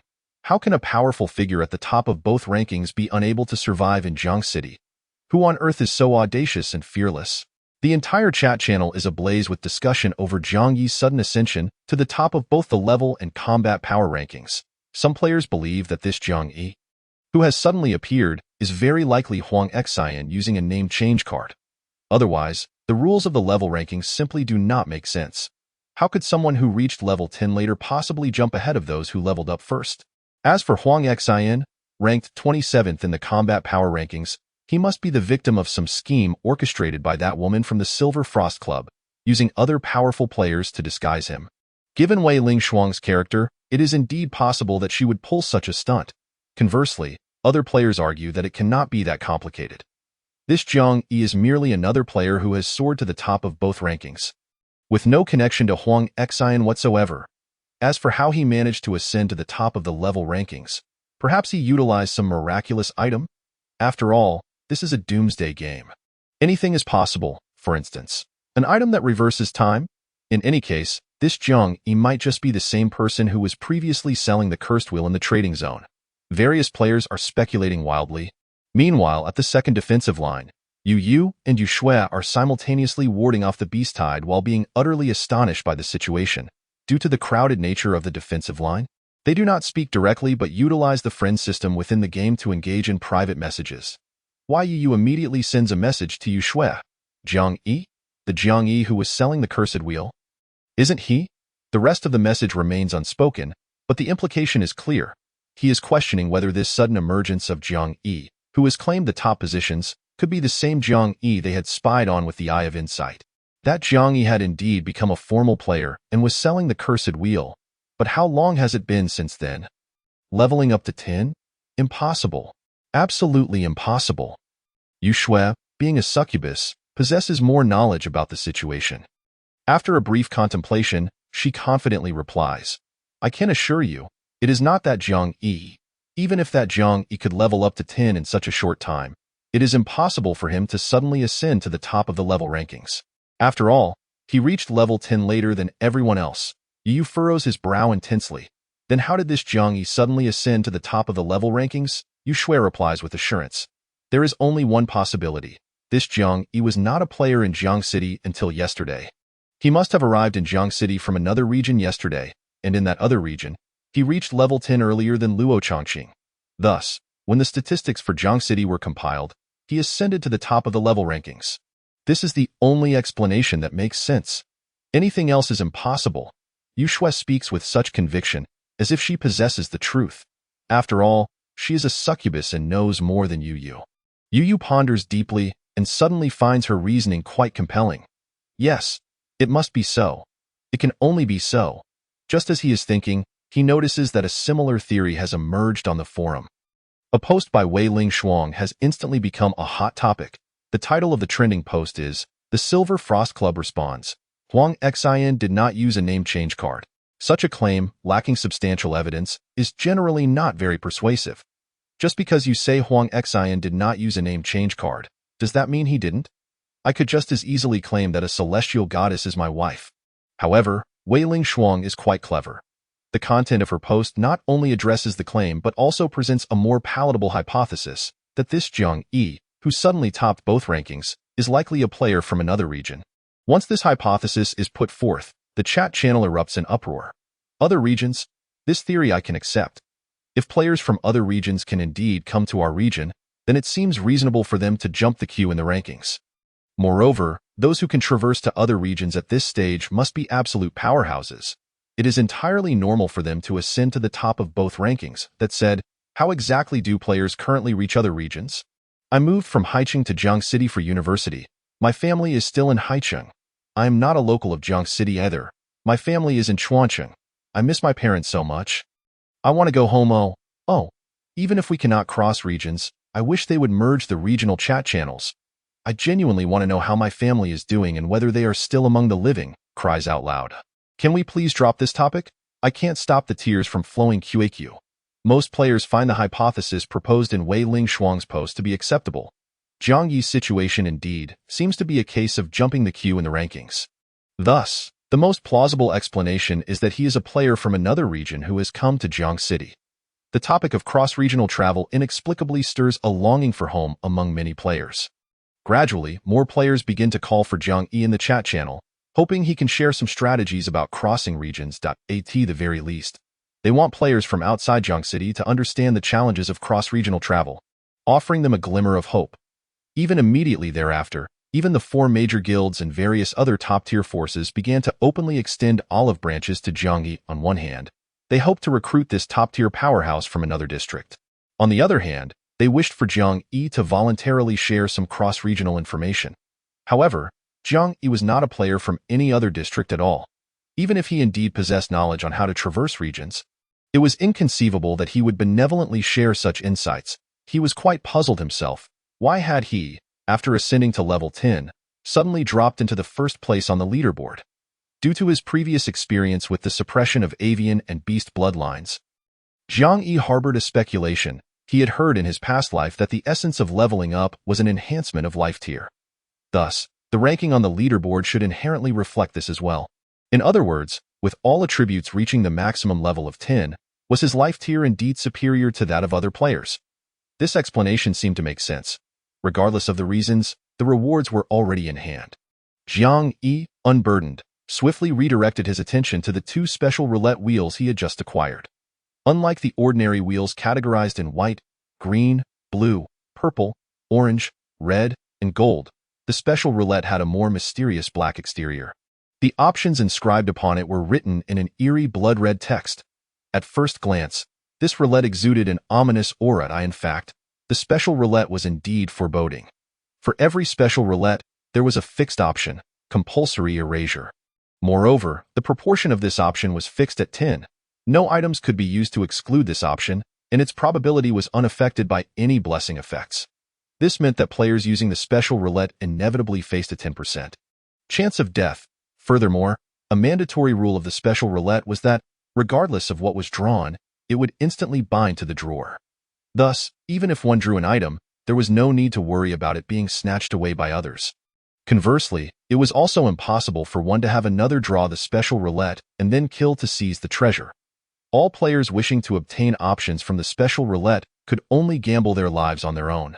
The so-called life-risking gamble on the ordinary roulette merely wagered lifespan, while the gamble on the special roulette was a genuine bet on life itself. A 10% probability appeared rather low. Yet, according to strict probability theory, drawing 10 times would result in one instance of erasure. Therefore, even the top-tier powerhouses from his past life seldom drew from the special roulette more than 10 times. Let alone 10 times. Even daring to draw 5 times was considered an extreme. After all, the higher one stood, the more they feared death compared to the less fortunate. The special roulette, which could compel even the most life-conscious powerhouses to risk their lives in a gamble, naturally possessed enticing options. For instance, a player could gain dual classes from a special option drawn, or perhaps new player functionalities. Additionally, some special options might be exceptionally high-end rule items. Jiang Yi recalled, during the apocalyptic game over a year into its onset, a world-class powerhouse named Luli suddenly posted on the forum. According to Luli, he had drawn a special item called the Pass to the City of All Races from the special roulette. Through this pass, he visited the City of All Races. After witnessing the grandeur of the City of All Races, the esteemed figure unabashedly declared, within the human race, he could indeed be considered a paramount, world-class powerhouse. Yet, upon arriving at the City of All Races, he realized he was merely an ignorant country bumpkin. The human race seemed to be nothing more than a speck of dust amidst the myriad of races. It was from that moment onward that the various bases, which had already begun to develop, swiftly formed the Human Race Alliance. Under the advocacy of the Human Race Alliance, the human race started to reduce unnecessary internal conflicts, shifting their focus towards enhancing racial strength and resisting external threats. After that, there likely emerged other players who adventured to the city of all races, but Jiang Yi was not among them. In this life, Jiang Yi indeed had hope of witnessing the city of all races. However, the pass to the city of all races required a level greater than 10 for usage, which meant he would have to wait until after his job change. Furthermore, neither of the two special roulettes in his possession contained the option for the pass to the city of all races. Aside from the erasure option, only 9 options remained on the special roulette. Yet, not all of these 9 options were special. Typically, only 1 to 3 special options would appear, while the remaining 6 to 8 would still be ordinary options, such as ferocious beasts or longevity pills. Among the 2 special roulettes Jiang Yi possessed, there were only 4 special options: a wish card, a ferocious beast nest, a servant card, and an identity card. These 4 options left Jiang Yi both astonished and exhilarated. Chapter 54. The Human Race Nest and the Second Identity. Of course, the options that truly sent a rush of adrenaline through him were only 2. Firstly, the wish card was immediately dismissed. Its effect?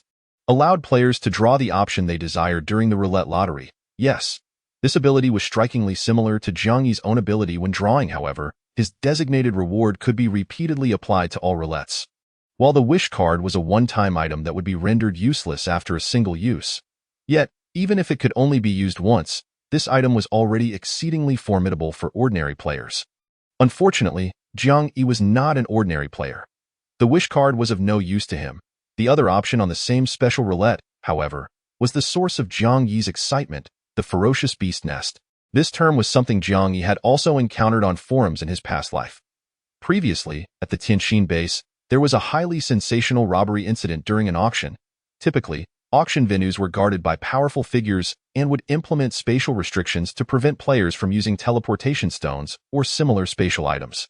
Yet, during that particular robbery, a renowned powerhouse vanished without a trace after seizing a precious item, right before everyone's eyes. Later, when this news circulated and was discussed on the forums, a notable player elucidated that the robber had utilized the ferocious beast nest. The ferocious beast nest was a space entirely belonging to the binder. Some special beast races were born with such nesting spaces, while other races could only obtain one by drawing this special option. Of course, for the beast races, it was called a nest in human terms. A more fitting designation would be home. When players selected to return home from any location, they did not utilize spatial abilities, but rather a rule-based ability akin to player functionalities. Therefore, the spatial restrictions in the auction venue had no effect on that powerhouse. However, the usage of the nesting space was akin to the void shadow. Players would emerge from the same spot they entered, without any change in location. Thus, the powerhouse who had stolen the precious item never re-emerged after hiding in the nesting space, at least during the time Jiang Yi perished in his past life. There was no news of that powerhouse being apprehended after emerging from the nesting space. That person was evidently a cunning survivor. As for what precious item had driven the survivor to such perilous acts, Jiang Yi had no way of knowing. No information had circulated regarding it in his past life.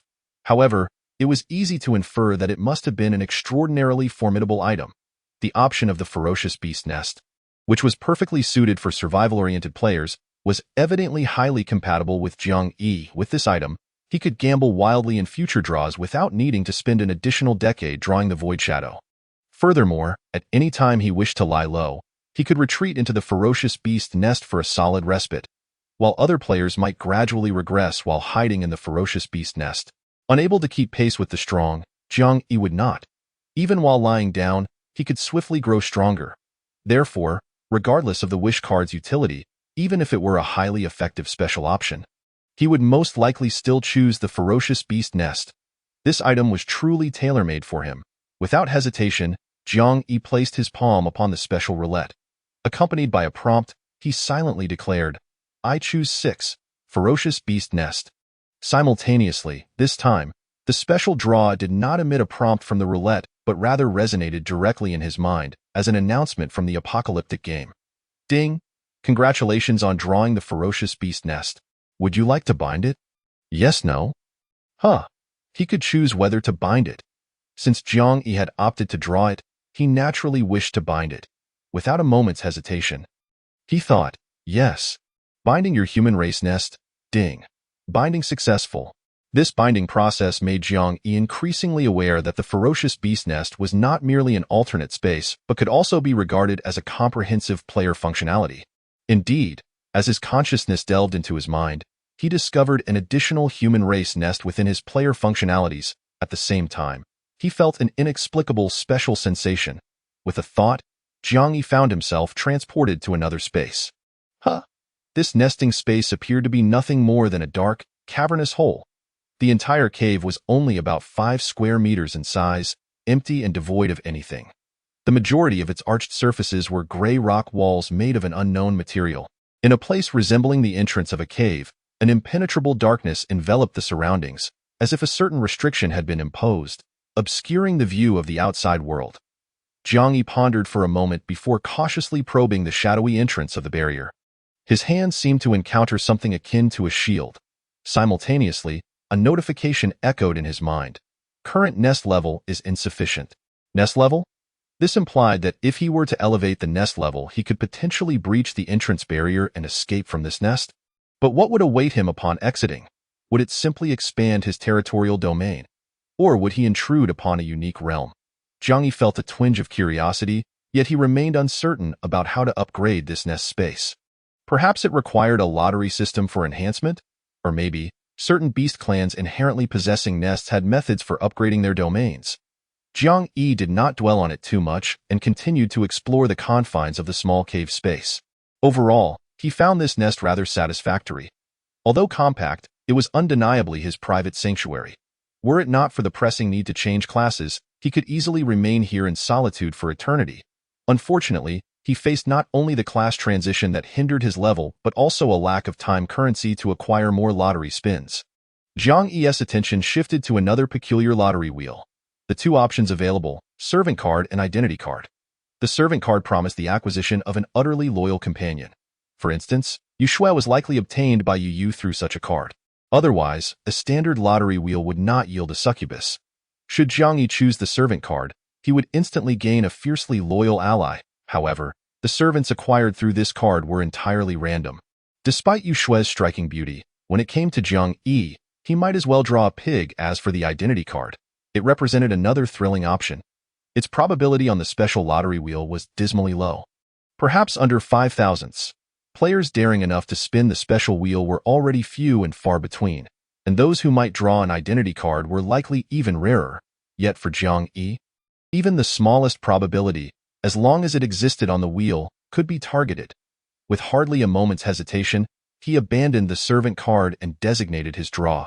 Identity card. As a surge of excitement coursed through him, another notification rang in his mind. Ding! Congratulations on drawing the identity card. Would you like to use it? Yes, no? Naturally, yes. Generating new identity for you. Ding! Congratulations, you have obtained a new player identity. Zhang San. Chapter 55. The 5th President of the Moonlit Guild? Zhang San? Upon hearing this name, Jiang Yi's demeanor soured considerably. Could it be that he had drawn A? He hastily switched to this so-called Zhang San identity. In an instant, his form shifted. He became slightly shorter, his skin darkened a shade. Without needing a mirror, he could infer that his appearance had transformed entirely into another visage. And this was his second identity, Zhang San. However, this was absurd. This new identity was human. More precisely, it belonged to the human race. In reality, just as he had drawn the fearsome beast nest, the options did not specify a human nest. Some intelligent high-ranking beast clans, akin to human players, possessed various functionalities as Apocalypse game players and could also partake in lottery draws. This included using the special wheel for lotteries in the grand scheme of the Apocalypse game. Humans were merely one of the many races. Hence, beast players could also utilize the identity card. Therefore, the second identity generated at random by the identity card was not restricted by race. It was unrestricted, randomly generated. Humanity was simply one of the myriad possibilities. But for heaven's sake, among the countless potential races, Jiang Yi had randomly drawn a human identity? What sheer luck! He had initially sought to experience an entirely new beast identity. Moreover, he had considered testing whether the attribute caps of beast identities were superior to those of humans. He had even contemplated leveraging a beast identity to infiltrate the corresponding beast stronghold. Yet the outcome, why on earth did he randomly receive a human identity? Was there a deity of fate secretly watching him? Had he been enjoying himself too much, prompting some divine mischief? This was utterly ridiculous. After a considerable while, Jiang Yi finally regained his composure from the absurdity of still being human with this random identity. Gritting his teeth, he could only console himself. Humanity is humanity. Although he did not obtain a beast identity, a new human identity was still quite beneficial. This second identity effectively served as a secondary character within the game. Everything it possessed was entirely independent of his primary identity. For instance, Jiang Yi could use it to gain an entirely new exclusive fate plate. Subsequently, he could level it up and compete on leaderboards. This meant that it was entirely plausible for the leaderboard to showcase Jiang Yi's name at the top, while Zhang San's name claimed the second position.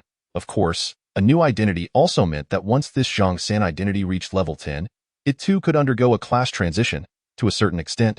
This allowed Jiang Yi to possess dual professions. However, this type of dual profession differed from having two professions within a single identity. In this scenario, Jiang Yi could not wield both professions simultaneously. Instead, he would need to switch identities to utilize different professions. For an ordinary player, hastily transitioning to a low-tier profession early on and then using the identity card to switch accounts for a second chance at class transition would be quite advantageous. As for Jiang Yi, the cost of leveling a secondary character was inherently much lower for him. As long as he acquired enough lottery spins, leveling up was merely a matter of a few clicks. Thus, although he felt disappointment at not obtaining a beast identity, a brand new identity was still a commendable gain for Jiang Yi. Moreover, Jiang Yi calculated briefly. Since the Apocalypse game commenced, a month had already elapsed. Each day at midnight, the leaderboard rewards consistently featured special lottery spins for the top players. By estimation, nearly 100 special lottery spins should have been distributed in Jiang City. Some of these might have already been utilized. Yet there could still be a surplus. Especially concerning Luo Chongqing, he wondered if there were any special lottery spins he had yet to dare draw. Drawing from a special lottery wheel did not require sacrificing one's lifespan. Rather, one only had to endure a 10 mortality rate. Simultaneously, the special options on the wheel numbered only 1-3. Jiang Yi speculated that those ambitious, powerful players, if they were to attempt drawing from the special wheel, would likely choose the options featuring 3 special selections. Those with merely one special option would likely be regarded as low-quality spins among the special lottery wheels. With this in mind, Jiang Yi's gaze sharpened, and he switched back from Zhang San to Jiang Yi's identity. Subsequently, his consciousness once again delved into the player functions. At this moment, past midnight, some players began to retire for the night. However, there remained a few night owls, accustomed to staying up late. The chat channel buzzed with lively discussions surrounding class transitions, the endless sea, and topics pertaining to Jiang Yi. Meanwhile, the most popular thread on the forum continued to be the invitation from the 4 major guilds to level 10 players to collectively explore the endless sea, along with various factions extending invitations specifically to Jiang Yi. Jiang Yi directly clicked on the post inviting him from the Moonlit Guild. Unsurprisingly, he saw that, out of respect for him, the poster was none other than the former top player, Luo Chongqing. The Moonlit Guild cordially invites Jiang Yi to explore the endless sea together, Luo Chongqing. The content of the post inferred that Jiang Yi, now at level 10, had yet to transition his class and was unwilling to utilize low-tier lottery spins for this purpose. Therefore, the Moonlit Guild extended a sincere invitation for Jiang Yi to join them in exploring the endless ocean. Furthermore, Luo Chongqing explicitly stated in the post that their Moonlit Guild was originally governed by 4 presidents. Should Jiang Yi choose to join, the Moonlit Guild would welcome its 5th president. Briefly, Luo Chongqing also revealed some enticing details regarding the benefits associated with the 5th president position. Overall, it was incredibly appealing. Then what amused Jiang Yi was that beneath this post, there emerged not just one but multiple replies from users also named Jiang Yi. Jiang Yi. Not bad. The original top player in your area seems to have some sense. I will seriously consider joining your guild. Jiang Yi. Where did these impersonators come from to amuse themselves? I am the true Jiang Yi. You better not let me catch you. Jiang Yi. Haha. A mere Jiang City, and the players have such audacity. In such a short time, so many fakes have appeared. I, Jiang Yi, declare today that I will eliminate every last one of them within a day. I will slay one upon sight. I advise those imposters to change their names back quickly. Otherwise, they won't even know how they died. Jiang Yi. This is truly amusing. I have never seen imposters so audacious as to rival the original. The players of Jiang City have truly opened my eyes. Jiang Yi, very well. I, Jiang Yi, shall await your arrival. Let us see who can kill me. Various imitations of the true Jiang Yi's statements, watching this spectacle made the genuine Jiang Yi chuckle. He could not help but admit that these players were remarkably adept at creating a scene. Each one, despite being an imposter, spoke with such bravado as if they were the true Jiang Yi. The number one on both leaderboards. After contemplating for a moment, Jiang Yi decided to leave a reply beneath that post. Jiying Y. If President Liu truly possesses sincerity, I wonder if he would be willing to part with a few special roulette wheels? Chapter 56. Change your name. You share a name with a big shot. This statement is merely a test, inquiring whether Liu Chongqing still has any special roulette wheels at his disposal. Of course, the authentic Jiying Y, amidst the throng of counterfeiters, appears to be quite indistinguishable from a fake. Meanwhile, at the Wangjiang Pavilion on the river embankment in Jiangsheng, the four presidents who jointly oversee the Zhuwei Guild are convened. Liu Chongqing and Qing Yang are both alumni of Jiangxing University. Their relationship remains amicable. One ranks second on the power leaderboard, while the other sits at 11th. The other two presidents are Tang Ku and Ji Yutong. Tang Ku was previously ranked 7th, but after Jiying Y ascended to the top position, he fell to 8th. Due to his close ties with Chang Jiaoyi, his influence among the four presidents ranks just below Liu Chongqing.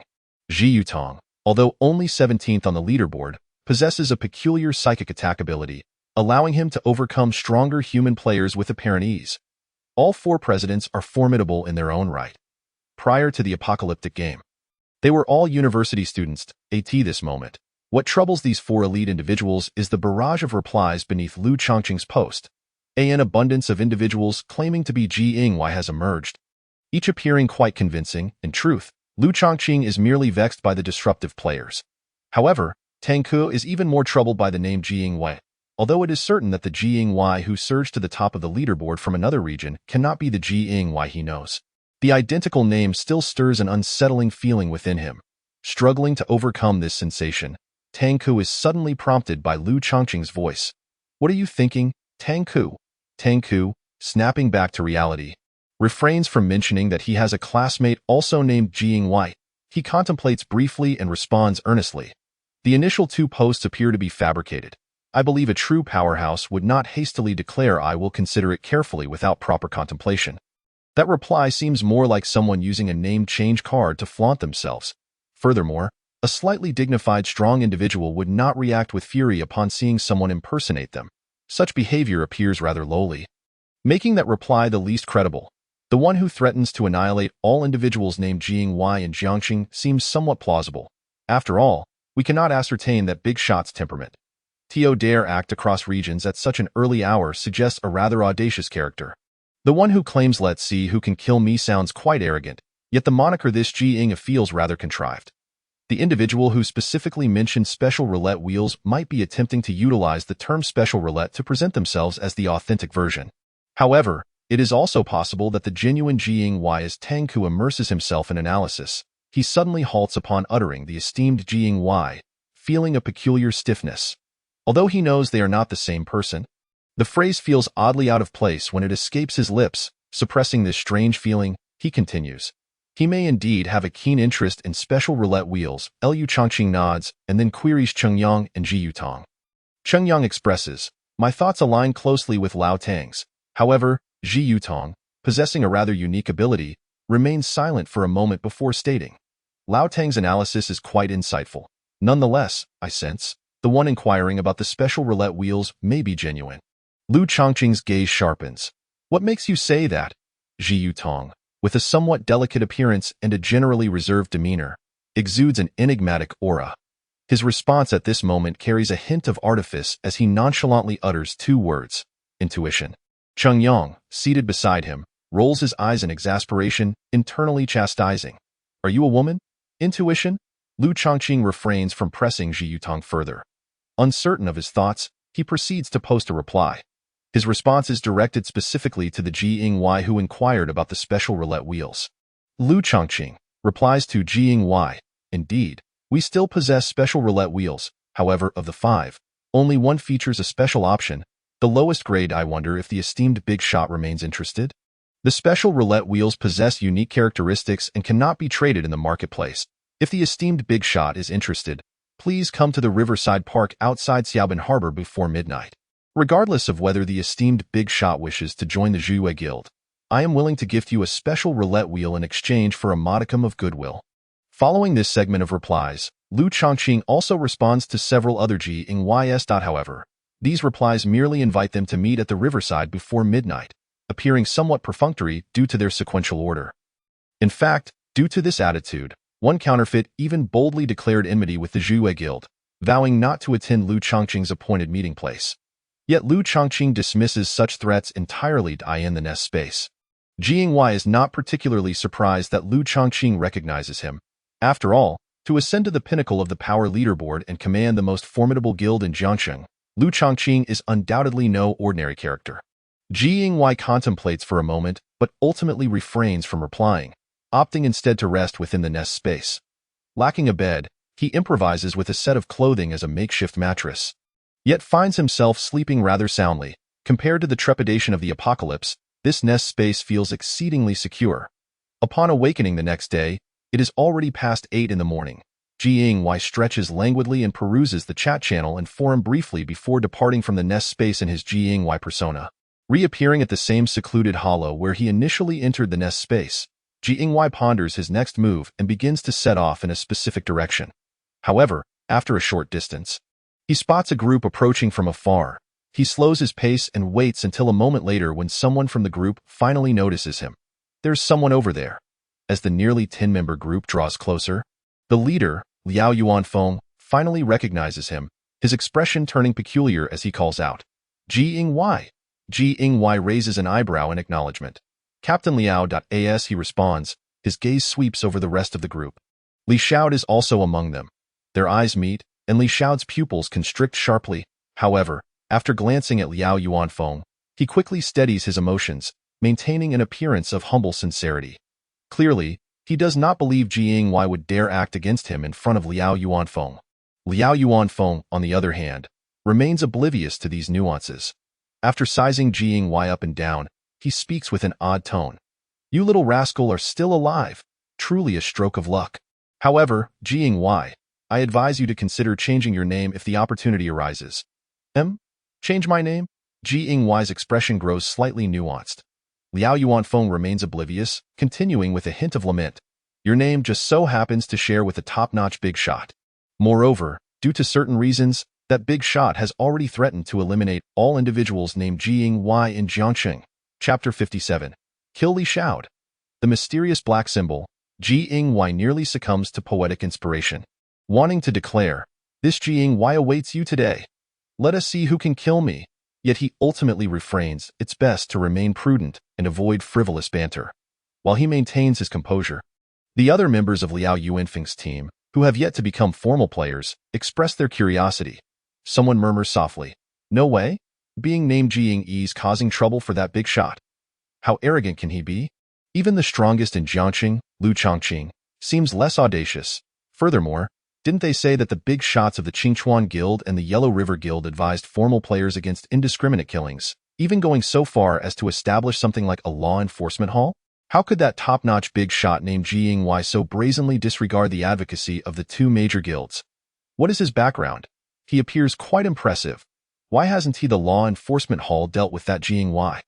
Liao Yuanfeng initially intended to withhold too much information from the non-formal players regarding the matters between official players. However, since they have a Jingyi among them, he chooses to elaborate that Jingyi is not a player from our Jiangsheng. He hails from another region, having come to Jiangsheng. Moreover, upon his arrival, he immediately ascended to first place on both the level and power leaderboards, his strength unfathomable. The two major guilds are eager to recruit him. So how could they possibly send the law enforcement hall to deal with him? What Liao Yuanfeng does not mention is that the law enforcement hall is merely a conceptual idea proposed by the two major guilds and has yet to materialize. After all, in this current state of affairs, if one claims he is committing indiscriminate killings, he might argue that it is self-defense or the pursuit of justice. Ultimately, if they were to intervene, it would be impossible to manage. Moreover, most capable players are staunchly opposed to the establishment of any law enforcement hall. Therefore, for the time being, only those particularly heinous murderers who kill indiscriminately are subjected to the slightest oversight from the two major guilds. These non-formal players are entirely unaware of the prevailing circumstances. Their minds are racing, and upon hearing the term cross-region, they are already exceedingly astonished. Cross-regional. That Jiang Yi is actually a formidable warrior from across regions?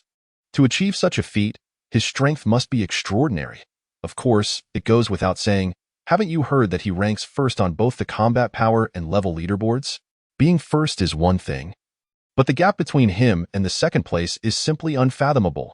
Jiang Yi many gazes naturally fell upon Jiang Yi. Previously, when Liao Yuanfeng suggested that Jiang Yi change his name, they felt indifferent. Now, seeing this Jiang Yi, they found it quite peculiar, as if one of their colleagues had a name like Mohodeng. Yes, Jiang Yi, you should really consider changing your name. Although names are given by one's parents, they would surely understand your need to change it for the sake of survival. Change it, change it. We are simply unworthy of such a remarkable name. Li Xiao was also among this group of informal players. Initially, upon hearing Liao Yuanfeng mention a big shot named Jiang Yi among the formal players, he felt a twinge of anxiety. After all, he was well aware that Jiang Yi was no ordinary person. He had drawn an upgrade token, and it was quite likely that he had already become a formal player. Therefore, the Jiang Yi that Liao Yuanfeng spoke of could very well be the one before him. However, after hearing Liao Yuanfeng assert that this big shot Jiang Yi was a cross-regional figure, Li Xiao managed to breathe a sigh of relief, albeit with a lingering doubt in his heart. Just then, Liao Yuanfeng waved his hand, silencing the chattering voices in the group. Lost in thought, he suddenly directed a remark at Jiang Yi. By the way, Jiang Yi, show me your data panel. This request was reminiscent of when Sun Hao made a similar demand of Luoshan. It was quite an impolite request. Yet, the strong possessed the right to be impolite towards the weak. Liao Yuanfeng briefly entertained an absurd thought. If this Jiang Yi truly was the one who topped both leaderboards, then his request to see the data panel would be tantamount to courting death. Nevertheless, Liao Yuanfeng remained unperturbed.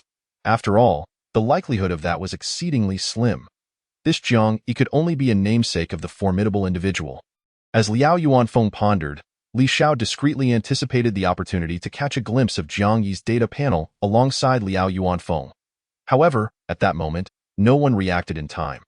Almost as if a fleeting shadow had darted by, an imposing figure appeared before Li Xiao.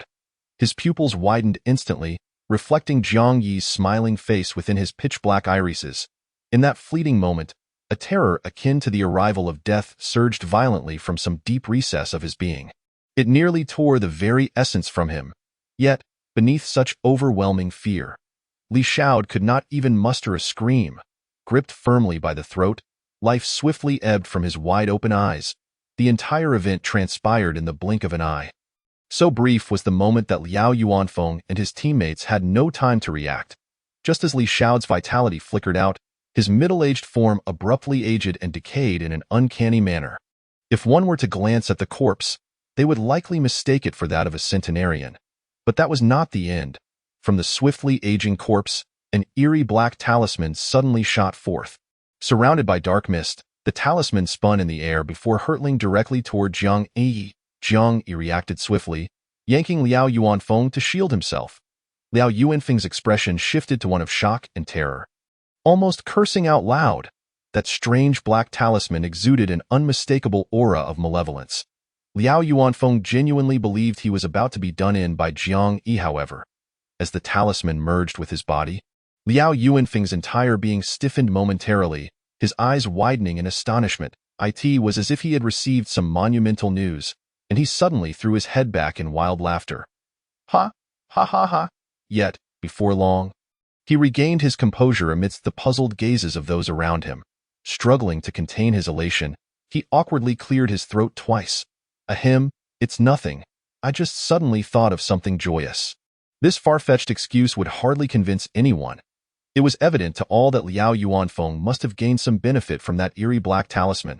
However, his teammates, lacking Liao Yuanfeng's strength, dared not voice their thoughts. As for Jiang Yi, who was even more powerful than Liao Yuanfeng, Liao Yuanfeng abruptly shifted his gaze back to Jiang Yi, his eyes filled with shock, vigilance, and wariness.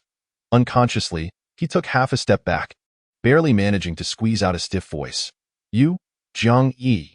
You can't possibly be the one who ranks first on the level leaderboard, can you? Chapter 58. What if I don't wish to join the Letian Club? The moment those words escaped, the few teammates behind Liao Yuanfeng gasped in astonishment, their eyes on Jiang Yi as if they had seen a ghost. They instinctively took a few steps back, one of them nearly stumbling over the decayed corpse of Li Xiao. However, they quickly regained their composure. How could that be possible? Wasn't it said that the Jiang Yi who had parachuted in as the top of both leaderboards was from Jiangxing? How could this Jiang Yi possibly be him? It was utterly inconceivable. Captain Liao must have made a mistake. Jiang Yi, however, did not respond immediately. Instead, he pondered the peculiar black talisman. The talisman, shrouded in dark mist, appeared ominous. He instinctively believed it was intended to harm him. Yet, Liao Yuanfeng's reaction suggested that he had gained something advantageous from it. Thus, Jiang Yi began to contemplate. If he eliminated Liao Yuanfeng, he might be able to seize that eerie talisman. However, deep down, he was not a heartless killer. There was no enmity between him and Liao Yuanfeng. In fact, he had previously stood by him against Wu Su, supporting him from the club's perspective. Moreover, the black talisman undoubtedly exuded an aura of foreboding. From what Jiang Yi understood, in this apocalyptic game, genuine treasures were invariably bound to the life and death of players. For instance, special options on the unique roulette, once drawn, bound themselves to a single player and would not transfer upon death. The eerie black talisman, however, was evidently different. It had transferred to Liao Yuanfeng upon Li Xiao's death, and it seemed it had originally aimed to attach itself to Jiang Yi. The fact that it would seek refuge with the killer of its original master was troubling.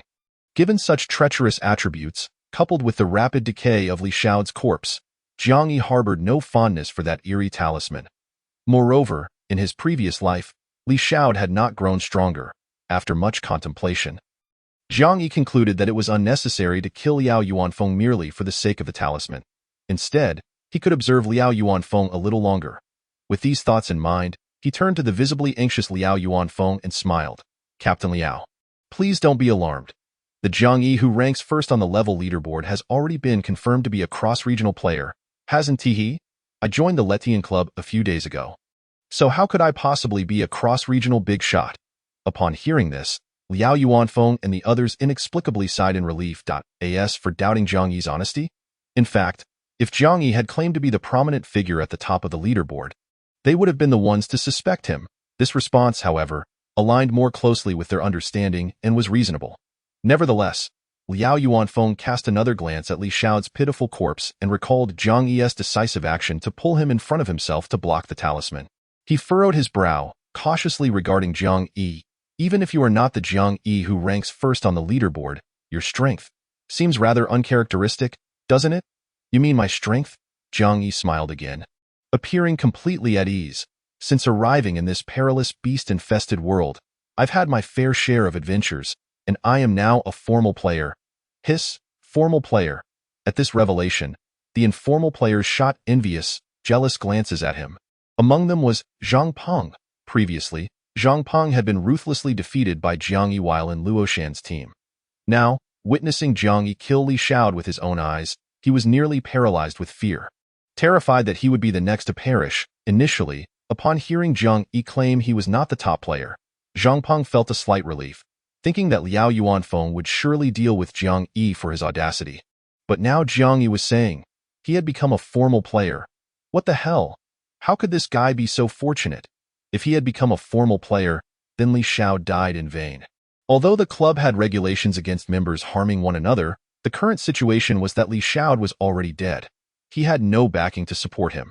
As long as Jiang Yi was formidable enough, he could easily shift the blame onto Li Xiao and evade any repercussions from the club. Zhang Peng felt a chill run down his spine as he deeply regretted, cursing himself for having previously offended Luo Shan and Jiang Yi. Now, he could only lower his head and strive to minimize his presence. As for Liao Yuanfeng's reaction to Jiang Yi's statement, he was somewhat surprised but not entirely so. He blurted out a question. What is your current combat power? However, upon asking, Jiang Yi did not respond. He merely raised an eyebrow casually. Liao Yuanfeng awkwardly rubbed his nose. Realizing that he had lost the right to be impolite towards Jiang Yi, thus, he discreetly shifted the topic away from the data panel and the inquiry about combat power. Liao Yuanfeng furrowed his brows and remarked, "We need not discuss other matters, but when it comes to your act of killing Li Xiao, I fear an explanation is in order." Jiang Yi did not attempt to conceal the truth. He merely recounted how, after acquiring a fortuitous encounter, he found himself targeted by Li Xiao. Subsequently, Li Xiao devised a cursed roulette to ensnare him. When that plan failed, he managed to escape. Now, encountering him again, Jiang Yi is merely seeking vengeance. Liao Yuanfeng was taken aback, exclaiming, "So the one selling the cursed roulette was indeed you?" Jiang Yi simply shrugged and nodded. Liao Yuanfeng's expression shifted as he pondered various thoughts. Finally, he sighed deeply and said, "Very well, regardless of the veracity of your claims, let us consider this matter as Li Xiao's initial wrongdoing. As for the club, you shall face no penalties. However, this is contingent upon your return from this world of ferocious beasts. You must accompany me back to the club and become a formal member. At this juncture," he elaborated, "in truth, the establishment of any formal organization is not merely about gathering a group of individuals. This apocalyptic game necessitates specific tokens of power. For instance, there are club tokens and guild tokens. The Letian Club was founded upon a club token. Those guilds, in contrast, utilize guild tokens that are significantly more prestigious, endowing their factions with a broader array of functionalities. Nonetheless, do not underestimate the Letian Club. The entrance requirements for those elite guilds are exceedingly high. An average player would scarcely dare to dream of joining. To be part of any faction, the foremost condition is to be a formal player. Hence, all formal members of the Letian Club are recognized as formal players. Your previous captain, Gao Chong, regardless of his prowess, also had to become a formal player to attain membership. As of now, you can be considered the most accomplished among your reckless team, having become the first formal player." Liao Yuanfeng spoke with a hint of amusement, adding, "When you return to the Letian Club, there will be personnel assigned to grant you access to a club token. At that time, a new function related to the club will be added to your player capabilities." Jiang Yi was already aware of all this, and the informal players around him gazed at him with increasing envy. However, amidst the envious and jealous stares, Jiang Yi audaciously interjected, "What if I do not wish to join the Letian Club?" Chapter 59. The Effect of Luck? The Roulette Draw? The moment those words escaped his lips, the envious gazes instantly morphed into ones that seemed to wish for his immediate demise. Liao Yuanfeng's expression mirrored his astonishment. "Have you not seen the strategy posts on the forum? Or have you not endured enough of the apocalypse's trials? Not joining the Letian Club. What do you intend to do? Ascend to the heavens?"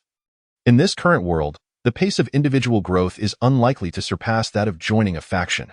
Moreover, different factions exhibit varying attitudes towards different types of formal members. Take the Yoyu siblings. For instance, they joined the Letian Club directly as formal players.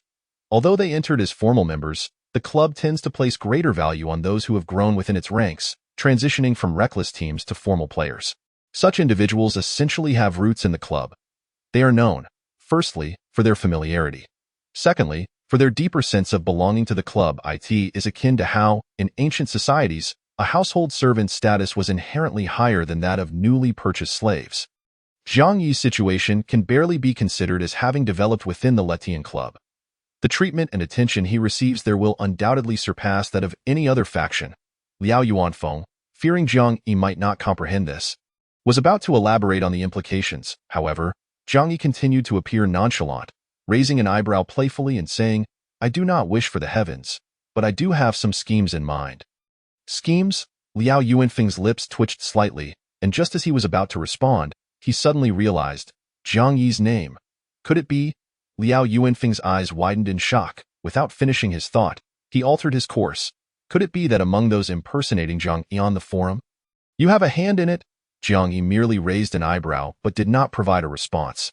Liao Yuanfeng's eyelids twitched slightly, and his emotions became quite complex. It is undeniable that people are different.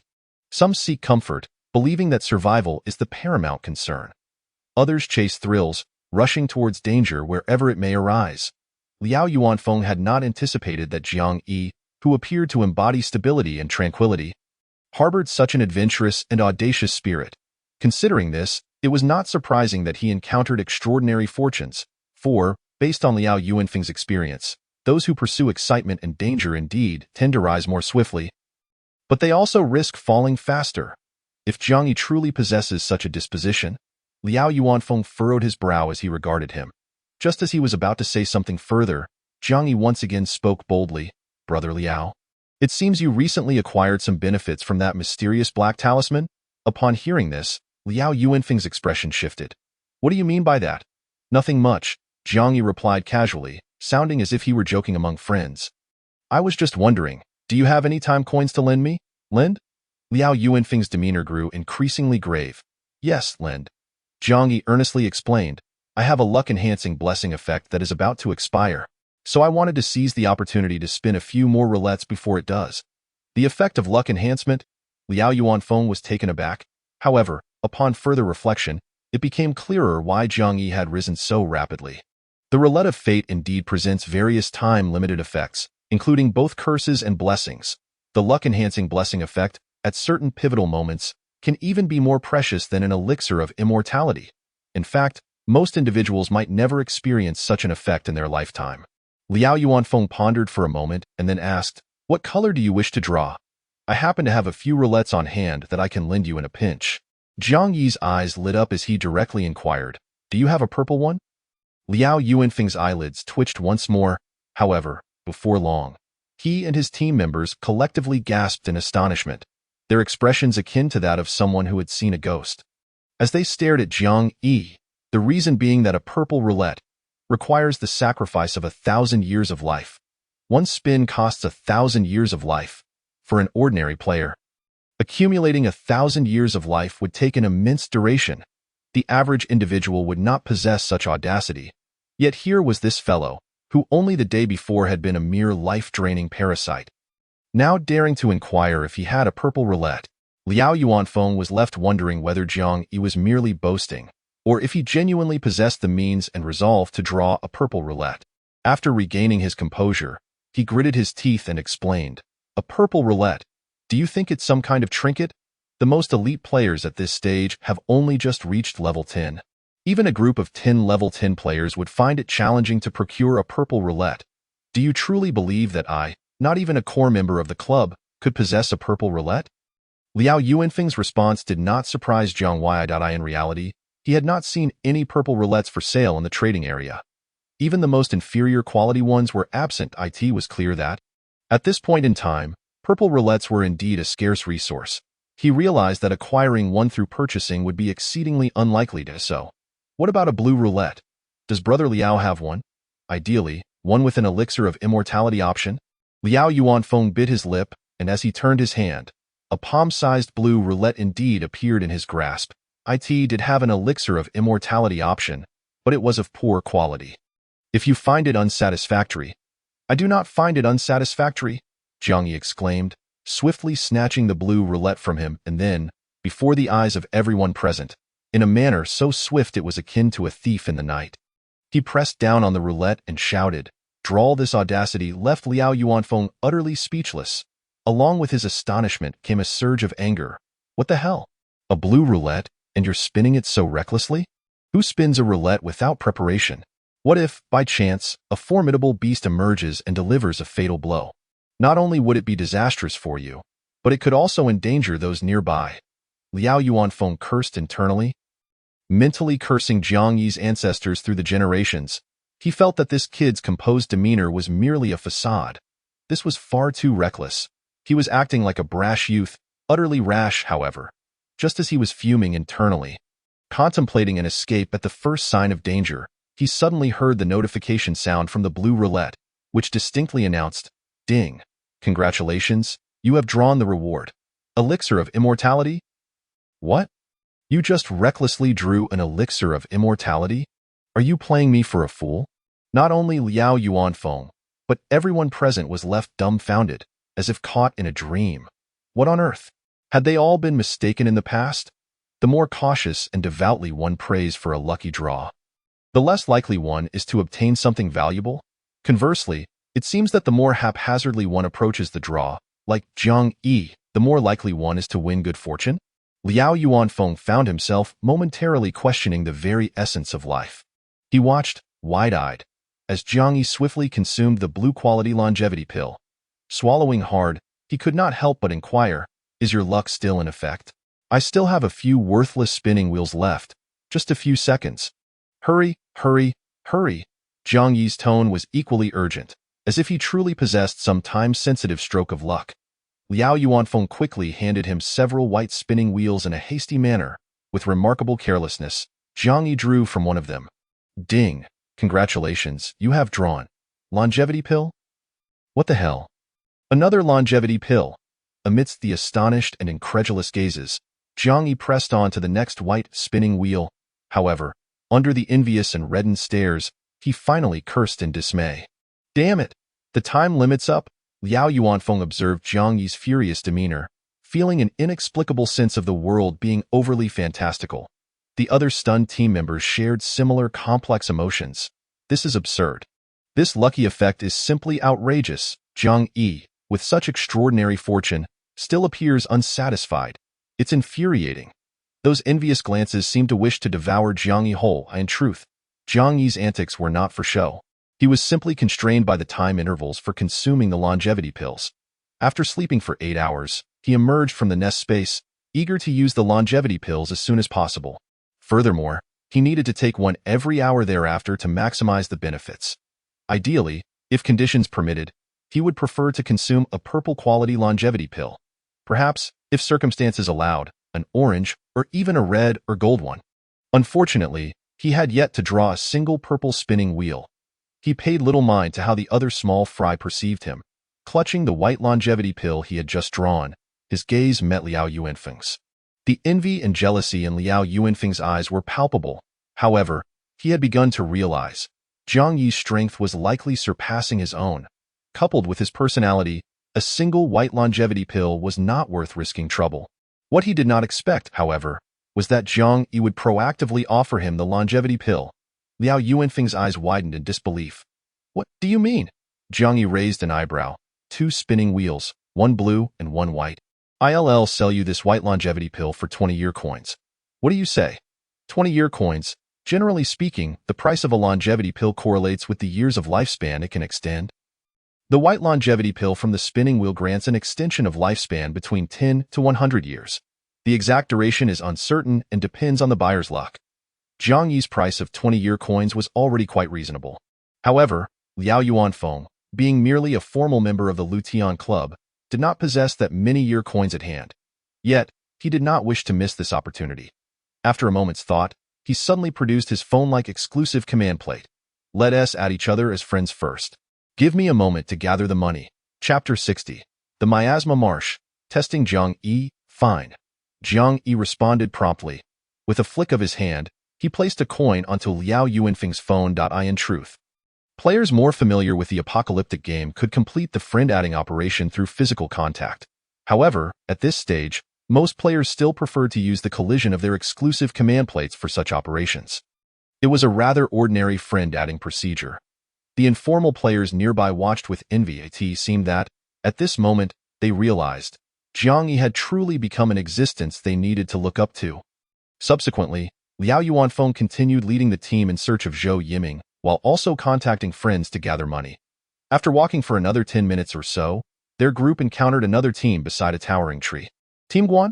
Liao Yuanfeng was momentarily startled upon seeing Guan Ling. "Aren't you supposed to be guarding outside the Qin Lake? How did you end up in this beast world?" Guan Ling maintained her usual aloof demeanor. Scanning the members of Liao Yuanfeng's team, her gaze paused slightly upon reaching Jiang Yi. Unfazed, she replied to Liao Yuanfeng, "I received messages from a few members of the Blood Swallow Club. This Qin Lake beast world is somewhat unusual." "Huh? Unusual? In what way?" Liao Yuanfeng felt that the danger level of this beast world was considerably lower than any he had previously explored. Once the extreme night environment was overcome, it was almost devoid of peril. Yet Guanling stated, "The exploration difficulty of this beast world is indeed absurdly low. However, returning may prove to be quite challenging." "Huh? So you're saying there are powerful beast tribes guarding the passage back to our world?" Guanling slightly shook her head. "It's unclear whether powerful beast tribes guard it. According to the scouting members of the Blood Swallow Club, the passage seems to lie deep within a miasma marsh." Miasma marsh. Upon hearing this term, Liao Yuanfeng's expression darkened instantly. Yet that was not all. Guanling added, the miasma is highly toxic, and there appear to be numerous ferocious beasts lurking within the marsh. Liao Yuanfeng's face grew even darker, and his gaze towards Guanling became somewhat peculiar. You knew about the existence of the miasma marsh, and yet you dared to enter this beast world?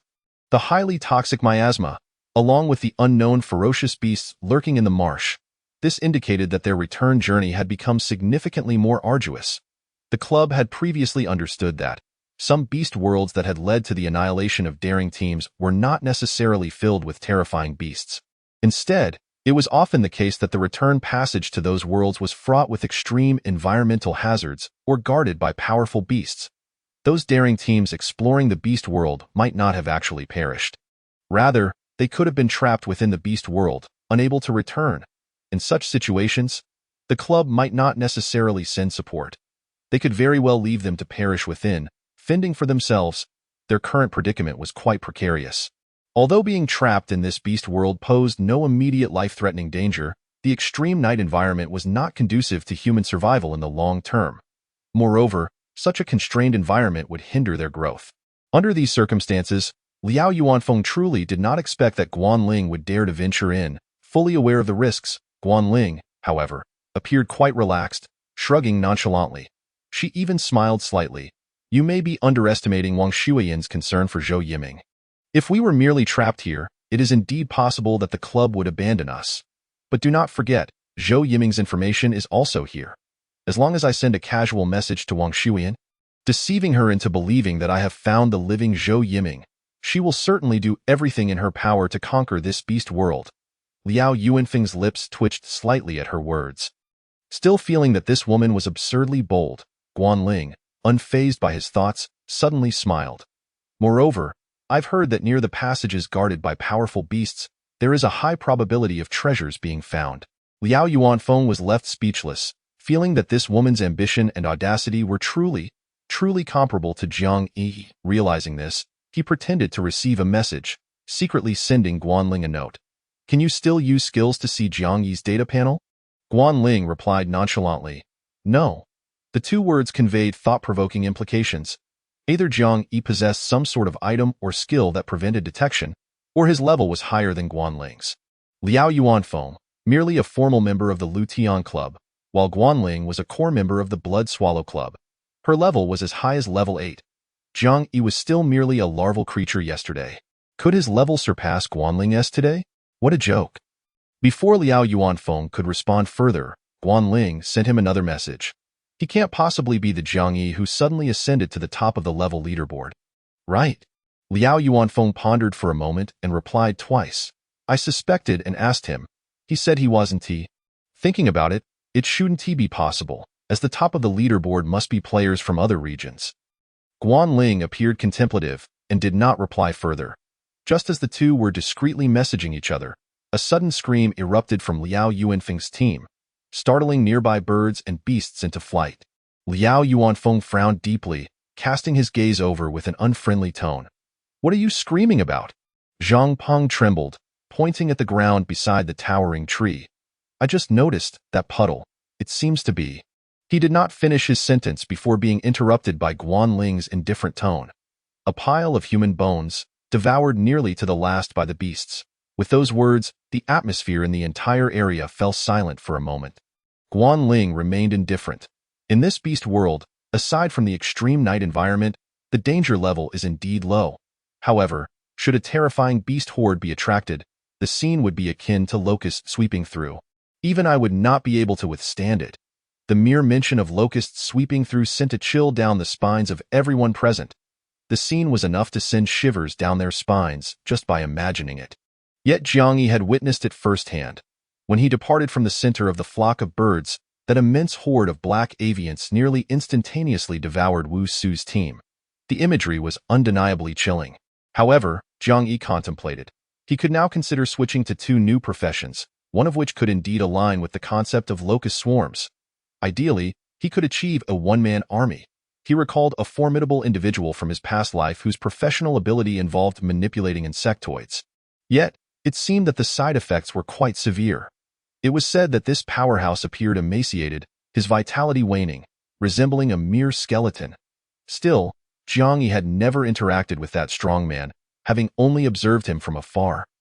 Shrouded in a black cloak that concealed his form as he pondered, Guanling and Liao Yuanfeng conferred for a moment before deciding to venture towards the miasmic marsh to assess the situation. This expanding group of adventurers resumed their journey. During this time, Liao Yuanfeng gathered the funds for the longevity elixir and completed the transaction with Jiang Yi. Guanling seized the opportunity to add Jiang Yi as a friend. Playfully inquiring about his level, Jiang Yi remained silent, adopting an air of inscrutable profundity. This only deepened Guanling's curiosity. Was he genuinely powerful or merely posturing? It was not uncommon for some to feign strength and arrogance. Engaging in a bluff akin to a feigned retreat, banking on the caution of others, Guanling, indeed cautious, did not dare to take the risk. If this young man were truly formidable, the consequences could be dire. Thus, until she grasped the situation, she maintained a cordial demeanor towards Jiang Yi, though her mind couldn't help but wonder. Should she find an opportunity to test him? Just then, after walking north for nearly 20 minutes, they finally encountered the miasmic marsh. In the extreme night, the marsh enveloped in miasma appeared even darker and more sinister. From within the swamp, faint bubbling sounds occasionally emerged. It was evident that ferocious beasts lurked within. Having witnessed the state of the marsh, Liao Yuanfeng's expression grew increasingly grim. In such extreme conditions, he inhaled deeply and turned to Guanling. "Do you have any thoughts?" Guanling instinctively glanced at Jiang Yi, contemplating whether to use this chance to probe him, when suddenly, she heard a rustling from the trees beyond the marsh. She swiftly redirected her gaze and shouted towards the source of the noise. "Who's there?" However, the response was a grotesque projectile that shot straight towards the marsh. With a splash, the unidentified missile plunged into the swamp. The bubbling sounds within the marsh intensified abruptly. Guanling's face paled, and she instinctively exclaimed, "Not good!" Liao Yuanfeng also realized the gravity of the situation, his face turning ashen as he cursed vehemently. "Damn it!" Chapter 61. What is human nature? It has always been this way. Both formal player powerhouses exhibited expressions of dire concern. The informal players, naturally, were thrown into chaos. What is happening? What is wrong? What is going on? In an instant, confusion reigned outside the marsh. Yet, there was no need for Liao Yuanfeng or Guanling to explain. The informal players quickly grasped the problem. The bubbling sounds from the marsh were the grotesque beasts emerging.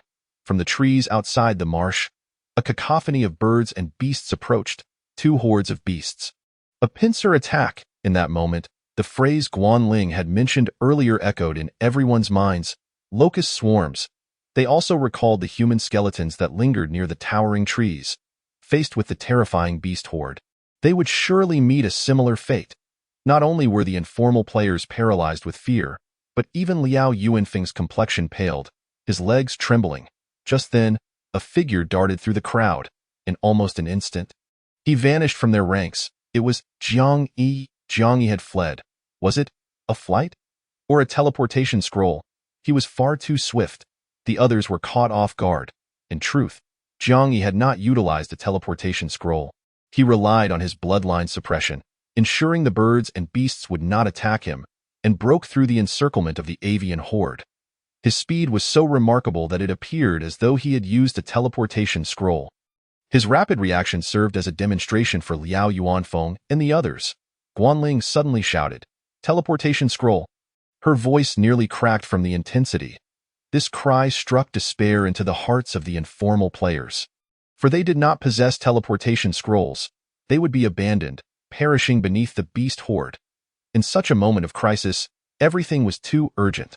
Liao Yuanfeng had no time to consider the informal players.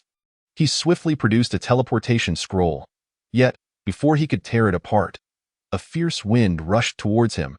Liao Yuanfeng's pupils widened in disbelief, his eyes bulging in shock. Guanling.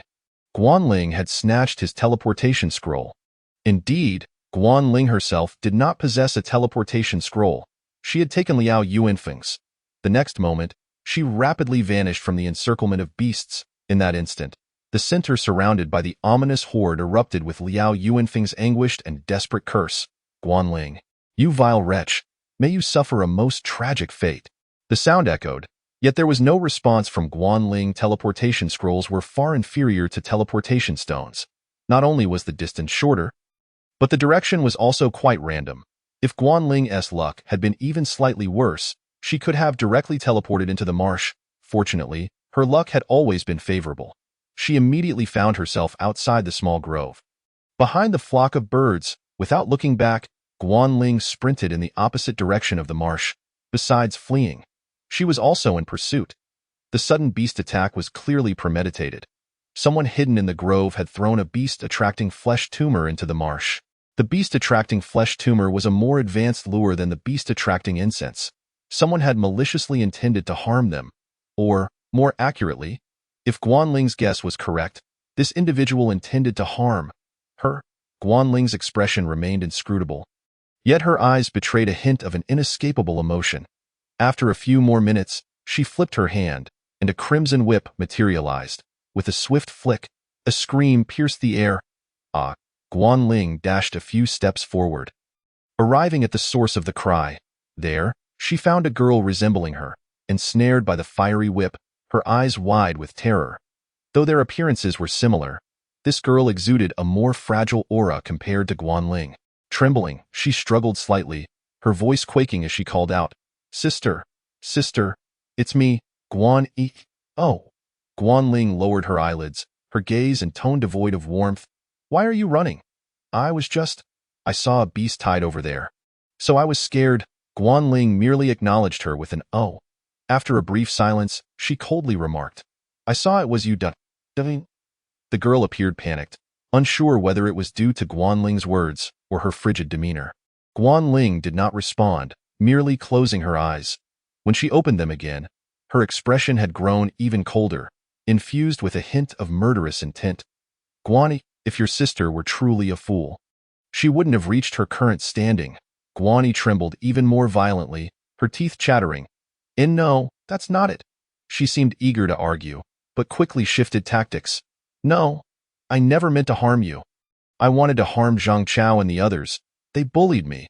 I hate them so much. I just wanted them dead. Yes, just wanted them dead. Sister, you have a teleportation scroll. I had no intention of harming you." Her words tumbled out rapidly, yet they still conveyed her panic. Such claims, Guanling could never believe. In truth, she possessed no teleportation scroll. Earlier, when Guani had descended into the ferocious beast world, she had sweetly asked for a teleportation scroll. Had it not been for Liao Yuanfeng having one on hand, Guanling too would have perished there. Just as she had stated, her growth to this point signified she was no fool. With a swift motion, the crimson whip that had ensnared Guan-yi suddenly loosened. A flicker of surprise passed through Guan-yi's eyes. However, the next moment, the whip coiled around her neck once more. Tightening gradually, elation morphed into sheer terror. Guan-yi instinctively clawed at the whip around her throat. Her slightly pointed nails left horrifying marks on her delicate, swan-like neck. Her eyes rolled back in panic, the sensation of impending death leaving only boundless despair in their depths. Then, just as she believed she was about to be ruthlessly strangled by her sister, air rushed back in. The vicious grip around her neck dissipated. She was saved. However, as Guani gasped for breath, she heard a cold, detached voice from above. "Before you die, speak a truth to me." "Why?" It was Guanling's emotionless inquiry, devoid of any disturbance in that moment. Guan-yi abruptly looked up, no longer concealing the hatred in her eyes. With blood-red irises and a hoarse voice, she screamed in hysteria. I hate you. May you suffer a most tragic fate." The word "die" barely escaped her lips before the previously released grip tightened once more around her neck. Guan-yi stared wide-eyed, succumbing to death. This moment, Guanling did not immediately retract the whip coiled around her sister's neck. It was as if the body had not collapsed, the person had not truly perished. After a moment of silence, she suddenly addressed a branch high up in an ancient tree. "Have you seen enough?" In truth, Jiang Yi had been relentlessly pursuing his adversary, unwilling to let go of the one who had wronged him. Although the perpetrator's intentions may not have been malicious, he was fortunate enough not to have acted directly. Otherwise, he would have missed this splendid spectacle. He leaped effortlessly from the tree, landing gracefully on both feet. At that moment, Guan Ling's remarkably tranquil expression transformed back to her usual haughty demeanor. With a flick of her wrist, she retracted her long whip, causing Guan Yi's lifeless body to collapse. Jiang Yi observed silently, his face betraying little emotion, though he raised an eyebrow and ventured a question. "Aren't you curious as to why she harbors such hatred for you?" Guan Ling approached the ancient tree, leaning slightly against it as she lit a slender lady's cigarette. "Why? Does it even matter?" she mused. "Indeed, does it hold any significance? Once, or perhaps in a previous life, when he had been betrayed by Tang Ku." Jiang Yi had yearned to understand the reason behind such treachery. He reflected on their strong bond during university, and before that fateful betrayal, he had done nothing to warrant such animosity from Tang Ku. There was no reason for Tang Ku to harbor hatred towards him. Even before the apocalypse, Tang Ku did not strike him as the ungrateful type. Everything seemed to unfold without warning. For an extended period in his past life, Jiang Yi had been unable to comprehend it all, until Guan Ling exhaled a puff of smoke, suddenly posing a thought-provoking question. "Do you believe human nature has always been this way? Or did it only devolve after the apocalypse?" Jiang Yi did not respond immediately, recalling a scene from the film Elon, The Professional, where a 12-year-old girl asked, "Is life always this difficult? Or is it only in childhood?" The answer she received was that it had always been so. Chapter 62. A Fire on the Mountain. The overbearing director falls for me. The slender cigarette accentuated Guan Ling's delicate, fair fingers, their joints elegantly defined, almost ethereal. After only a few puffs, she discarded the cigarette and knelt down to remove the spatial ring from her sister's corpse. Observing this somber scene, Jiang Yi couldn't help but recall a timeless adage, "A fire on the mountain, the overbearing director falls for me." He casually crushed the cigarette but underfoot, only to hear Guan Ling's languid voice from where she knelt. "When the apocalypse first struck, I felt quite regretful that my parents were not in Jiang City, leaving me unable to protect them. Yet as time passed, those regrets and longings for my family seemed to gradually fade." Jiang Yi nodded, leaning against the tree himself. After a moment's contemplation, he elegantly offered a comforting remark. "In light of your sorrow, allow me to share some good news." Guan Ling turned to regard him, her expression curious and expectant. Jiang Yi raised an eyebrow and continued at a measured pace. "Liao Yuanfeng had a peculiar encounter and obtained a strange black talisman. The exact nature of its effects remains unclear, but I believe there is a likelihood he is still alive." Upon hearing this good news, the corner of Guan Ling's mouth twitched noticeably. She paused for a moment before gritting her teeth and retorting, "Thank you so much." If Liao Yuanfeng were indeed alive, it was hardly welcome news for her. Though she bore no ill will toward him and their previous interactions had been amicable just moments ago, she had seized the opportunity for survival that rightfully belonged to Liao Yuanfeng. In her mind, she had committed no wrongdoing. Even an observer would likely understand her actions as a natural response. After all, in a situation like that, only one teleportation talisman existed, and it would inevitably belong to the strongest. Guan Ling had never intended to cause Liao Yuanfeng's demise. She merely wished to save herself. However, this understandable reaction would likely be lost on Liao Yuanfeng, the victim, if he were truly alive. Then their fates would be irrevocably intertwined.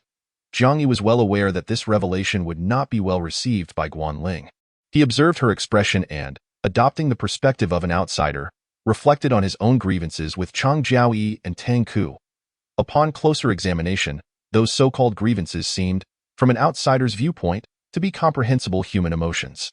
Yet, as the victim, he, like Liao Yuanfeng, could never forgive such natural impulses. After all, he was no saint. Although Liao Yuanfeng lacked cruelty, he was certainly no saint either, if he were alive. Jiang Yi glanced again at Guan Ling, whose expression was complex. He pondered that if Liao Yuanfeng were indeed still alive, there was a possibility that Guan Ling might resolve the matter herself, just as Tang Ku had wished to eliminate him. Perhaps their relationship had started without enmity, even amicably, yet from the moment Tang Ku seized the upgrade token, a grudge had inevitably formed. Thus, Tang Ku had thrust the dagger with unwavering intent, wishing to bring about Jiang Yi's demise. As Jiang Yi mused, Guan Ling shifted the conversation, inquiring, "What are your thoughts on that miasmic swamp?" Jiang Yi contemplated for a moment and replied earnestly, "Initially, I had no thoughts on the matter. But seeing you carelessly discard your cigarette butt, an idea suddenly struck me." Guan Ling's eyes brightened. Are you suggesting we set it ablaze? Jiang Yi raised an eyebrow. I'm uncertain, but I wish to test the theory. The pure black toxic gas above the swamp was, in essence, a form of gas. However, whether it was combustible or could indeed ignite the swamp remained uncertain. Even Jiang Yi could not definitively say. Furthermore, the potential consequences of igniting the swamp were impossible to predict. Yet, properly exploring such a toxic mire seemed equally devoid of direction. Liao Yuanfeng's previous assessment had been spot on. Guan Ling was indeed audacious. After a brief calculation, she made her decision.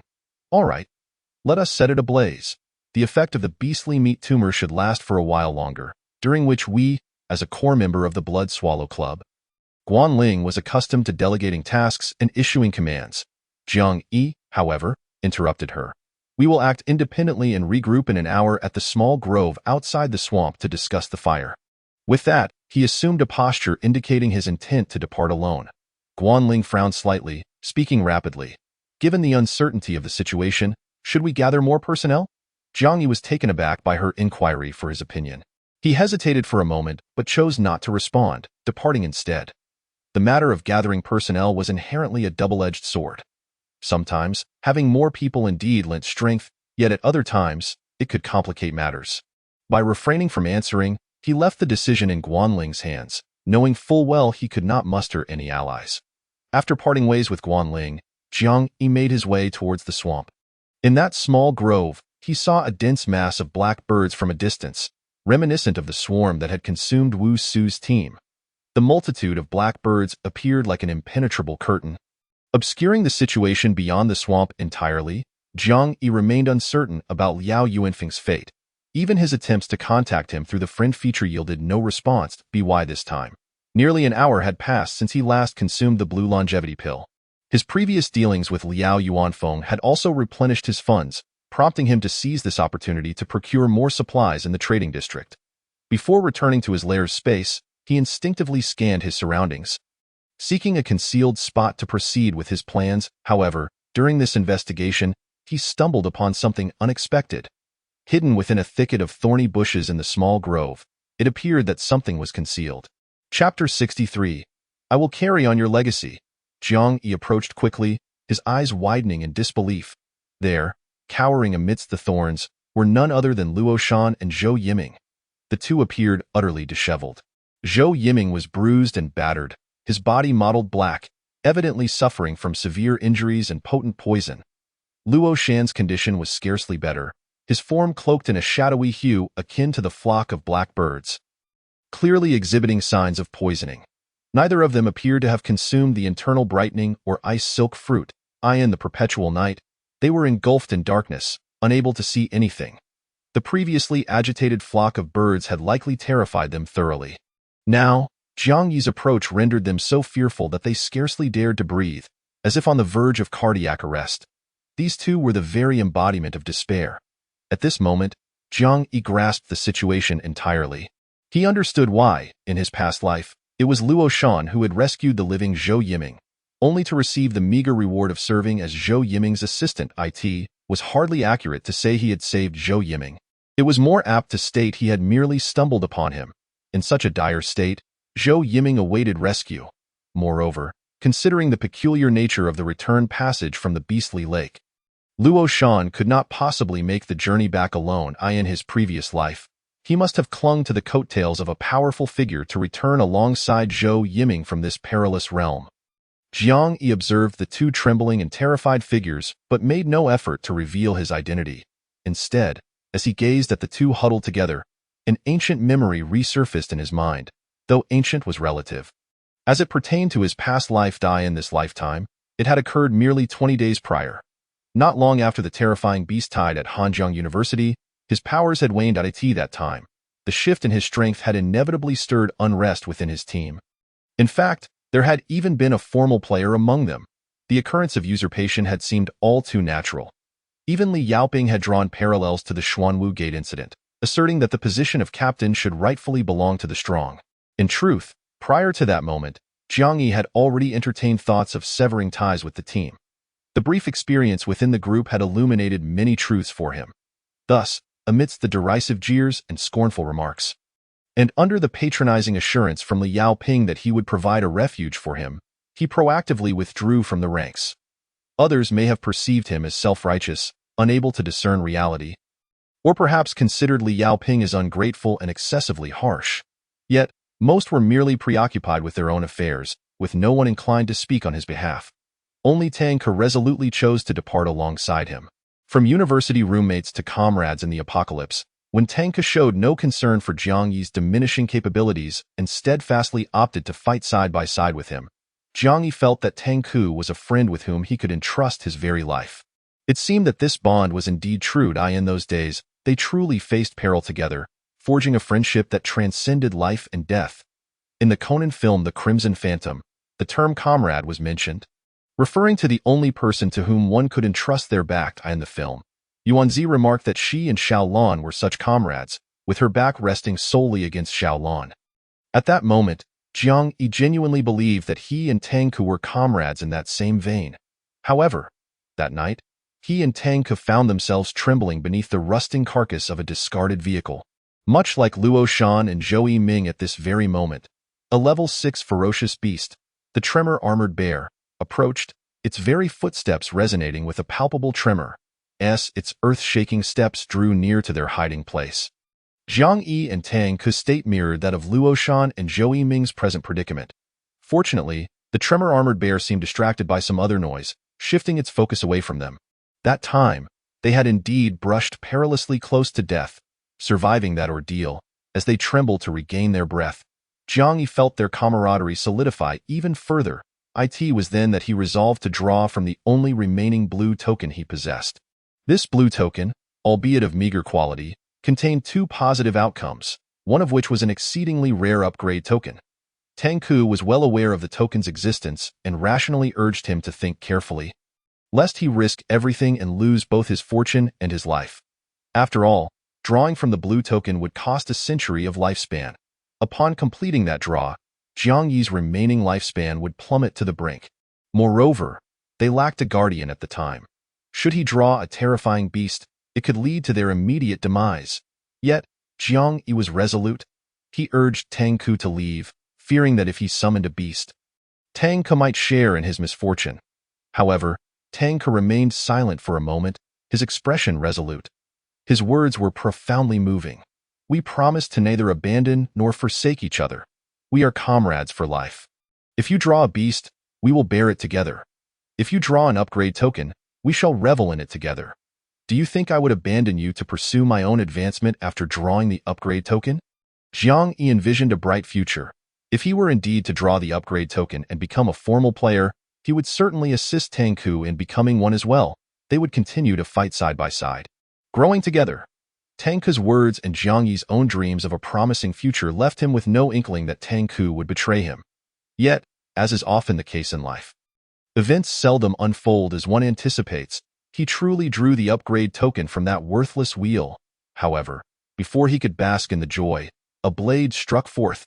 The token was swiftly seized from his grasp. At that moment, Tang Ke's actions were ruthless, yet his expression was complex. He said, Jiang Yi, if you had drawn a beast, we would indeed be comrades facing life and death together. But you drew the upgrade token. I'm sorry, this situation is too complicated. I can share in your hardships, but I cannot gamble on whether you will steadfastly share in the spoils of fortune with me. Thus, rather than placing my hopes for strength on your ascendance, I shall strive to grow stronger myself. In this world, the only reliable ally is oneself. Only by becoming powerful can I truly be fearless. I am sorry, Jiang Yi. I will avenge you, Li Yaoping. Chang Jiao Yi, and those other ungrateful wretches, they shall not meet a good end. However, aside from me, I will carry your share and live on, living splendidly. In all of Tang Ke's future glory, there will be a part of you. Jiang Yi, even at the moment of parting, Tang Ke's words were profoundly touching. Yet, as Jiang Yi lay on the ground, his body numb, he found that only one emotion remained in his mind. Shock. A shock greater than seeing a ghost in broad daylight. In his previous life, amidst years of apocalyptic existence, Jiang Yi had encountered countless instances of treachery, where individuals fought fiercely for their interests. For instance, Yu Yu, and many others thereafter. Yet, he had never been so astonished, for he had never genuinely trusted those individuals. Just as with Li Xiao, their disputes were merely rooted in self-interest, devoid of any emotional entanglement.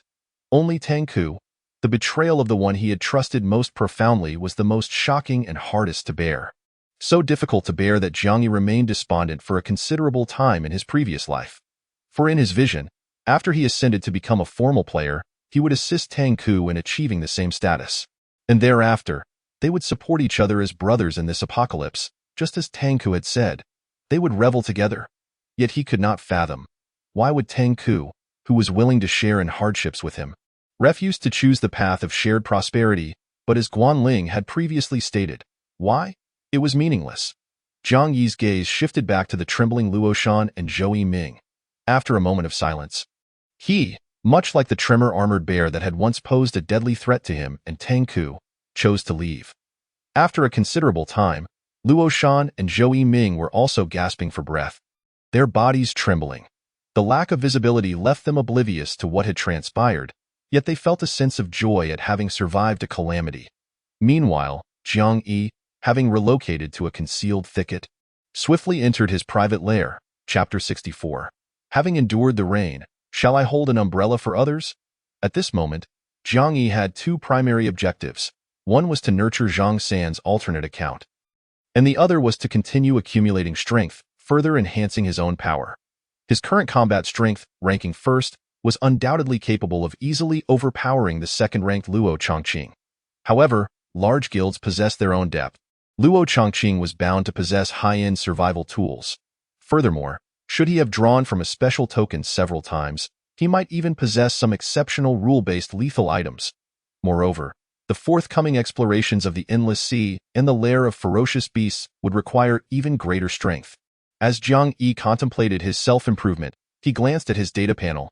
Name: Jiang Yi, level 10, lifespan 9,723 years 128 days, talent none, occupation none, skills: Heart of the Brave, sea level, Poison Resistance, sea level, Wings of the Wind, sea level, Hurricane Wave, D level, status: Immune to poison, 3 days, strength 5,000, constitution 5,000, speed 5,000, spirit 5,000, combat strength 15 stars. Clearly, the attribute ceiling for level 10 was a staggering 5,000. This was exceedingly high. The condition for using the life token to reach level 10 was merely a lifespan of 5,000 and all attributes 50. The requirements for leveling up seemed to differ by a factor of 100 when compared to the current level's attribute ceiling. Players' levels prior to level 10 are divided into 2 stages, the first 5 levels and the latter 5 levels. The conditions for leveling from 1 to 5 are lifespan 100 to 500 years and all attributes 1-5. In contrast, the conditions for leveling from 6 to 10 suddenly escalate to lifespan 1,000 to 5,000 years and all attributes 10 to 50. The leveling conditions for each level effectively set a minimum strength requirement for players at that level. Meanwhile, the existence of an attribute ceiling serves to limit the maximum potential strength of players at their current level. Thus, it becomes apparent that the disparity in strength between players of the same level can be exceptionally vast. Engaging in battles across levels is not uncommon.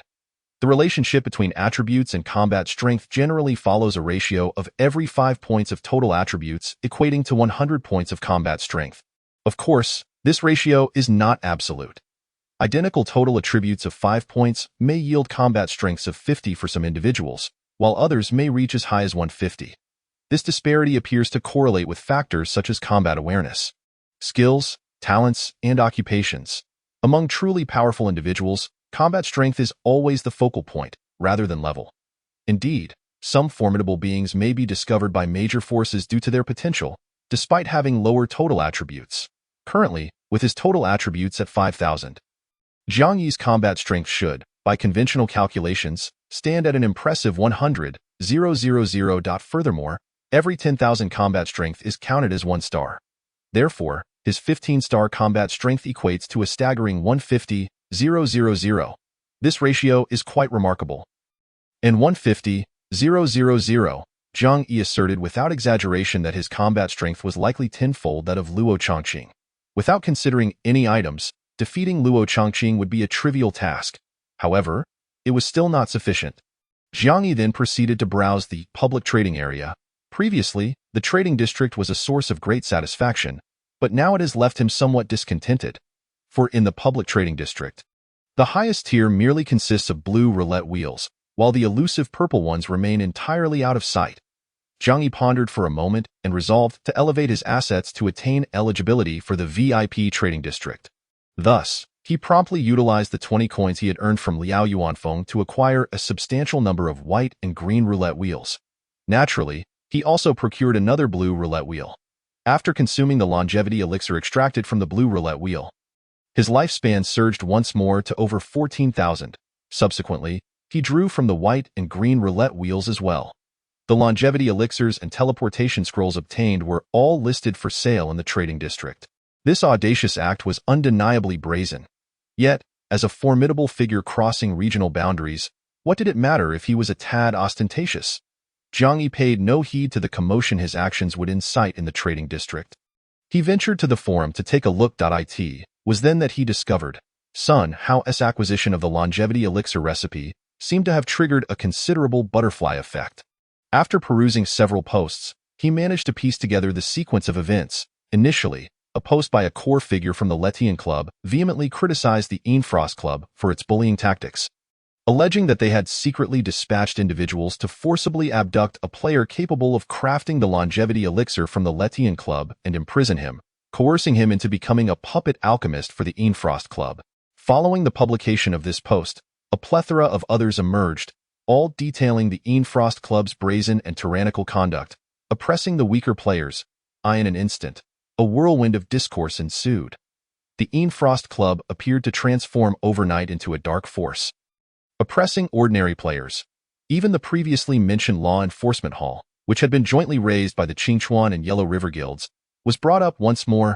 Numerous players expressed a desire for the Qingchuan and Yellow River guilds to intervene and eradicate the Enfrost Club, liberating the imprisoned puppet alchemist. During this time, Sun Hao had also taken the initiative to post, asserting that he had voluntarily joined the Enfrost Club and was not a puppet. However, the players swept up in the fervor dismissed his claims, firmly asserting that he was being coerced by the Enfrost Club into making such declarations. The scene of players stubbornly clinging to their own narratives reminded Jiang Yi of the online harassment prior to the apocalypse. The torrent of denunciations directed at the Enfrost Club evoked memories of the historical tumult during the spring and autumn and warring states periods, where lords engaged in chaos and, before clashing, sought a pretext to rally their forces.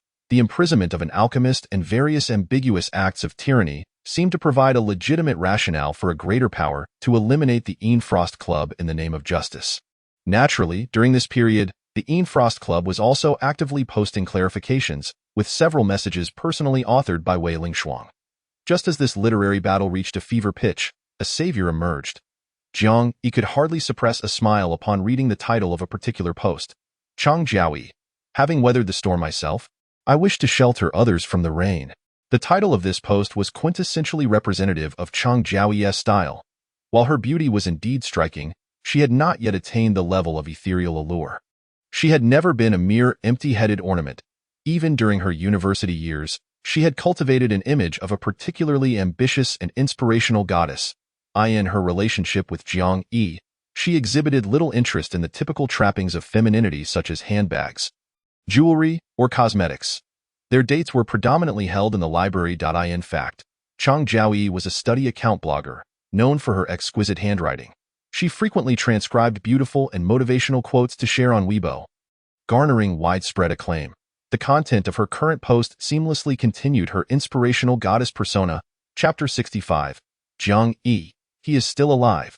Chang Jiaoyi possessed a commendable writing style. As her Weibo followers would say, her words exuded a tranquil strength. The content of her post unfolded like a gentle narrative, recounting her myriad experiences since the apocalypse. She stated that although she appeared to be thriving and was revered by the 4 major guilds, only she knew how arduous it had been when she first grasped the longevity elixir recipe. During that time, she did not boast about her ability to craft the longevity elixir. Rather, she cautiously utilized it to incrementally enhance her strength. Only after ensuring that her power was sufficiently robust to protect herself did she dare to act with a modicum of boldness. Gradually, she carved out her own reputation. she articulated her independent spirit, expressing her desire to avoid becoming a puppet alchemist. Thus, the path she traversed was far from the effortless journey others might presume. She concluded by stating that her current achievements were a product of sheer luck in acquiring that longevity elixir recipe, which constituted a mere one. The remaining 99 was a result of her own relentless efforts. Following this, she echoed Edison's classic quote with a motivational twist. In The Rise from the Apocalypse, "It is the 99 effort combined with one luck that makes all the difference." Jiang Yi couldn't help but chuckle, nearly succumbing to the urge to respond with a quip. Yet that one luck is far more crucial than the 99 effort. Without the longevity elixir recipe, how hard would you try? However, despite his amusement, Jiang Yi felt no surprise at her sentiments. For in his past life, he had witnessed Chang Jiaoyi publicly extol her own efforts and sacrifices, downplaying the assistance she received from the longevity elixir recipe. This moment was no different. Following her motivational rhetoric, Chang Jiaoyi further declared that her personal experiences had endowed her with profound understanding of the hardships faced by novice alchemists. Having braved the storms herself, she was compelled to offer shelter to others. She resolved to establish an alchemist alliance, promising unconditional protection for all alchemists in Jiangxing. Naturally, she hoped that all alchemists would unite voluntarily, ensuring that no puppet alchemists would ever exist in Jiangxing again. This pronouncement undoubtedly garnered fervent praise from various alchemists. Although only Chang Jiaoyi could craft the longevity elixir, there were still other alchemists in Jiangxing. Their specialties largely revolved around detoxification pills, rejuvenation elixirs, status recovery potions, and attribute potions, among others. While not as precious as the longevity elixir, they were nonetheless essential concoctions for players engaging in battles to level up. In addition to inviting those ordinary alchemists, Chang Jiaoyi highlighted her invitation to the central figure of this recent incident, Sun Hao. She expressed a desire for Sun Hao, the second player capable of crafting the longevity elixir in Jiangxing, to swiftly join the Alchemist Alliance. Furthermore, if Sun Hao is indeed being threatened and imprisoned by the Enfrost Club, she hoped they would release him. With Chang Jiaoyi's righteous post, players naturally intensified their condemnation of the Enfrost Club, urging Wei Lingshuang to liberate Sun Hao without delay. It could be said that public opinion was entirely aligned with Chang Jiaoyi. Even Sun Hao himself, upon reading her post, felt a flicker of emotion. He began to question, was it possible that he had been deceived by Wei Lingshuang all along? Chang Jiaoyi was not a heartless individual. Rather, it was Wei Lingshuang who had concocted lies to tarnish Chang Jiaoyi's reputation, all in a bid to draw him into the Enfrost Club, claiming to protect him. But was the true intention not imprisonment? Wei Lingshuang, of course, sensed Sun Hao's wavering resolve, her teeth clenched in frustration, ready to speak. Yet, Sun Hao seemed to have received a message from a friend and, after a moment of contemplation, decisively stated, "I appreciate your good intentions, President Lingshuang.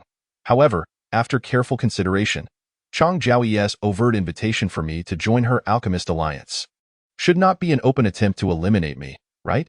If I were to perish within the Alchemist Alliance she established, that would certainly be a slap in her face. Moreover, the allegations you mentioned about Chang Jiaoyi possibly resorting to underhanded tactics against other fortunate alchemists capable of crafting the longevity elixir are merely your unsubstantiated claims." Wei Lingshuang's expression visibly stiffened. Sun Hao continued, "Although the backdrop of this apocalyptic game suggests that public opinion may not wield the same influence as it did before the apocalypse, the current forum is rife with voices denouncing the Enfrost Club. President, you must surely grasp the implications behind this, right? If I remain here any longer, it may not bode well for your Enfrost Club." Each of his points struck home, leaving Wei Lingshuang momentarily speechless and unable to retort. Her complexion darkened, her teeth nearly grinding to dust. Clearly, memories of her university days resurfaced, where she had consistently found herself outmatched by Chang Jiaoyi. This time, Wei Lingshuang gritted her teeth, evidently unwilling to relinquish Sun Hao. She wrestled with the words she could employ to present herself as more trustworthy than Chang Jiaoyi. However, Sun Hao had already reached a firm resolution, completely impervious to her persuasion. At that moment, having spoken so candidly, he suddenly interjected, "If I am to articulate my thoughts to this extent, President Lingshuang, and you still refuse to let me go, could it be that the rumors are true, and you intend to have me serve as a puppet alchemist for your club?" Wei Lingshuang inhaled sharply. It dawned on her. Her painstaking efforts to secretly bring Sun Hao to the city center had utterly swayed him to Chang Jiao's side. The outcry against the Frost Club was something she could still maneuver around. However, if Sun Hao remained obstinate, she truly had no recourse. After a moment of contemplation, Wei Ling Shuang gently closed her eyes and finally conceded. Very well. You are a noble alchemist, and you possess the freedom of choice. However, I hope you do not regard me as the petty person who slanders Chang Jiao. I trust you will retain a modicum of skepticism regarding what I previously conveyed. Ultimately, I wish for you to post a message, requesting Chang Jiao to personally escort you to her club, and for her to reply with an oath, publicly declaring that she will ensure your safety. These conditions were not overly demanding, and Sun Hao promptly nodded in agreement. He then posted a request for Chang Jiao to personally come and fetch him, along with a reply affirming her commitment to his safety. As the central figure in this trending topic, Sun Hao's post quickly gained immense popularity. Shortly thereafter, he received a reply from Chang Jiao. I am uncertain of what Wei Ling Shuang from the Shuang Club has conveyed to you. But rest assured, I am willing to publicly promise, before all formal players, to do everything within my power to ensure your safety. However, if you wish for me to come and personally collect you, I fear you will have to wait until I return from the Beast World. Sun Hao, having developed a favorable impression of Chang Jiao, due to a previous post where he sheltered someone from the rain, promptly responded, No worries, I can wait. At that moment, neither Sun Hao nor Wei Ling Shuang, nor the onlooking Zhang Yi, had any inkling that Chang Jiao had not yet entered the Beast World. She had merely just arrived at the shores of Qin Lake. Indeed, in the outskirts, at the Qin Lake Park. Coincidentally, at this juncture, Zhang Yi's actions of selling a considerable quantity of longevity pills in the trading area had left players astounded. Igniting fervent discussions on the forum, almost instantaneously, it supplanted the issue of Sun Hao's affiliation, becoming the new hot topic. Chang Jiao was indeed true to her name. With an ethereal demeanor reminiscent of a mysterious moon goddess, her gaze was fixed upon her phone, which had transformed into an exclusive astrological chart. Her pair of watery eyes, akin to melting ice and snow, emanated an inherent chill. With an expressionless face, she sent a message to Tang Ku. I have just received some accurate information. Tang Ku replied, What is it? Chang Jiao stated, Zhang Yi, he is still alive. Chapter 66. The longevity pills crafted from the turntable? Accurate news, Zhang Yi is alive. At this moment, Tang Ku, along with the other 3 guild leaders of the Moon Chaser Guild, remained at Wangjiang Pavilion, gazing across the riverbank. Upon reading this message, his fingers tightened around his phone, and in truth, Tang Ku had experienced regret. After all, they were comrades who had faced adversity together. When he had backstabbed Zhang Yi and turned to develop independently, he had felt remorse, guilt, and the sense of being less than a beast, believing he had wronged Zhang Yi. However, one cannot live perpetually in guilt. This too may be a psychological principle. A person who errs often seeks to alleviate their guilt by embellishing their own character while vilifying the victim, creating a narrative that makes their wrongdoing seem justifiable and reasonable, even twisting it into a narrative that absolves them of blame. Indeed, human nature is inherently selfish and self-serving, and Tang Ku was no exception. As time passed and he witnessed the world of formal players gradually maturing in this brutal environment, his guilt towards Zhang Yi naturally waned. He increasingly felt that he had done nothing wrong. The fault lay with Zhang Yi. It was Zhang Yi's failure to adapt to the apocalyptic circumstances in a timely manner. Once his mindset had completely shifted, Tang Ku's regret transformed into another sentiment. He regretted not having decisively eliminated Zhang Yi at the outset. His knife had merely pierced Zhang Yi's lung. While it was true that, left unattended in such an environment, Zhang Yi's chances of survival were slim to none, especially after that blue turntable draw, which had nearly depleted Zhang Yi's lifespan. Under those circumstances, he was virtually without hope and posed no threat to Tang Ku. However, if the current, more mature, and cold-hearted Tang Ku were to relive the betrayal of the past, he would undoubtedly handle it with far greater finesse. As it happened, due to his earlier lack of ruthlessness, an unforeseen situation had arisen. Zhang Yi was still alive. If it were merely the news of Zhang Yi's survival, Tang Ku might not have given it much thought. The key issue was that the mysterious individual who currently topped the combat power and level charts was also named Zhang Yi. Although, from an absolutely rational perspective, this mysterious Zhang Yi should indeed be a cross-regional powerhouse, entirely unrelated to the Zhang Yi he had known. Yet, Tang Ku inexplicably felt an unsettling premonition. This apocalyptic game had led many to increasingly believe in fate. Moreover, a psychological principle frequently cited by numerous players, the Murphy's Law, dictated that the less likely an event seems to occur, the more likely it is to happen. Could it be? Tang Ku inhaled deeply.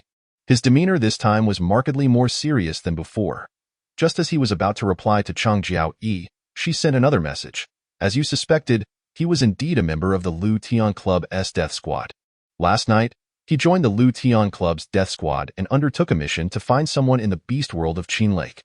Upon seeing the mention of the death squad, Tang Ku felt a slight sense of relief.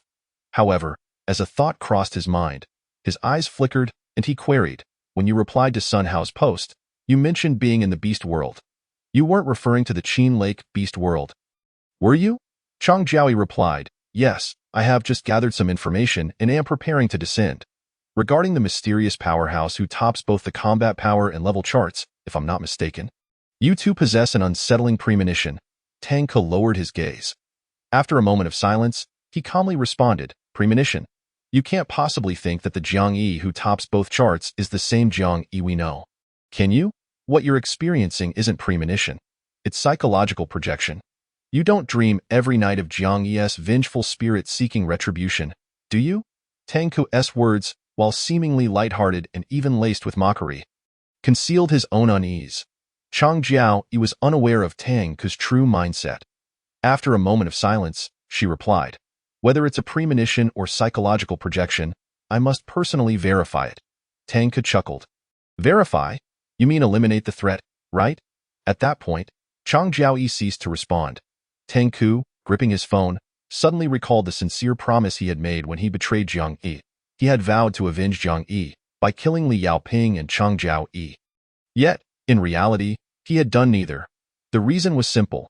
A single white longevity pill casually crafted by Chang Jiao-yi held more significance than his commitment to a deceased person. Moreover, Li Yaoping had found a formidable ally. Naturally, Tang Ku would not jeopardize his standing for a dead man, especially one he had a hand in killing. He stowed away his phone and gazed deeply into the distance, silently anticipating the results of Chang Jiaoyi's verification. Shortly thereafter, Tang Ku was summoned by Luo Chongqing for a meeting to discuss the heated discussions surrounding Jiang Yi's mass sale of longevity pills. These were not artificially crafted longevity pills but rather those produced from the turntable. If it had merely been a few pills, it would have been inconsequential. The crux lay in the sheer quantity, which was outrageously large. If I am not mistaken, he must have drawn some unique option from a special turntable. What kind of special option could allow for the mass production of turntable longevity pills? The sheer number was simply greater than what Chang Jiaoyi had produced. Could it be that he, too, had crafted them? To produce turntable longevity pills, what a preposterous notion!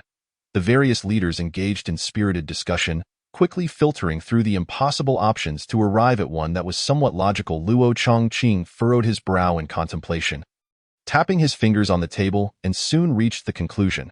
Perhaps he had drawn a special recipe for longevity pills from a unique turntable, and with mastery over that unique recipe, the longevity pills he crafted would yield effects comparable to those produced by the turntable. This explanation appeared relatively reasonable. Beside him, Ji Yutang chuckled and suddenly cast a sidelong glance at Tang Ku. If that esteemed powerhouse can indeed mass-produce turntable longevity pills, should we consider switching our collaboration from Chang Jiao-yi? Tang Ku, known for his composure, maintained a steady expression. Indeed, he soon heard Luo Chongqing's steady voice. There is no need to change our collaboration. Our partnership with Chang Jiao-yi will continue unabated. In fact, if she successfully establishes that alchemist alliance, her position in Jiang City will become immeasurable. This ambitious goddess was truly extraordinary. In contrast, the mysterious Jiang Yi, Luo Chongqing's sentence remained unfinished when Cheng Yang, with a somewhat naive appearance, interjected, might that mysterious Jiang Yi even pose a threat to Chang Jiao-yi? Chapter 67. Turntable prices surge, VIP trading zone. Upon hearing this, Tang Ku felt an inexplicable and peculiar sensation. Jiang Yi, killing Chang Jiao-yi. Even if it were merely another person sharing the same name, it instilled in him a sense of the intricate designs of fate. Luo Chongqing's gaze momentarily faltered. Yet he refrained from addressing the inquiry, opting instead to continue with his previous discourse. This enigmatic Jiang Yi, who has abruptly placed an extensive array of high-quality longevity pills up for sale. Likely seeks to swiftly elevate his value and secure the eligibility to utilize the VIP trading zone. Coupled with his prior inquiries about the special roulette, I surmise he is deliberately aiming to acquire something.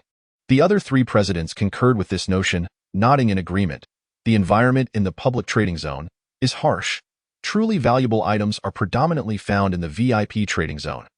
As the other three presidents pondered this, Luo Chongqing appeared to be struck by a sudden thought, promptly contacting Qin Yong of the Zhumun Guild with his exclusive Destiny Plate. Acquire all the purple roulettes available in the VIP trading zone. Qin Yong, responsible for procurement and record-keeping within the Zhumun Guild, was taken aback by the message and hastily replied, "But boss, those purple roulettes are of extremely poor quality and are priced exorbitantly. They are hardly worth acquiring." Luo Chongqing responded firmly, "Just follow my orders." Qin Yong conceded, "All right then." After issuing this directive, Luo Chongqing turned his attention back to the three presidents. Continuing, the chat channels and forums are rife with players who believe Jiang Yi has traversed regions across the boundless sea. However, I find this possibility exceedingly unlikely. While he may indeed possess extraordinary strength, having suddenly ascended to the top of both the level and combat power rankings upon his arrival, yet, to traverse the endless sea relying solely on oneself, I deem it implausible, as for his companions. If he truly crossed regions with allies, how is it that none of them have graced the combat power and level rankings? This statement once again provoked deep contemplation among the three presidents. Luo Chongqing further analyzed, regardless of the methods he employs, the cost of crossing regions must be considerable. Therefore, his decision to do so surely stems from a compelling reason. Either he has exceptionally important relatives in Jiang City, or crossing regions promises him substantial benefits. Alternatively, he may find himself unable to survive in his original territory. The last speculation was the most far-fetched, yet it rendered the three deep in thought. Tang Ke's gaze shifted, and he interjected. Given his prowess, if he truly cannot thrive in his original region, he is likely at a point where he is universally reviled. Luo Chongqing exchanged a knowing glance with Tang Ke and nodded slightly. My intuition aligns with yours. This Jiang Yi, capable of such a monumental feat as crossing regions, is undoubtedly a formidable character not to be underestimated. If my conjecture holds true, he is likely to arrive at Jiangtan for an appointment before midnight today. At that time, you all, Luo Chongqing's gaze swept across the thread. Qingyang nodded solemnly. Tang Ke appeared contemplative. Ji Yutong chuckled with a hint of disdain. We are not fools, after all, however. Luo Chongqing shot Ji Yutong a pointed look, emphasizing, I have confidence in the other two. It's you. With your peculiar abilities, do not even think about experimenting them on that Jiang Yi. Ji Yutong, upon hearing this warning, allowed his smile to wane slightly and responded, I won't cause any trouble when the time comes. Meanwhile, Jiang Yi, ensconced in his lair, remained oblivious to the Zhumun Guild's extensive speculations and preparations regarding his cross-regional endeavors. He procured additional furniture, simply arranging his lair space. The area was modest. Placing a single bed and a set of table and chairs rendered it rather cramped. Nonetheless, it sufficed, as he possessed a green-quality spatial watch, providing ample storage space. While savoring a sumptuous meal, Jiang Yi pondered, the individual from his previous life who exploited lair space to rob auction houses of treasures must have upgraded their lair. Otherwise, enduring years in such confinement would be more unbearable than imprisonment. At least in prison, there are fellow inmates for company. In such a confined space, devoid of even a conversational partner, one would surely go mad. As for upgrading the lair, perhaps he could investigate opportunities in the city of 10,000 clans in the future. After relishing his meal, Jiang Yi took a brief shower and then comfortably reclined on his bed, resuming his examination of the trading zone. Previously, when he had listed the cursed roulettes for sale, the comments beneath the transaction listing were rife with vitriol, utterly distressing. However, this time, big shot. Are you the Jiang Yi who parachuted into the level rankings across regions? I am your long-lost little sister. I am Jiang Yi, whose voice is incredibly melodious. What big shot? What brother? You shameless bunch, Dad. Don't be deceived by them. I am your long-lost obedient daughter. Dad, this apocalyptic game is too difficult. I can't hold on any longer. Could you transfer some living expenses? Oh no, some longevity pills? TT. The ones above might be even bigger than that big shot. How dare they pretend to be a sister here? Truly an eyesore. Bigger than Jiang Yi the big shot? What are you implying? Of course, beyond the myriad of familial claims and sycophantic remarks, there were inquiries regarding the source of his numerous longevity pills from roulette products. Questions arose about why he had crossed regions to Jiang City, requests for a reduction in the prices of longevity pills, or inquiries about potential bartering. Jiang Yi merely skimmed through the replies regarding barter, finding little interest. Consequently, he largely refrained from responding, instead embarking on another sweep of the trading zone for roulettes. However, this time, he uncovered a troubling reality. Previously listed diverse roulettes in the public trading zone did not adhere to the logic that higher color grades equated to higher prices. After all, while the options on the blue roulette were indeed superior, they also demanded a greater sacrifice of lifespan. In contrast, the white roulette required only a year of lifespan. Given the current supply and demand dynamics, there were indeed individuals willing to wager a year of lifespan on a subpar roulette. Yet, to gamble 100 years of lifespan on a blue rubbish roulette, even among the strong on the longevity rankings, none dared to squander their lifespans so recklessly. Thus, the previous prices of the blue roulettes were even inferior to those of the white ones. Only those with upgraded destiny plates, pill formulas, or exceptionally beneficial options commanded slightly higher prices. However, now, perhaps due to Jiang Yi's prior acquisitions, the trading market had been disrupted. The prices of the low-quality blue roulettes had evidently soared. Jiang Yi furrowed his brow and checked his trading account again. The substantial sale of longevity pills had elevated his wealth to over 10,000 coins. His level had also reached 10, meeting the criteria for utilizing the VIP trading zone. When he ventured into the VIP trading zone, at this juncture, he was astonished to discover that not a single purple roulette could be found. Moreover, the listed blue roulettes, regardless of quality, were also priced quite high. Jiang Yi tightened his brow in contemplation for a moment before opting to conduct an anonymous sale in the VIP trading zone. The transaction listing read, Anonymous. White longevity pill, perfect quality, X10 for, purple roulette, X10. Having completed this, he casually acquired a few blue roulettes for a lottery draw before exiting the lair space. However, upon leaving the lair, his sudden appearance startled a few individuals nearby. Guanling instantly tensed, brandishing a fiery red spear that nearly thrust toward him. Upon recognizing him, she paused, somewhat astonished. Teleportation talisman? Did you encounter any danger? Chapter 68. Meeting the youth again, unfazed by time and wind. Indeed, Jiang Yi's abrupt emergence bore a striking resemblance to arriving via a teleportation talisman. He did not respond, but instead quietly surveyed the three individuals beside Guanling. Guanling chose not to dwell on why he had used a teleportation talisman and promptly introduced. These are three helpers I've found. All are official players. She gestured toward a short, dark-skinned individual clad in black.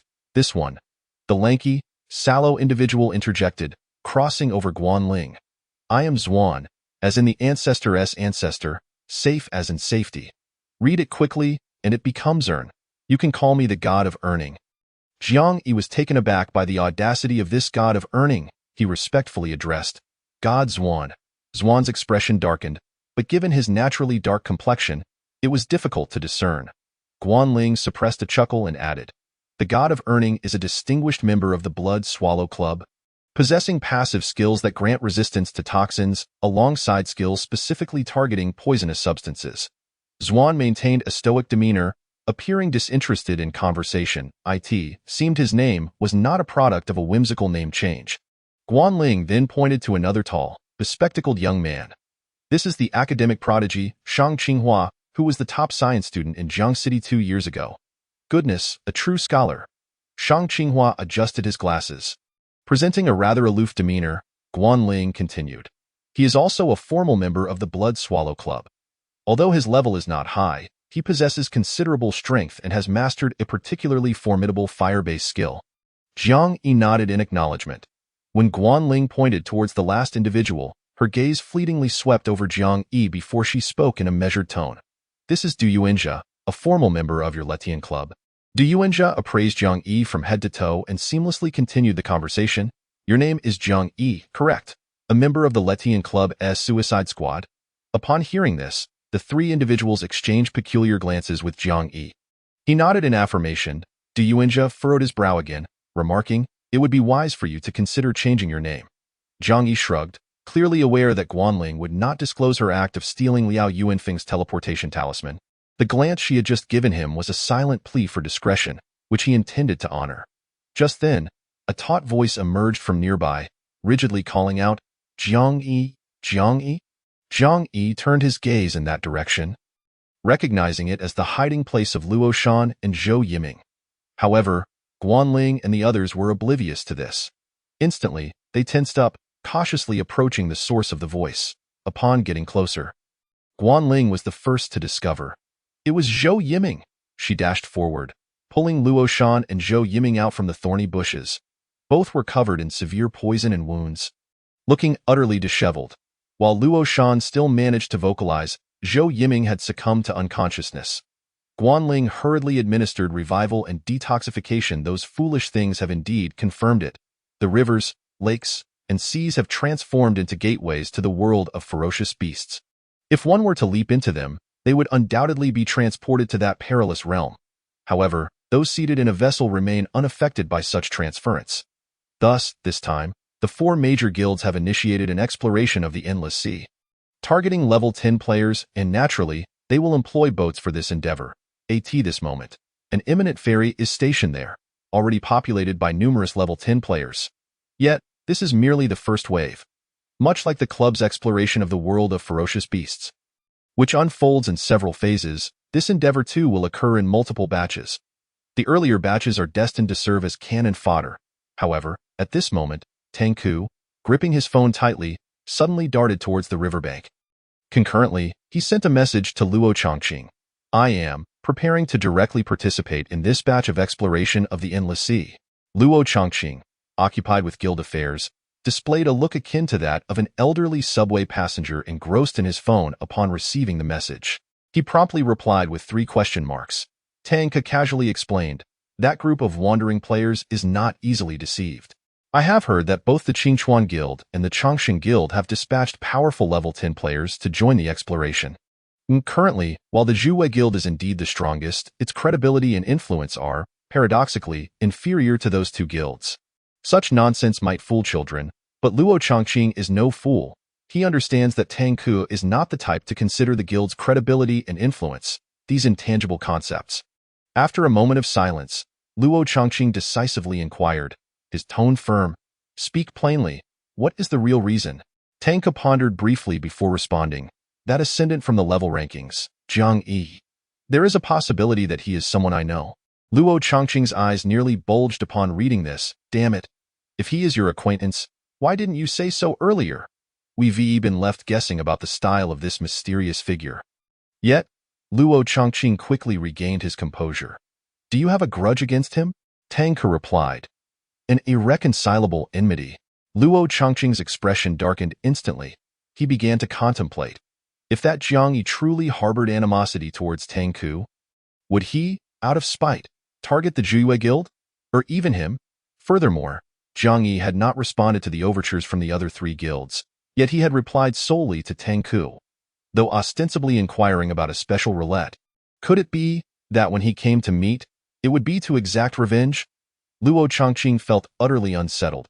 He wished he could drag Tang Ke over and interrogate him thoroughly. However, before he could ask again, Tang Ke sent another message. "You need not worry excessively. It may not necessarily be the Jiang Yi I know. The Jiang Yi I am acquainted with does not operate across regions. If you wish to know more about his character, I can only say that before I forged an irreconcilable enmity with him, he was quite an upright individual. But now, I cannot say. Let us leave it at that. I hope we have the chance to meet again in the future." These words sounded like a farewell. Indeed, they were. This was reminiscent of a modern rendition of The Wind's Howl. The waters are cold, the hero departs, never to return. The dangers behind the first batch exploring the Endless Sea are undoubtedly greater than those faced by the first daring team venturing into the world of ferocious beasts. Initially, when Luo Chongqing saw Tang Ke mention that the Jiang Yi he knew did not operate across regions, he pondered whether Tang Ke was overthinking. But now, if merely overthinking could instill such fear in Tang Ke that he would risk his life to explore the Endless Sea ahead of time, it signifies that, in Tang Ke's mind, The chances of surviving the exploration of the endless sea outweigh those of living through an encounter with Jiang Yi. So, is it truly Tang Ku who is overthinking? Or have all players in Jiangxing misjudged? That so-called cross-regional figure may not actually be cross-regional at all?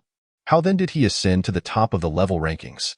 Luo Changqing furrowed his brow deeply. His anxiety intensifying, Tang Ku himself was uncertain if his choice was erroneous. Perhaps he was simply overthinking. Perhaps he would frighten himself to death in the endless sea. Yet, throughout his journey, his instincts had saved him countless times. This time, he possessed a powerful intuition. It warned him that danger was approaching. Meanwhile, on Jiang Yi's side, he released a flaming arrow towards the marshes. Luo Shan, in this group, felt like a mere backdrop. The only solace he derived was from Jiang Yi's presence. However, in this brief span, he abruptly realized something was amiss. The tone in which Guanling spoke to Jiang Yi bore no resemblance to that of a superior addressing an inferior. Moreover, at this moment, Jiang Yi's arrow could fly such a distance. As the arrow soared through the air, imbued with formidable energy, Luo Shan finally grasped the situation. In such a short time, Jiang Yi seemed to have undergone a transformative metamorphosis. While Luo Shan was deeply astonished, the fiery arrow accurately struck the distant miasmic marsh. As Jiang Yi and the others had surmised, the toxic gas indeed proved to be combustible. With a thunderous explosion, it detonated. Not just once, but a series of explosions followed. In an instant, the entire miasmic marsh erupted in a cacophony of blasts, flames illuminating the sky. Even from a distance, Jiang Yi and his companions could feel the searing heat wash over them. Simultaneously, the birds and beasts in the forest scattered in chaos. Besides the creatures, numerous venomous insects also fled, plunging the surrounding woods into disarray. Guanling's complexion paled as she monitored the explosion, urgently advising. The explosions are escalating in intensity. We must retreat quickly. The others, including Zuin, felt the growing urgency and echoed. Retreat, retreat. Amidst the pandemonium, Chang Jiaoyi, hiding behind a towering ancient tree, contemplated how to facilitate the retreat of her group. However, as she glanced over, she realized that Jiang Yi was nowhere to be found among them. What is happening? Jiang Yi? Where is Jiang Yi? Attention surged through Chang Jiaoyi's mind. Anxiety, unease, terror, harnessing a vision-enhancing skill, she anxiously scanned the chaos for any sign of him. Yet, all her unease and fear ultimately manifested as she felt a sudden chill against the back of her head. Simultaneously, a voice, once beloved but now chilling, whispered softly, "Darling, are you looking for me?" Chapter 70. I shall cleanse the world of its filth. Bang, bang.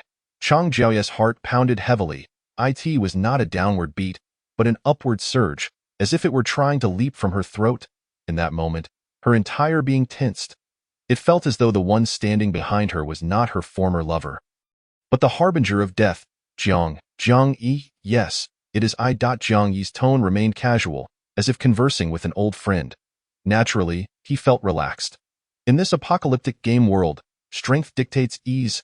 Chang Jiaoyi swallowed nervously. She attempted to slowly turn around. Jiang Yi did not command her to stay still, nor did he immediately pierce her head with an arrow. This slight reprieve allowed her a measure of relief. Upon turning, Jiang Yi's crossbow was aimed at her forehead. Though rigid, Chang Jiaoyi maintained an air of composure. The image of the goddess remained unshattered. Her cold gaze locked onto Jiang Yi's, her stiff voice unintentionally softened. You indeed noticed me earlier. Jiang Yi lifted his hand, gripping the crossbow, and smiled. Indeed, you have delighted me. I never anticipated that your decisiveness would still be so remarkable. I vaguely recall you once uttering a motivational phrase. As long as one possesses courage and decisiveness, there is nothing in this world that cannot be accomplished. Am I right? Jiang Yi's voice carried the tone of old friends reminiscing. There was no accusation, no curse, and seemingly no hatred. If not for the cold, sharp weapon at her brow, Chang Jiaoyi might have believed he still harbored affection for her. Her gaze softened as she looked at him. You remember? But Jiang Yi, the most courageous thing I have ever done in my life was to pursue you. That does not align with my persona, but it resonates with my heart. She spoke with deep emotion, her expression not one of pleading or weakness, but rather a flicker of stubbornness. Jiang Yi could not help but admire her. Chang Jiaoyi was indeed Chang Jiaoyi. Even in the face of death, she remained proud and composed, akin to a serene moon goddess, never stooping to the level of powerless mortals, begging or weeping.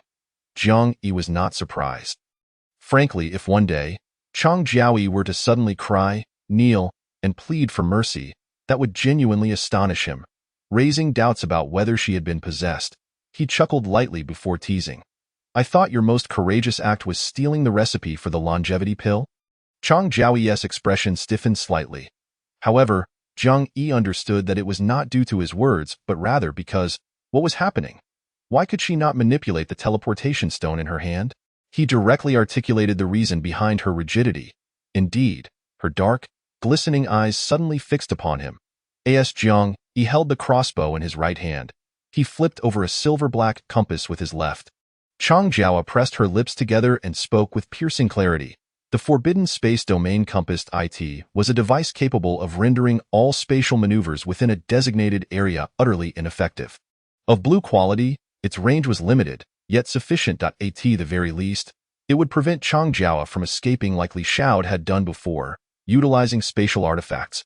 She glanced at the compass and then at Jiang Yi. Their eyes met, and her expression was complex. You anticipated my arrival. Jiang Yi smiled. You've already tracked down Sun Hao. If you hadn't found me yet, then are you truly still Chang Jiao? In that instant, a flicker of emotion passed through Chang Jiao's eyes. After a moment, she closed her eyes. In that pose, she still exuded a cold, stubborn beauty. When she opened her eyes again, a sudden smile graced her lips. If you truly understand me so well, do you think I came here to kill you? Jiang Yi raised an eyebrow. Oh, you wouldn't dare suggest that you're here to rescue me, would you? He suddenly regarded Chang Jiao with a peculiar expression, then burst into a genuine smile. You're not about to claim that stealing the longevity pill recipe was for my benefit, are you? Chang Jiao pressed her lips together once more. Still refusing to plead for mercy, she appeared to possess an enduring spirit and pride. After a brief moment, her voice, cool and composed, flowed forth as if stating an undeniable fact. The matter of you extracting the recipe is not known solely to me. Although at the time, none of us knew how to utilize it, the mere phrase longevity pill recipe holds immense allure. Just the word longevity. Even the eternal Qin Shi Huang was driven to madness by it. Do you truly believe that keeping such a thing in your possession was a good idea? Ha ha. Ha ha ha ha. Chang Jiao spoke with deep emotion. Yet Jiang Yi laughed with genuine mirth, not the kind that stems from vengeance, but rather a pure, heartfelt joy, as if a child had heard a delightful joke or witnessed a clown's performance. This laughter caused Chang Jiao's expression to stiffen slightly. She wished to say more, but Jiang Yi gradually subdued his laughter, leaving only a hint of relaxed contentment in his gaze, which now appeared even gentler towards Chang Jiao. As if he bore little animosity, he mimicked her affectionate tone and said slowly, Thank you. Thank you for delivering your head from afar and making me laugh so heartily just before your demise and return. I must tell you, I do indeed know you quite well, though a certain extent. Perhaps even better than you know yourself. Chang Jiao, you are not the cold moon goddess you pretend to be. Regardless of how brilliantly and flawlessly you present yourself, deep within your subconscious, you must know just how tainted the true you is. TSK. Jiang Yi feigned a sigh. I am once again cleansing the world of its filth. With that, a swift motion ensued, and the crossbow bolt pierced through Chang Jiao's brow. Given Jiang Yi's attributes, Chang Jiao would not survive unless she possessed an extraordinary resilience. Yet to Jiang Yi's astonishment, the arrow sailed forth without any hindrance. Where was the shield? Where were her life-saving measures? None at all? Oh, it was only when Chang Jiao's body transformed into a bizarre wisp of black mist and dissipated, leaving a solitary coin upon the ground, that Jiang Yi began to understand why the act of killing Chang Jiao had proven so effortless. Chapter 71. Jiang Yi, will you regret it? He picked up the coin, a glimmer of amusement flickering in his eyes. The exclusive fate plate. This item. All non-formal players receive one upon their transition to formal players. According to standard rules, once bound, it cannot be destroyed or dropped. Take Wu Su, for instance, who, as a formal player, did not drop his exclusive fate plate upon death. Jiang Yi also recalled that in the early days of the Doomsday game, some individuals even attempted to excavate the brains of formal players after their demise, much like extracting a zombie's crystal core from movies, in a futile effort to retrieve the exclusive fate plates. However, now, the very thing Jiang Yi held was Chang Jiao's exclusive fate plate. What was happening? Were the rules conflicting? In truth, according to insights from future leaders, the Doomsday Games regulations can be categorized into basic rules and special rules. The so-called basic rules are the standard operational guidelines for the Doomsday Game. For instance, the exclusive fate plate not being droppable or destructible, whereas special rules supersede basic rules. It's not difficult to surmise that the emergence of special rules stems from the existence of special turntables. Hence, many players refer to the unique items drawn from special turntables as rule items. The exclusive fate plate that Chang Jiao had unleashed was evidently a product of some special item. Coupled with the shadowy black mist that had just appeared, Jiang Yi recalled a type of special item he had heard of in his previous life, known as the substitute ghost. As he pondered this, a sudden spark of realization ignited in his gaze, radiating an even stronger sense of excitement. He then leaped gracefully onto a branch of an ancient towering tree. Meanwhile, in a remote, dilapidated building in Jiang City, overgrown with weeds and shrouded in an eerie atmosphere, a colossal beast nearly 5 meters tall claimed the area as its territory, deterring both ordinary creatures and players from approaching. However, shortly after Chang Jiao's demise in the beast's realm, a faint sound suddenly emanated from a large pit within. Xiong Ji, this is Chang Jiao's voice, a soft sound, barely audible to anyone else. Yet the towering beast residing in this area instantly transformed into a 2-meter-tall human figure. The giant, appearing somewhat foolish, swiftly leaped from the heights of the dilapidated building to the edge of the pit, causing the ground to tremble.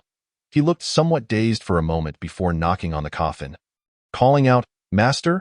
From within the ancient coffin, a faint voice replied. "Open the coffin." "Yes." The giant's simple voice resonated with a hint of joy. He used a special blade to cut through the seals inscribed on the coffin and pushed it open. Inside lay none other than Chang Jiao. The simple-minded giant, still quite pleased, called out again, "Master." However, the expression on Chang Jiao's face was one of terrifying darkness. Indeed, Chang Jiao had not perished. However, the price she had paid was exceedingly steep. When Jiang Yi had brandished the forbidden space domain compass, Chang Jiao realized Jiang Yi harbored a lethal intent towards her. The compass was not merely intended to prevent her from using spatial artifacts to escape. More critically, it was designed to thwart any life-saving measures she might possess. If her life-saving measure simply allowed her to resurrect in place, Jiang Yi could easily guard her corpse, killing her anew upon her revival. Conversely, if her life-saving measure possessed spatial transfer capabilities, it too would be entirely restricted by the forbidden space domain compass in Jiang Yi's grasp. Thus, had she merely possessed a standard life-saving item, she would have been virtually doomed. Fortunately, Chang Jiao's life-saving measure was drawn from a special turntable, a powerful rule-level item. The substitute ghost. This item's effect was, upon the host's death, it allowed them to resurrect at the substitute ghost's designated storage location. While it may sound ordinary, this item holds a remarkably high priority. For instance, if a player were to be obliterated by the rules, typical resurrection items would be ineffective against such a level of death. Yet the substitute ghost, as a special item, could bypass the obliteration rules, ensuring her revival. Hence, possessing such a life-saving ace, even in the later stages of the Doomsday Game, remains a formidable asset. It could even be said that the true value of such a life-saving item is most apparent amidst the direst and most perilous situations. But now, merely in the early stages of the Doomsday Game, when the vast majority of players had yet to transition, she had already expended such a crucial trump card. To make matters worse, this vital safeguard had a particularly unpleasant drawback. Its so-called resurrection after death came at a price. Specifically, upon dying, it would reveal her exclusive fate plate. Concurrently, the resurrected version of her would regress from a formal player to a non-formal player. Losing all player functionalities, it was akin to reverting her data panel to factory settings. All her talents, skills, attributes would vanish alongside the exclusive fate plate. Naturally, if she could reclaim her exclusive fate plate, she would have the chance to restore her strength. However, reclaiming her exclusive fate plate, how could that be possible? If she were not mistaken, her exclusive fate plate had already fallen into Jiang Yi's hands. To plead with him for the return of her exclusive fate plate? What a joke! She was the proud Chang Jiao. How could she easily bow to another? More crucially, she understood.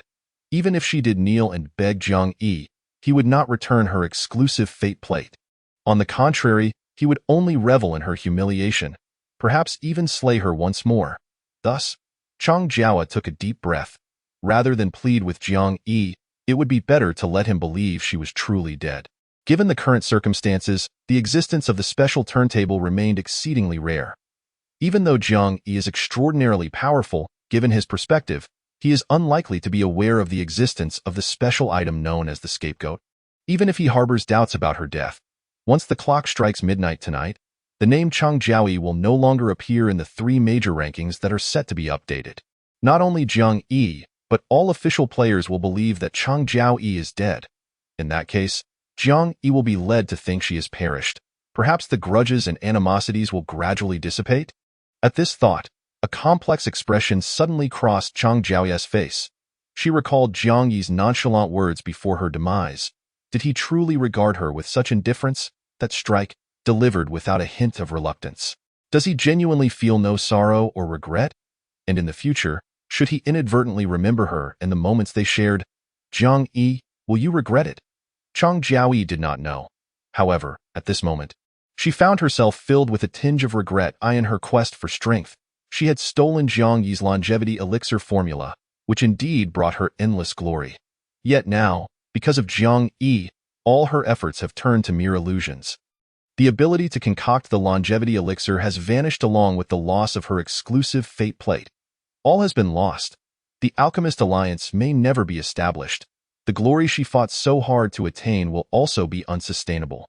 Deep within her heart, she felt a certain discomfort. Amidst the suffocating bitterness, there lingered a hint of grievance. Nevertheless, she was not the kind of fragile and inept woman. Chang Jiaoyi closed her eyes. The gloomy sky today cast a unique charm upon her pale face. When she opened her eyes again, they radiated the cold pride and resilience of her former self. In this moment, she resolutely told herself, regret? No. The word regret should not exist in Chang Jiaoyi's lexicon, though she has now lost everything. At this very moment, she felt akin to a resurrected empress from a fantastical realm. She was not devoid of all she had. Although her status as an official player was gone, the items she possessed remained. Her loyal attendant, Zhong Ji, was still by her side. She still had the capital to make a comeback. Regaining her composure, Chang Jiaoyi promptly retrieved from her spatial ring a green-quality longevity elixir and an upgraded fate plate. These were the contingency plans she had prepared for herself earlier. Now, having steadied her emotions, she used them without hesitation. In no time, she regained her status as an official player. However, her level had reverted to 1. All her previously added friends had vanished. Her attributes were absurdly low. Taking a deep breath, Chang Jiaoyi emerged from the coffin. Beside her, the burly Xiong Ji remained blissfully unaware of his mistress's somber mood. Still appearing foolishly happy, Chang Jiaoyi waved her hand to summon a vehicle and instructed Xiong Ji, drive, head to the Silver Frost Club. Chapter 72. My dear, please begin your efforts. In a residential area in the city center. At the base of the Silver Frost Club, a black Maybach was parked at the entrance.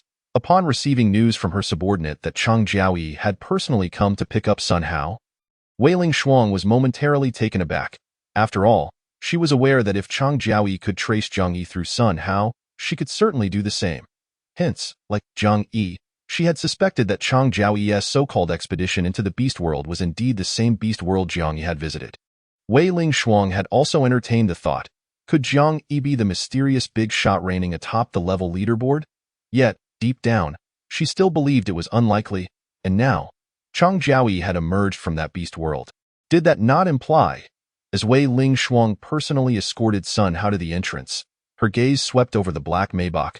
Behind the wheel sat a man of formidable build whom she had never encountered before. He appeared intimidating and not to be trifled with.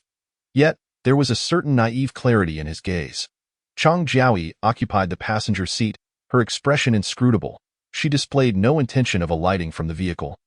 Merely lowering the window and casting a nonchalant glance, her tone was devoid of emotion as she greeted, "Long time no see."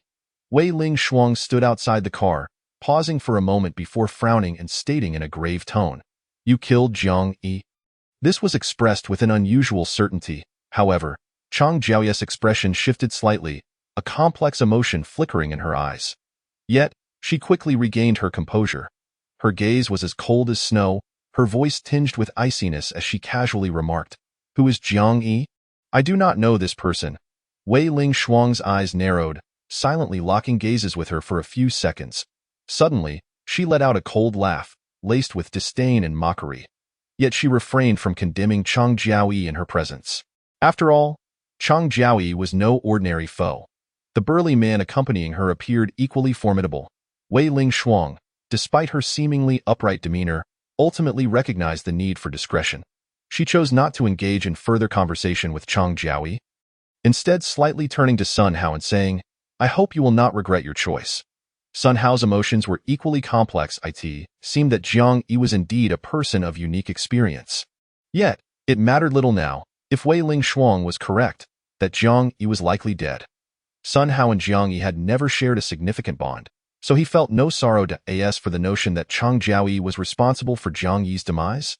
In this apocalyptic world, what was it to strong individuals to eliminate the weak? He harbored no resentment towards Chang Jiaoyi and chose instead to enter her vehicle. Thus, the black Maybach sped away. Wei Ling Shuang watched the car's elegant departure, a shadow of darkness flickering in her eyes. Meanwhile, seated in the back of the car, Sun Hao felt a surge of excitement. It was not merely due to joining Chang Jiaoye's faction, but also because he held an exceedingly optimistic view regarding her plans to establish the Alchemist Alliance. He spoke animatedly from the back seat. If the Alchemist Alliance can truly be established smoothly, incorporating all alchemists in Jiang City, then all the potions in Jiang City will be monopolized by the Alliance. The status of alchemist will be entirely dictated by them. I can hardly imagine how esteemed the alchemist will become. Even basic potions like the rejuvenation and detoxification elixirs will command far higher prices than they do now. Alchemists can avoid all dangers and focus solely on concocting potions, thus ensuring their swift growth. Clearly, Sun Hao had already envisioned a promising blueprint for the Alchemist Alliance. Chang Jiaoyi chuckled from the passenger seat. "It's not as exaggerated as you think. Those major factions will still cultivate their own alchemists. The reason I could retrieve you is due to the insufficient strength of the Silver Frost Club and the assistance of public opinion. If it were alchemists from the Qingchuan Guild, I wouldn't have been able to extract them. Therefore, the monopolistic position of the Alchemist Alliance can only apply to casual players or those from smaller factions." Sun Hao remained enthusiastic. "That alone is sufficient." Chang Jiaoyi smiled, seemingly harboring optimistic expectations for the future of the Alchemist Alliance. In truth, before losing everything, she had indeed prepared to manage the Alchemist Alliance diligently, including Sun Hao, who would serve as a cornerstone in the early stages of the alliance.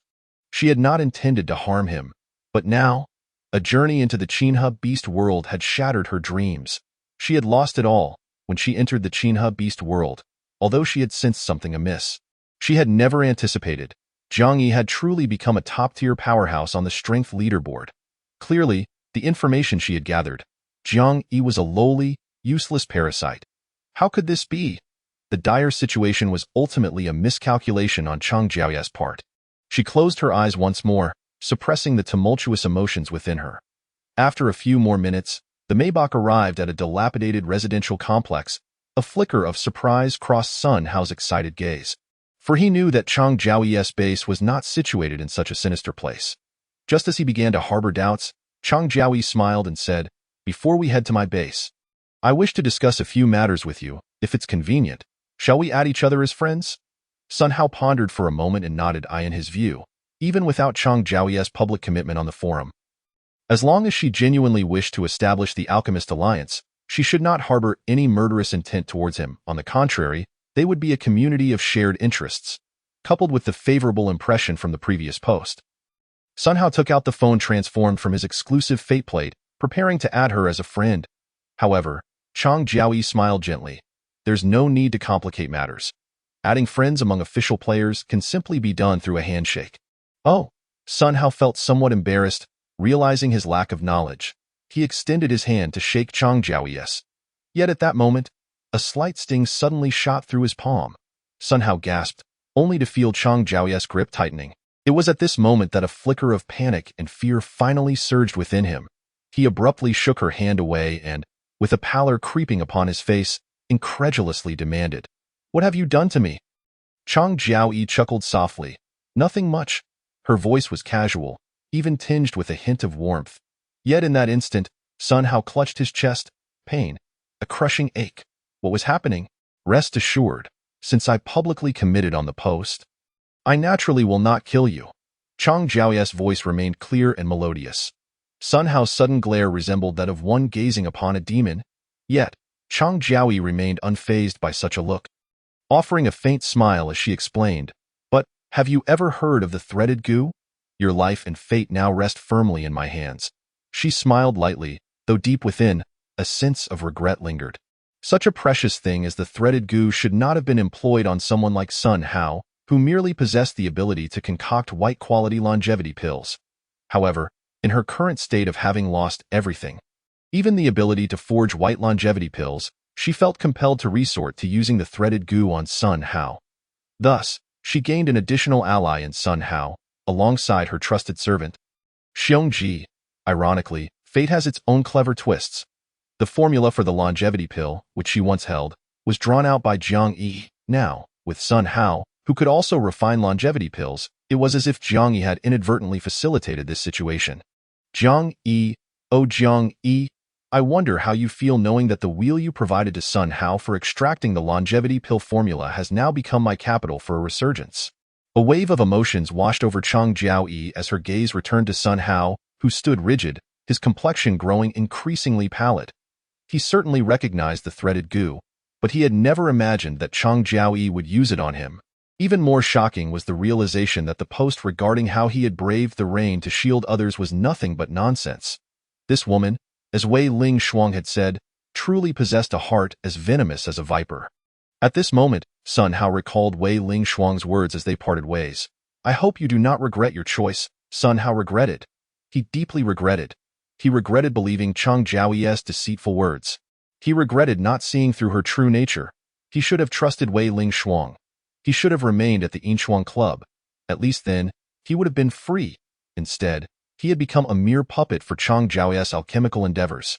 However, just as Sun Hao lamented his fate and felt he had betrayed Wei Ling Shuang's goodwill, his pupils suddenly constricted. It was as though a taut string in his mind had snapped with a resounding twang. Instantly, he spewed forth a mouthful of toxic blood. This scene startled Chang Jiaoyi as well, and Sun Hao. It was only in those final moments that he realized Wei Ling Shuang's admonition, "I hope you do not regret your choice," was not merely a lament for his poor decision, but a subtle hint, a final hint for one on the brink of death. Chang Jiao, Wei Ling Shuang. They were both no paragons of virtue. No wonder it is said that a woman's heart is the most venomous. Alas, Sun Hao had come to this realization too late, before his vision faded. He saw Chang Jiaoyi in a fluster, desperately feeding him an antidote, but it was futile. Sun Hao perished. Meanwhile, in the world of the Qin Lake, ferocious beasts, high in the branches of a towering ancient tree, Jiang Yi watched with barely contained amusement as Chang Jiaoyi frantically administered antidote after antidote to Sun Hao, nearly laughing himself off the branch. How utterly hilarious! If he was not mistaken, Wei Ling Shuang likely intended merely to tarnish Chang Jiaoyi's reputation by poisoning Sun Hao.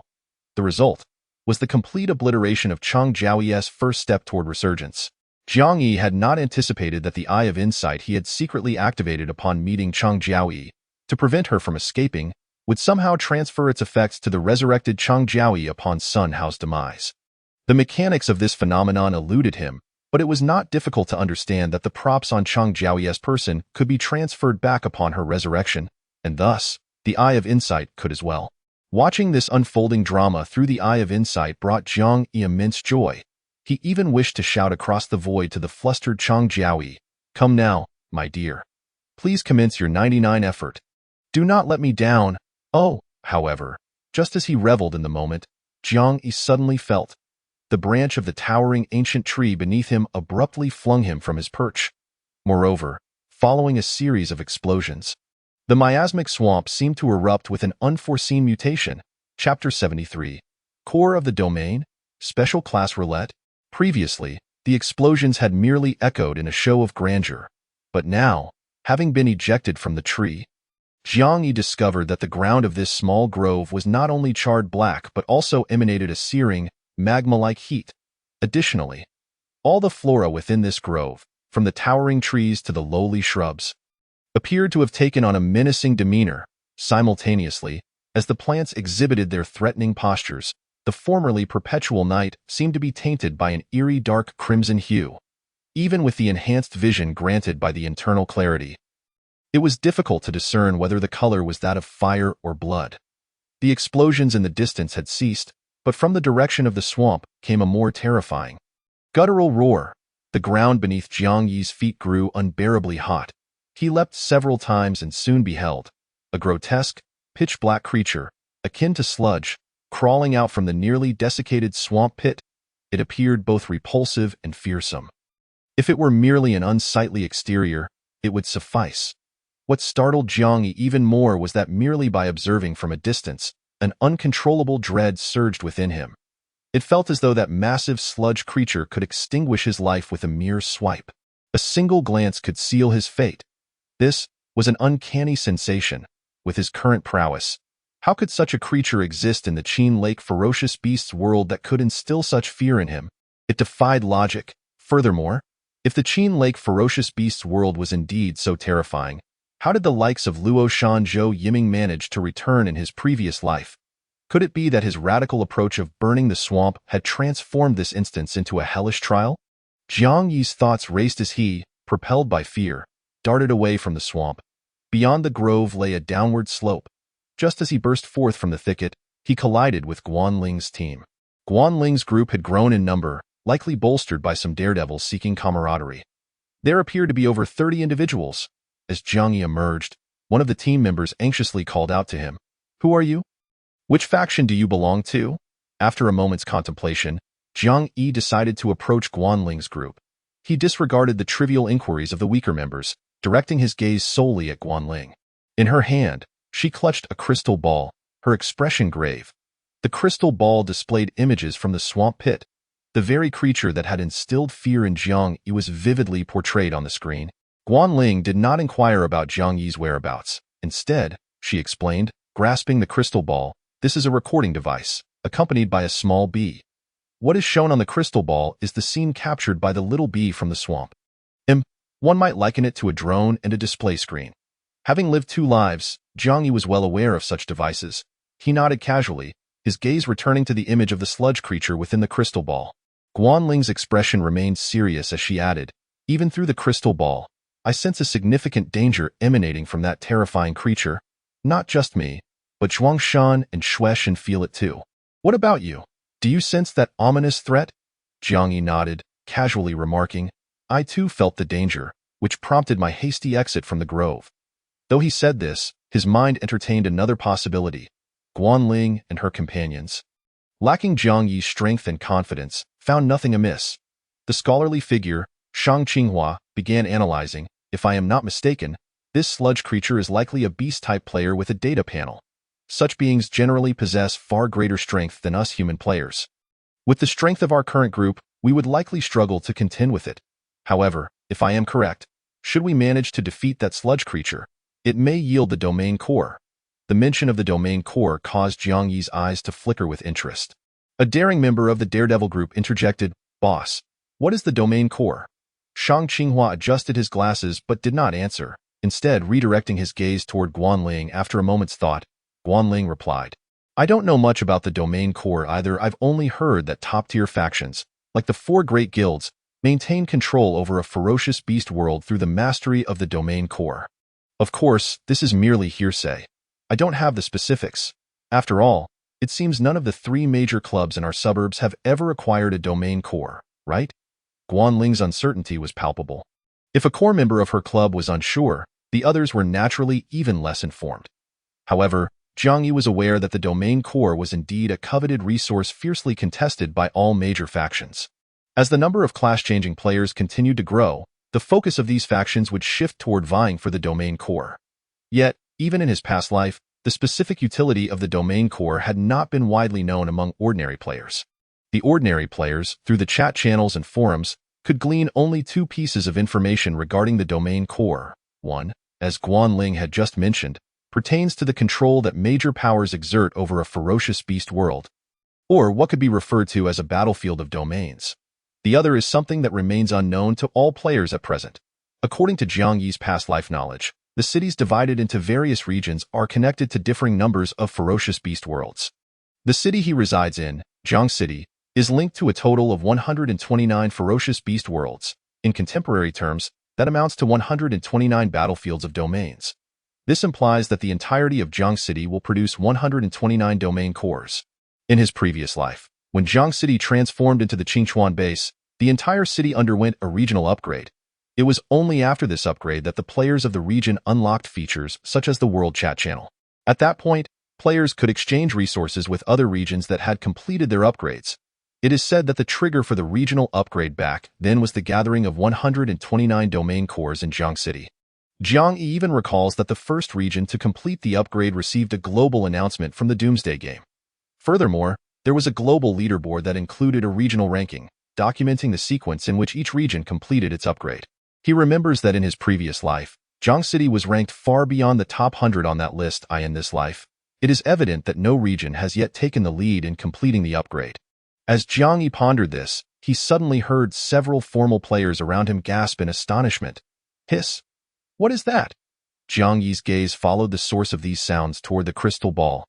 His pupils jolted, but soon returned to tranquility. The peculiar sensation he had experienced earlier, along with his suspicions, seemed to find their resolution at this moment.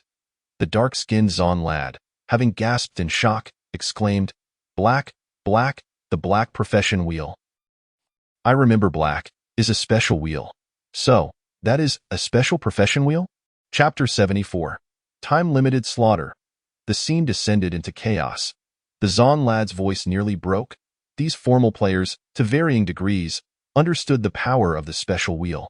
The special items drawn from the special wheel are even referred to as rule-level items.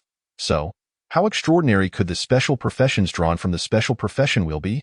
It was simply unfathomable. Moreover, at this stage, what the level 10 elite players desired most was precisely to change professions.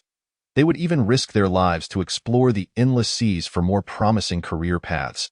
Yet, even in their explorations of the endless seas, not even the golden profession wheel could match the rarity of the special profession wheel, could it?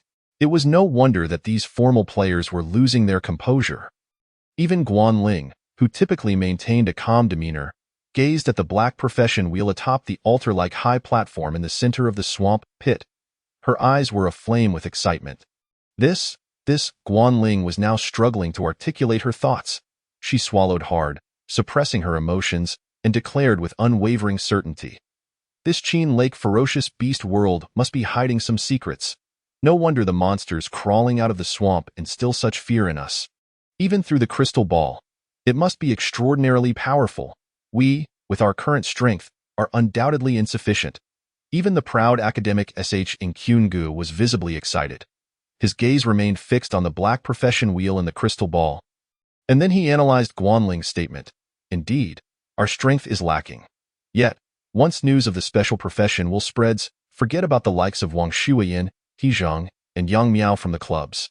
Even the top-tier leaders of the 4 major guilds, as well as those on the battle power leaderboard like Zhang Yi and Luo Chongqing, would likely rush over in a frenzy. However, Sh. forcibly stifled his excitement. Suddenly exchanging a knowing glance with Guan Ling. Among intelligent individuals, certain unspoken understandings exist. The allure of a special profession wheel could certainly attract countless powerful individuals. Yet, the current situation was such that, the more powerful the incoming individuals, the greater their chances of overcoming the sludge monster. However, if the powerful were too strong, conflicts over the spoils of the special wheel could easily escalate beyond control. Hence, seeking external assistance is a double-edged sword, necessitating careful consideration. In truth, Jiang Yi observed the unspoken understanding between Sh. and Guan Ling. However, he felt compelled to say that these two were likely overthinking it. If he was not mistaken, the special profession wheel that had left them so astounded and enthralled was most likely a ruse. Moreover, the sludge monster was probably merely an illusion. Jiang Yi had found it peculiar earlier. How could such a diminutive Qin Lake ferocious beast world harbor a creature that elicited such an intense sense of lethal threat? After all, His combat power had reached 15 stars. For him to feel threatened and fearful seemed utterly illogical. Thus, the source of this anxiety was not the so-called sludge monster. Instead, it was a beast man lurking in the shadows. Possessing psychic abilities, therefore, the sludge monster was merely a diversion to capture the player's attention. The true boss of this ferocious beast world. Jiang Yi's gaze drifted toward the nearby woods. From his understanding, among the beastmen, those known for their psychic abilities could typically be found among the peculiar ancient trees in the woods or within the bizarre marine creatures of the ocean. Hence, the hidden mastermind was likely concealed within that forest. Psychic beastmen generally had weak defenses and offensive capabilities. However, when they concealed themselves and launched psychic attacks, they often caught individuals off guard. Much like the character Chu Renmei from the film The Village of the Dead, who could instill such terror that one might end up causing their own demise. Jiang Yi touched the heart-shaped pendant at his chest, contemplating whether to return to his lair to draw some defensive means against psychic attacks. When he suddenly heard a familiar announcement resonate in his mind. Ding! Domain Battlefield Announcement. Congratulations to the player for triggering the first round of the time-limited slaughter game. Game task: kill one person. Game time limit: 30 minutes. Task reward: Talent Awakening. Failure penalty: none. A time-limited slaughter game? And it's only the first round? The reward is a talent that isn't even present on the current wheel. This temptation. Jiang Yi furrowed his brow, noticing that the expressions of those around him mirrored his own surprise and shock. Formal players like Guanling experienced not only astonishment but also delight.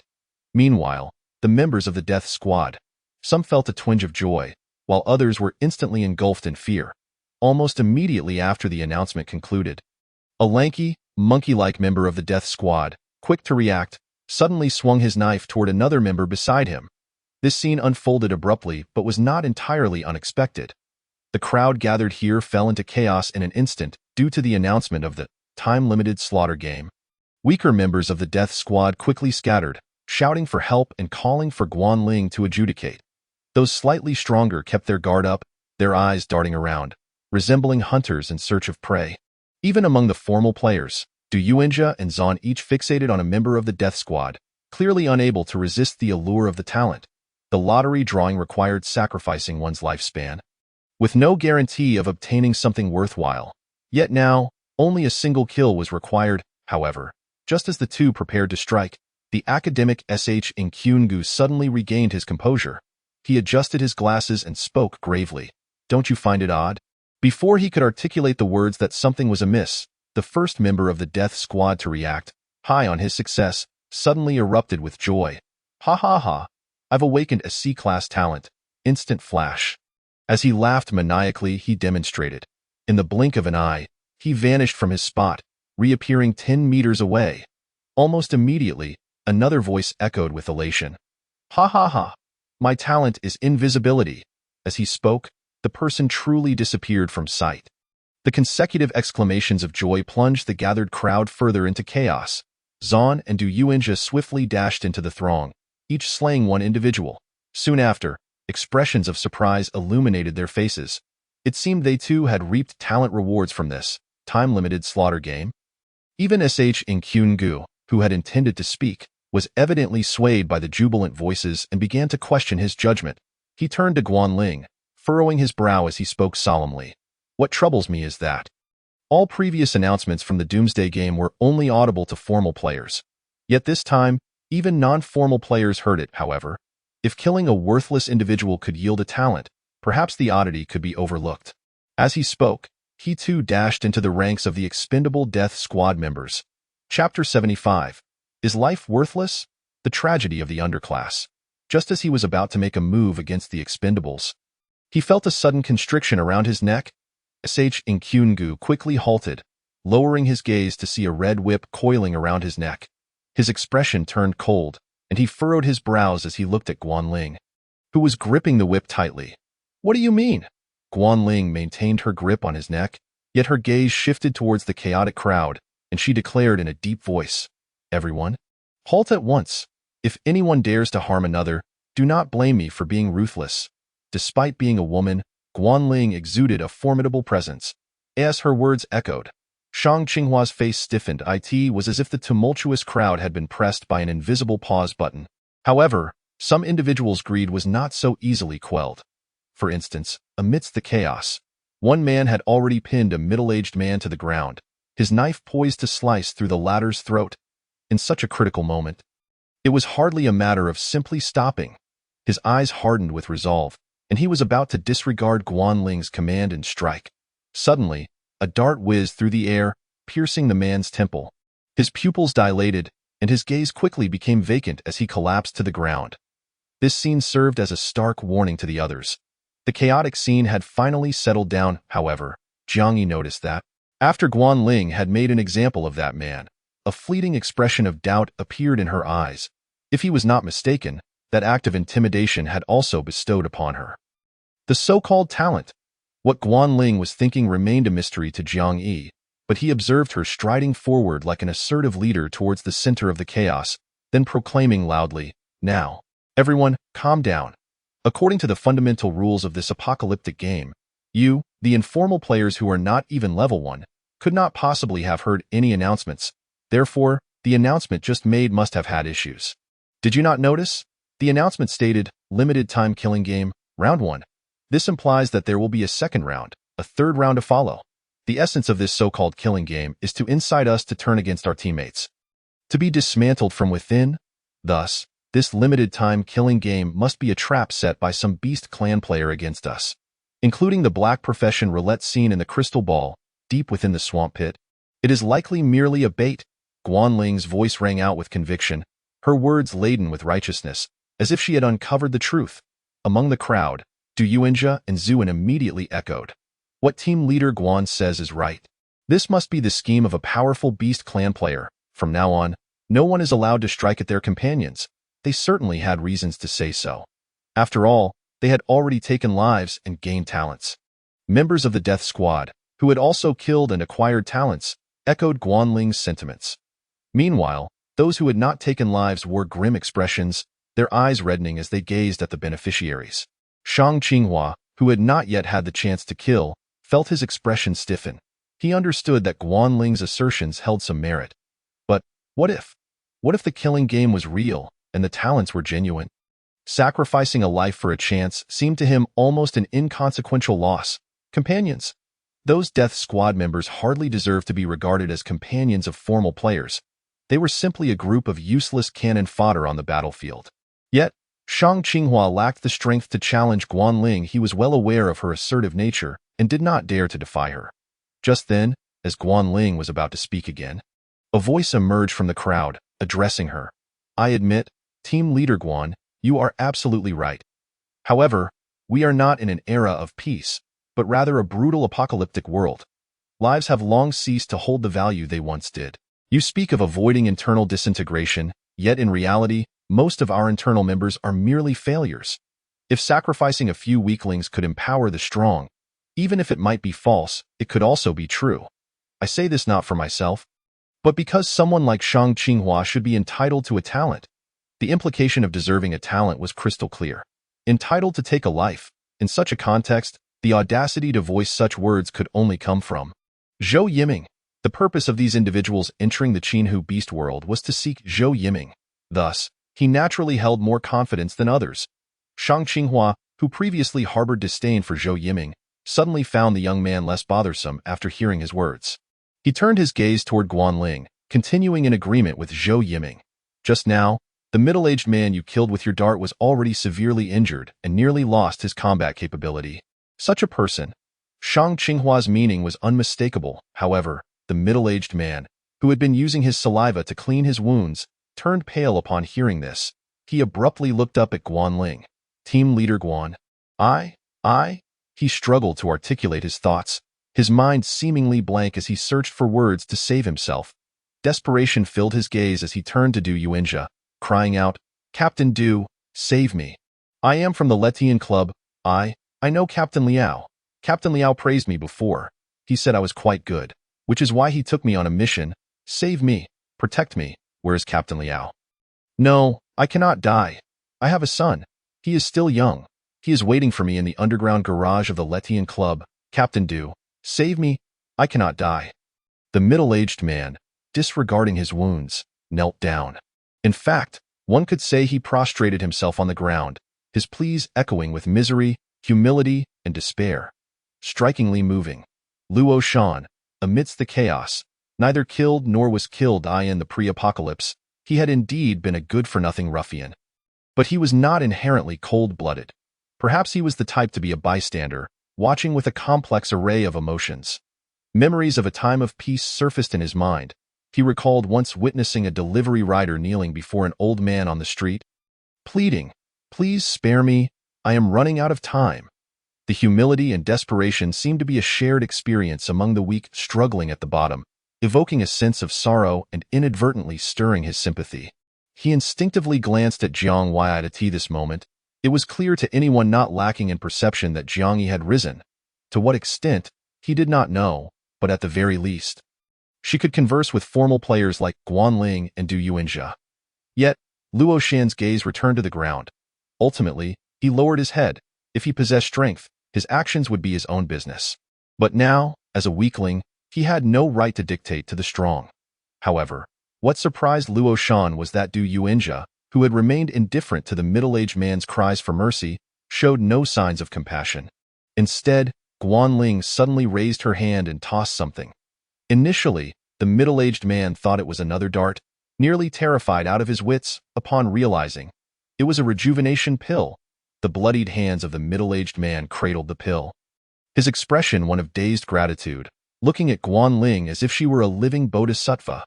Guanling's demeanor remained cold, her gaze sweeping over the crowd with a sharp intensity, her tone unwavering. "What I have said does not require questioning." Shang Qinghua pressed his lips together, saying nothing further. Just as Guanling was about to dismiss the matter and continue with her thoughts, unexpectedly, Zhou Yiming's expression darkened. Seizing the moment when the middle-aged man was bowing to Guanling, he swung a rock and hurled it at the man's head. Chapter 76. Mind your own business. Luo Shan's regret. Everything transpired too quickly, too unexpectedly. No one anticipated that even with Guanling's assertiveness, someone would dare to defy her. However, considering that the individual was Zhou Yiming, it was somewhat understandable. Zhou Yiming had his own confidence. Regardless of how he contradicted Guanling, she would not truly take action against him. After all, so many had come to the Qinhu Beast world for him. His status in the Blood Swallow Club was unlike that of ordinary individuals. Therefore, as long as he could act before Guanling intervened, he would bear no consequences. Zhou Yiming's eyes were bloodshot. Regardless of the truth, he yearned to possess a talent. Yet, to everyone's astonishment, stop right there, bang, ah! The sounds of intervention, the impact, and the screams erupted one after another. However, the scream did not belong to the middle-aged man but to Zhou Yiming. Luo Shan, having saved Zhou Yiming, had maintained a close proximity to him, harboring some desire to curry favor. Even during the earlier chaos, he had subtly protected Zhou Yiming. Yet at this moment, Luo Shan swung an axe at Zhou Yiming. He struck down with such force that it shattered Zhou Yiming's hand. The hand that had been raised to throw the rock was left mangled and bloodied. The bones shattered, a gruesome sight. Zhou Yiming's face turned pale, cold sweat beading on his forehead, his eyes wide with disbelief as he looked at Luo Shan as if he had seen a ghost. Luo Shan was equally alarmed. Everything had unfolded too swiftly. His mind had not been able to process the events. Upon regaining his senses, he realized he had committed a grave mistake. It was over. He was doomed. Luo Shan's expression was even more ashen than Zhou Yiming's. Zhou Yiming, with bloodshot eyes, glared at Luo Shan, screaming, "You dare to strike me, you worthless fool! How dare you harm me? I will make you wish you were dead." "Guanling, I want him dead. Hurry and kill this useless person and treat my hand injury." Hissing in pain, I trembled as I cried out.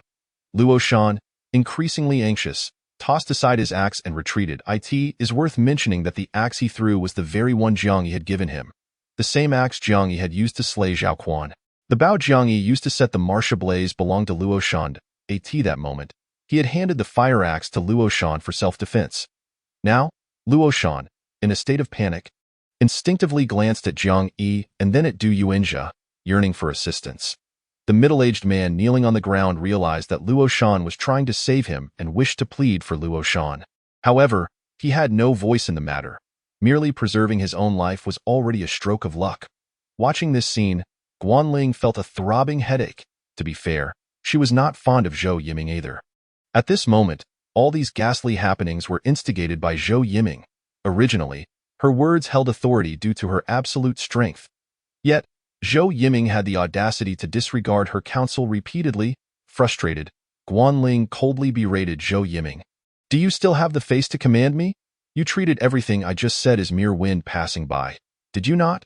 Seeing that Guanling showed no intent to kill him, but rather lashed out at Zhou Yiming, Luo Shan's previously desolate heart suddenly flickered with a glimmer of hope. But alas, this faint hope was swiftly extinguished from afar. A voice filled with urgency rang out, "Yiming Gij." Zhou Yiming, initially dejected by Guanling's scolding, regained his arrogance upon hearing that voice. Everyone present turned towards the sound. An overwhelming throng of people surged towards the slope. Among them were even several level 10 powerhouses. He Zhang from the Letian Club, Yang Miao from the Shanshui Club, Wang Shuiyin from the Shuiyin Club. Furthermore, there were around 6 or 7 other level 10 players. This large group was still quite a distance away. But Wang Shuiyin, in a state of desperation, rushed to the front. She squatted beside Zhou Yiming, took out a more precious rejuvenation pill produced from a spinning wheel, and without a moment's hesitation, fed it to Zhou Yiming. While Zhou Yiming's external injuries healed, his bones remain limp and useless. My hand is ruined. What should I do? It's all right. You can still recover. Yiming Gij, do not be afraid. Wang Shuiyin comforted him while holding his hand. Meanwhile, Luo Shan felt his legs turn to jelly, retreating further. Yet soon, he found himself under the sharp gaze of Wang Shuiyin, who looked at him as if he were her sworn enemy. Trembling, Luo Shan stammered. I didn't mean to. I saved Zhou Yiming before. I owe him my life." "Big shot." Zhou Yiming scolded him. "What kind of life-saving grace is that? You're just a useless person. You just happened to teleport to a spot near me. Finding you, I received no help whatsoever. I nearly died, do you understand? And yet, you dare to speak of life-saving grace. I will kill you. Wang Shuiyin, cripple this waste. I want to kill him with my own hands. And that other useless person too." The other useless person referred to the middle-aged man who had just attempted to crush Zhou Yiming with a rock. The middle-aged man, kneeling on the ground, desperately tried to diminish his presence. Not understanding why he was being dragged into this, he hurriedly pleaded, "No, it's not my fault. Your injury has nothing to do with me. Killing one person grants a talent. Killing two is a waste. Please, don't kill me. I beg you, spare me." The middle-aged man continued to weep in despair. From a distance, Jiang Yi watched the spectacle unfold, casting a glance at Luo Shan. He wondered if Luo Shan regretted his meddling at this moment. Yet, the threat of death and fear had drained all color from Luo Shan's face. Indeed, Luo Shan regretted it. Why did he interfere? This matter had nothing to do with him. Initially, he was a benefactor to Zhou Yiming. However, at the moment he swung the axe, he had not thought much. It was almost instinctive, a desire to save another. Now, gazing at the pitiful middle-aged man crying desperately, he felt more wretched and lamentable than that middle-aged man was himself. He too wished to plead for mercy. Yet Wang Shuiyin seemed unwilling to grant him that opportunity. With a flick of her hand, a swirl of black water shot towards Luo Shan. Terrified, Luo Shan's legs turned to jelly. Just as the black water was about to strike him, a barrier seemingly appeared out of thin air before him, completely blocking the black water. Chapter 77. The benefactor of the past. The mysterious man in black robes. Who is this? How could they block Wang Shuiyin's attack? As Wang Shuiyin's attack missed its target, her expression stiffened. She instinctively assumed it was He Zhang. His nature was indeed somewhat protective. However, he was still quite a distance from this slope. Wang Shuiyin's gaze unconsciously swept towards a boy standing behind Guanling, also clad in the uniform of the Letian Club.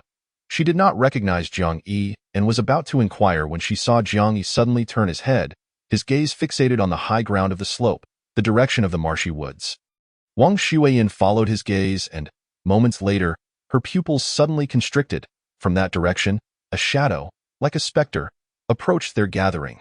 When the figure appeared beside Luo Shan, he finally revealed himself completely, dressed in a black robe with a hat obscuring his head. His appearance bore a striking resemblance to the shadowy proprietor of the number 8 pawn shop. His entrance was reminiscent of a fleeting shadow, exuding an aura of mystery and power. Wang Shuyan's expression darkened as she instinctively stepped back. Her voice trembling, Who are you? Jiang Yi's gaze also fell upon the enigmatic figure in black robes. A thought crossed his mind, and he suddenly recalled someone. When the figure turned, partially revealing the lower half of his face beneath the black hat, Jiang Yi was 100% certain. It was indeed him, to be precise. He did not know this person's name. However, they had shared a life-and-death connection. After being backstabbed by Tang Ku, Jiang Yi lay on the ground in despair, finding it exceedingly difficult to even move a finger. Without any beast-repelling incense, the scent of blood was bound to attract deadly beasts. According to Tang Ku's design, he was meant to perish in that betrayal. Yet, just as his consciousness began to fade, he suddenly heard a mocking voice. "Oh, I've found a waste." When Jiang Yi heard the voice, he squinted and saw a mysterious figure in black robes. The figure wore a black hat that concealed his head, and the lower half of his face displayed a sinister expression, not resembling a good person at all, as he lay in a pool of blood. The smile on his partially visible face seemed to revel in the spectacle.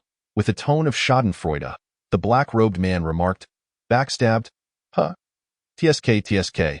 Not removing the roots of the grass, yet another fool. Come on, I'll give you a chance to prove that the one who didn't eliminate the roots of the grass is the real fool." With this mocking demeanor, the black-robed man cast a healing spell at his wound. Presumably a healing skill like miraculous recovery, Jiang Yi soon felt his wounds heal and his strength return. However, when he was finally able to move, the black-robed man had vanished. It was evident that this was a mysterious benefactor who casually saved his life as if treating it like a game. In his past life, Jiang Yi later encountered that benefactor again. It was in the second year of the apocalypse when he explored the seabed. He pried open a long-sought-after eternal clam, only to discover the black-robed man lying inside. Stabbed and barely alive, Jiang Yi immediately recognized his savior. His emotions were quite complex. He was unsure whether he should repay the saving grace from that year. Just as he hesitated, the black-robed man seemed to sense his approach and suddenly opened his eyes.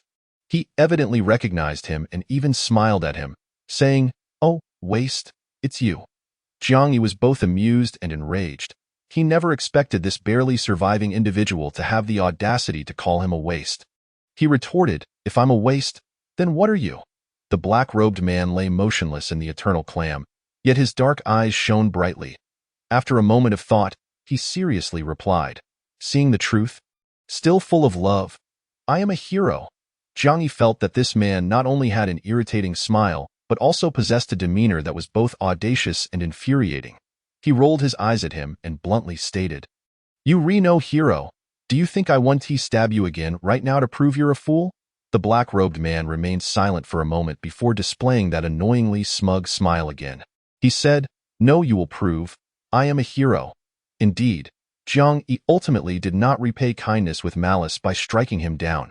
Instead, he saved a life, repaying the grace of salvation he had once received. However, throughout their encounters, he had never added the other party as a friend, naturally unaware of their name. At this moment, that irritating, meddlesome hero once again rescued Luo Shan in a manner reminiscent of how he had previously saved Jiang Yi. He paid no mind to Wang Shuyan's inquiries, but instead turned to Luo Shan, revealing that same infuriating smile, and slowly said, "Buddy, saving someone is akin to helping an old man on the roadside. Like a spinning wheel lottery. It's all a gamble. Only those with substantial resources are unafraid of loss, while those who fear losing will perpetually remain defeated." Luo Shan initially intended to express his gratitude to this enigmatic figure. Yet he found himself momentarily stunned. Not one to be easily deceived, he swiftly discerned a deeper meaning in the words of this individual, reflecting the sentiment of in poverty, one preserves oneself. In affluence, one benefits the world. At this juncture, he indeed found himself as a destitute person without resources, unable to afford a loss. Regaining his composure, Luo Shan managed to utter a few words of thanks. "Thank you. Thank you." The man in the black cloak chuckled lightly, maintaining an air of casual arrogance. His gaze shifted to Wang Shuyan, and after a brief moment, it fell upon Zhou Yiming, who was glaring at him with palpable hostility. "Oh, A celebrity? What is that expression on your face? Zhou Yiming felt the weight of the black-cloaked man's gaze, rendering him instantly uneasy. Yet, bolstered by Wang Shuiyan's presence, he felt emboldened and was about to respond with dignity. When suddenly, with a resounding thud, he was sent flying backward over 10 meters, crashing to the ground. The scene was reminiscent of a catastrophic collision. Meanwhile, the black-cloaked man spoke in a mocking tone. Weaklings ought to exhibit the demeanor of weaklings. You should be grateful to encounter me. My temperament is rather lenient.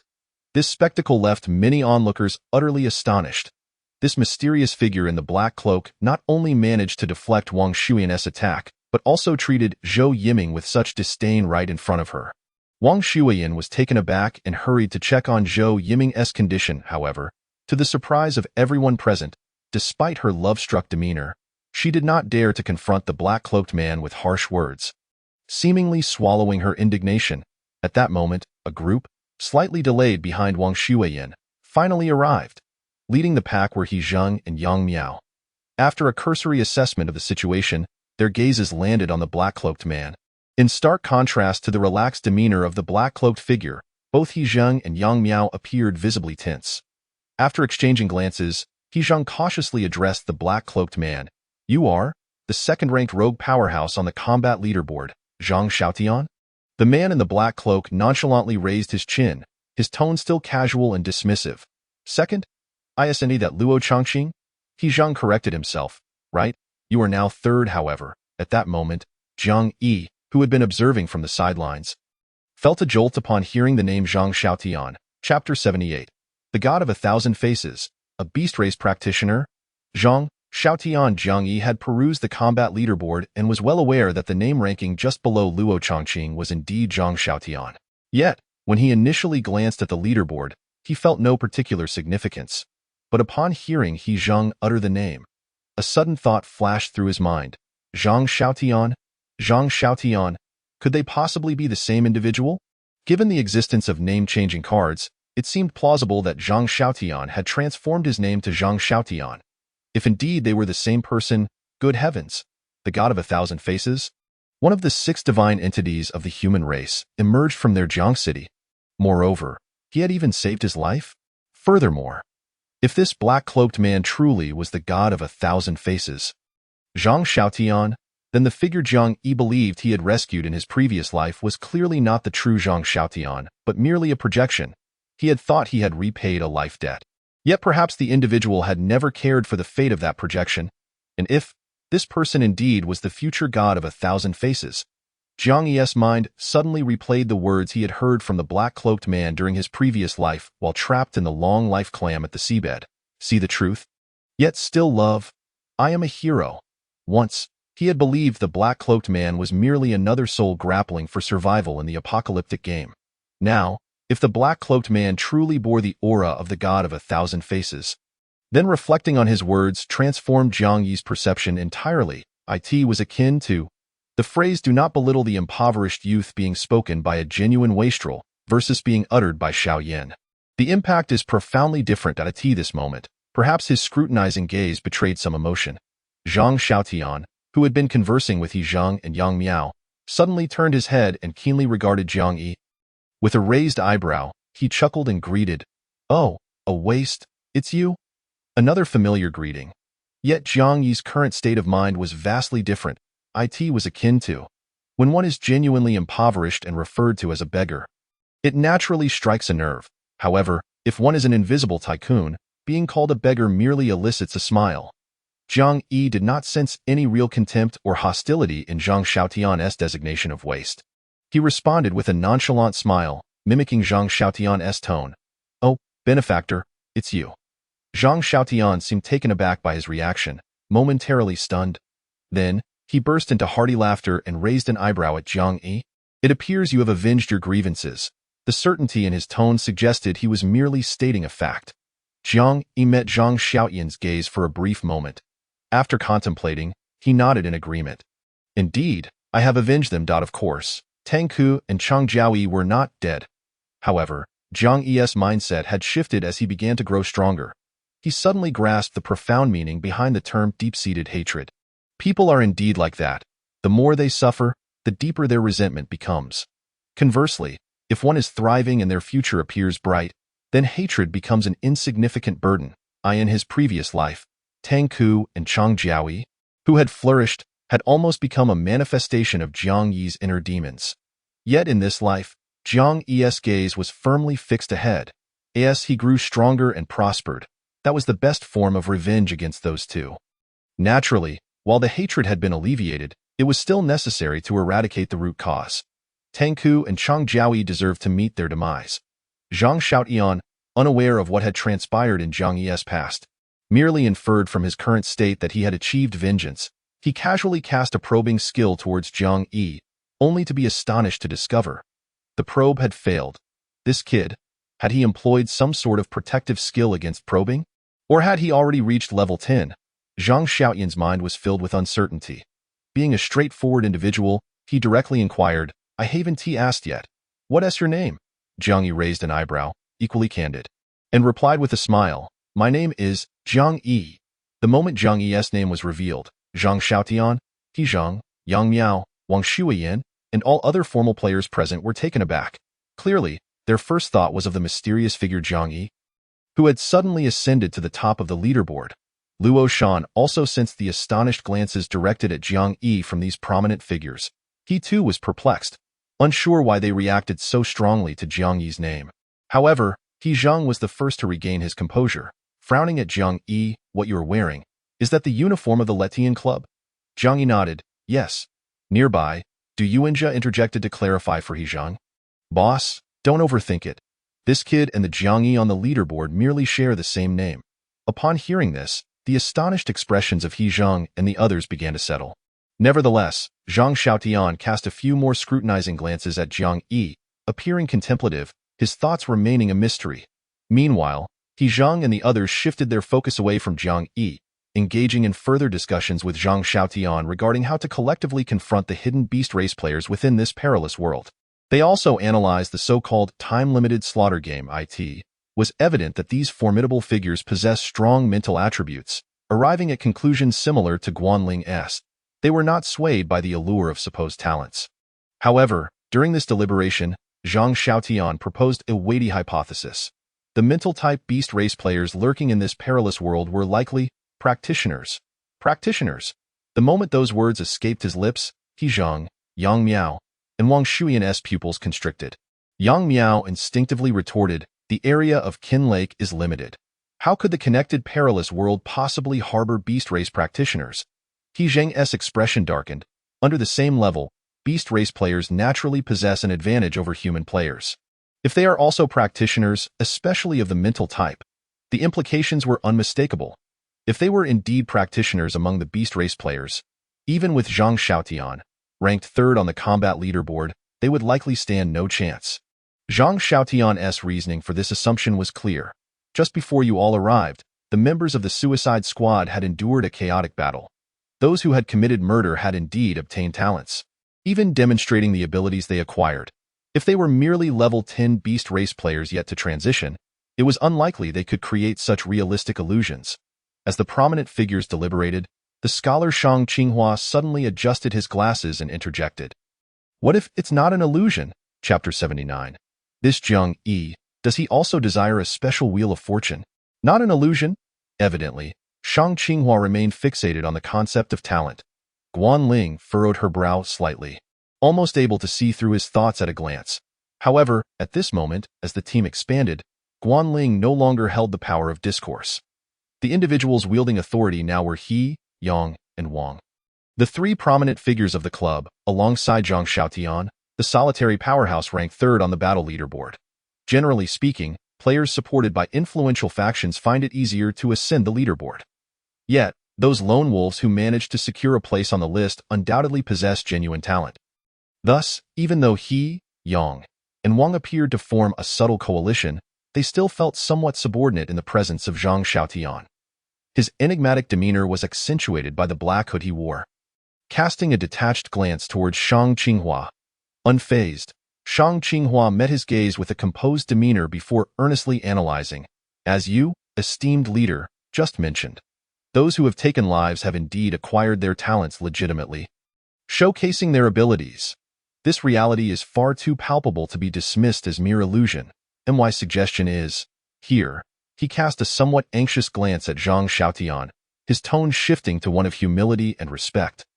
Zhang Xiaotian, among us, you are undoubtedly the strongest and most knowledgeable. I propose that perhaps you could endeavor to acquire a talent yourself, and then, based on your newfound ability, ascertain whether this game is genuine or merely an illusion. His words, though delivered with solemnity, were steeped in the ominous undertone of murder. In an instant, the members of the Daredevil squad felt a wave of trepidation wash over them. If bloodshed were truly to occur, they would undoubtedly be the first to be sacrificed. As Zhou Yiming had earlier remarked, the lives of the Daredevil squad were hardly valued. Jiang Yi's gaze followed Shang Qinghua's words, landing on Zhang Xiaotian. He pondered whether this Zhang Xiaotian was indeed the elusive god of 1,000 faces, Zhang Xiaotian.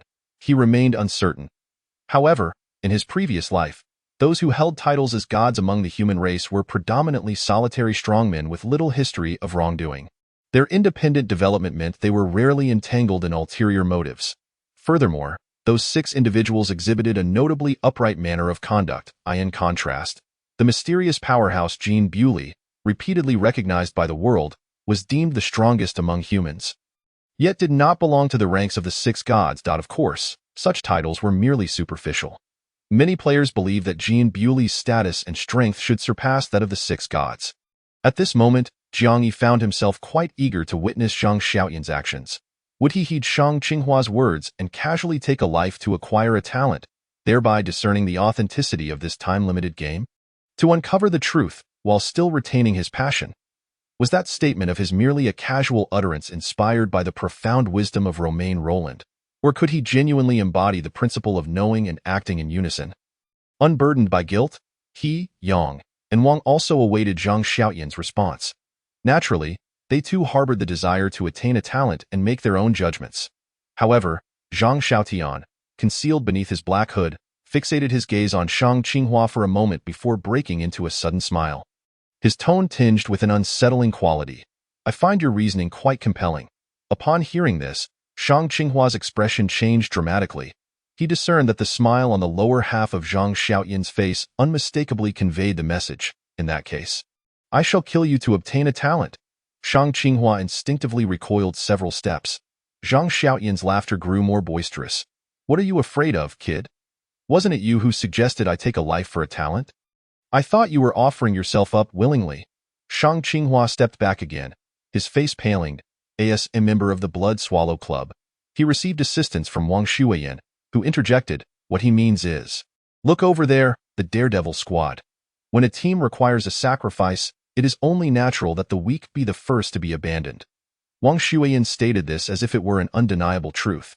Zhang Xiaotian cast her a glance, then shifted his gaze to He Zheng and Yang Miao. Do you both share this sentiment? He Zheng and Yang Miao did not offer a direct response. Yet their attitudes were unmistakable. In this world, notions of equality among all beings were mere illusions. While life may indeed be priceless, individuals are ultimately ranked in hierarchies, with varying degrees of worth. In such circumstances, sacrificing the weak is undoubtedly more pragmatic. The weak possess no power of choice. In that moment, the members of the Daredevil squad turned pale. Interestingly, the Daredevil squad members had instinctively divided into 2 factions. Those who had already taken lives and acquired talents gathered together, while those yet to obtain a talent stood on the opposite side, seemingly the most expendable in the food chain. Zhang Xiaotian's gaze remained devoid of emotion as he keenly surveyed the room. However, when his eyes met Jiang Yi's, he noticed a shift in his demeanor. This Jiang Yi, sharing the same name as the top-ranked powerhouse, exuded a sense of detached leisure, as if merely an observer enjoying the spectacle. Of course, this leisure was not overtly displayed on his face, but rather manifested in his overall demeanor, a subtlety that went unnoticed by others, yet was perceptibly sensed by Zhang Xiaotian. He was not one to indulge in roundabout approaches. Without hesitation, he directed a question at Jiang Yi. And you? What are your thoughts, me? Jiang Yi feigned surprise, his reaction akin to that of a Na'vi youth suddenly thrust into the spotlight. He, Yang, and Wang were taken aback. Guanling, Shang Qinghua, and the others scrutinized Jiang Yi for a few moments. After some contemplation, Jiang Yi approached Zhang Xiaotian. With a playful arch of his brow, he inquired, are you curious about my thoughts on whether you should take a life for a talent? Or the authenticity of this time-limited killing game? Zhang Xiaotian replied directly. The latter. Clearly, regarding the former, he had his own conclusions. Jiang Yi maintained an air of nonchalance, smiling as he continued, as for the time-limited killing game. I do have some thoughts. However, I am not one to harbor delusions of heroism. My perspective is rather pragmatic, steeped in the scent of copper. As he spoke, he cast a significant glance at Zhang Xiaotian, making his intentions unmistakably clear. If he wanted his assistance, he would need to provide compensation. He, Yang, and Wang found themselves incredulous at Jiang Yi's audacity. A mere rookie in the Daredevil squad, who had only just begun to make a name for himself, dared to negotiate terms with these esteemed leaders? Especially He Zhang, considering Jiang Yi was affiliated with his Letian club. He was on the verge of chastising him when, to his surprise, Zhang Xiaotian contemplated for a moment and nodded in agreement with Jiang Yi's proposition. He even astutely articulated Jiang Yi's underlying desire. You must be inquiring whether I possess any special roulette, am I correct? The moment this statement was made, the officially recognized players were once again taken aback. What did this mean? Was Jiang Yi's condition for providing assistance to request a special roulette from Zhang Xiaotian? On the surface, this might seem peculiar. However, the crux of the matter was that the officially recognized players had witnessed. Only Jiang Yi, who had sought a special roulette from Luo Chongqing on the forum, had been treated with the seriousness befitting a true cross-regional powerhouse. Now, this Jiang Yi also claimed he wanted a special roulette? Chapter 80. Beastmen Trial? The real game. This? Could it be that the individual who previously sought a special roulette from Luo Chongqing on the forum was merely an imposter assuming Jiang Yi's identity? But would someone of Luo Chongqing's caliber misjudge? If the great leader had not erred in judgment, then was this Jiang Yi truly not just a name-sharing coincidence, but rather the genuine, top-ranked mysterious powerhouse himself? However, this seemed implausible. The Jiang Yi from the Letian club had certainly not crossed regions. If he hadn't crossed regions, how could he possibly have ascended to the top of the leaderboard? Could it be? The crowd arrived at a comparatively reasonable speculation that this Jiang Yi was merely attempting to leverage his shared name to create an illusion of grandeur, intentionally misleading everyone into believing he might be a cross-regional powerhouse. Such individuals do exist. Those who impersonated Jiang Yi in the comments on Luo Chongqing's post were also driven by vanity. Even in times of peace, many individuals enjoy pretending to be affluent second-generation heirs.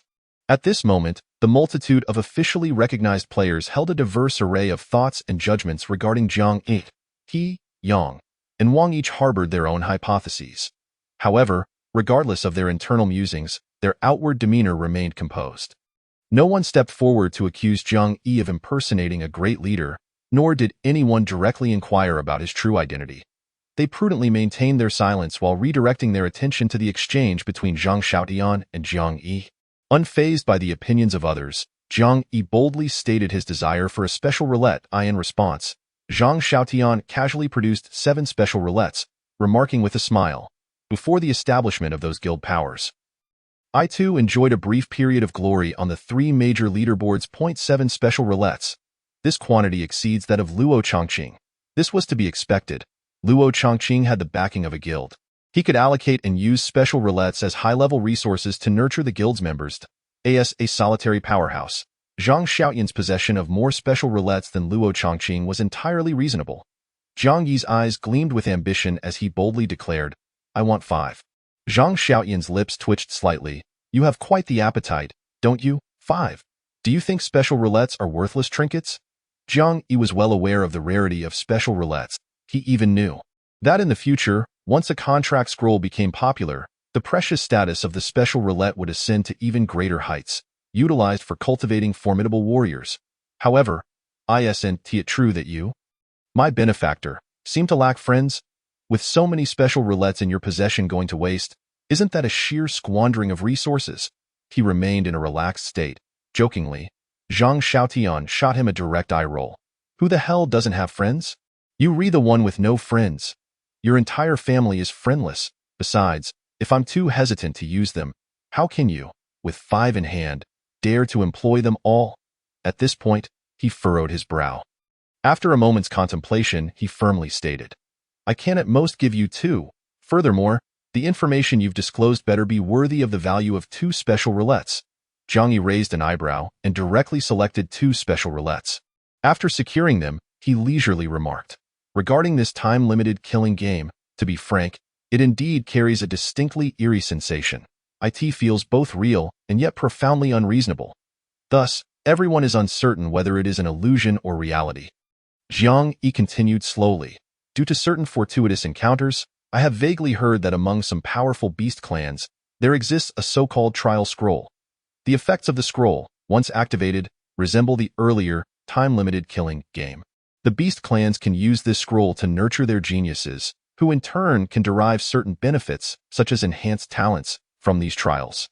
The revelation of this information sent shockwaves through the crowd, especially those who had already acquired talents. Their eyes filled with ecstatic joy. If this is the case, then the time-limited killing game is indeed real.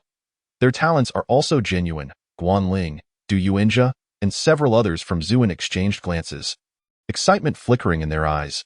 After all, having received their talents, they naturally hoped it to be true. However, Shang Qinghua's expression turned somewhat grim. Yet he did not rush, instead casting a discreet glance at He Yang and the other 2. As expected, upon learning that the time-limited killing game was highly likely to be true, a shadowy glimmer flashed in the eyes of the 3 prominent figures. However, Zhang Xiaoyan's countenance seemed less than favorable. His gaze towards Jiang Yi was laden with evident suspicion. At this moment, his tone even bore a hint of mockery. "How long has this doomsday game been connected to humanity? How do you know how the beast clans nurture their geniuses? How can I trust that your words are not merely a fabrication for your own selfish desires?" Indeed. The 3 from He Yang quickly regained their composure, their doubtful gazes fixed on Jiang Yi. Jiang Yi chuckled inwardly. Regarding Zhang Xiaoyan's reaction, he increasingly felt that this person might truly be the legendary god of faces from his past life. Clearly, Zhang Xiaotian subconsciously did not wish for the time-limited killing to be real. He did not want to witness humanity being manipulated by the game's consciousness, engaging in senseless and inhumane slaughter. Jiang Yi was not angered by Zhang Xiaoyan's skepticism. Instead, he continued with a calm demeanor. "Yes, it is entirely normal for you to doubt my assertions. In fact, I was just about to say, you should be able to discern for yourselves. The trial scrolls employed by the beast clans to cultivate geniuses are generally regarded as positive educational resources. If the earlier, time-limited killing game was indeed initiated by a beast clan player using a trial scroll, then what could their objective be?" This statement was the crux of Jiang Yi's argument. At this moment, Zhang Xiaotian finally absorbed his words. He quickly analyzed. Yes, under normal circumstances, resources designed to nurture the beast clan's geniuses would not be directed towards enemies. Therefore, if what you say is true, then the true intent of the beast clan player who triggered this time-limited killing game must indeed align with our thoughts to dismantle us. Upon reaching this conclusion, Zhang Xiaoyan's expression became increasingly grave. In other words, if this game is genuine, ultimately, the players drawn into it, the surviving individuals may be few and far between. This statement weighed heavily in the air, casting a somber mood over the attendees. The time-limited killing may indeed be real. Their talents may also be authentic. However, the impending reality could lead to even more casualties due to this genuine game. Even those like Guanling, who had acquired talents, now felt a sense of impending crisis. In the first round, they might still act as strong warriors, sacrificing the weaker members of their team. Yet as the game progressed, there might ultimately come a round where they themselves would be the ones sacrificed. Zhang Xiaotian was averse to witnessing such a scenario. He furrowed his brow and looked at Jiang Yi, asking in a low voice, "Is there any way to prevent this so-called trial from proceeding?" Chapter 81. Uncovering the Hidden Beast Clan Players. Prevent? Jiang Yi pondered for a moment before continuing. "My analysis is not yet complete." His demeanor was composed, exuding an inexplicable air of authority that commanded trust. Zhang Xiaotian nodded. "Go on, please." Jiang Yi raised an eyebrow and spoke slowly. "You have all sensed it before. This time-limited killing game distinctly exudes an aura of eeriness. It presents itself with a palpable illusion-like quality. To understand illusion in a more relatable context, it is quite akin to lying. When a person lies, it is often a blend of truth and falsehood, making it sound more credible." Zhang Xiaoyan's gaze flickered. "Are you suggesting that this time-limited killing game could be a mix of truth and illusion?" half real and half fabricated? The game may indeed be real, but where might the illusion lie within? Or is it that the Beast Clan player desires for them to believe this time-limited killing is merely an illusion? Zhang Xiaotian lowered his gaze, lost in thought. Jiang Yi, meanwhile, scanned the entire assembly, then smiled gently. Based on my understanding of the Beast Clan's trial scrolls, the ultimate victor of this trial game will undoubtedly receive tremendous rewards. Do you think that the Beast Clan player would willingly bestow the final reward upon a human player? Zhang Xiaotian's eyes widened in realization, and his gaze swept across the crowd. You mean, that Beast Clan player is currently hiding among us, and has already prepared to emerge as the ultimate victor? The phrase ultimate victor sent a shiver down Zhang Xiaotian's spine. He suddenly harbored a terrifying premonition. If this time-limited killing were to persist until the end, could it be that ultimately only a single victor would remain? Furthermore, if that victor were indeed a Beast Clan player, then wouldn't those of us present, the human players, be left with no survivors? Is there truly such a twisted trial game among the Beast Clans? Doesn't that equate to raising a poisonous creature? Zhang Xiaotian's expression darkened to an extreme. Other players, while not delving as deeply as Zhang Xiaotian, also began to grasp the gravity of the situation. Confusion and suspicion flickered across their faces as they furtively assessed those around them, questioning whether anyone among them might be a disguised Beast Clan player. If a Beast Clan player were indeed concealed among them, it would be akin to a ticking time bomb. Beast Clan players are inherently stronger than human players. Moreover, when humans kill, they often use the term sacrifice, indicating some level of moral hesitation. But if a beast were to kill, it would be a ruthless slaughter without a shred of remorse.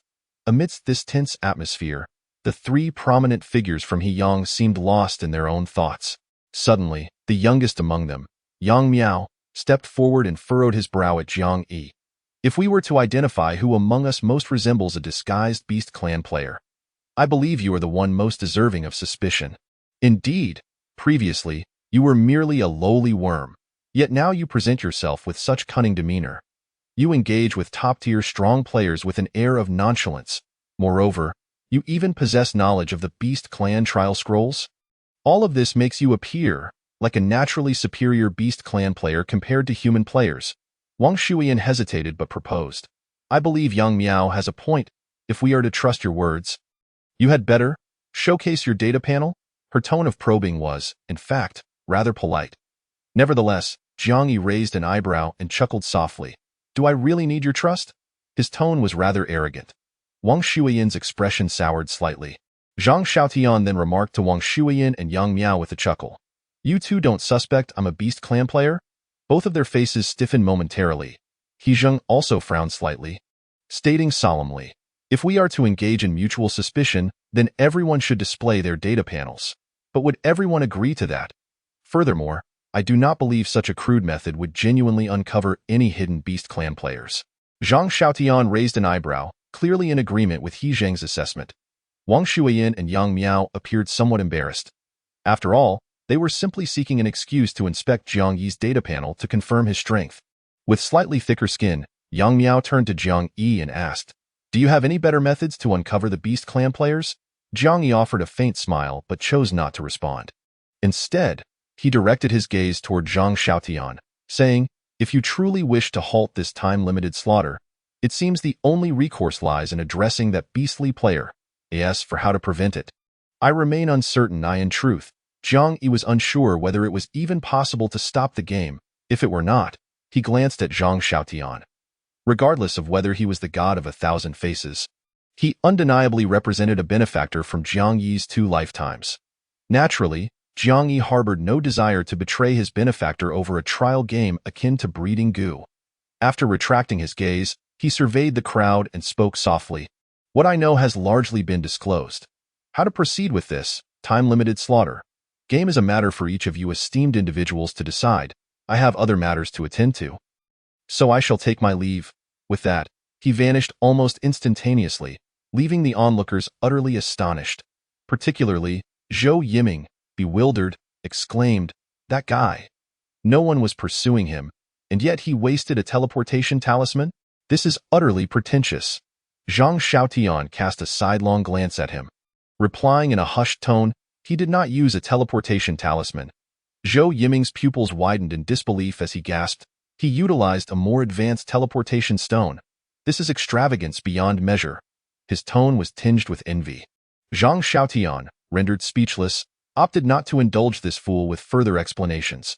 While Zhou Yiming was indeed foolish, He Yang and Wang San were well-versed individuals. He Zhang, with a serious expression, pondered for a moment before inquiring.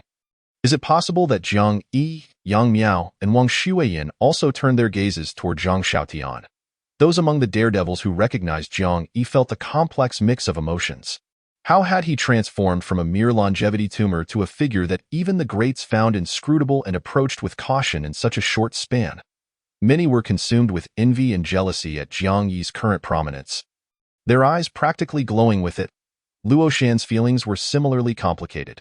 However, reflecting on his encounters with Jiang Yi, his astonishment was somewhat muted compared to others.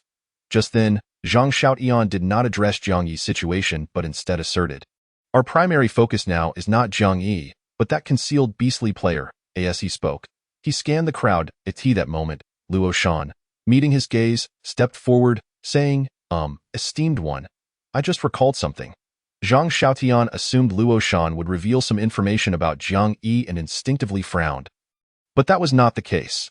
After receiving a nod of permission from Zhang Xiaotian, Luo Shan quickly elaborated. Just now, when the time-limited slaughter commenced, many within the Daredevil group acted immediately. The scene was chaotic. But I, being particularly cautious, observed closely. I noticed, amidst the turmoil, there was a Daredevil who claimed to have acquired an invisibility talent. After becoming invisible, he never revealed himself again. This revelation sparked a flicker of interest among the present players. If that were true, then the invisible individual was indeed highly suspect. However, many remained apprehensive. Even if we could locate that beastly player, would we be capable of confronting him? Zhang Xiaotian did not respond but contemplated for a moment before hypothesizing. The invisible individual is indeed a suspect worth focusing on, yet we cannot ascertain it with absolute certainty. He could be a human player with his own agenda, or perhaps a false identity created by some form of illusion.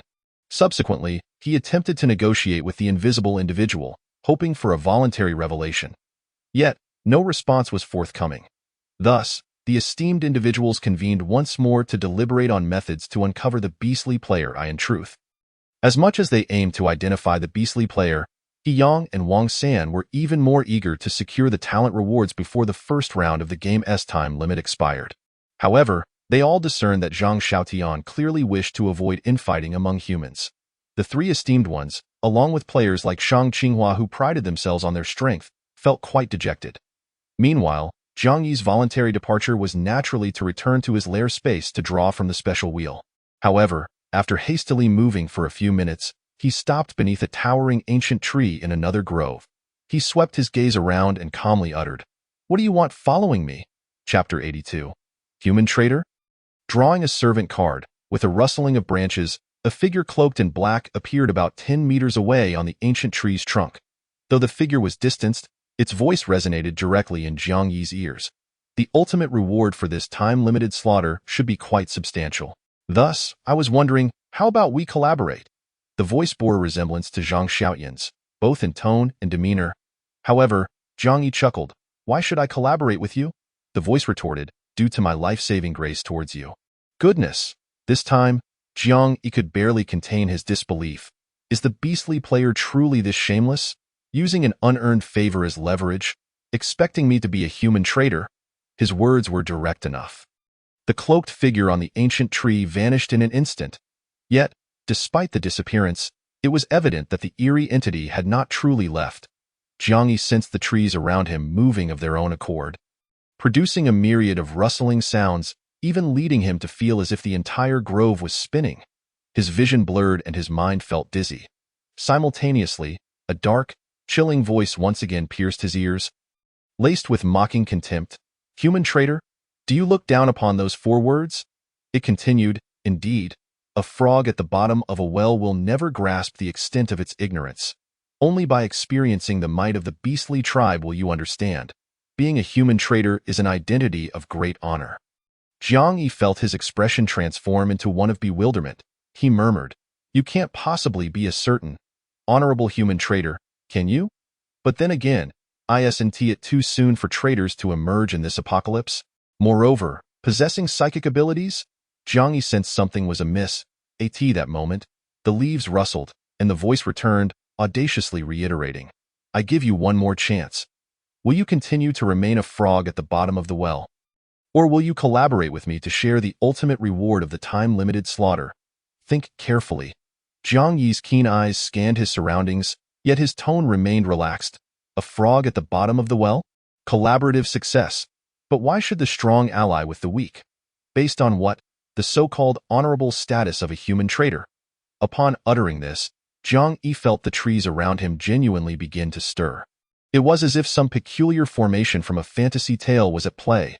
Simultaneously, the dizziness in his mind intensified. The voice echoed again, more ominously.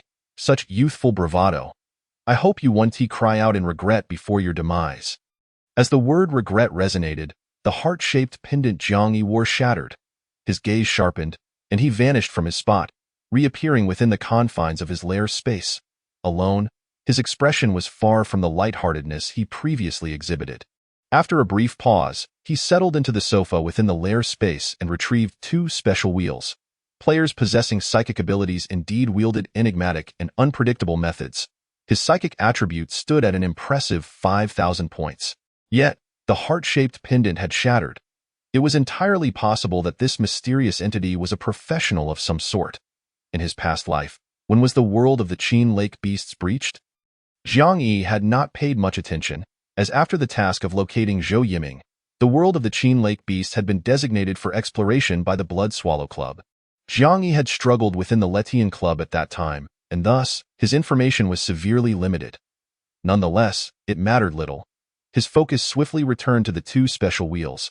Subsequently, he pressed one down, silently uttering, "Draw." Immediately, the familiar notification chimed. "Ding! Congratulations, you have drawn a servant card. Would you like to use it?" "Yes, no?" "Yes." The servant card, upon use, would yield a random servant. It was not a mere lottery. Thus, Jiang Yi could not specify but had to await the random outcome. Unbeknownst to him, in a distant and mysterious realm, within a sinister tower-like prison, layers upon layers housed various racially sealed creatures. Whenever a servant card was utilized, these potential slaves would sense it. A flash of golden light passed. Jiang Yi's mind was still filled with the game-like announcement. "Generating servant randomly for you. Ding. Congratulations, you have bound the servant, Shang Yu Ding." This name revealed no indication of its race. Accompanying the golden light appearing before Jiang Yi was a lamp? What? What in the world? Could it be that the attendant he randomly summoned is akin to an Aladdin's lamp? He bent down to lift the lid of the black lamp. Within, a wisp of black flame flickered. Amidst the black fire was something as slender as a strand of hair. A tiny worm? Is this really a worm and not merely a hair? Jiang Yi wore a perplexed expression, yet deep down, he felt a peculiar sense of connection. A faint, childlike voice echoed in his mind. Lift silver. Chapter 83. As long as one is alive, one can grow stronger. Lift silver? I might as well be lifting iron. Jiang Yi listened to this seemingly garbled and incomprehensible childlike voice, feeling rather dismayed. This was also the reason he had been reluctant to summon attendants previously. The randomness of it all was simply maddening. The variety of ferocious beast races was staggering. For instance, Chang Jiaoyi was fortunate enough to randomly summon a normal bear race, which was already quite lucky. As for Yu, drawing a succubus was an extraordinary stroke of luck. When Jiang Yi had previously jested about possibly summoning a pig, he now realized that even a pig would have been a rather decent attendant. Even if it were somewhat dim-witted, at least it could fight normally. Even if its strength was so weak that it couldn't be of much assistance in battle, it could at least help manage his lair. But now, he had drawn such a thread-like entity, and from its voice, it seemed to be a silly little cub. Regardless of the race, the combat prowess of a cub was far inferior to that of an adult. Jiang Yi felt a wave of frustration. However, it mattered little. After all, there was no limit to the number of attendants. As long as he obtained more special wheels, he could continue to acquire other attendants. In his case, being able to draw special wheels at will was already a significant advantage over others. There was little to complain about. Nevertheless, next time he drew, it would be wise to secure a lucky buff for himself. Jiang Yi thought to himself as he gazed at the black thread he had mentally transformed into a lampworm cub. He ordered, with little hope, if you cannot speak, then refrain from doing so in the future. Now, show me your data panel. Howl, howl, lift silver. The little thread twisted in the black lamp. After a moment, beside that slender thread, a pure black data panel materialized. The color of this data panel was somewhat different from that of human players. It appeared more mysterious and exuded a greater sense of quality. Moreover, name, Shang Yueding, level, 0, lifespan, 3 days, talent, spark of fire, X, profession, none, skills, shadow body, SSS, soul fire, SSS, chaos fire domain, SS, thread fire C, S. Upon seeing this, Jiang Yi felt an immense sense of unease. Yet there was more to come. Status, blessing of fire, permanent, blessing of darkness, permanent, protection of the reaper, permanent, strength, 60,000, vitality, 60,000, speed, 60,000, mentality, 60,000, combat power, 685 stars. After reading this, Jiang Yi was left utterly stunned. Level 0, with all attributes at 60,000. The skill list was filled with various US ranks, and the talent was an unheard of X level. Jiang Yi's initial reaction was to question whether he had fallen victim to some ancient illusion and had yet to awaken. His second reaction was to ask, with an air of indifference, is that 60,000 the limit of your attributes at level 0? A voice, clearly struggling with communication, echoed in his mind. Quadrant system demon. Babujita, Jiang Yi took a deep breath. So, can your attributes at level 0 still grow? Surprised? Surprised Palm? I should, as long as I live, be able to surprise Palm. Translating that phrase into human language, Jiang Yi reached a startling conclusion. If this lampworm was not lying, it meant, as long as it was alive, it could grow stronger? What on earth? Why does such an extraordinary race exist in this world? His mind involuntarily wandered back to the words of a hidden psychic player in the woods. You have no idea how powerful the beast races are. Just moments ago, Jiang Yi had thought to himself, how could I, having lived 2 lives, not understand the strength of the beast races? Yet now, he realized that perhaps he had indeed been overly arrogant. Here was a beast cub that could barely articulate its words. Its initial attributes at level 0 already surpassed the attribute cap of human players at level 10 by 10-fold. Its combat power crushed his by dozens of times. The disparity? Damn it! In that instant, Jiang Yi felt as though his very foundation was crumbling. He had previously believed his combat power of 15 stars made him the strongest among humans, yet now, any random beast cub could obliterate him in moments? This was utterly disillusioning. Had all his draws simply gone to waste? However, it soon dawned on him the inherent unfairness between races, if he was not mistaken. The attributes of this little thread had likely not been enhanced through the Wheel of Fortune. Its current state resembled that of a player's initial condition, but the problem was its initial attributes? When humanity first connected to the Apocalypse game, the initial attributes on the data panel were predominantly at 1 across the board. There was a staggering difference of 60,000 times. What the hell? Jiang Yi felt an overwhelming sense of imbalance. Yet, upon further reflection, during peaceful times, humanity prided itself on being a superior species, reigning over all other beings. The entirety of the world's creatures adapted to the pace of human development. At that time, no one would consider this an injustice, and now, it was merely fate's long-standing inequity flipping to a different direction. Jiang Yi quickly calmed his emotions, accepting the absurd disparity between races. Simultaneously, he grew increasingly resolute. The existence of attribute limits must be overcome. Otherwise, he would forever remain dominant among humanity, and humanity would eternally be inherently weaker than other beast races. However, after internalizing these beliefs, Jiang Yi suddenly realized a crucial question he had overlooked. This outrageous beast cub, as long as it was alive, it could grow stronger? Yet, the implication conveyed by the little thread seemed far from straightforward. Moreover, on the dazzlingly ornate panel of the little thread, there existed a glaringly poor attribute, lifespan. It only had 3 days to live. Generally, even human cubs had a lifespan exceeding 3 days. This seemingly absurdly powerful cub had a lifespan that was alarmingly short. Could it be? Jiang Yi suddenly felt a sense of foreboding and asked the little thread directly. Little thread, can you not extend your lifespan with a longevity pill? Heart-strengthening pill? The little mass of thread wriggled, and the infantile voice rang out once more. I want fire, need fire to extend my life. I just feel Lift Silver can sustain me. That's why I chose you as my Lift Silver. Indeed, with only 3 days of life, it could not use a longevity pill to extend its existence. This setting, its life was as fragile as paper. It sounded simple to extend life with fire. However, what kind of fire was needed? Moreover, what surprised Jiang Yi even more was, you mean, you chose me? Yes, Lift Silver sustains me. Thus, according to the little thread's implication, the use of the attendant card was not entirely random. Rather, it was the attendants who chose their masters. Jiang Yi had known from his previous life that attendants were not mere NPCs conjured out of thin air. They were living beings. But why did they become attendants? Before binding with their masters, where had they lived and what had they experienced? These were things that normal players could not comprehend. After all, he had heard in his previous life that when attendants bound to their masters, their memories were erased. They retained some common knowledge, but their personal experiences were utterly beyond recall. The notion that attendants could autonomously choose their masters was something he had never encountered in his previous life. This beast cub, which appeared to have an impressive origin, actually still remembered the circumstances of choosing its master. Thus, Jiang Yi began to bombard the little thread with questions. However, when he inquired further, it only replied with garbled phrases. It vaguely recalled that it had chosen Jiang Yi as its master because it sensed he could sustain it.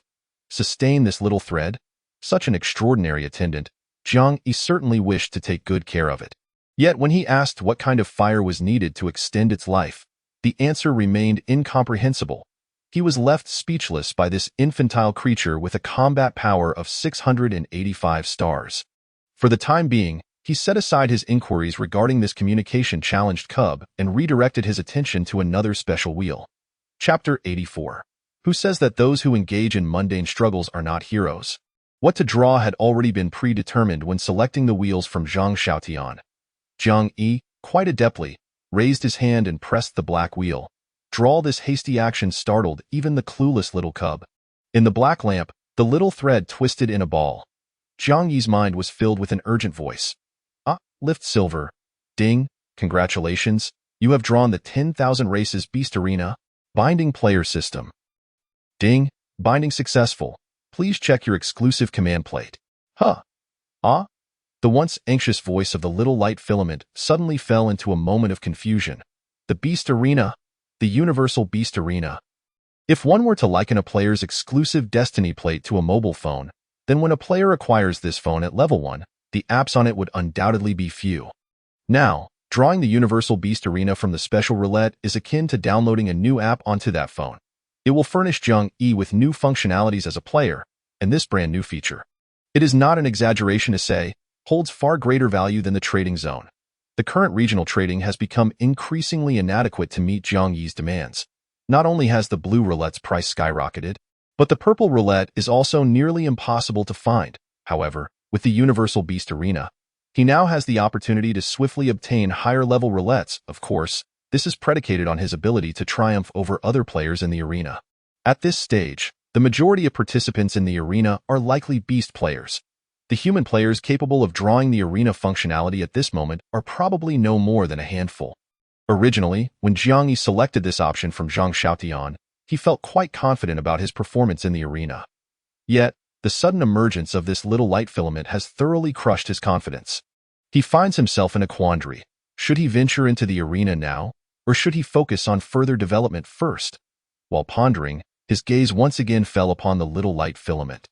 The filament had just pronounced the words Beast Arena quite clearly. So, he inquired, do you know about the Beast Arena? G Island. Oh, I. The little filament twisted in the darkness, its tone brimming with excitement, resembling a child who has suddenly recalled something particularly delightful and wishes to share it, but ends up babbling incoherently, leaving it flustered. Unable to articulate, it decided to act directly.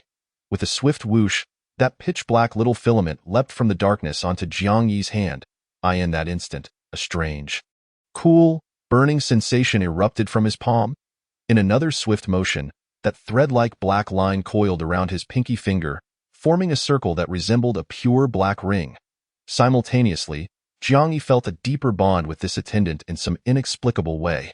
While contemplating, a toddler-like garbled voice echoed in his mind, "Fight, fight, beast." Jiang Yi furrowed his brow. What does this mean? As an attendant, you can accompany your master into the beast arena, according to the rules of the arena. Inanimate objects such as equipment and items can be freely brought onto the field, but living beings like pets and attendants cannot participate in the battles. Yet, the little filament asserted, "Yes, go with the silver." Is that true? Jiang Yi's expression turned skeptical. The little filament added, "Board, look at the board." Jiang Yi's gaze flickered as he glanced at his data panel. Upon doing so, his eyes instantly brightened. He discovered that his skill bar had inexplicably added the skills Filament Fire C, S, and Chaotic Fire Domain, SS. His combat power had also surged to 20 stars. What on earth is this principle? In his previous life, he had never heard of a master being able to utilize the abilities of their attendant. Well, never mind. I won't press you further on that. Just listening to the little filament speak felt laborious to Jiang Yi. He decided not to dwell on it any longer and prepared to head straight to the beast arena to test his current combat power. After all, since his ascent, he had yet to engage in a proper battle. Although he contemplated a cautious approach, he could not afford to be overly lax. Moreover, he had not yet changed his class. In the novice beast arena, one could set up life and death battles as well as non-lethal ones, ensuring a degree of safety. However, just as he was about to utilize the universal beast arena functionality, a familiar announcement suddenly resonated in his mind. Ding. Domain battlefield announcement. Congratulations on clearing the first round of the time slaughter game. You have automatically advanced to the second round. Game task, kill 2 people. Game time limit, 120 minutes. Task reward, none. Failure penalty, annihilation. The first round doesn't even have a failure penalty. Yet the second round sets the failure penalty to annihilation. If the first round of the game was merely a temptation, then the second round is nothing short of intimidation. Annihilation? In the first round, Jiang Yi lacked the talent for killing. However, if his life were to be threatened in this round, he might very well have to choose the path of self-preservation over that of his companions. He wondered how Zhang Xiaotian would react upon hearing the rules for the second round of the game. Beneath the threat of death, could those individuals continue to unite? Jiang Yi even contemplated whether he should first venture out to kill 2 people to ensure his own survival. However, after some consideration, he ultimately decided to use the beast arena first. Just as he was about to enter, another announcement suddenly rang in his mind. This time, it was a new world announcement. Yet, this world announcement was clearly different from the one triggered by Jean Bewley's class change. Ding! Player Luli has issued a world announcement. Greetings. I am Luli from Shun City. I am making this announcement to convey something of utmost importance to all human players worldwide. I am unaware of the specific circumstances in various regions around the world at this moment, but I implore all human players to deeply recognize. This apocalyptic game is not merely a game. It is a significant crisis concerning the fate of all humanity. Each of us, in the face of this crisis, is as insignificant as a speck of dust, utterly inconsequential. Yet it is each individual, collectively steering, that determines the direction of humanity's fate. Thus, I hope that everyone can exercise utmost caution in every decision they make, casting their gaze a bit further into the future. I wish for you all to envision what the human race will be like a century from now in your minds. Will it be ruins and desolation, or a scene of flourishing prosperity? Of course, I understand that many of you may not be receptive to my words at this moment. You might say, I live on the edge every day, surviving from one meal to the next, with no tomorrow in sight. Why should I care about 100 years from now? I can comprehend that. However, I hope, at least those players capable of reaching level 10 at this stage can take a longer view regarding class changes. For class changes pertain not only to your own futures, but also to the future of all humanity. You, we, all of us, are the future of humanity. Finally, whether you are struggling, hesitating, on the brink of collapse, or standing tall, I wish to share a line from a song you once cherished, who says those who contend in the ordinary are not heroes. Chapter 85, Novice Beast Arena, Beast Clan Genius. This world announcement is quite lengthy. Moreover, aside from the initial phrase, which is the original sound of the world announcement, The subsequent voice clearly belongs to that player named Luli. A young voice, yet bearing a weight of experience that belies its in that moment. The players gathered at the slope outside the swampy woods, anxious due to the second round of the timed slaughter game. Were visibly stirred. Most profoundly affected, naturally, was Zhang Xiaotian. Luli, he silently repeated this name in his heart, and a certain conviction within him seemed to strengthen. The expressions of He Yang and his companions, initially anxious, also turned complex. The remaining three presidents of the Yaya Guild at the Jiangdi Pavilion gazed at each other, visibly shaken. Chang Yang looked toward Luo Changqing, who, after a moment of silence, solemnly remarked, "This Lu Li's sudden announcement must stem from some extraordinary experience." Players of his caliber, world-class top-tier players, their true strength often lies not solely in their power but also in the perspectives and insights forged through various experiences. As he spoke, Luo Changqing's gaze drifted toward the boundless sea. A flicker of resoluteness shining in his eyes, in those two eyes. The words become stronger, sparkled with newfound determination. Players across the globe were equally moved. Those in positions of power felt the impact acutely. Some, contemplating the future, speculated, what could Lu Li have experienced to issue such a proclamation? Jiang Yi also found himself deep in thought. His gaze flickered as he glanced at the chat channel. After a moment of eerie silence, the channel erupted in a flurry of comments. What the hell?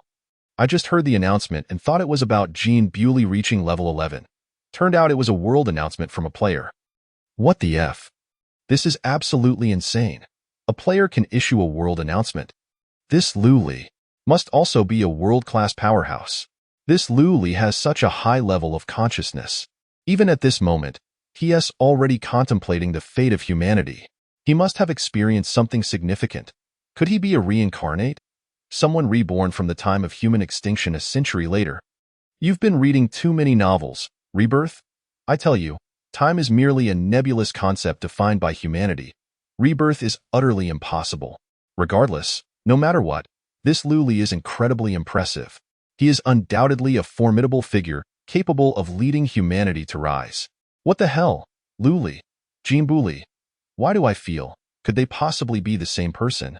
Damn it! The world of the elites is simply spectacular. In comparison, I thought merely becoming a formal player meant I had risen. But now I can't even afford a meal. I believe this Lu Li is a classic example of someone who speaks without understanding the hardships, just like those so-called experts and professors of old. What good is merely shouting slogans? Why not provide benefits for all players instead? Are you out of your mind? That elite specifically issued an announcement, which surely involved the use of some precious item. He didn't waste an item just to give us players a little encouragement. And yet, you, who have done nothing, sit here criticizing him. What is wrong with what I said? Isn't this elite just speaking from a position of comfort? He could convey valuable information through a world announcement, yet he chose not to. Instead, he spouts grandiose platitudes. Damn it! Are you a traitor to humanity? Clearly, this elite believes that our unity is more important than any critical information. And here you are, undermining that unity. Unity, my foot. Which strong individual isn't drenched in blood? Have you never harmed a fellow kin? Spare me your lectures on unity. Fine, if you insist on saying that. Do you dare to reveal your name and address? I'll personally deliver some benefits to you on behalf of Lu Li. I agree to form a group to deliver benefits to this traitor. Clearly, we humans are at a disadvantage in strength compared to the beast faction. If we cannot exploit our advantages in other areas, this apocalyptic game will truly become humanity's doom. Indeed, the chat channel was rife with discord. Some felt Lu Li's words were inspiring and beneficial for unity among humanity, while others believed he was disconnected from the struggles of current players, asking them to consider humanity's future a century hence. Such a situation was not entirely unexpected. After all, the world is vast, and it cannot produce a singular voice. Just like the character Hamlet, a mere paper figure in the eyes of 1,000 people. There can be 1,000 interpretations. Moreover, these are living beings. At this time in his previous life, Jiang Yi was not yet a formal player and had naturally not heard Lu Li's world announcement. However, in his past life, Lu Li's reputation and prestige were nearly on par with Jean Bewley. The vast majority of players regarded him as a leader of humanity. Even the other 5 divine beings of humanity, including Zhang Xiaotian, held him in high esteem. In his past life, Liu Li had indeed shared vital information publicly on numerous critical occasions, guiding the development of humanity. He had released more than one set of strategies for class advancement among the strong, and had also secured many benefits for players regarding the development of various bases a year later. His sudden announcement at this stage would undoubtedly provoke controversy. Some praised him, while others disparaged him. However, even if only a small fraction of players heeded his words, perhaps it could genuinely influence the fate of humanity. A century into the future feels far too distant. Yet, one must acknowledge, every individual in this era is deeply ensnared by the currents of time. As the saying goes, beneath an avalanche, no snowflake is innocent. And now, humanity's destiny, is it an avalanche? Or is it a towering edifice rising from the ground? Hidden within each snowflake lies the answer. Jiang Yi merely glanced at the reactions of the players for a moment before shifting his focus. With a thought, he went to check the trading area. His previous trade offer of a white longevity pill for a purple roulette was still active, unfulfilled. However, he had received numerous private messages. Some inquired if he was the Jiang Yi on the leaderboard. Others asked how he had acquired so many longevity pills from roulette products, and some extended olive branches, offering various enticing benefits. Jiang Yi simply scanned through them without responding. He then purchased a set of black robes from the public trading area. After a quick change, he touched the filament ring on his right pinky. Following that, he activated the multi-race beast arena function. Ding. Detected that you meet the conditions to open the novice beast arena. Would you like to proceed? Yes, no? Yes. Transporting to the novice beast arena will cost 100 years of currency. Would you like to pay? Yes, no? Yes. Ding. Detected that this is your first login to the multi-race beast arena. Initializing scan. Scan complete. Generating initial seating. Ding. Your initial spectator seat has been created. As the voice faded, Jiang Yi's surroundings suddenly changed. He was transported to a spectator seat in the arena. The cacophony of voices surrounded him. Enclosed by the audience stands was a colossal central beast arena. Above the arena, a seemingly slender youth clad in black robes stood atop a gigantic creature resembling a mountain. The youth struck the creature with powerful punches, his movements swift and fierce, yet his demeanor remarkably relaxed. From the seats around Jiang Yi, a clamor of discussions erupted. This guy with the codename Bei Wu is incredibly strong. Isn't he? 7 consecutive victories, all achieved effortlessly, not even revealing his true form. Indeed, at this point, we still don't know which race's genius he is. With such prowess, he is clearly aiming for a 10-win streak. A 10-win streak? This kid is obviously a newcomer, so he probably has little hope of achieving 10 in a row. Just wait and see.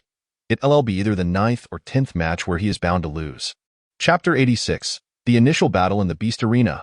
Sea of Filament Fire. Jiang Yi was aware that anyone who achieved a 10-win streak in the multi-race Beast Arena would have a special arena announcement made. Additionally, they would receive generous rewards for their consecutive victories. Moreover, their name would be inscribed on the specially established Beast list. Therefore, achieving a 10-win streak is a prestigious honor for players of all races. Furthermore, it is not something that can be easily accomplished. Besides the Beast list, for recording 10-win streaks, the multi-race Beast Arena also features the more challenging Freak list and Legend list.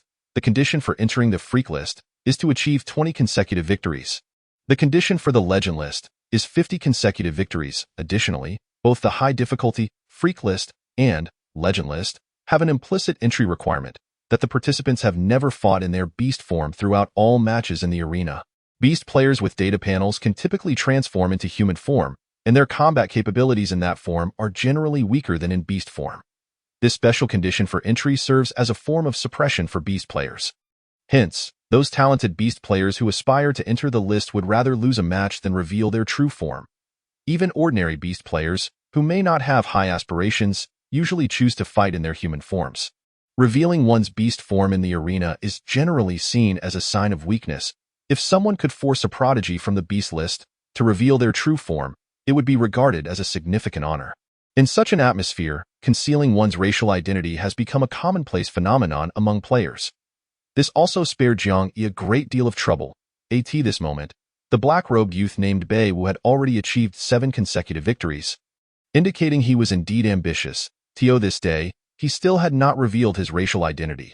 Jiang Yi was not particularly interested in this battle. His attention quickly shifted to his spectator seat. The seating in the Beast Arena was not merely a simple seat. It was equipped with an operational panel that offered various functions. For instance, viewing the three main lists, placing bets on upcoming battles, or switching to other concurrent battles in different arenas. Of course, certain VIP matches required additional fees to view. Moreover, players could even upgrade their spectator seats for a fee. For example, in the spectator area opposite Jiang Yi, there were several spectator seats designed as private boxes. Naturally, upgrading one's spectator seat required a considerable sum of money. Jiang Yi was not there to watch a match, so he would not waste his funds on such unnecessary expenses. He turned the operational panel at his seat to face him and chose to participate in a non-lethal match. Subsequently, the arena began automatically matching him with an opponent. The process of matching typically took 1 to 2 minutes. Jiang Yi's gaze returned to the arena. He noticed a private box suddenly materializing in the audience section across from him. Clearly, it was a VIP spectator seat that had just been transported from another arena. Inside the box sat a seemingly frail, elderly man with a white beard. On the table beside him was a cup filled with tea. Within the emerald green tea floated a tiny girl the size of an ant. She was half submerged in the tea, with the other half clinging to the cup's rim, her clear gaze fixed intently on the arena, or rather, on the black-robed youth within it. After merely a fleeting glance, the diminutive girl exclaimed in indignation, "It's the very same individual who misled me into misjudging his racial identity last time. His combat style is evidently one of sheer brute force. Yet, I mistakenly guessed he belonged to the savage ancient clan. Clearly, he intentionally adopted a misleading approach to obscure his racial identity during the fight. Such nefarious intent. This fellow must have undergone a trial akin to mine, aimed at enhancing one's perception of racial identities before participating in the arena. Therefore, he is likely." The mini girl tilted her head against the cup's rim, her mind seemingly weighing various possibilities. Finally, with utmost caution, she ventured, "How cunning! Could he perhaps be of the Silvermoon clan?" However, the old man with a white beard chuckled heartily. Wrong again. Instantly, the girl sank into dismay, her frustration boiling over. "It's all this scoundrel's fault for being so deceitful. I shall curse him to never achieve a 10-win streak." "Yet," she implored, "Grandfather, how did you discern his racial identity?" The old man merely smiled warmly without answering.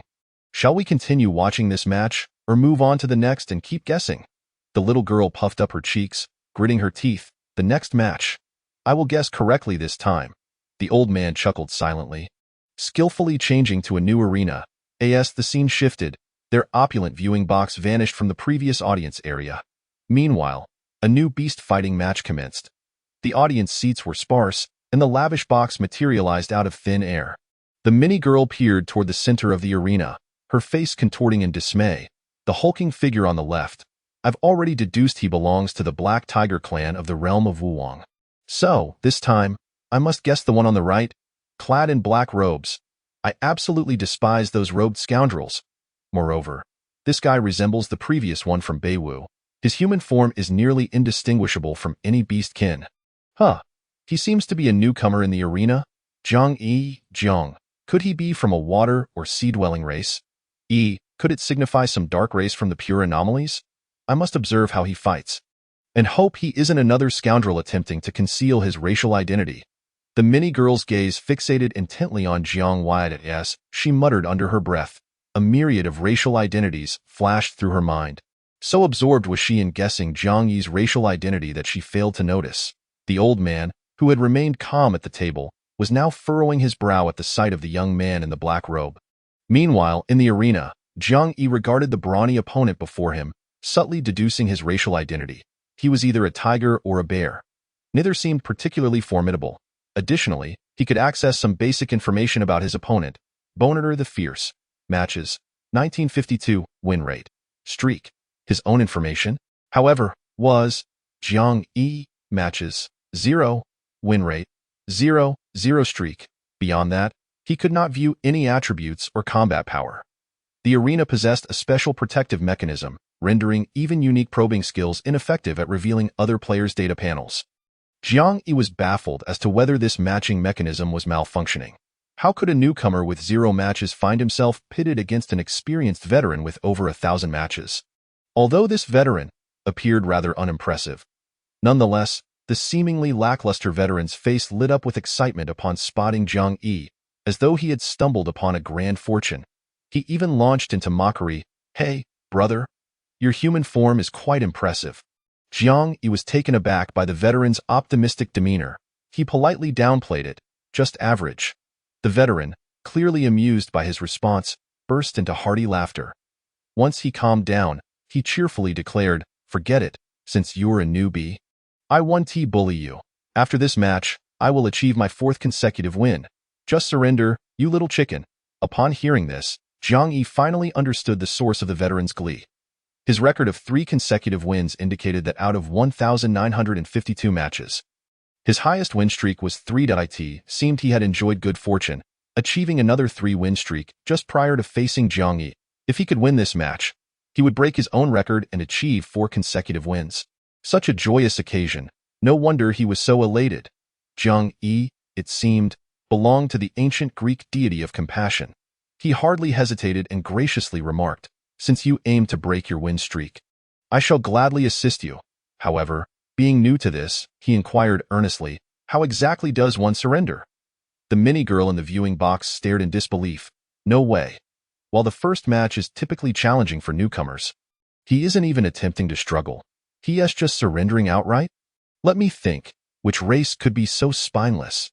Just as the diminutive girl began to shift her thoughts regarding racial identities in the arena, Jiang Yi smiled slightly and leisurely added, "Let me see if this will allow me to surrender." As he spoke, he raised his right hand. At that moment, the burly opponent began to sense something amiss. However, he had no time to react. A fireball, formed from a mass of luminous threads, appeared before him with blinding speed. Truth be told, as Jiang Yi beheld the incandescent inferno, his lips twitched slightly. Luminous threads. An inferno? How could a fireball the size of a ping-pong ball be called an inferno? Did that little thread, with the intellect of an infant, misinterpret the concept of a sea? Just as he was left speechless, the burly opponent, thinking Jiang Yi was merely posturing, prepared to unleash a mocking grin. But that seemingly feeble fireball, no larger than a ping-pong ball, ignited upon contact with him at lightning speed. The horrifying speed of combustion left the burly man no time to scream. What Jiang Yi beheld was truly a conflagration of sweeping proportions. Simultaneously, the mini-girl in the viewing box, witnessing this scene, was left utterly astounded. After a prolonged moment, she finally regained her composure, stammering, This guy can't possibly be?" Chapter 87. The Undying Clan. Transformation into a vessel. An answer nearly tumbled from the girl's lips. However, she quickly shook her head in denial. The Undying Clan has long been extinct. Even if a rare survivor exists, they could never appear in an apprentice arena. But such a terrifying fire ability, that eerie sensation reminiscent of resurrection from death. Could it be another fire-based race? Perhaps a bloodline evolution or mutation? Yet, even that seemed implausible. The little girl racked her brain, unable to make sense of it. She instinctively glanced at her grandfather, only to find the old man with the white beard was equally furrowed in thought. The girl's dark eyes sparkled with newfound hope. Could it be that even you, grandfather, cannot discern the truth? This tone of exclamation carried a hint of schadenfreude. The old man shot her a glance before slowly stating, "Did you notice the black ring on that boy's right pinky?" The mini-girl quickly turned to look at the arena. However, the battle had concluded, and Jiang Yi's figure had vanished. She could only recall, "I remember the ring, it was black, looking as if it had been scorched." The old man pondered for a moment before speculating, "That must be a unique artifact of the Undying Clan, a transformation into a vessel." The girl's eyes widened in disbelief. The shock she felt now was even more profound than when she witnessed Jiang Yi vanquish the burly man. Is it truly the Undying Clan? But a transformation into a vessel? How could that be possible? The proud Undying Clan, how could they be reduced to servitude, to become mere tools? Grandfather, you must have misinterpreted. That black ring could merely be— The girl's words faltered. For she knew, anything that came from her grandfather's mouth had been pondered deeply, and was unlikely to be erroneous. Therefore, it was highly probable that it was indeed true. That some player had tamed a proud member of the Undying clan. What? Her gaze drifted back to the now desolate arena, fixating on the spot where Jiang Yi had just stood. After a long while, she finally regained her composure and turned to her grandfather. Cautiously swallowing hard, to be able to tame the Undying clan as servants or vessels. Who exactly is that Jiang Yi? The old man harbored a vague suspicion in his heart. Yet, uncertain, he remained silent. Ultimately stating gravely, he must be a newly emerged race that has just joined the myriad of clans vying for supremacy. However, this statement startled the petite girl quite significantly. A newly emerged race amidst the struggle for supremacy? Does that imply the entire realm he inhabits is still under the protective period of the myriad race's contention? A realm that has only just begun to undergo transformation and development. Generally speaking, it should be utterly lacking in foundational depth. Perhaps even the educational system to nurture the talents within the race has yet to be fully developed. It might even lack a golden wheel altogether. In such a disadvantageous situation, how could he possibly subjugate the Undying race? Could it be that this newly emerged race, under protection, possesses a bloodline even more formidable than that of the Undying race? Or perhaps, it is not the race that is extraordinary, but simply this individual named Jiang Yi, who is exceedingly remarkable. Just as this young lady was consumed by intense curiosity regarding Jiang Yi's identity, the arena commenced Jiang Yi's second battle. His opponent was a player with a record of 4 consecutive victories, yet whose racial identity remained indiscernible. This time, Jiang Yi uttered not a single word. With a swift display of his fiery prowess, he effortlessly secured another victory, achieving a 2-game winning streak. By this juncture, the arena, which had initially drawn scant spectators, suddenly began to fill with a considerable number of onlookers. Ordinary spectator seats and VIP boxes sprang up like mushrooms after rain. Simultaneously, various discussions erupted among the ordinary spectators. Wow! Look over there! The number of VIP boxes must be in the hundreds, right? The player I just watched, Bei Wu, who achieved 7 consecutive victories, had far fewer VIP spectators in his arena. So who exactly is this newcomer? Just 2 victories in, and he has attracted so much attention from the big shots.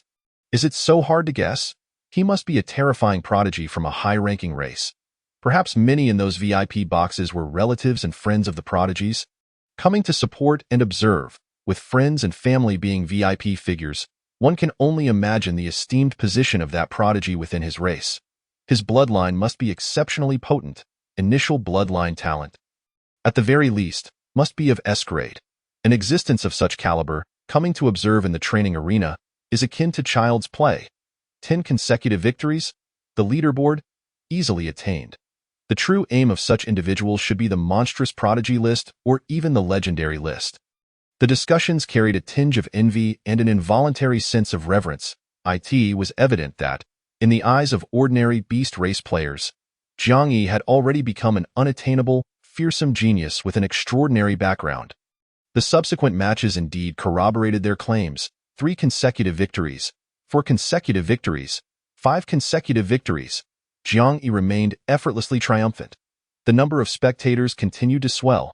The VIP boxes multiplied as well. Among those VIP elites, there were many with discernment akin to the white-bearded elder. For instance, within the utmost luxurious box, the black-robed youth who had just battled in the arena now transformed into a spectator. His gaze was fixed intently upon the spot where Jiang Yi had just fought. His brow furrowed in his opulent box. Another young man clad in white sat beside him, in contrast to the black-robed youth's resolute and somber demeanor. The white-clad youth appeared more refined and spirited. If the black-robed youth resembled a wandering monk burdened by deep-seated grievances, then the white-clad youth seemed like a carefree scion of a wealthy family, radiating ease and leisure. At this moment, he playfully remarked, "Now that the kid has just finished his battle, if you choose to match for a fight at this time, given the arena's matchmaking mechanism, there's a considerable chance you could end up facing him. What do you say? Dare to give it a try?" The white-clad youth leaned back comfortably in his seat, his eyes sparkling with mischief, intentionally provoking. "Oh, never mind. You just achieved 9 consecutive victories, which is no small feat. Avoiding such a mysterious genius and matching against another opponent would still allow you to achieve a 10-game winning streak quite easily. It would be a pity to let that streak be interrupted just because of a desire to compete." Chapter 88.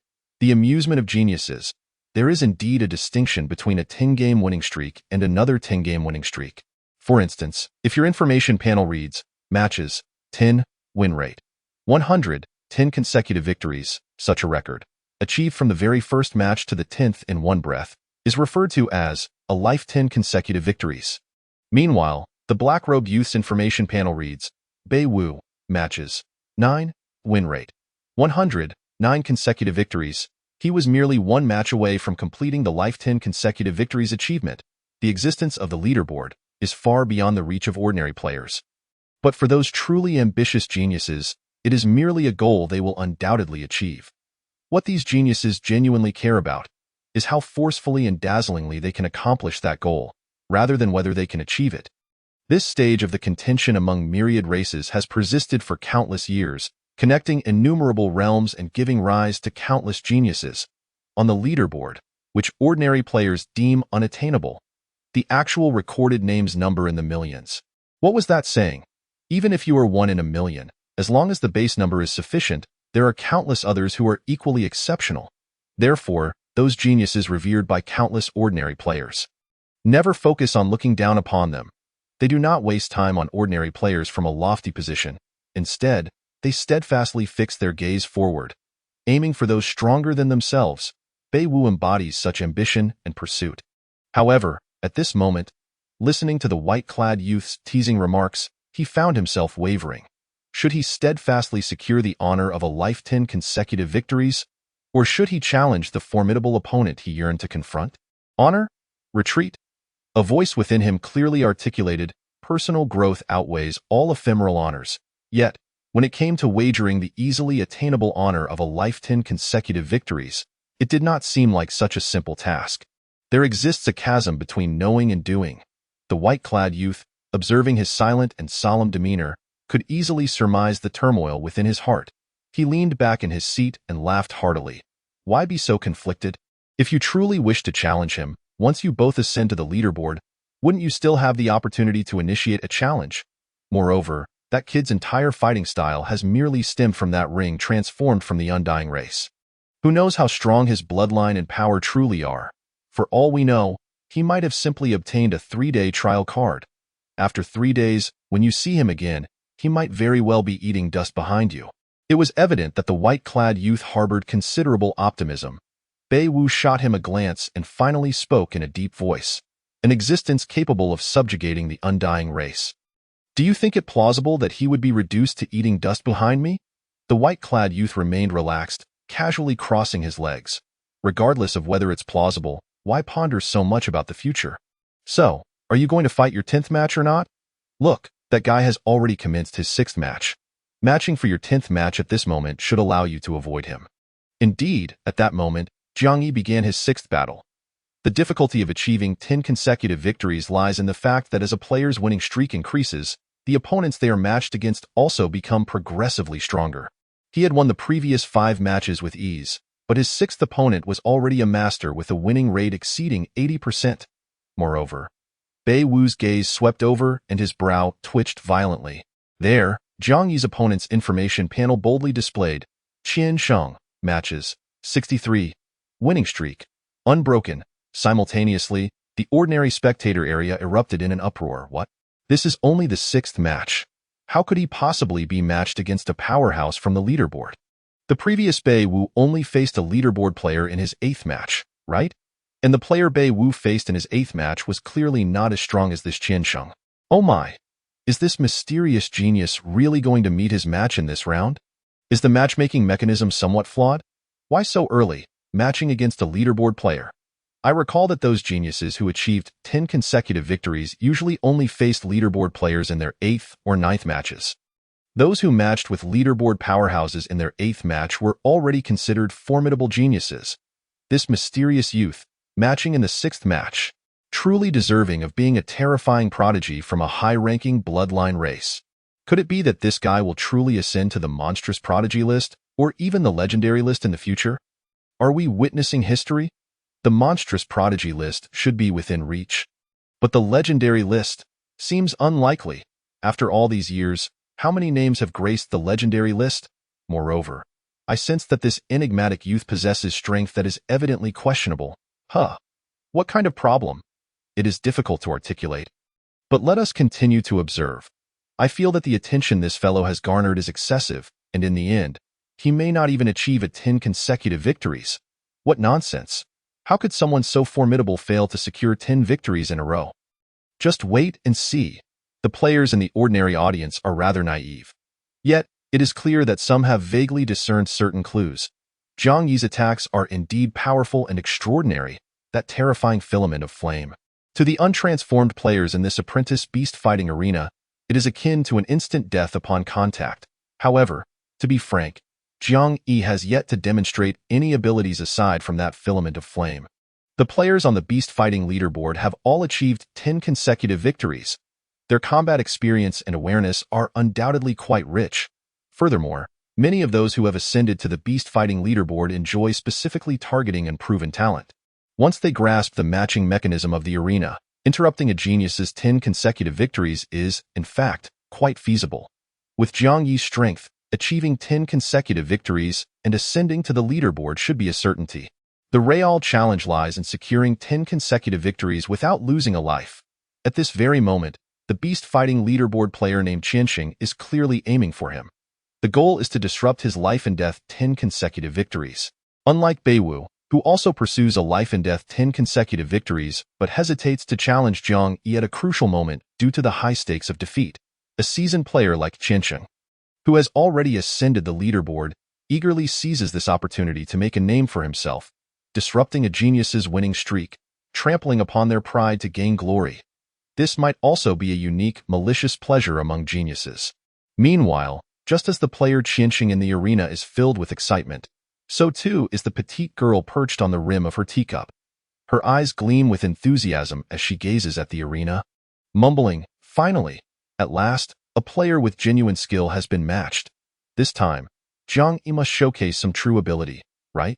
If he reveals his capabilities, perhaps his identity will be easier to deduce."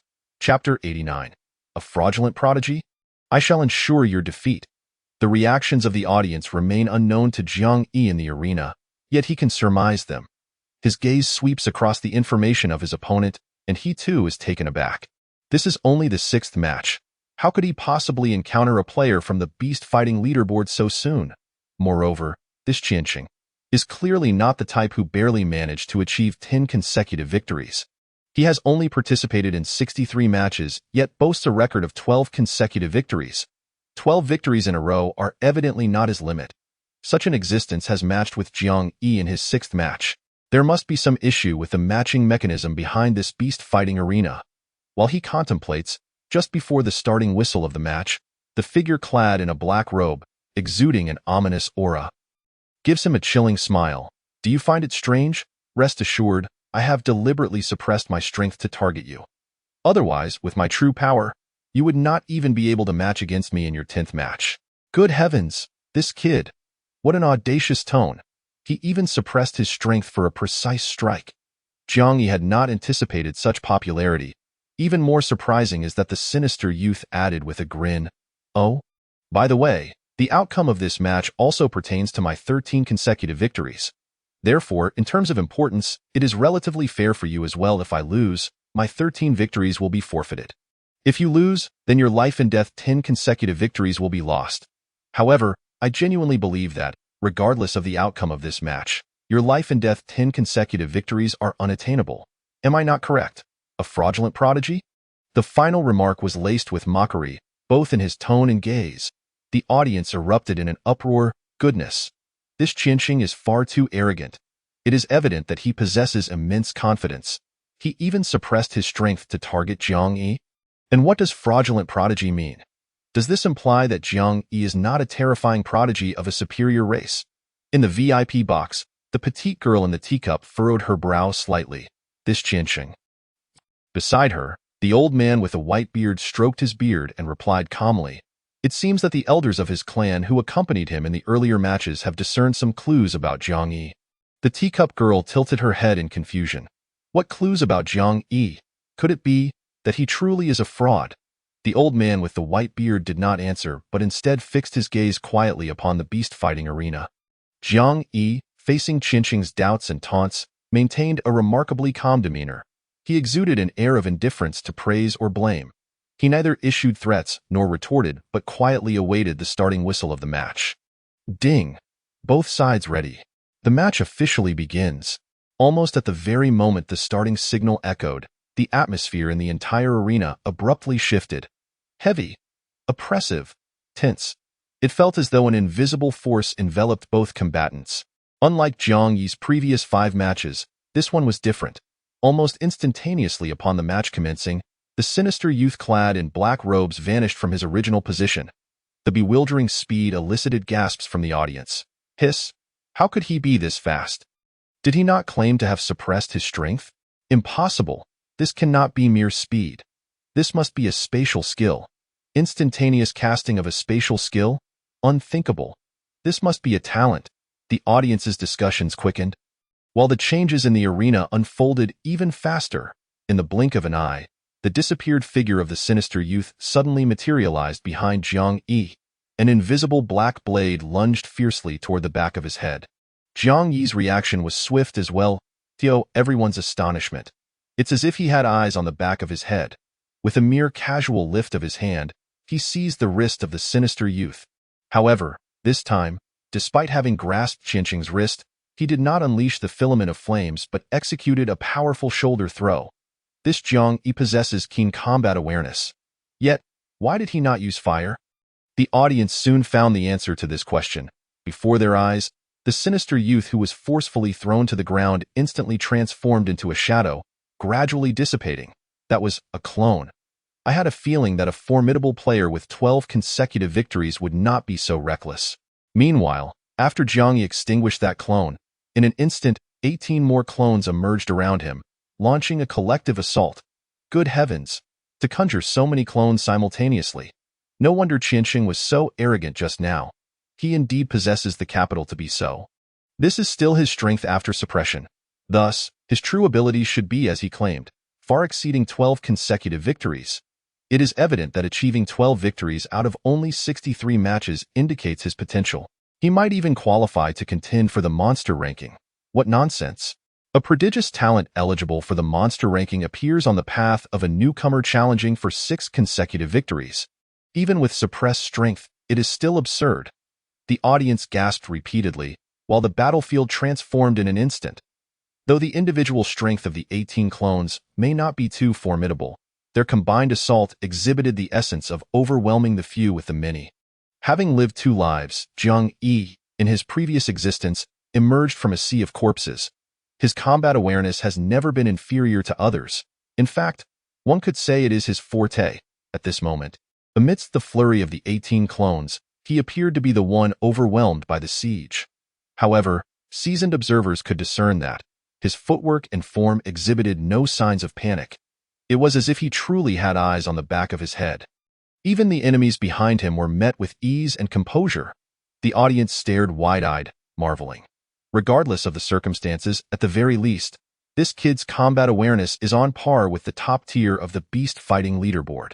Yet, after approximately 7 or 8 minutes, one by one, all 18 identical sinister youth clones were defeated by Jiang Yi, dissipating into shadows. The audience was momentarily stunned. What is happening? All 18 were clones? Where is Qinqing's true body?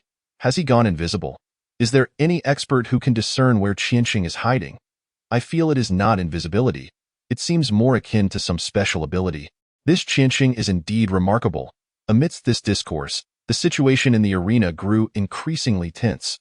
The expansive arena, which should have been a battleground for 2, now seemed to have only Jiang Yi remaining. Many capable spectators could not discern where Qinqing was concealed. Such a scenario was decidedly unfavorable for Jiang Yi. His expression betrayed no emotion, yet to the audience, he appeared to be in a state of extreme tension, perpetually on guard against a formidable opponent whose location remained a mystery. At present, it appears, Qinqing holds the upper hand. His previous arrogance was not without justification. Even more astonishingly, what no spectator anticipated was that this arrogant individual could become even more audacious. It was evident that in the arena, Qinqing's figure was nowhere to be seen. Suddenly, from all directions, the arrogant voice of Qinqing echoed. Teske. Turns out you are truly a worthless piece of trash.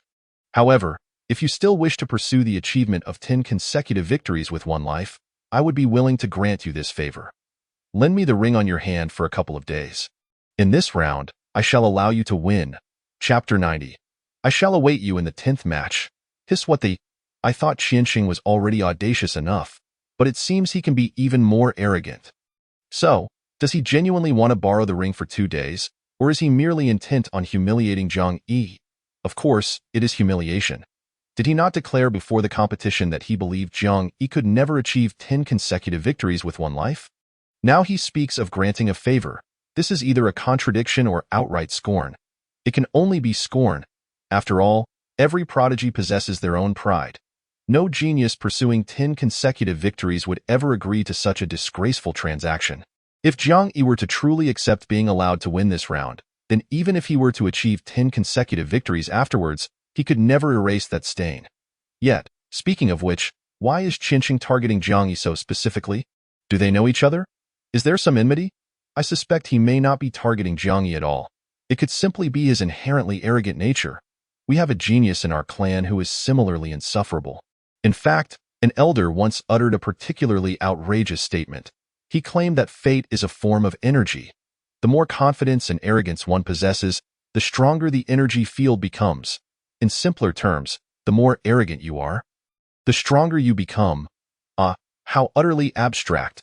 The audience, stirred by Qianxing's arrogance, began to murmur among themselves.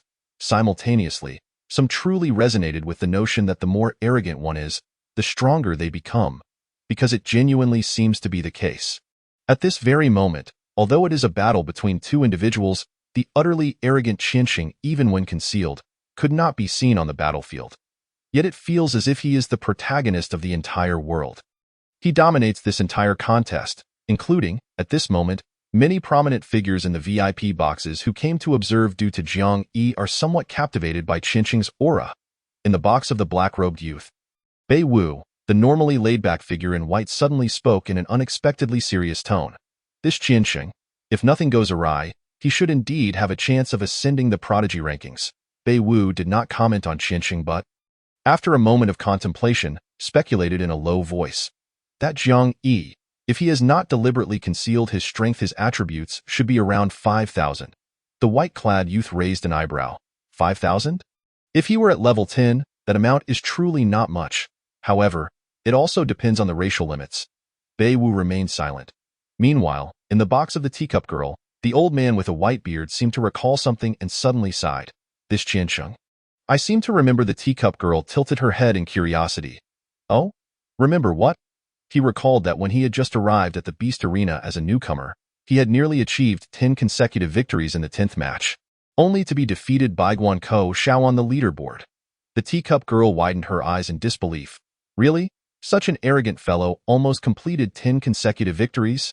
Then now, isn't he just seeking revenge on society? Grandpa, do you know where he is hiding? If he is not invisible, then what is he? Before the teacup girl's question could be finished, the situation in the arena shifted once more.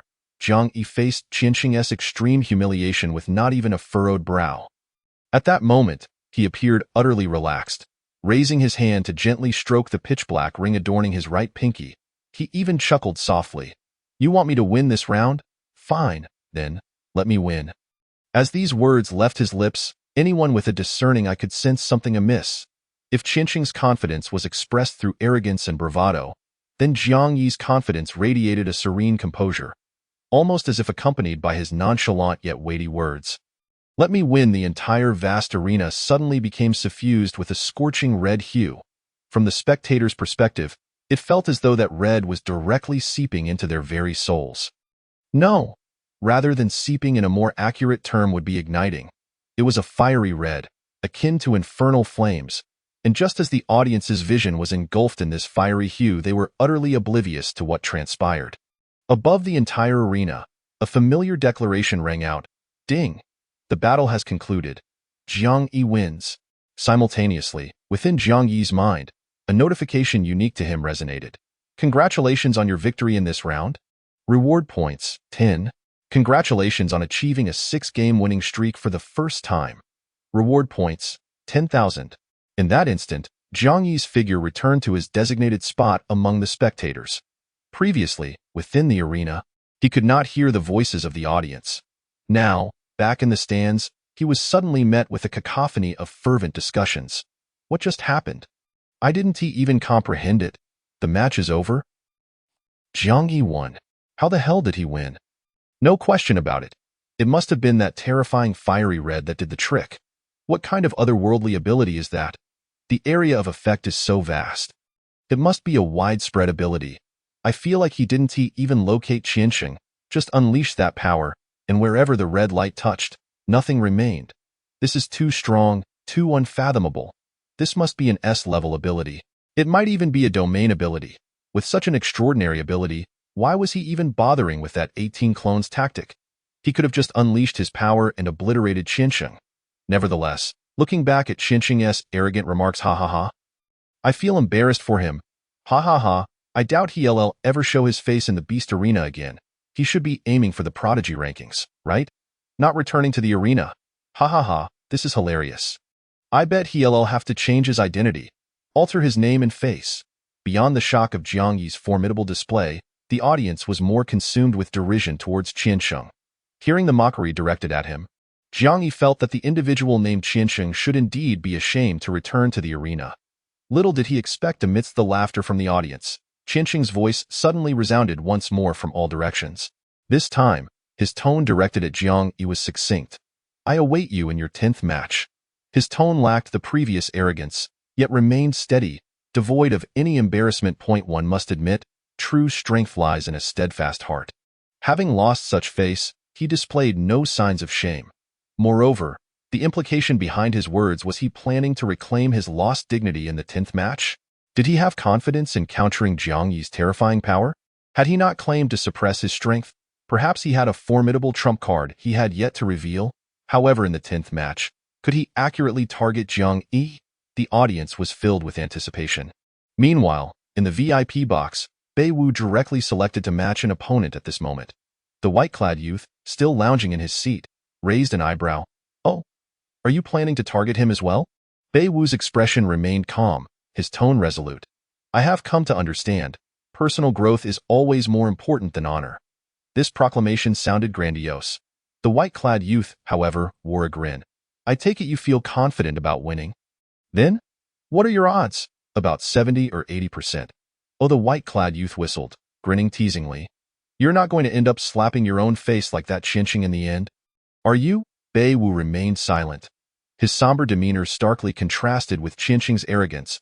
He was clearly the type who would not boast. What he termed 70 or 80% could very well be a full 100%.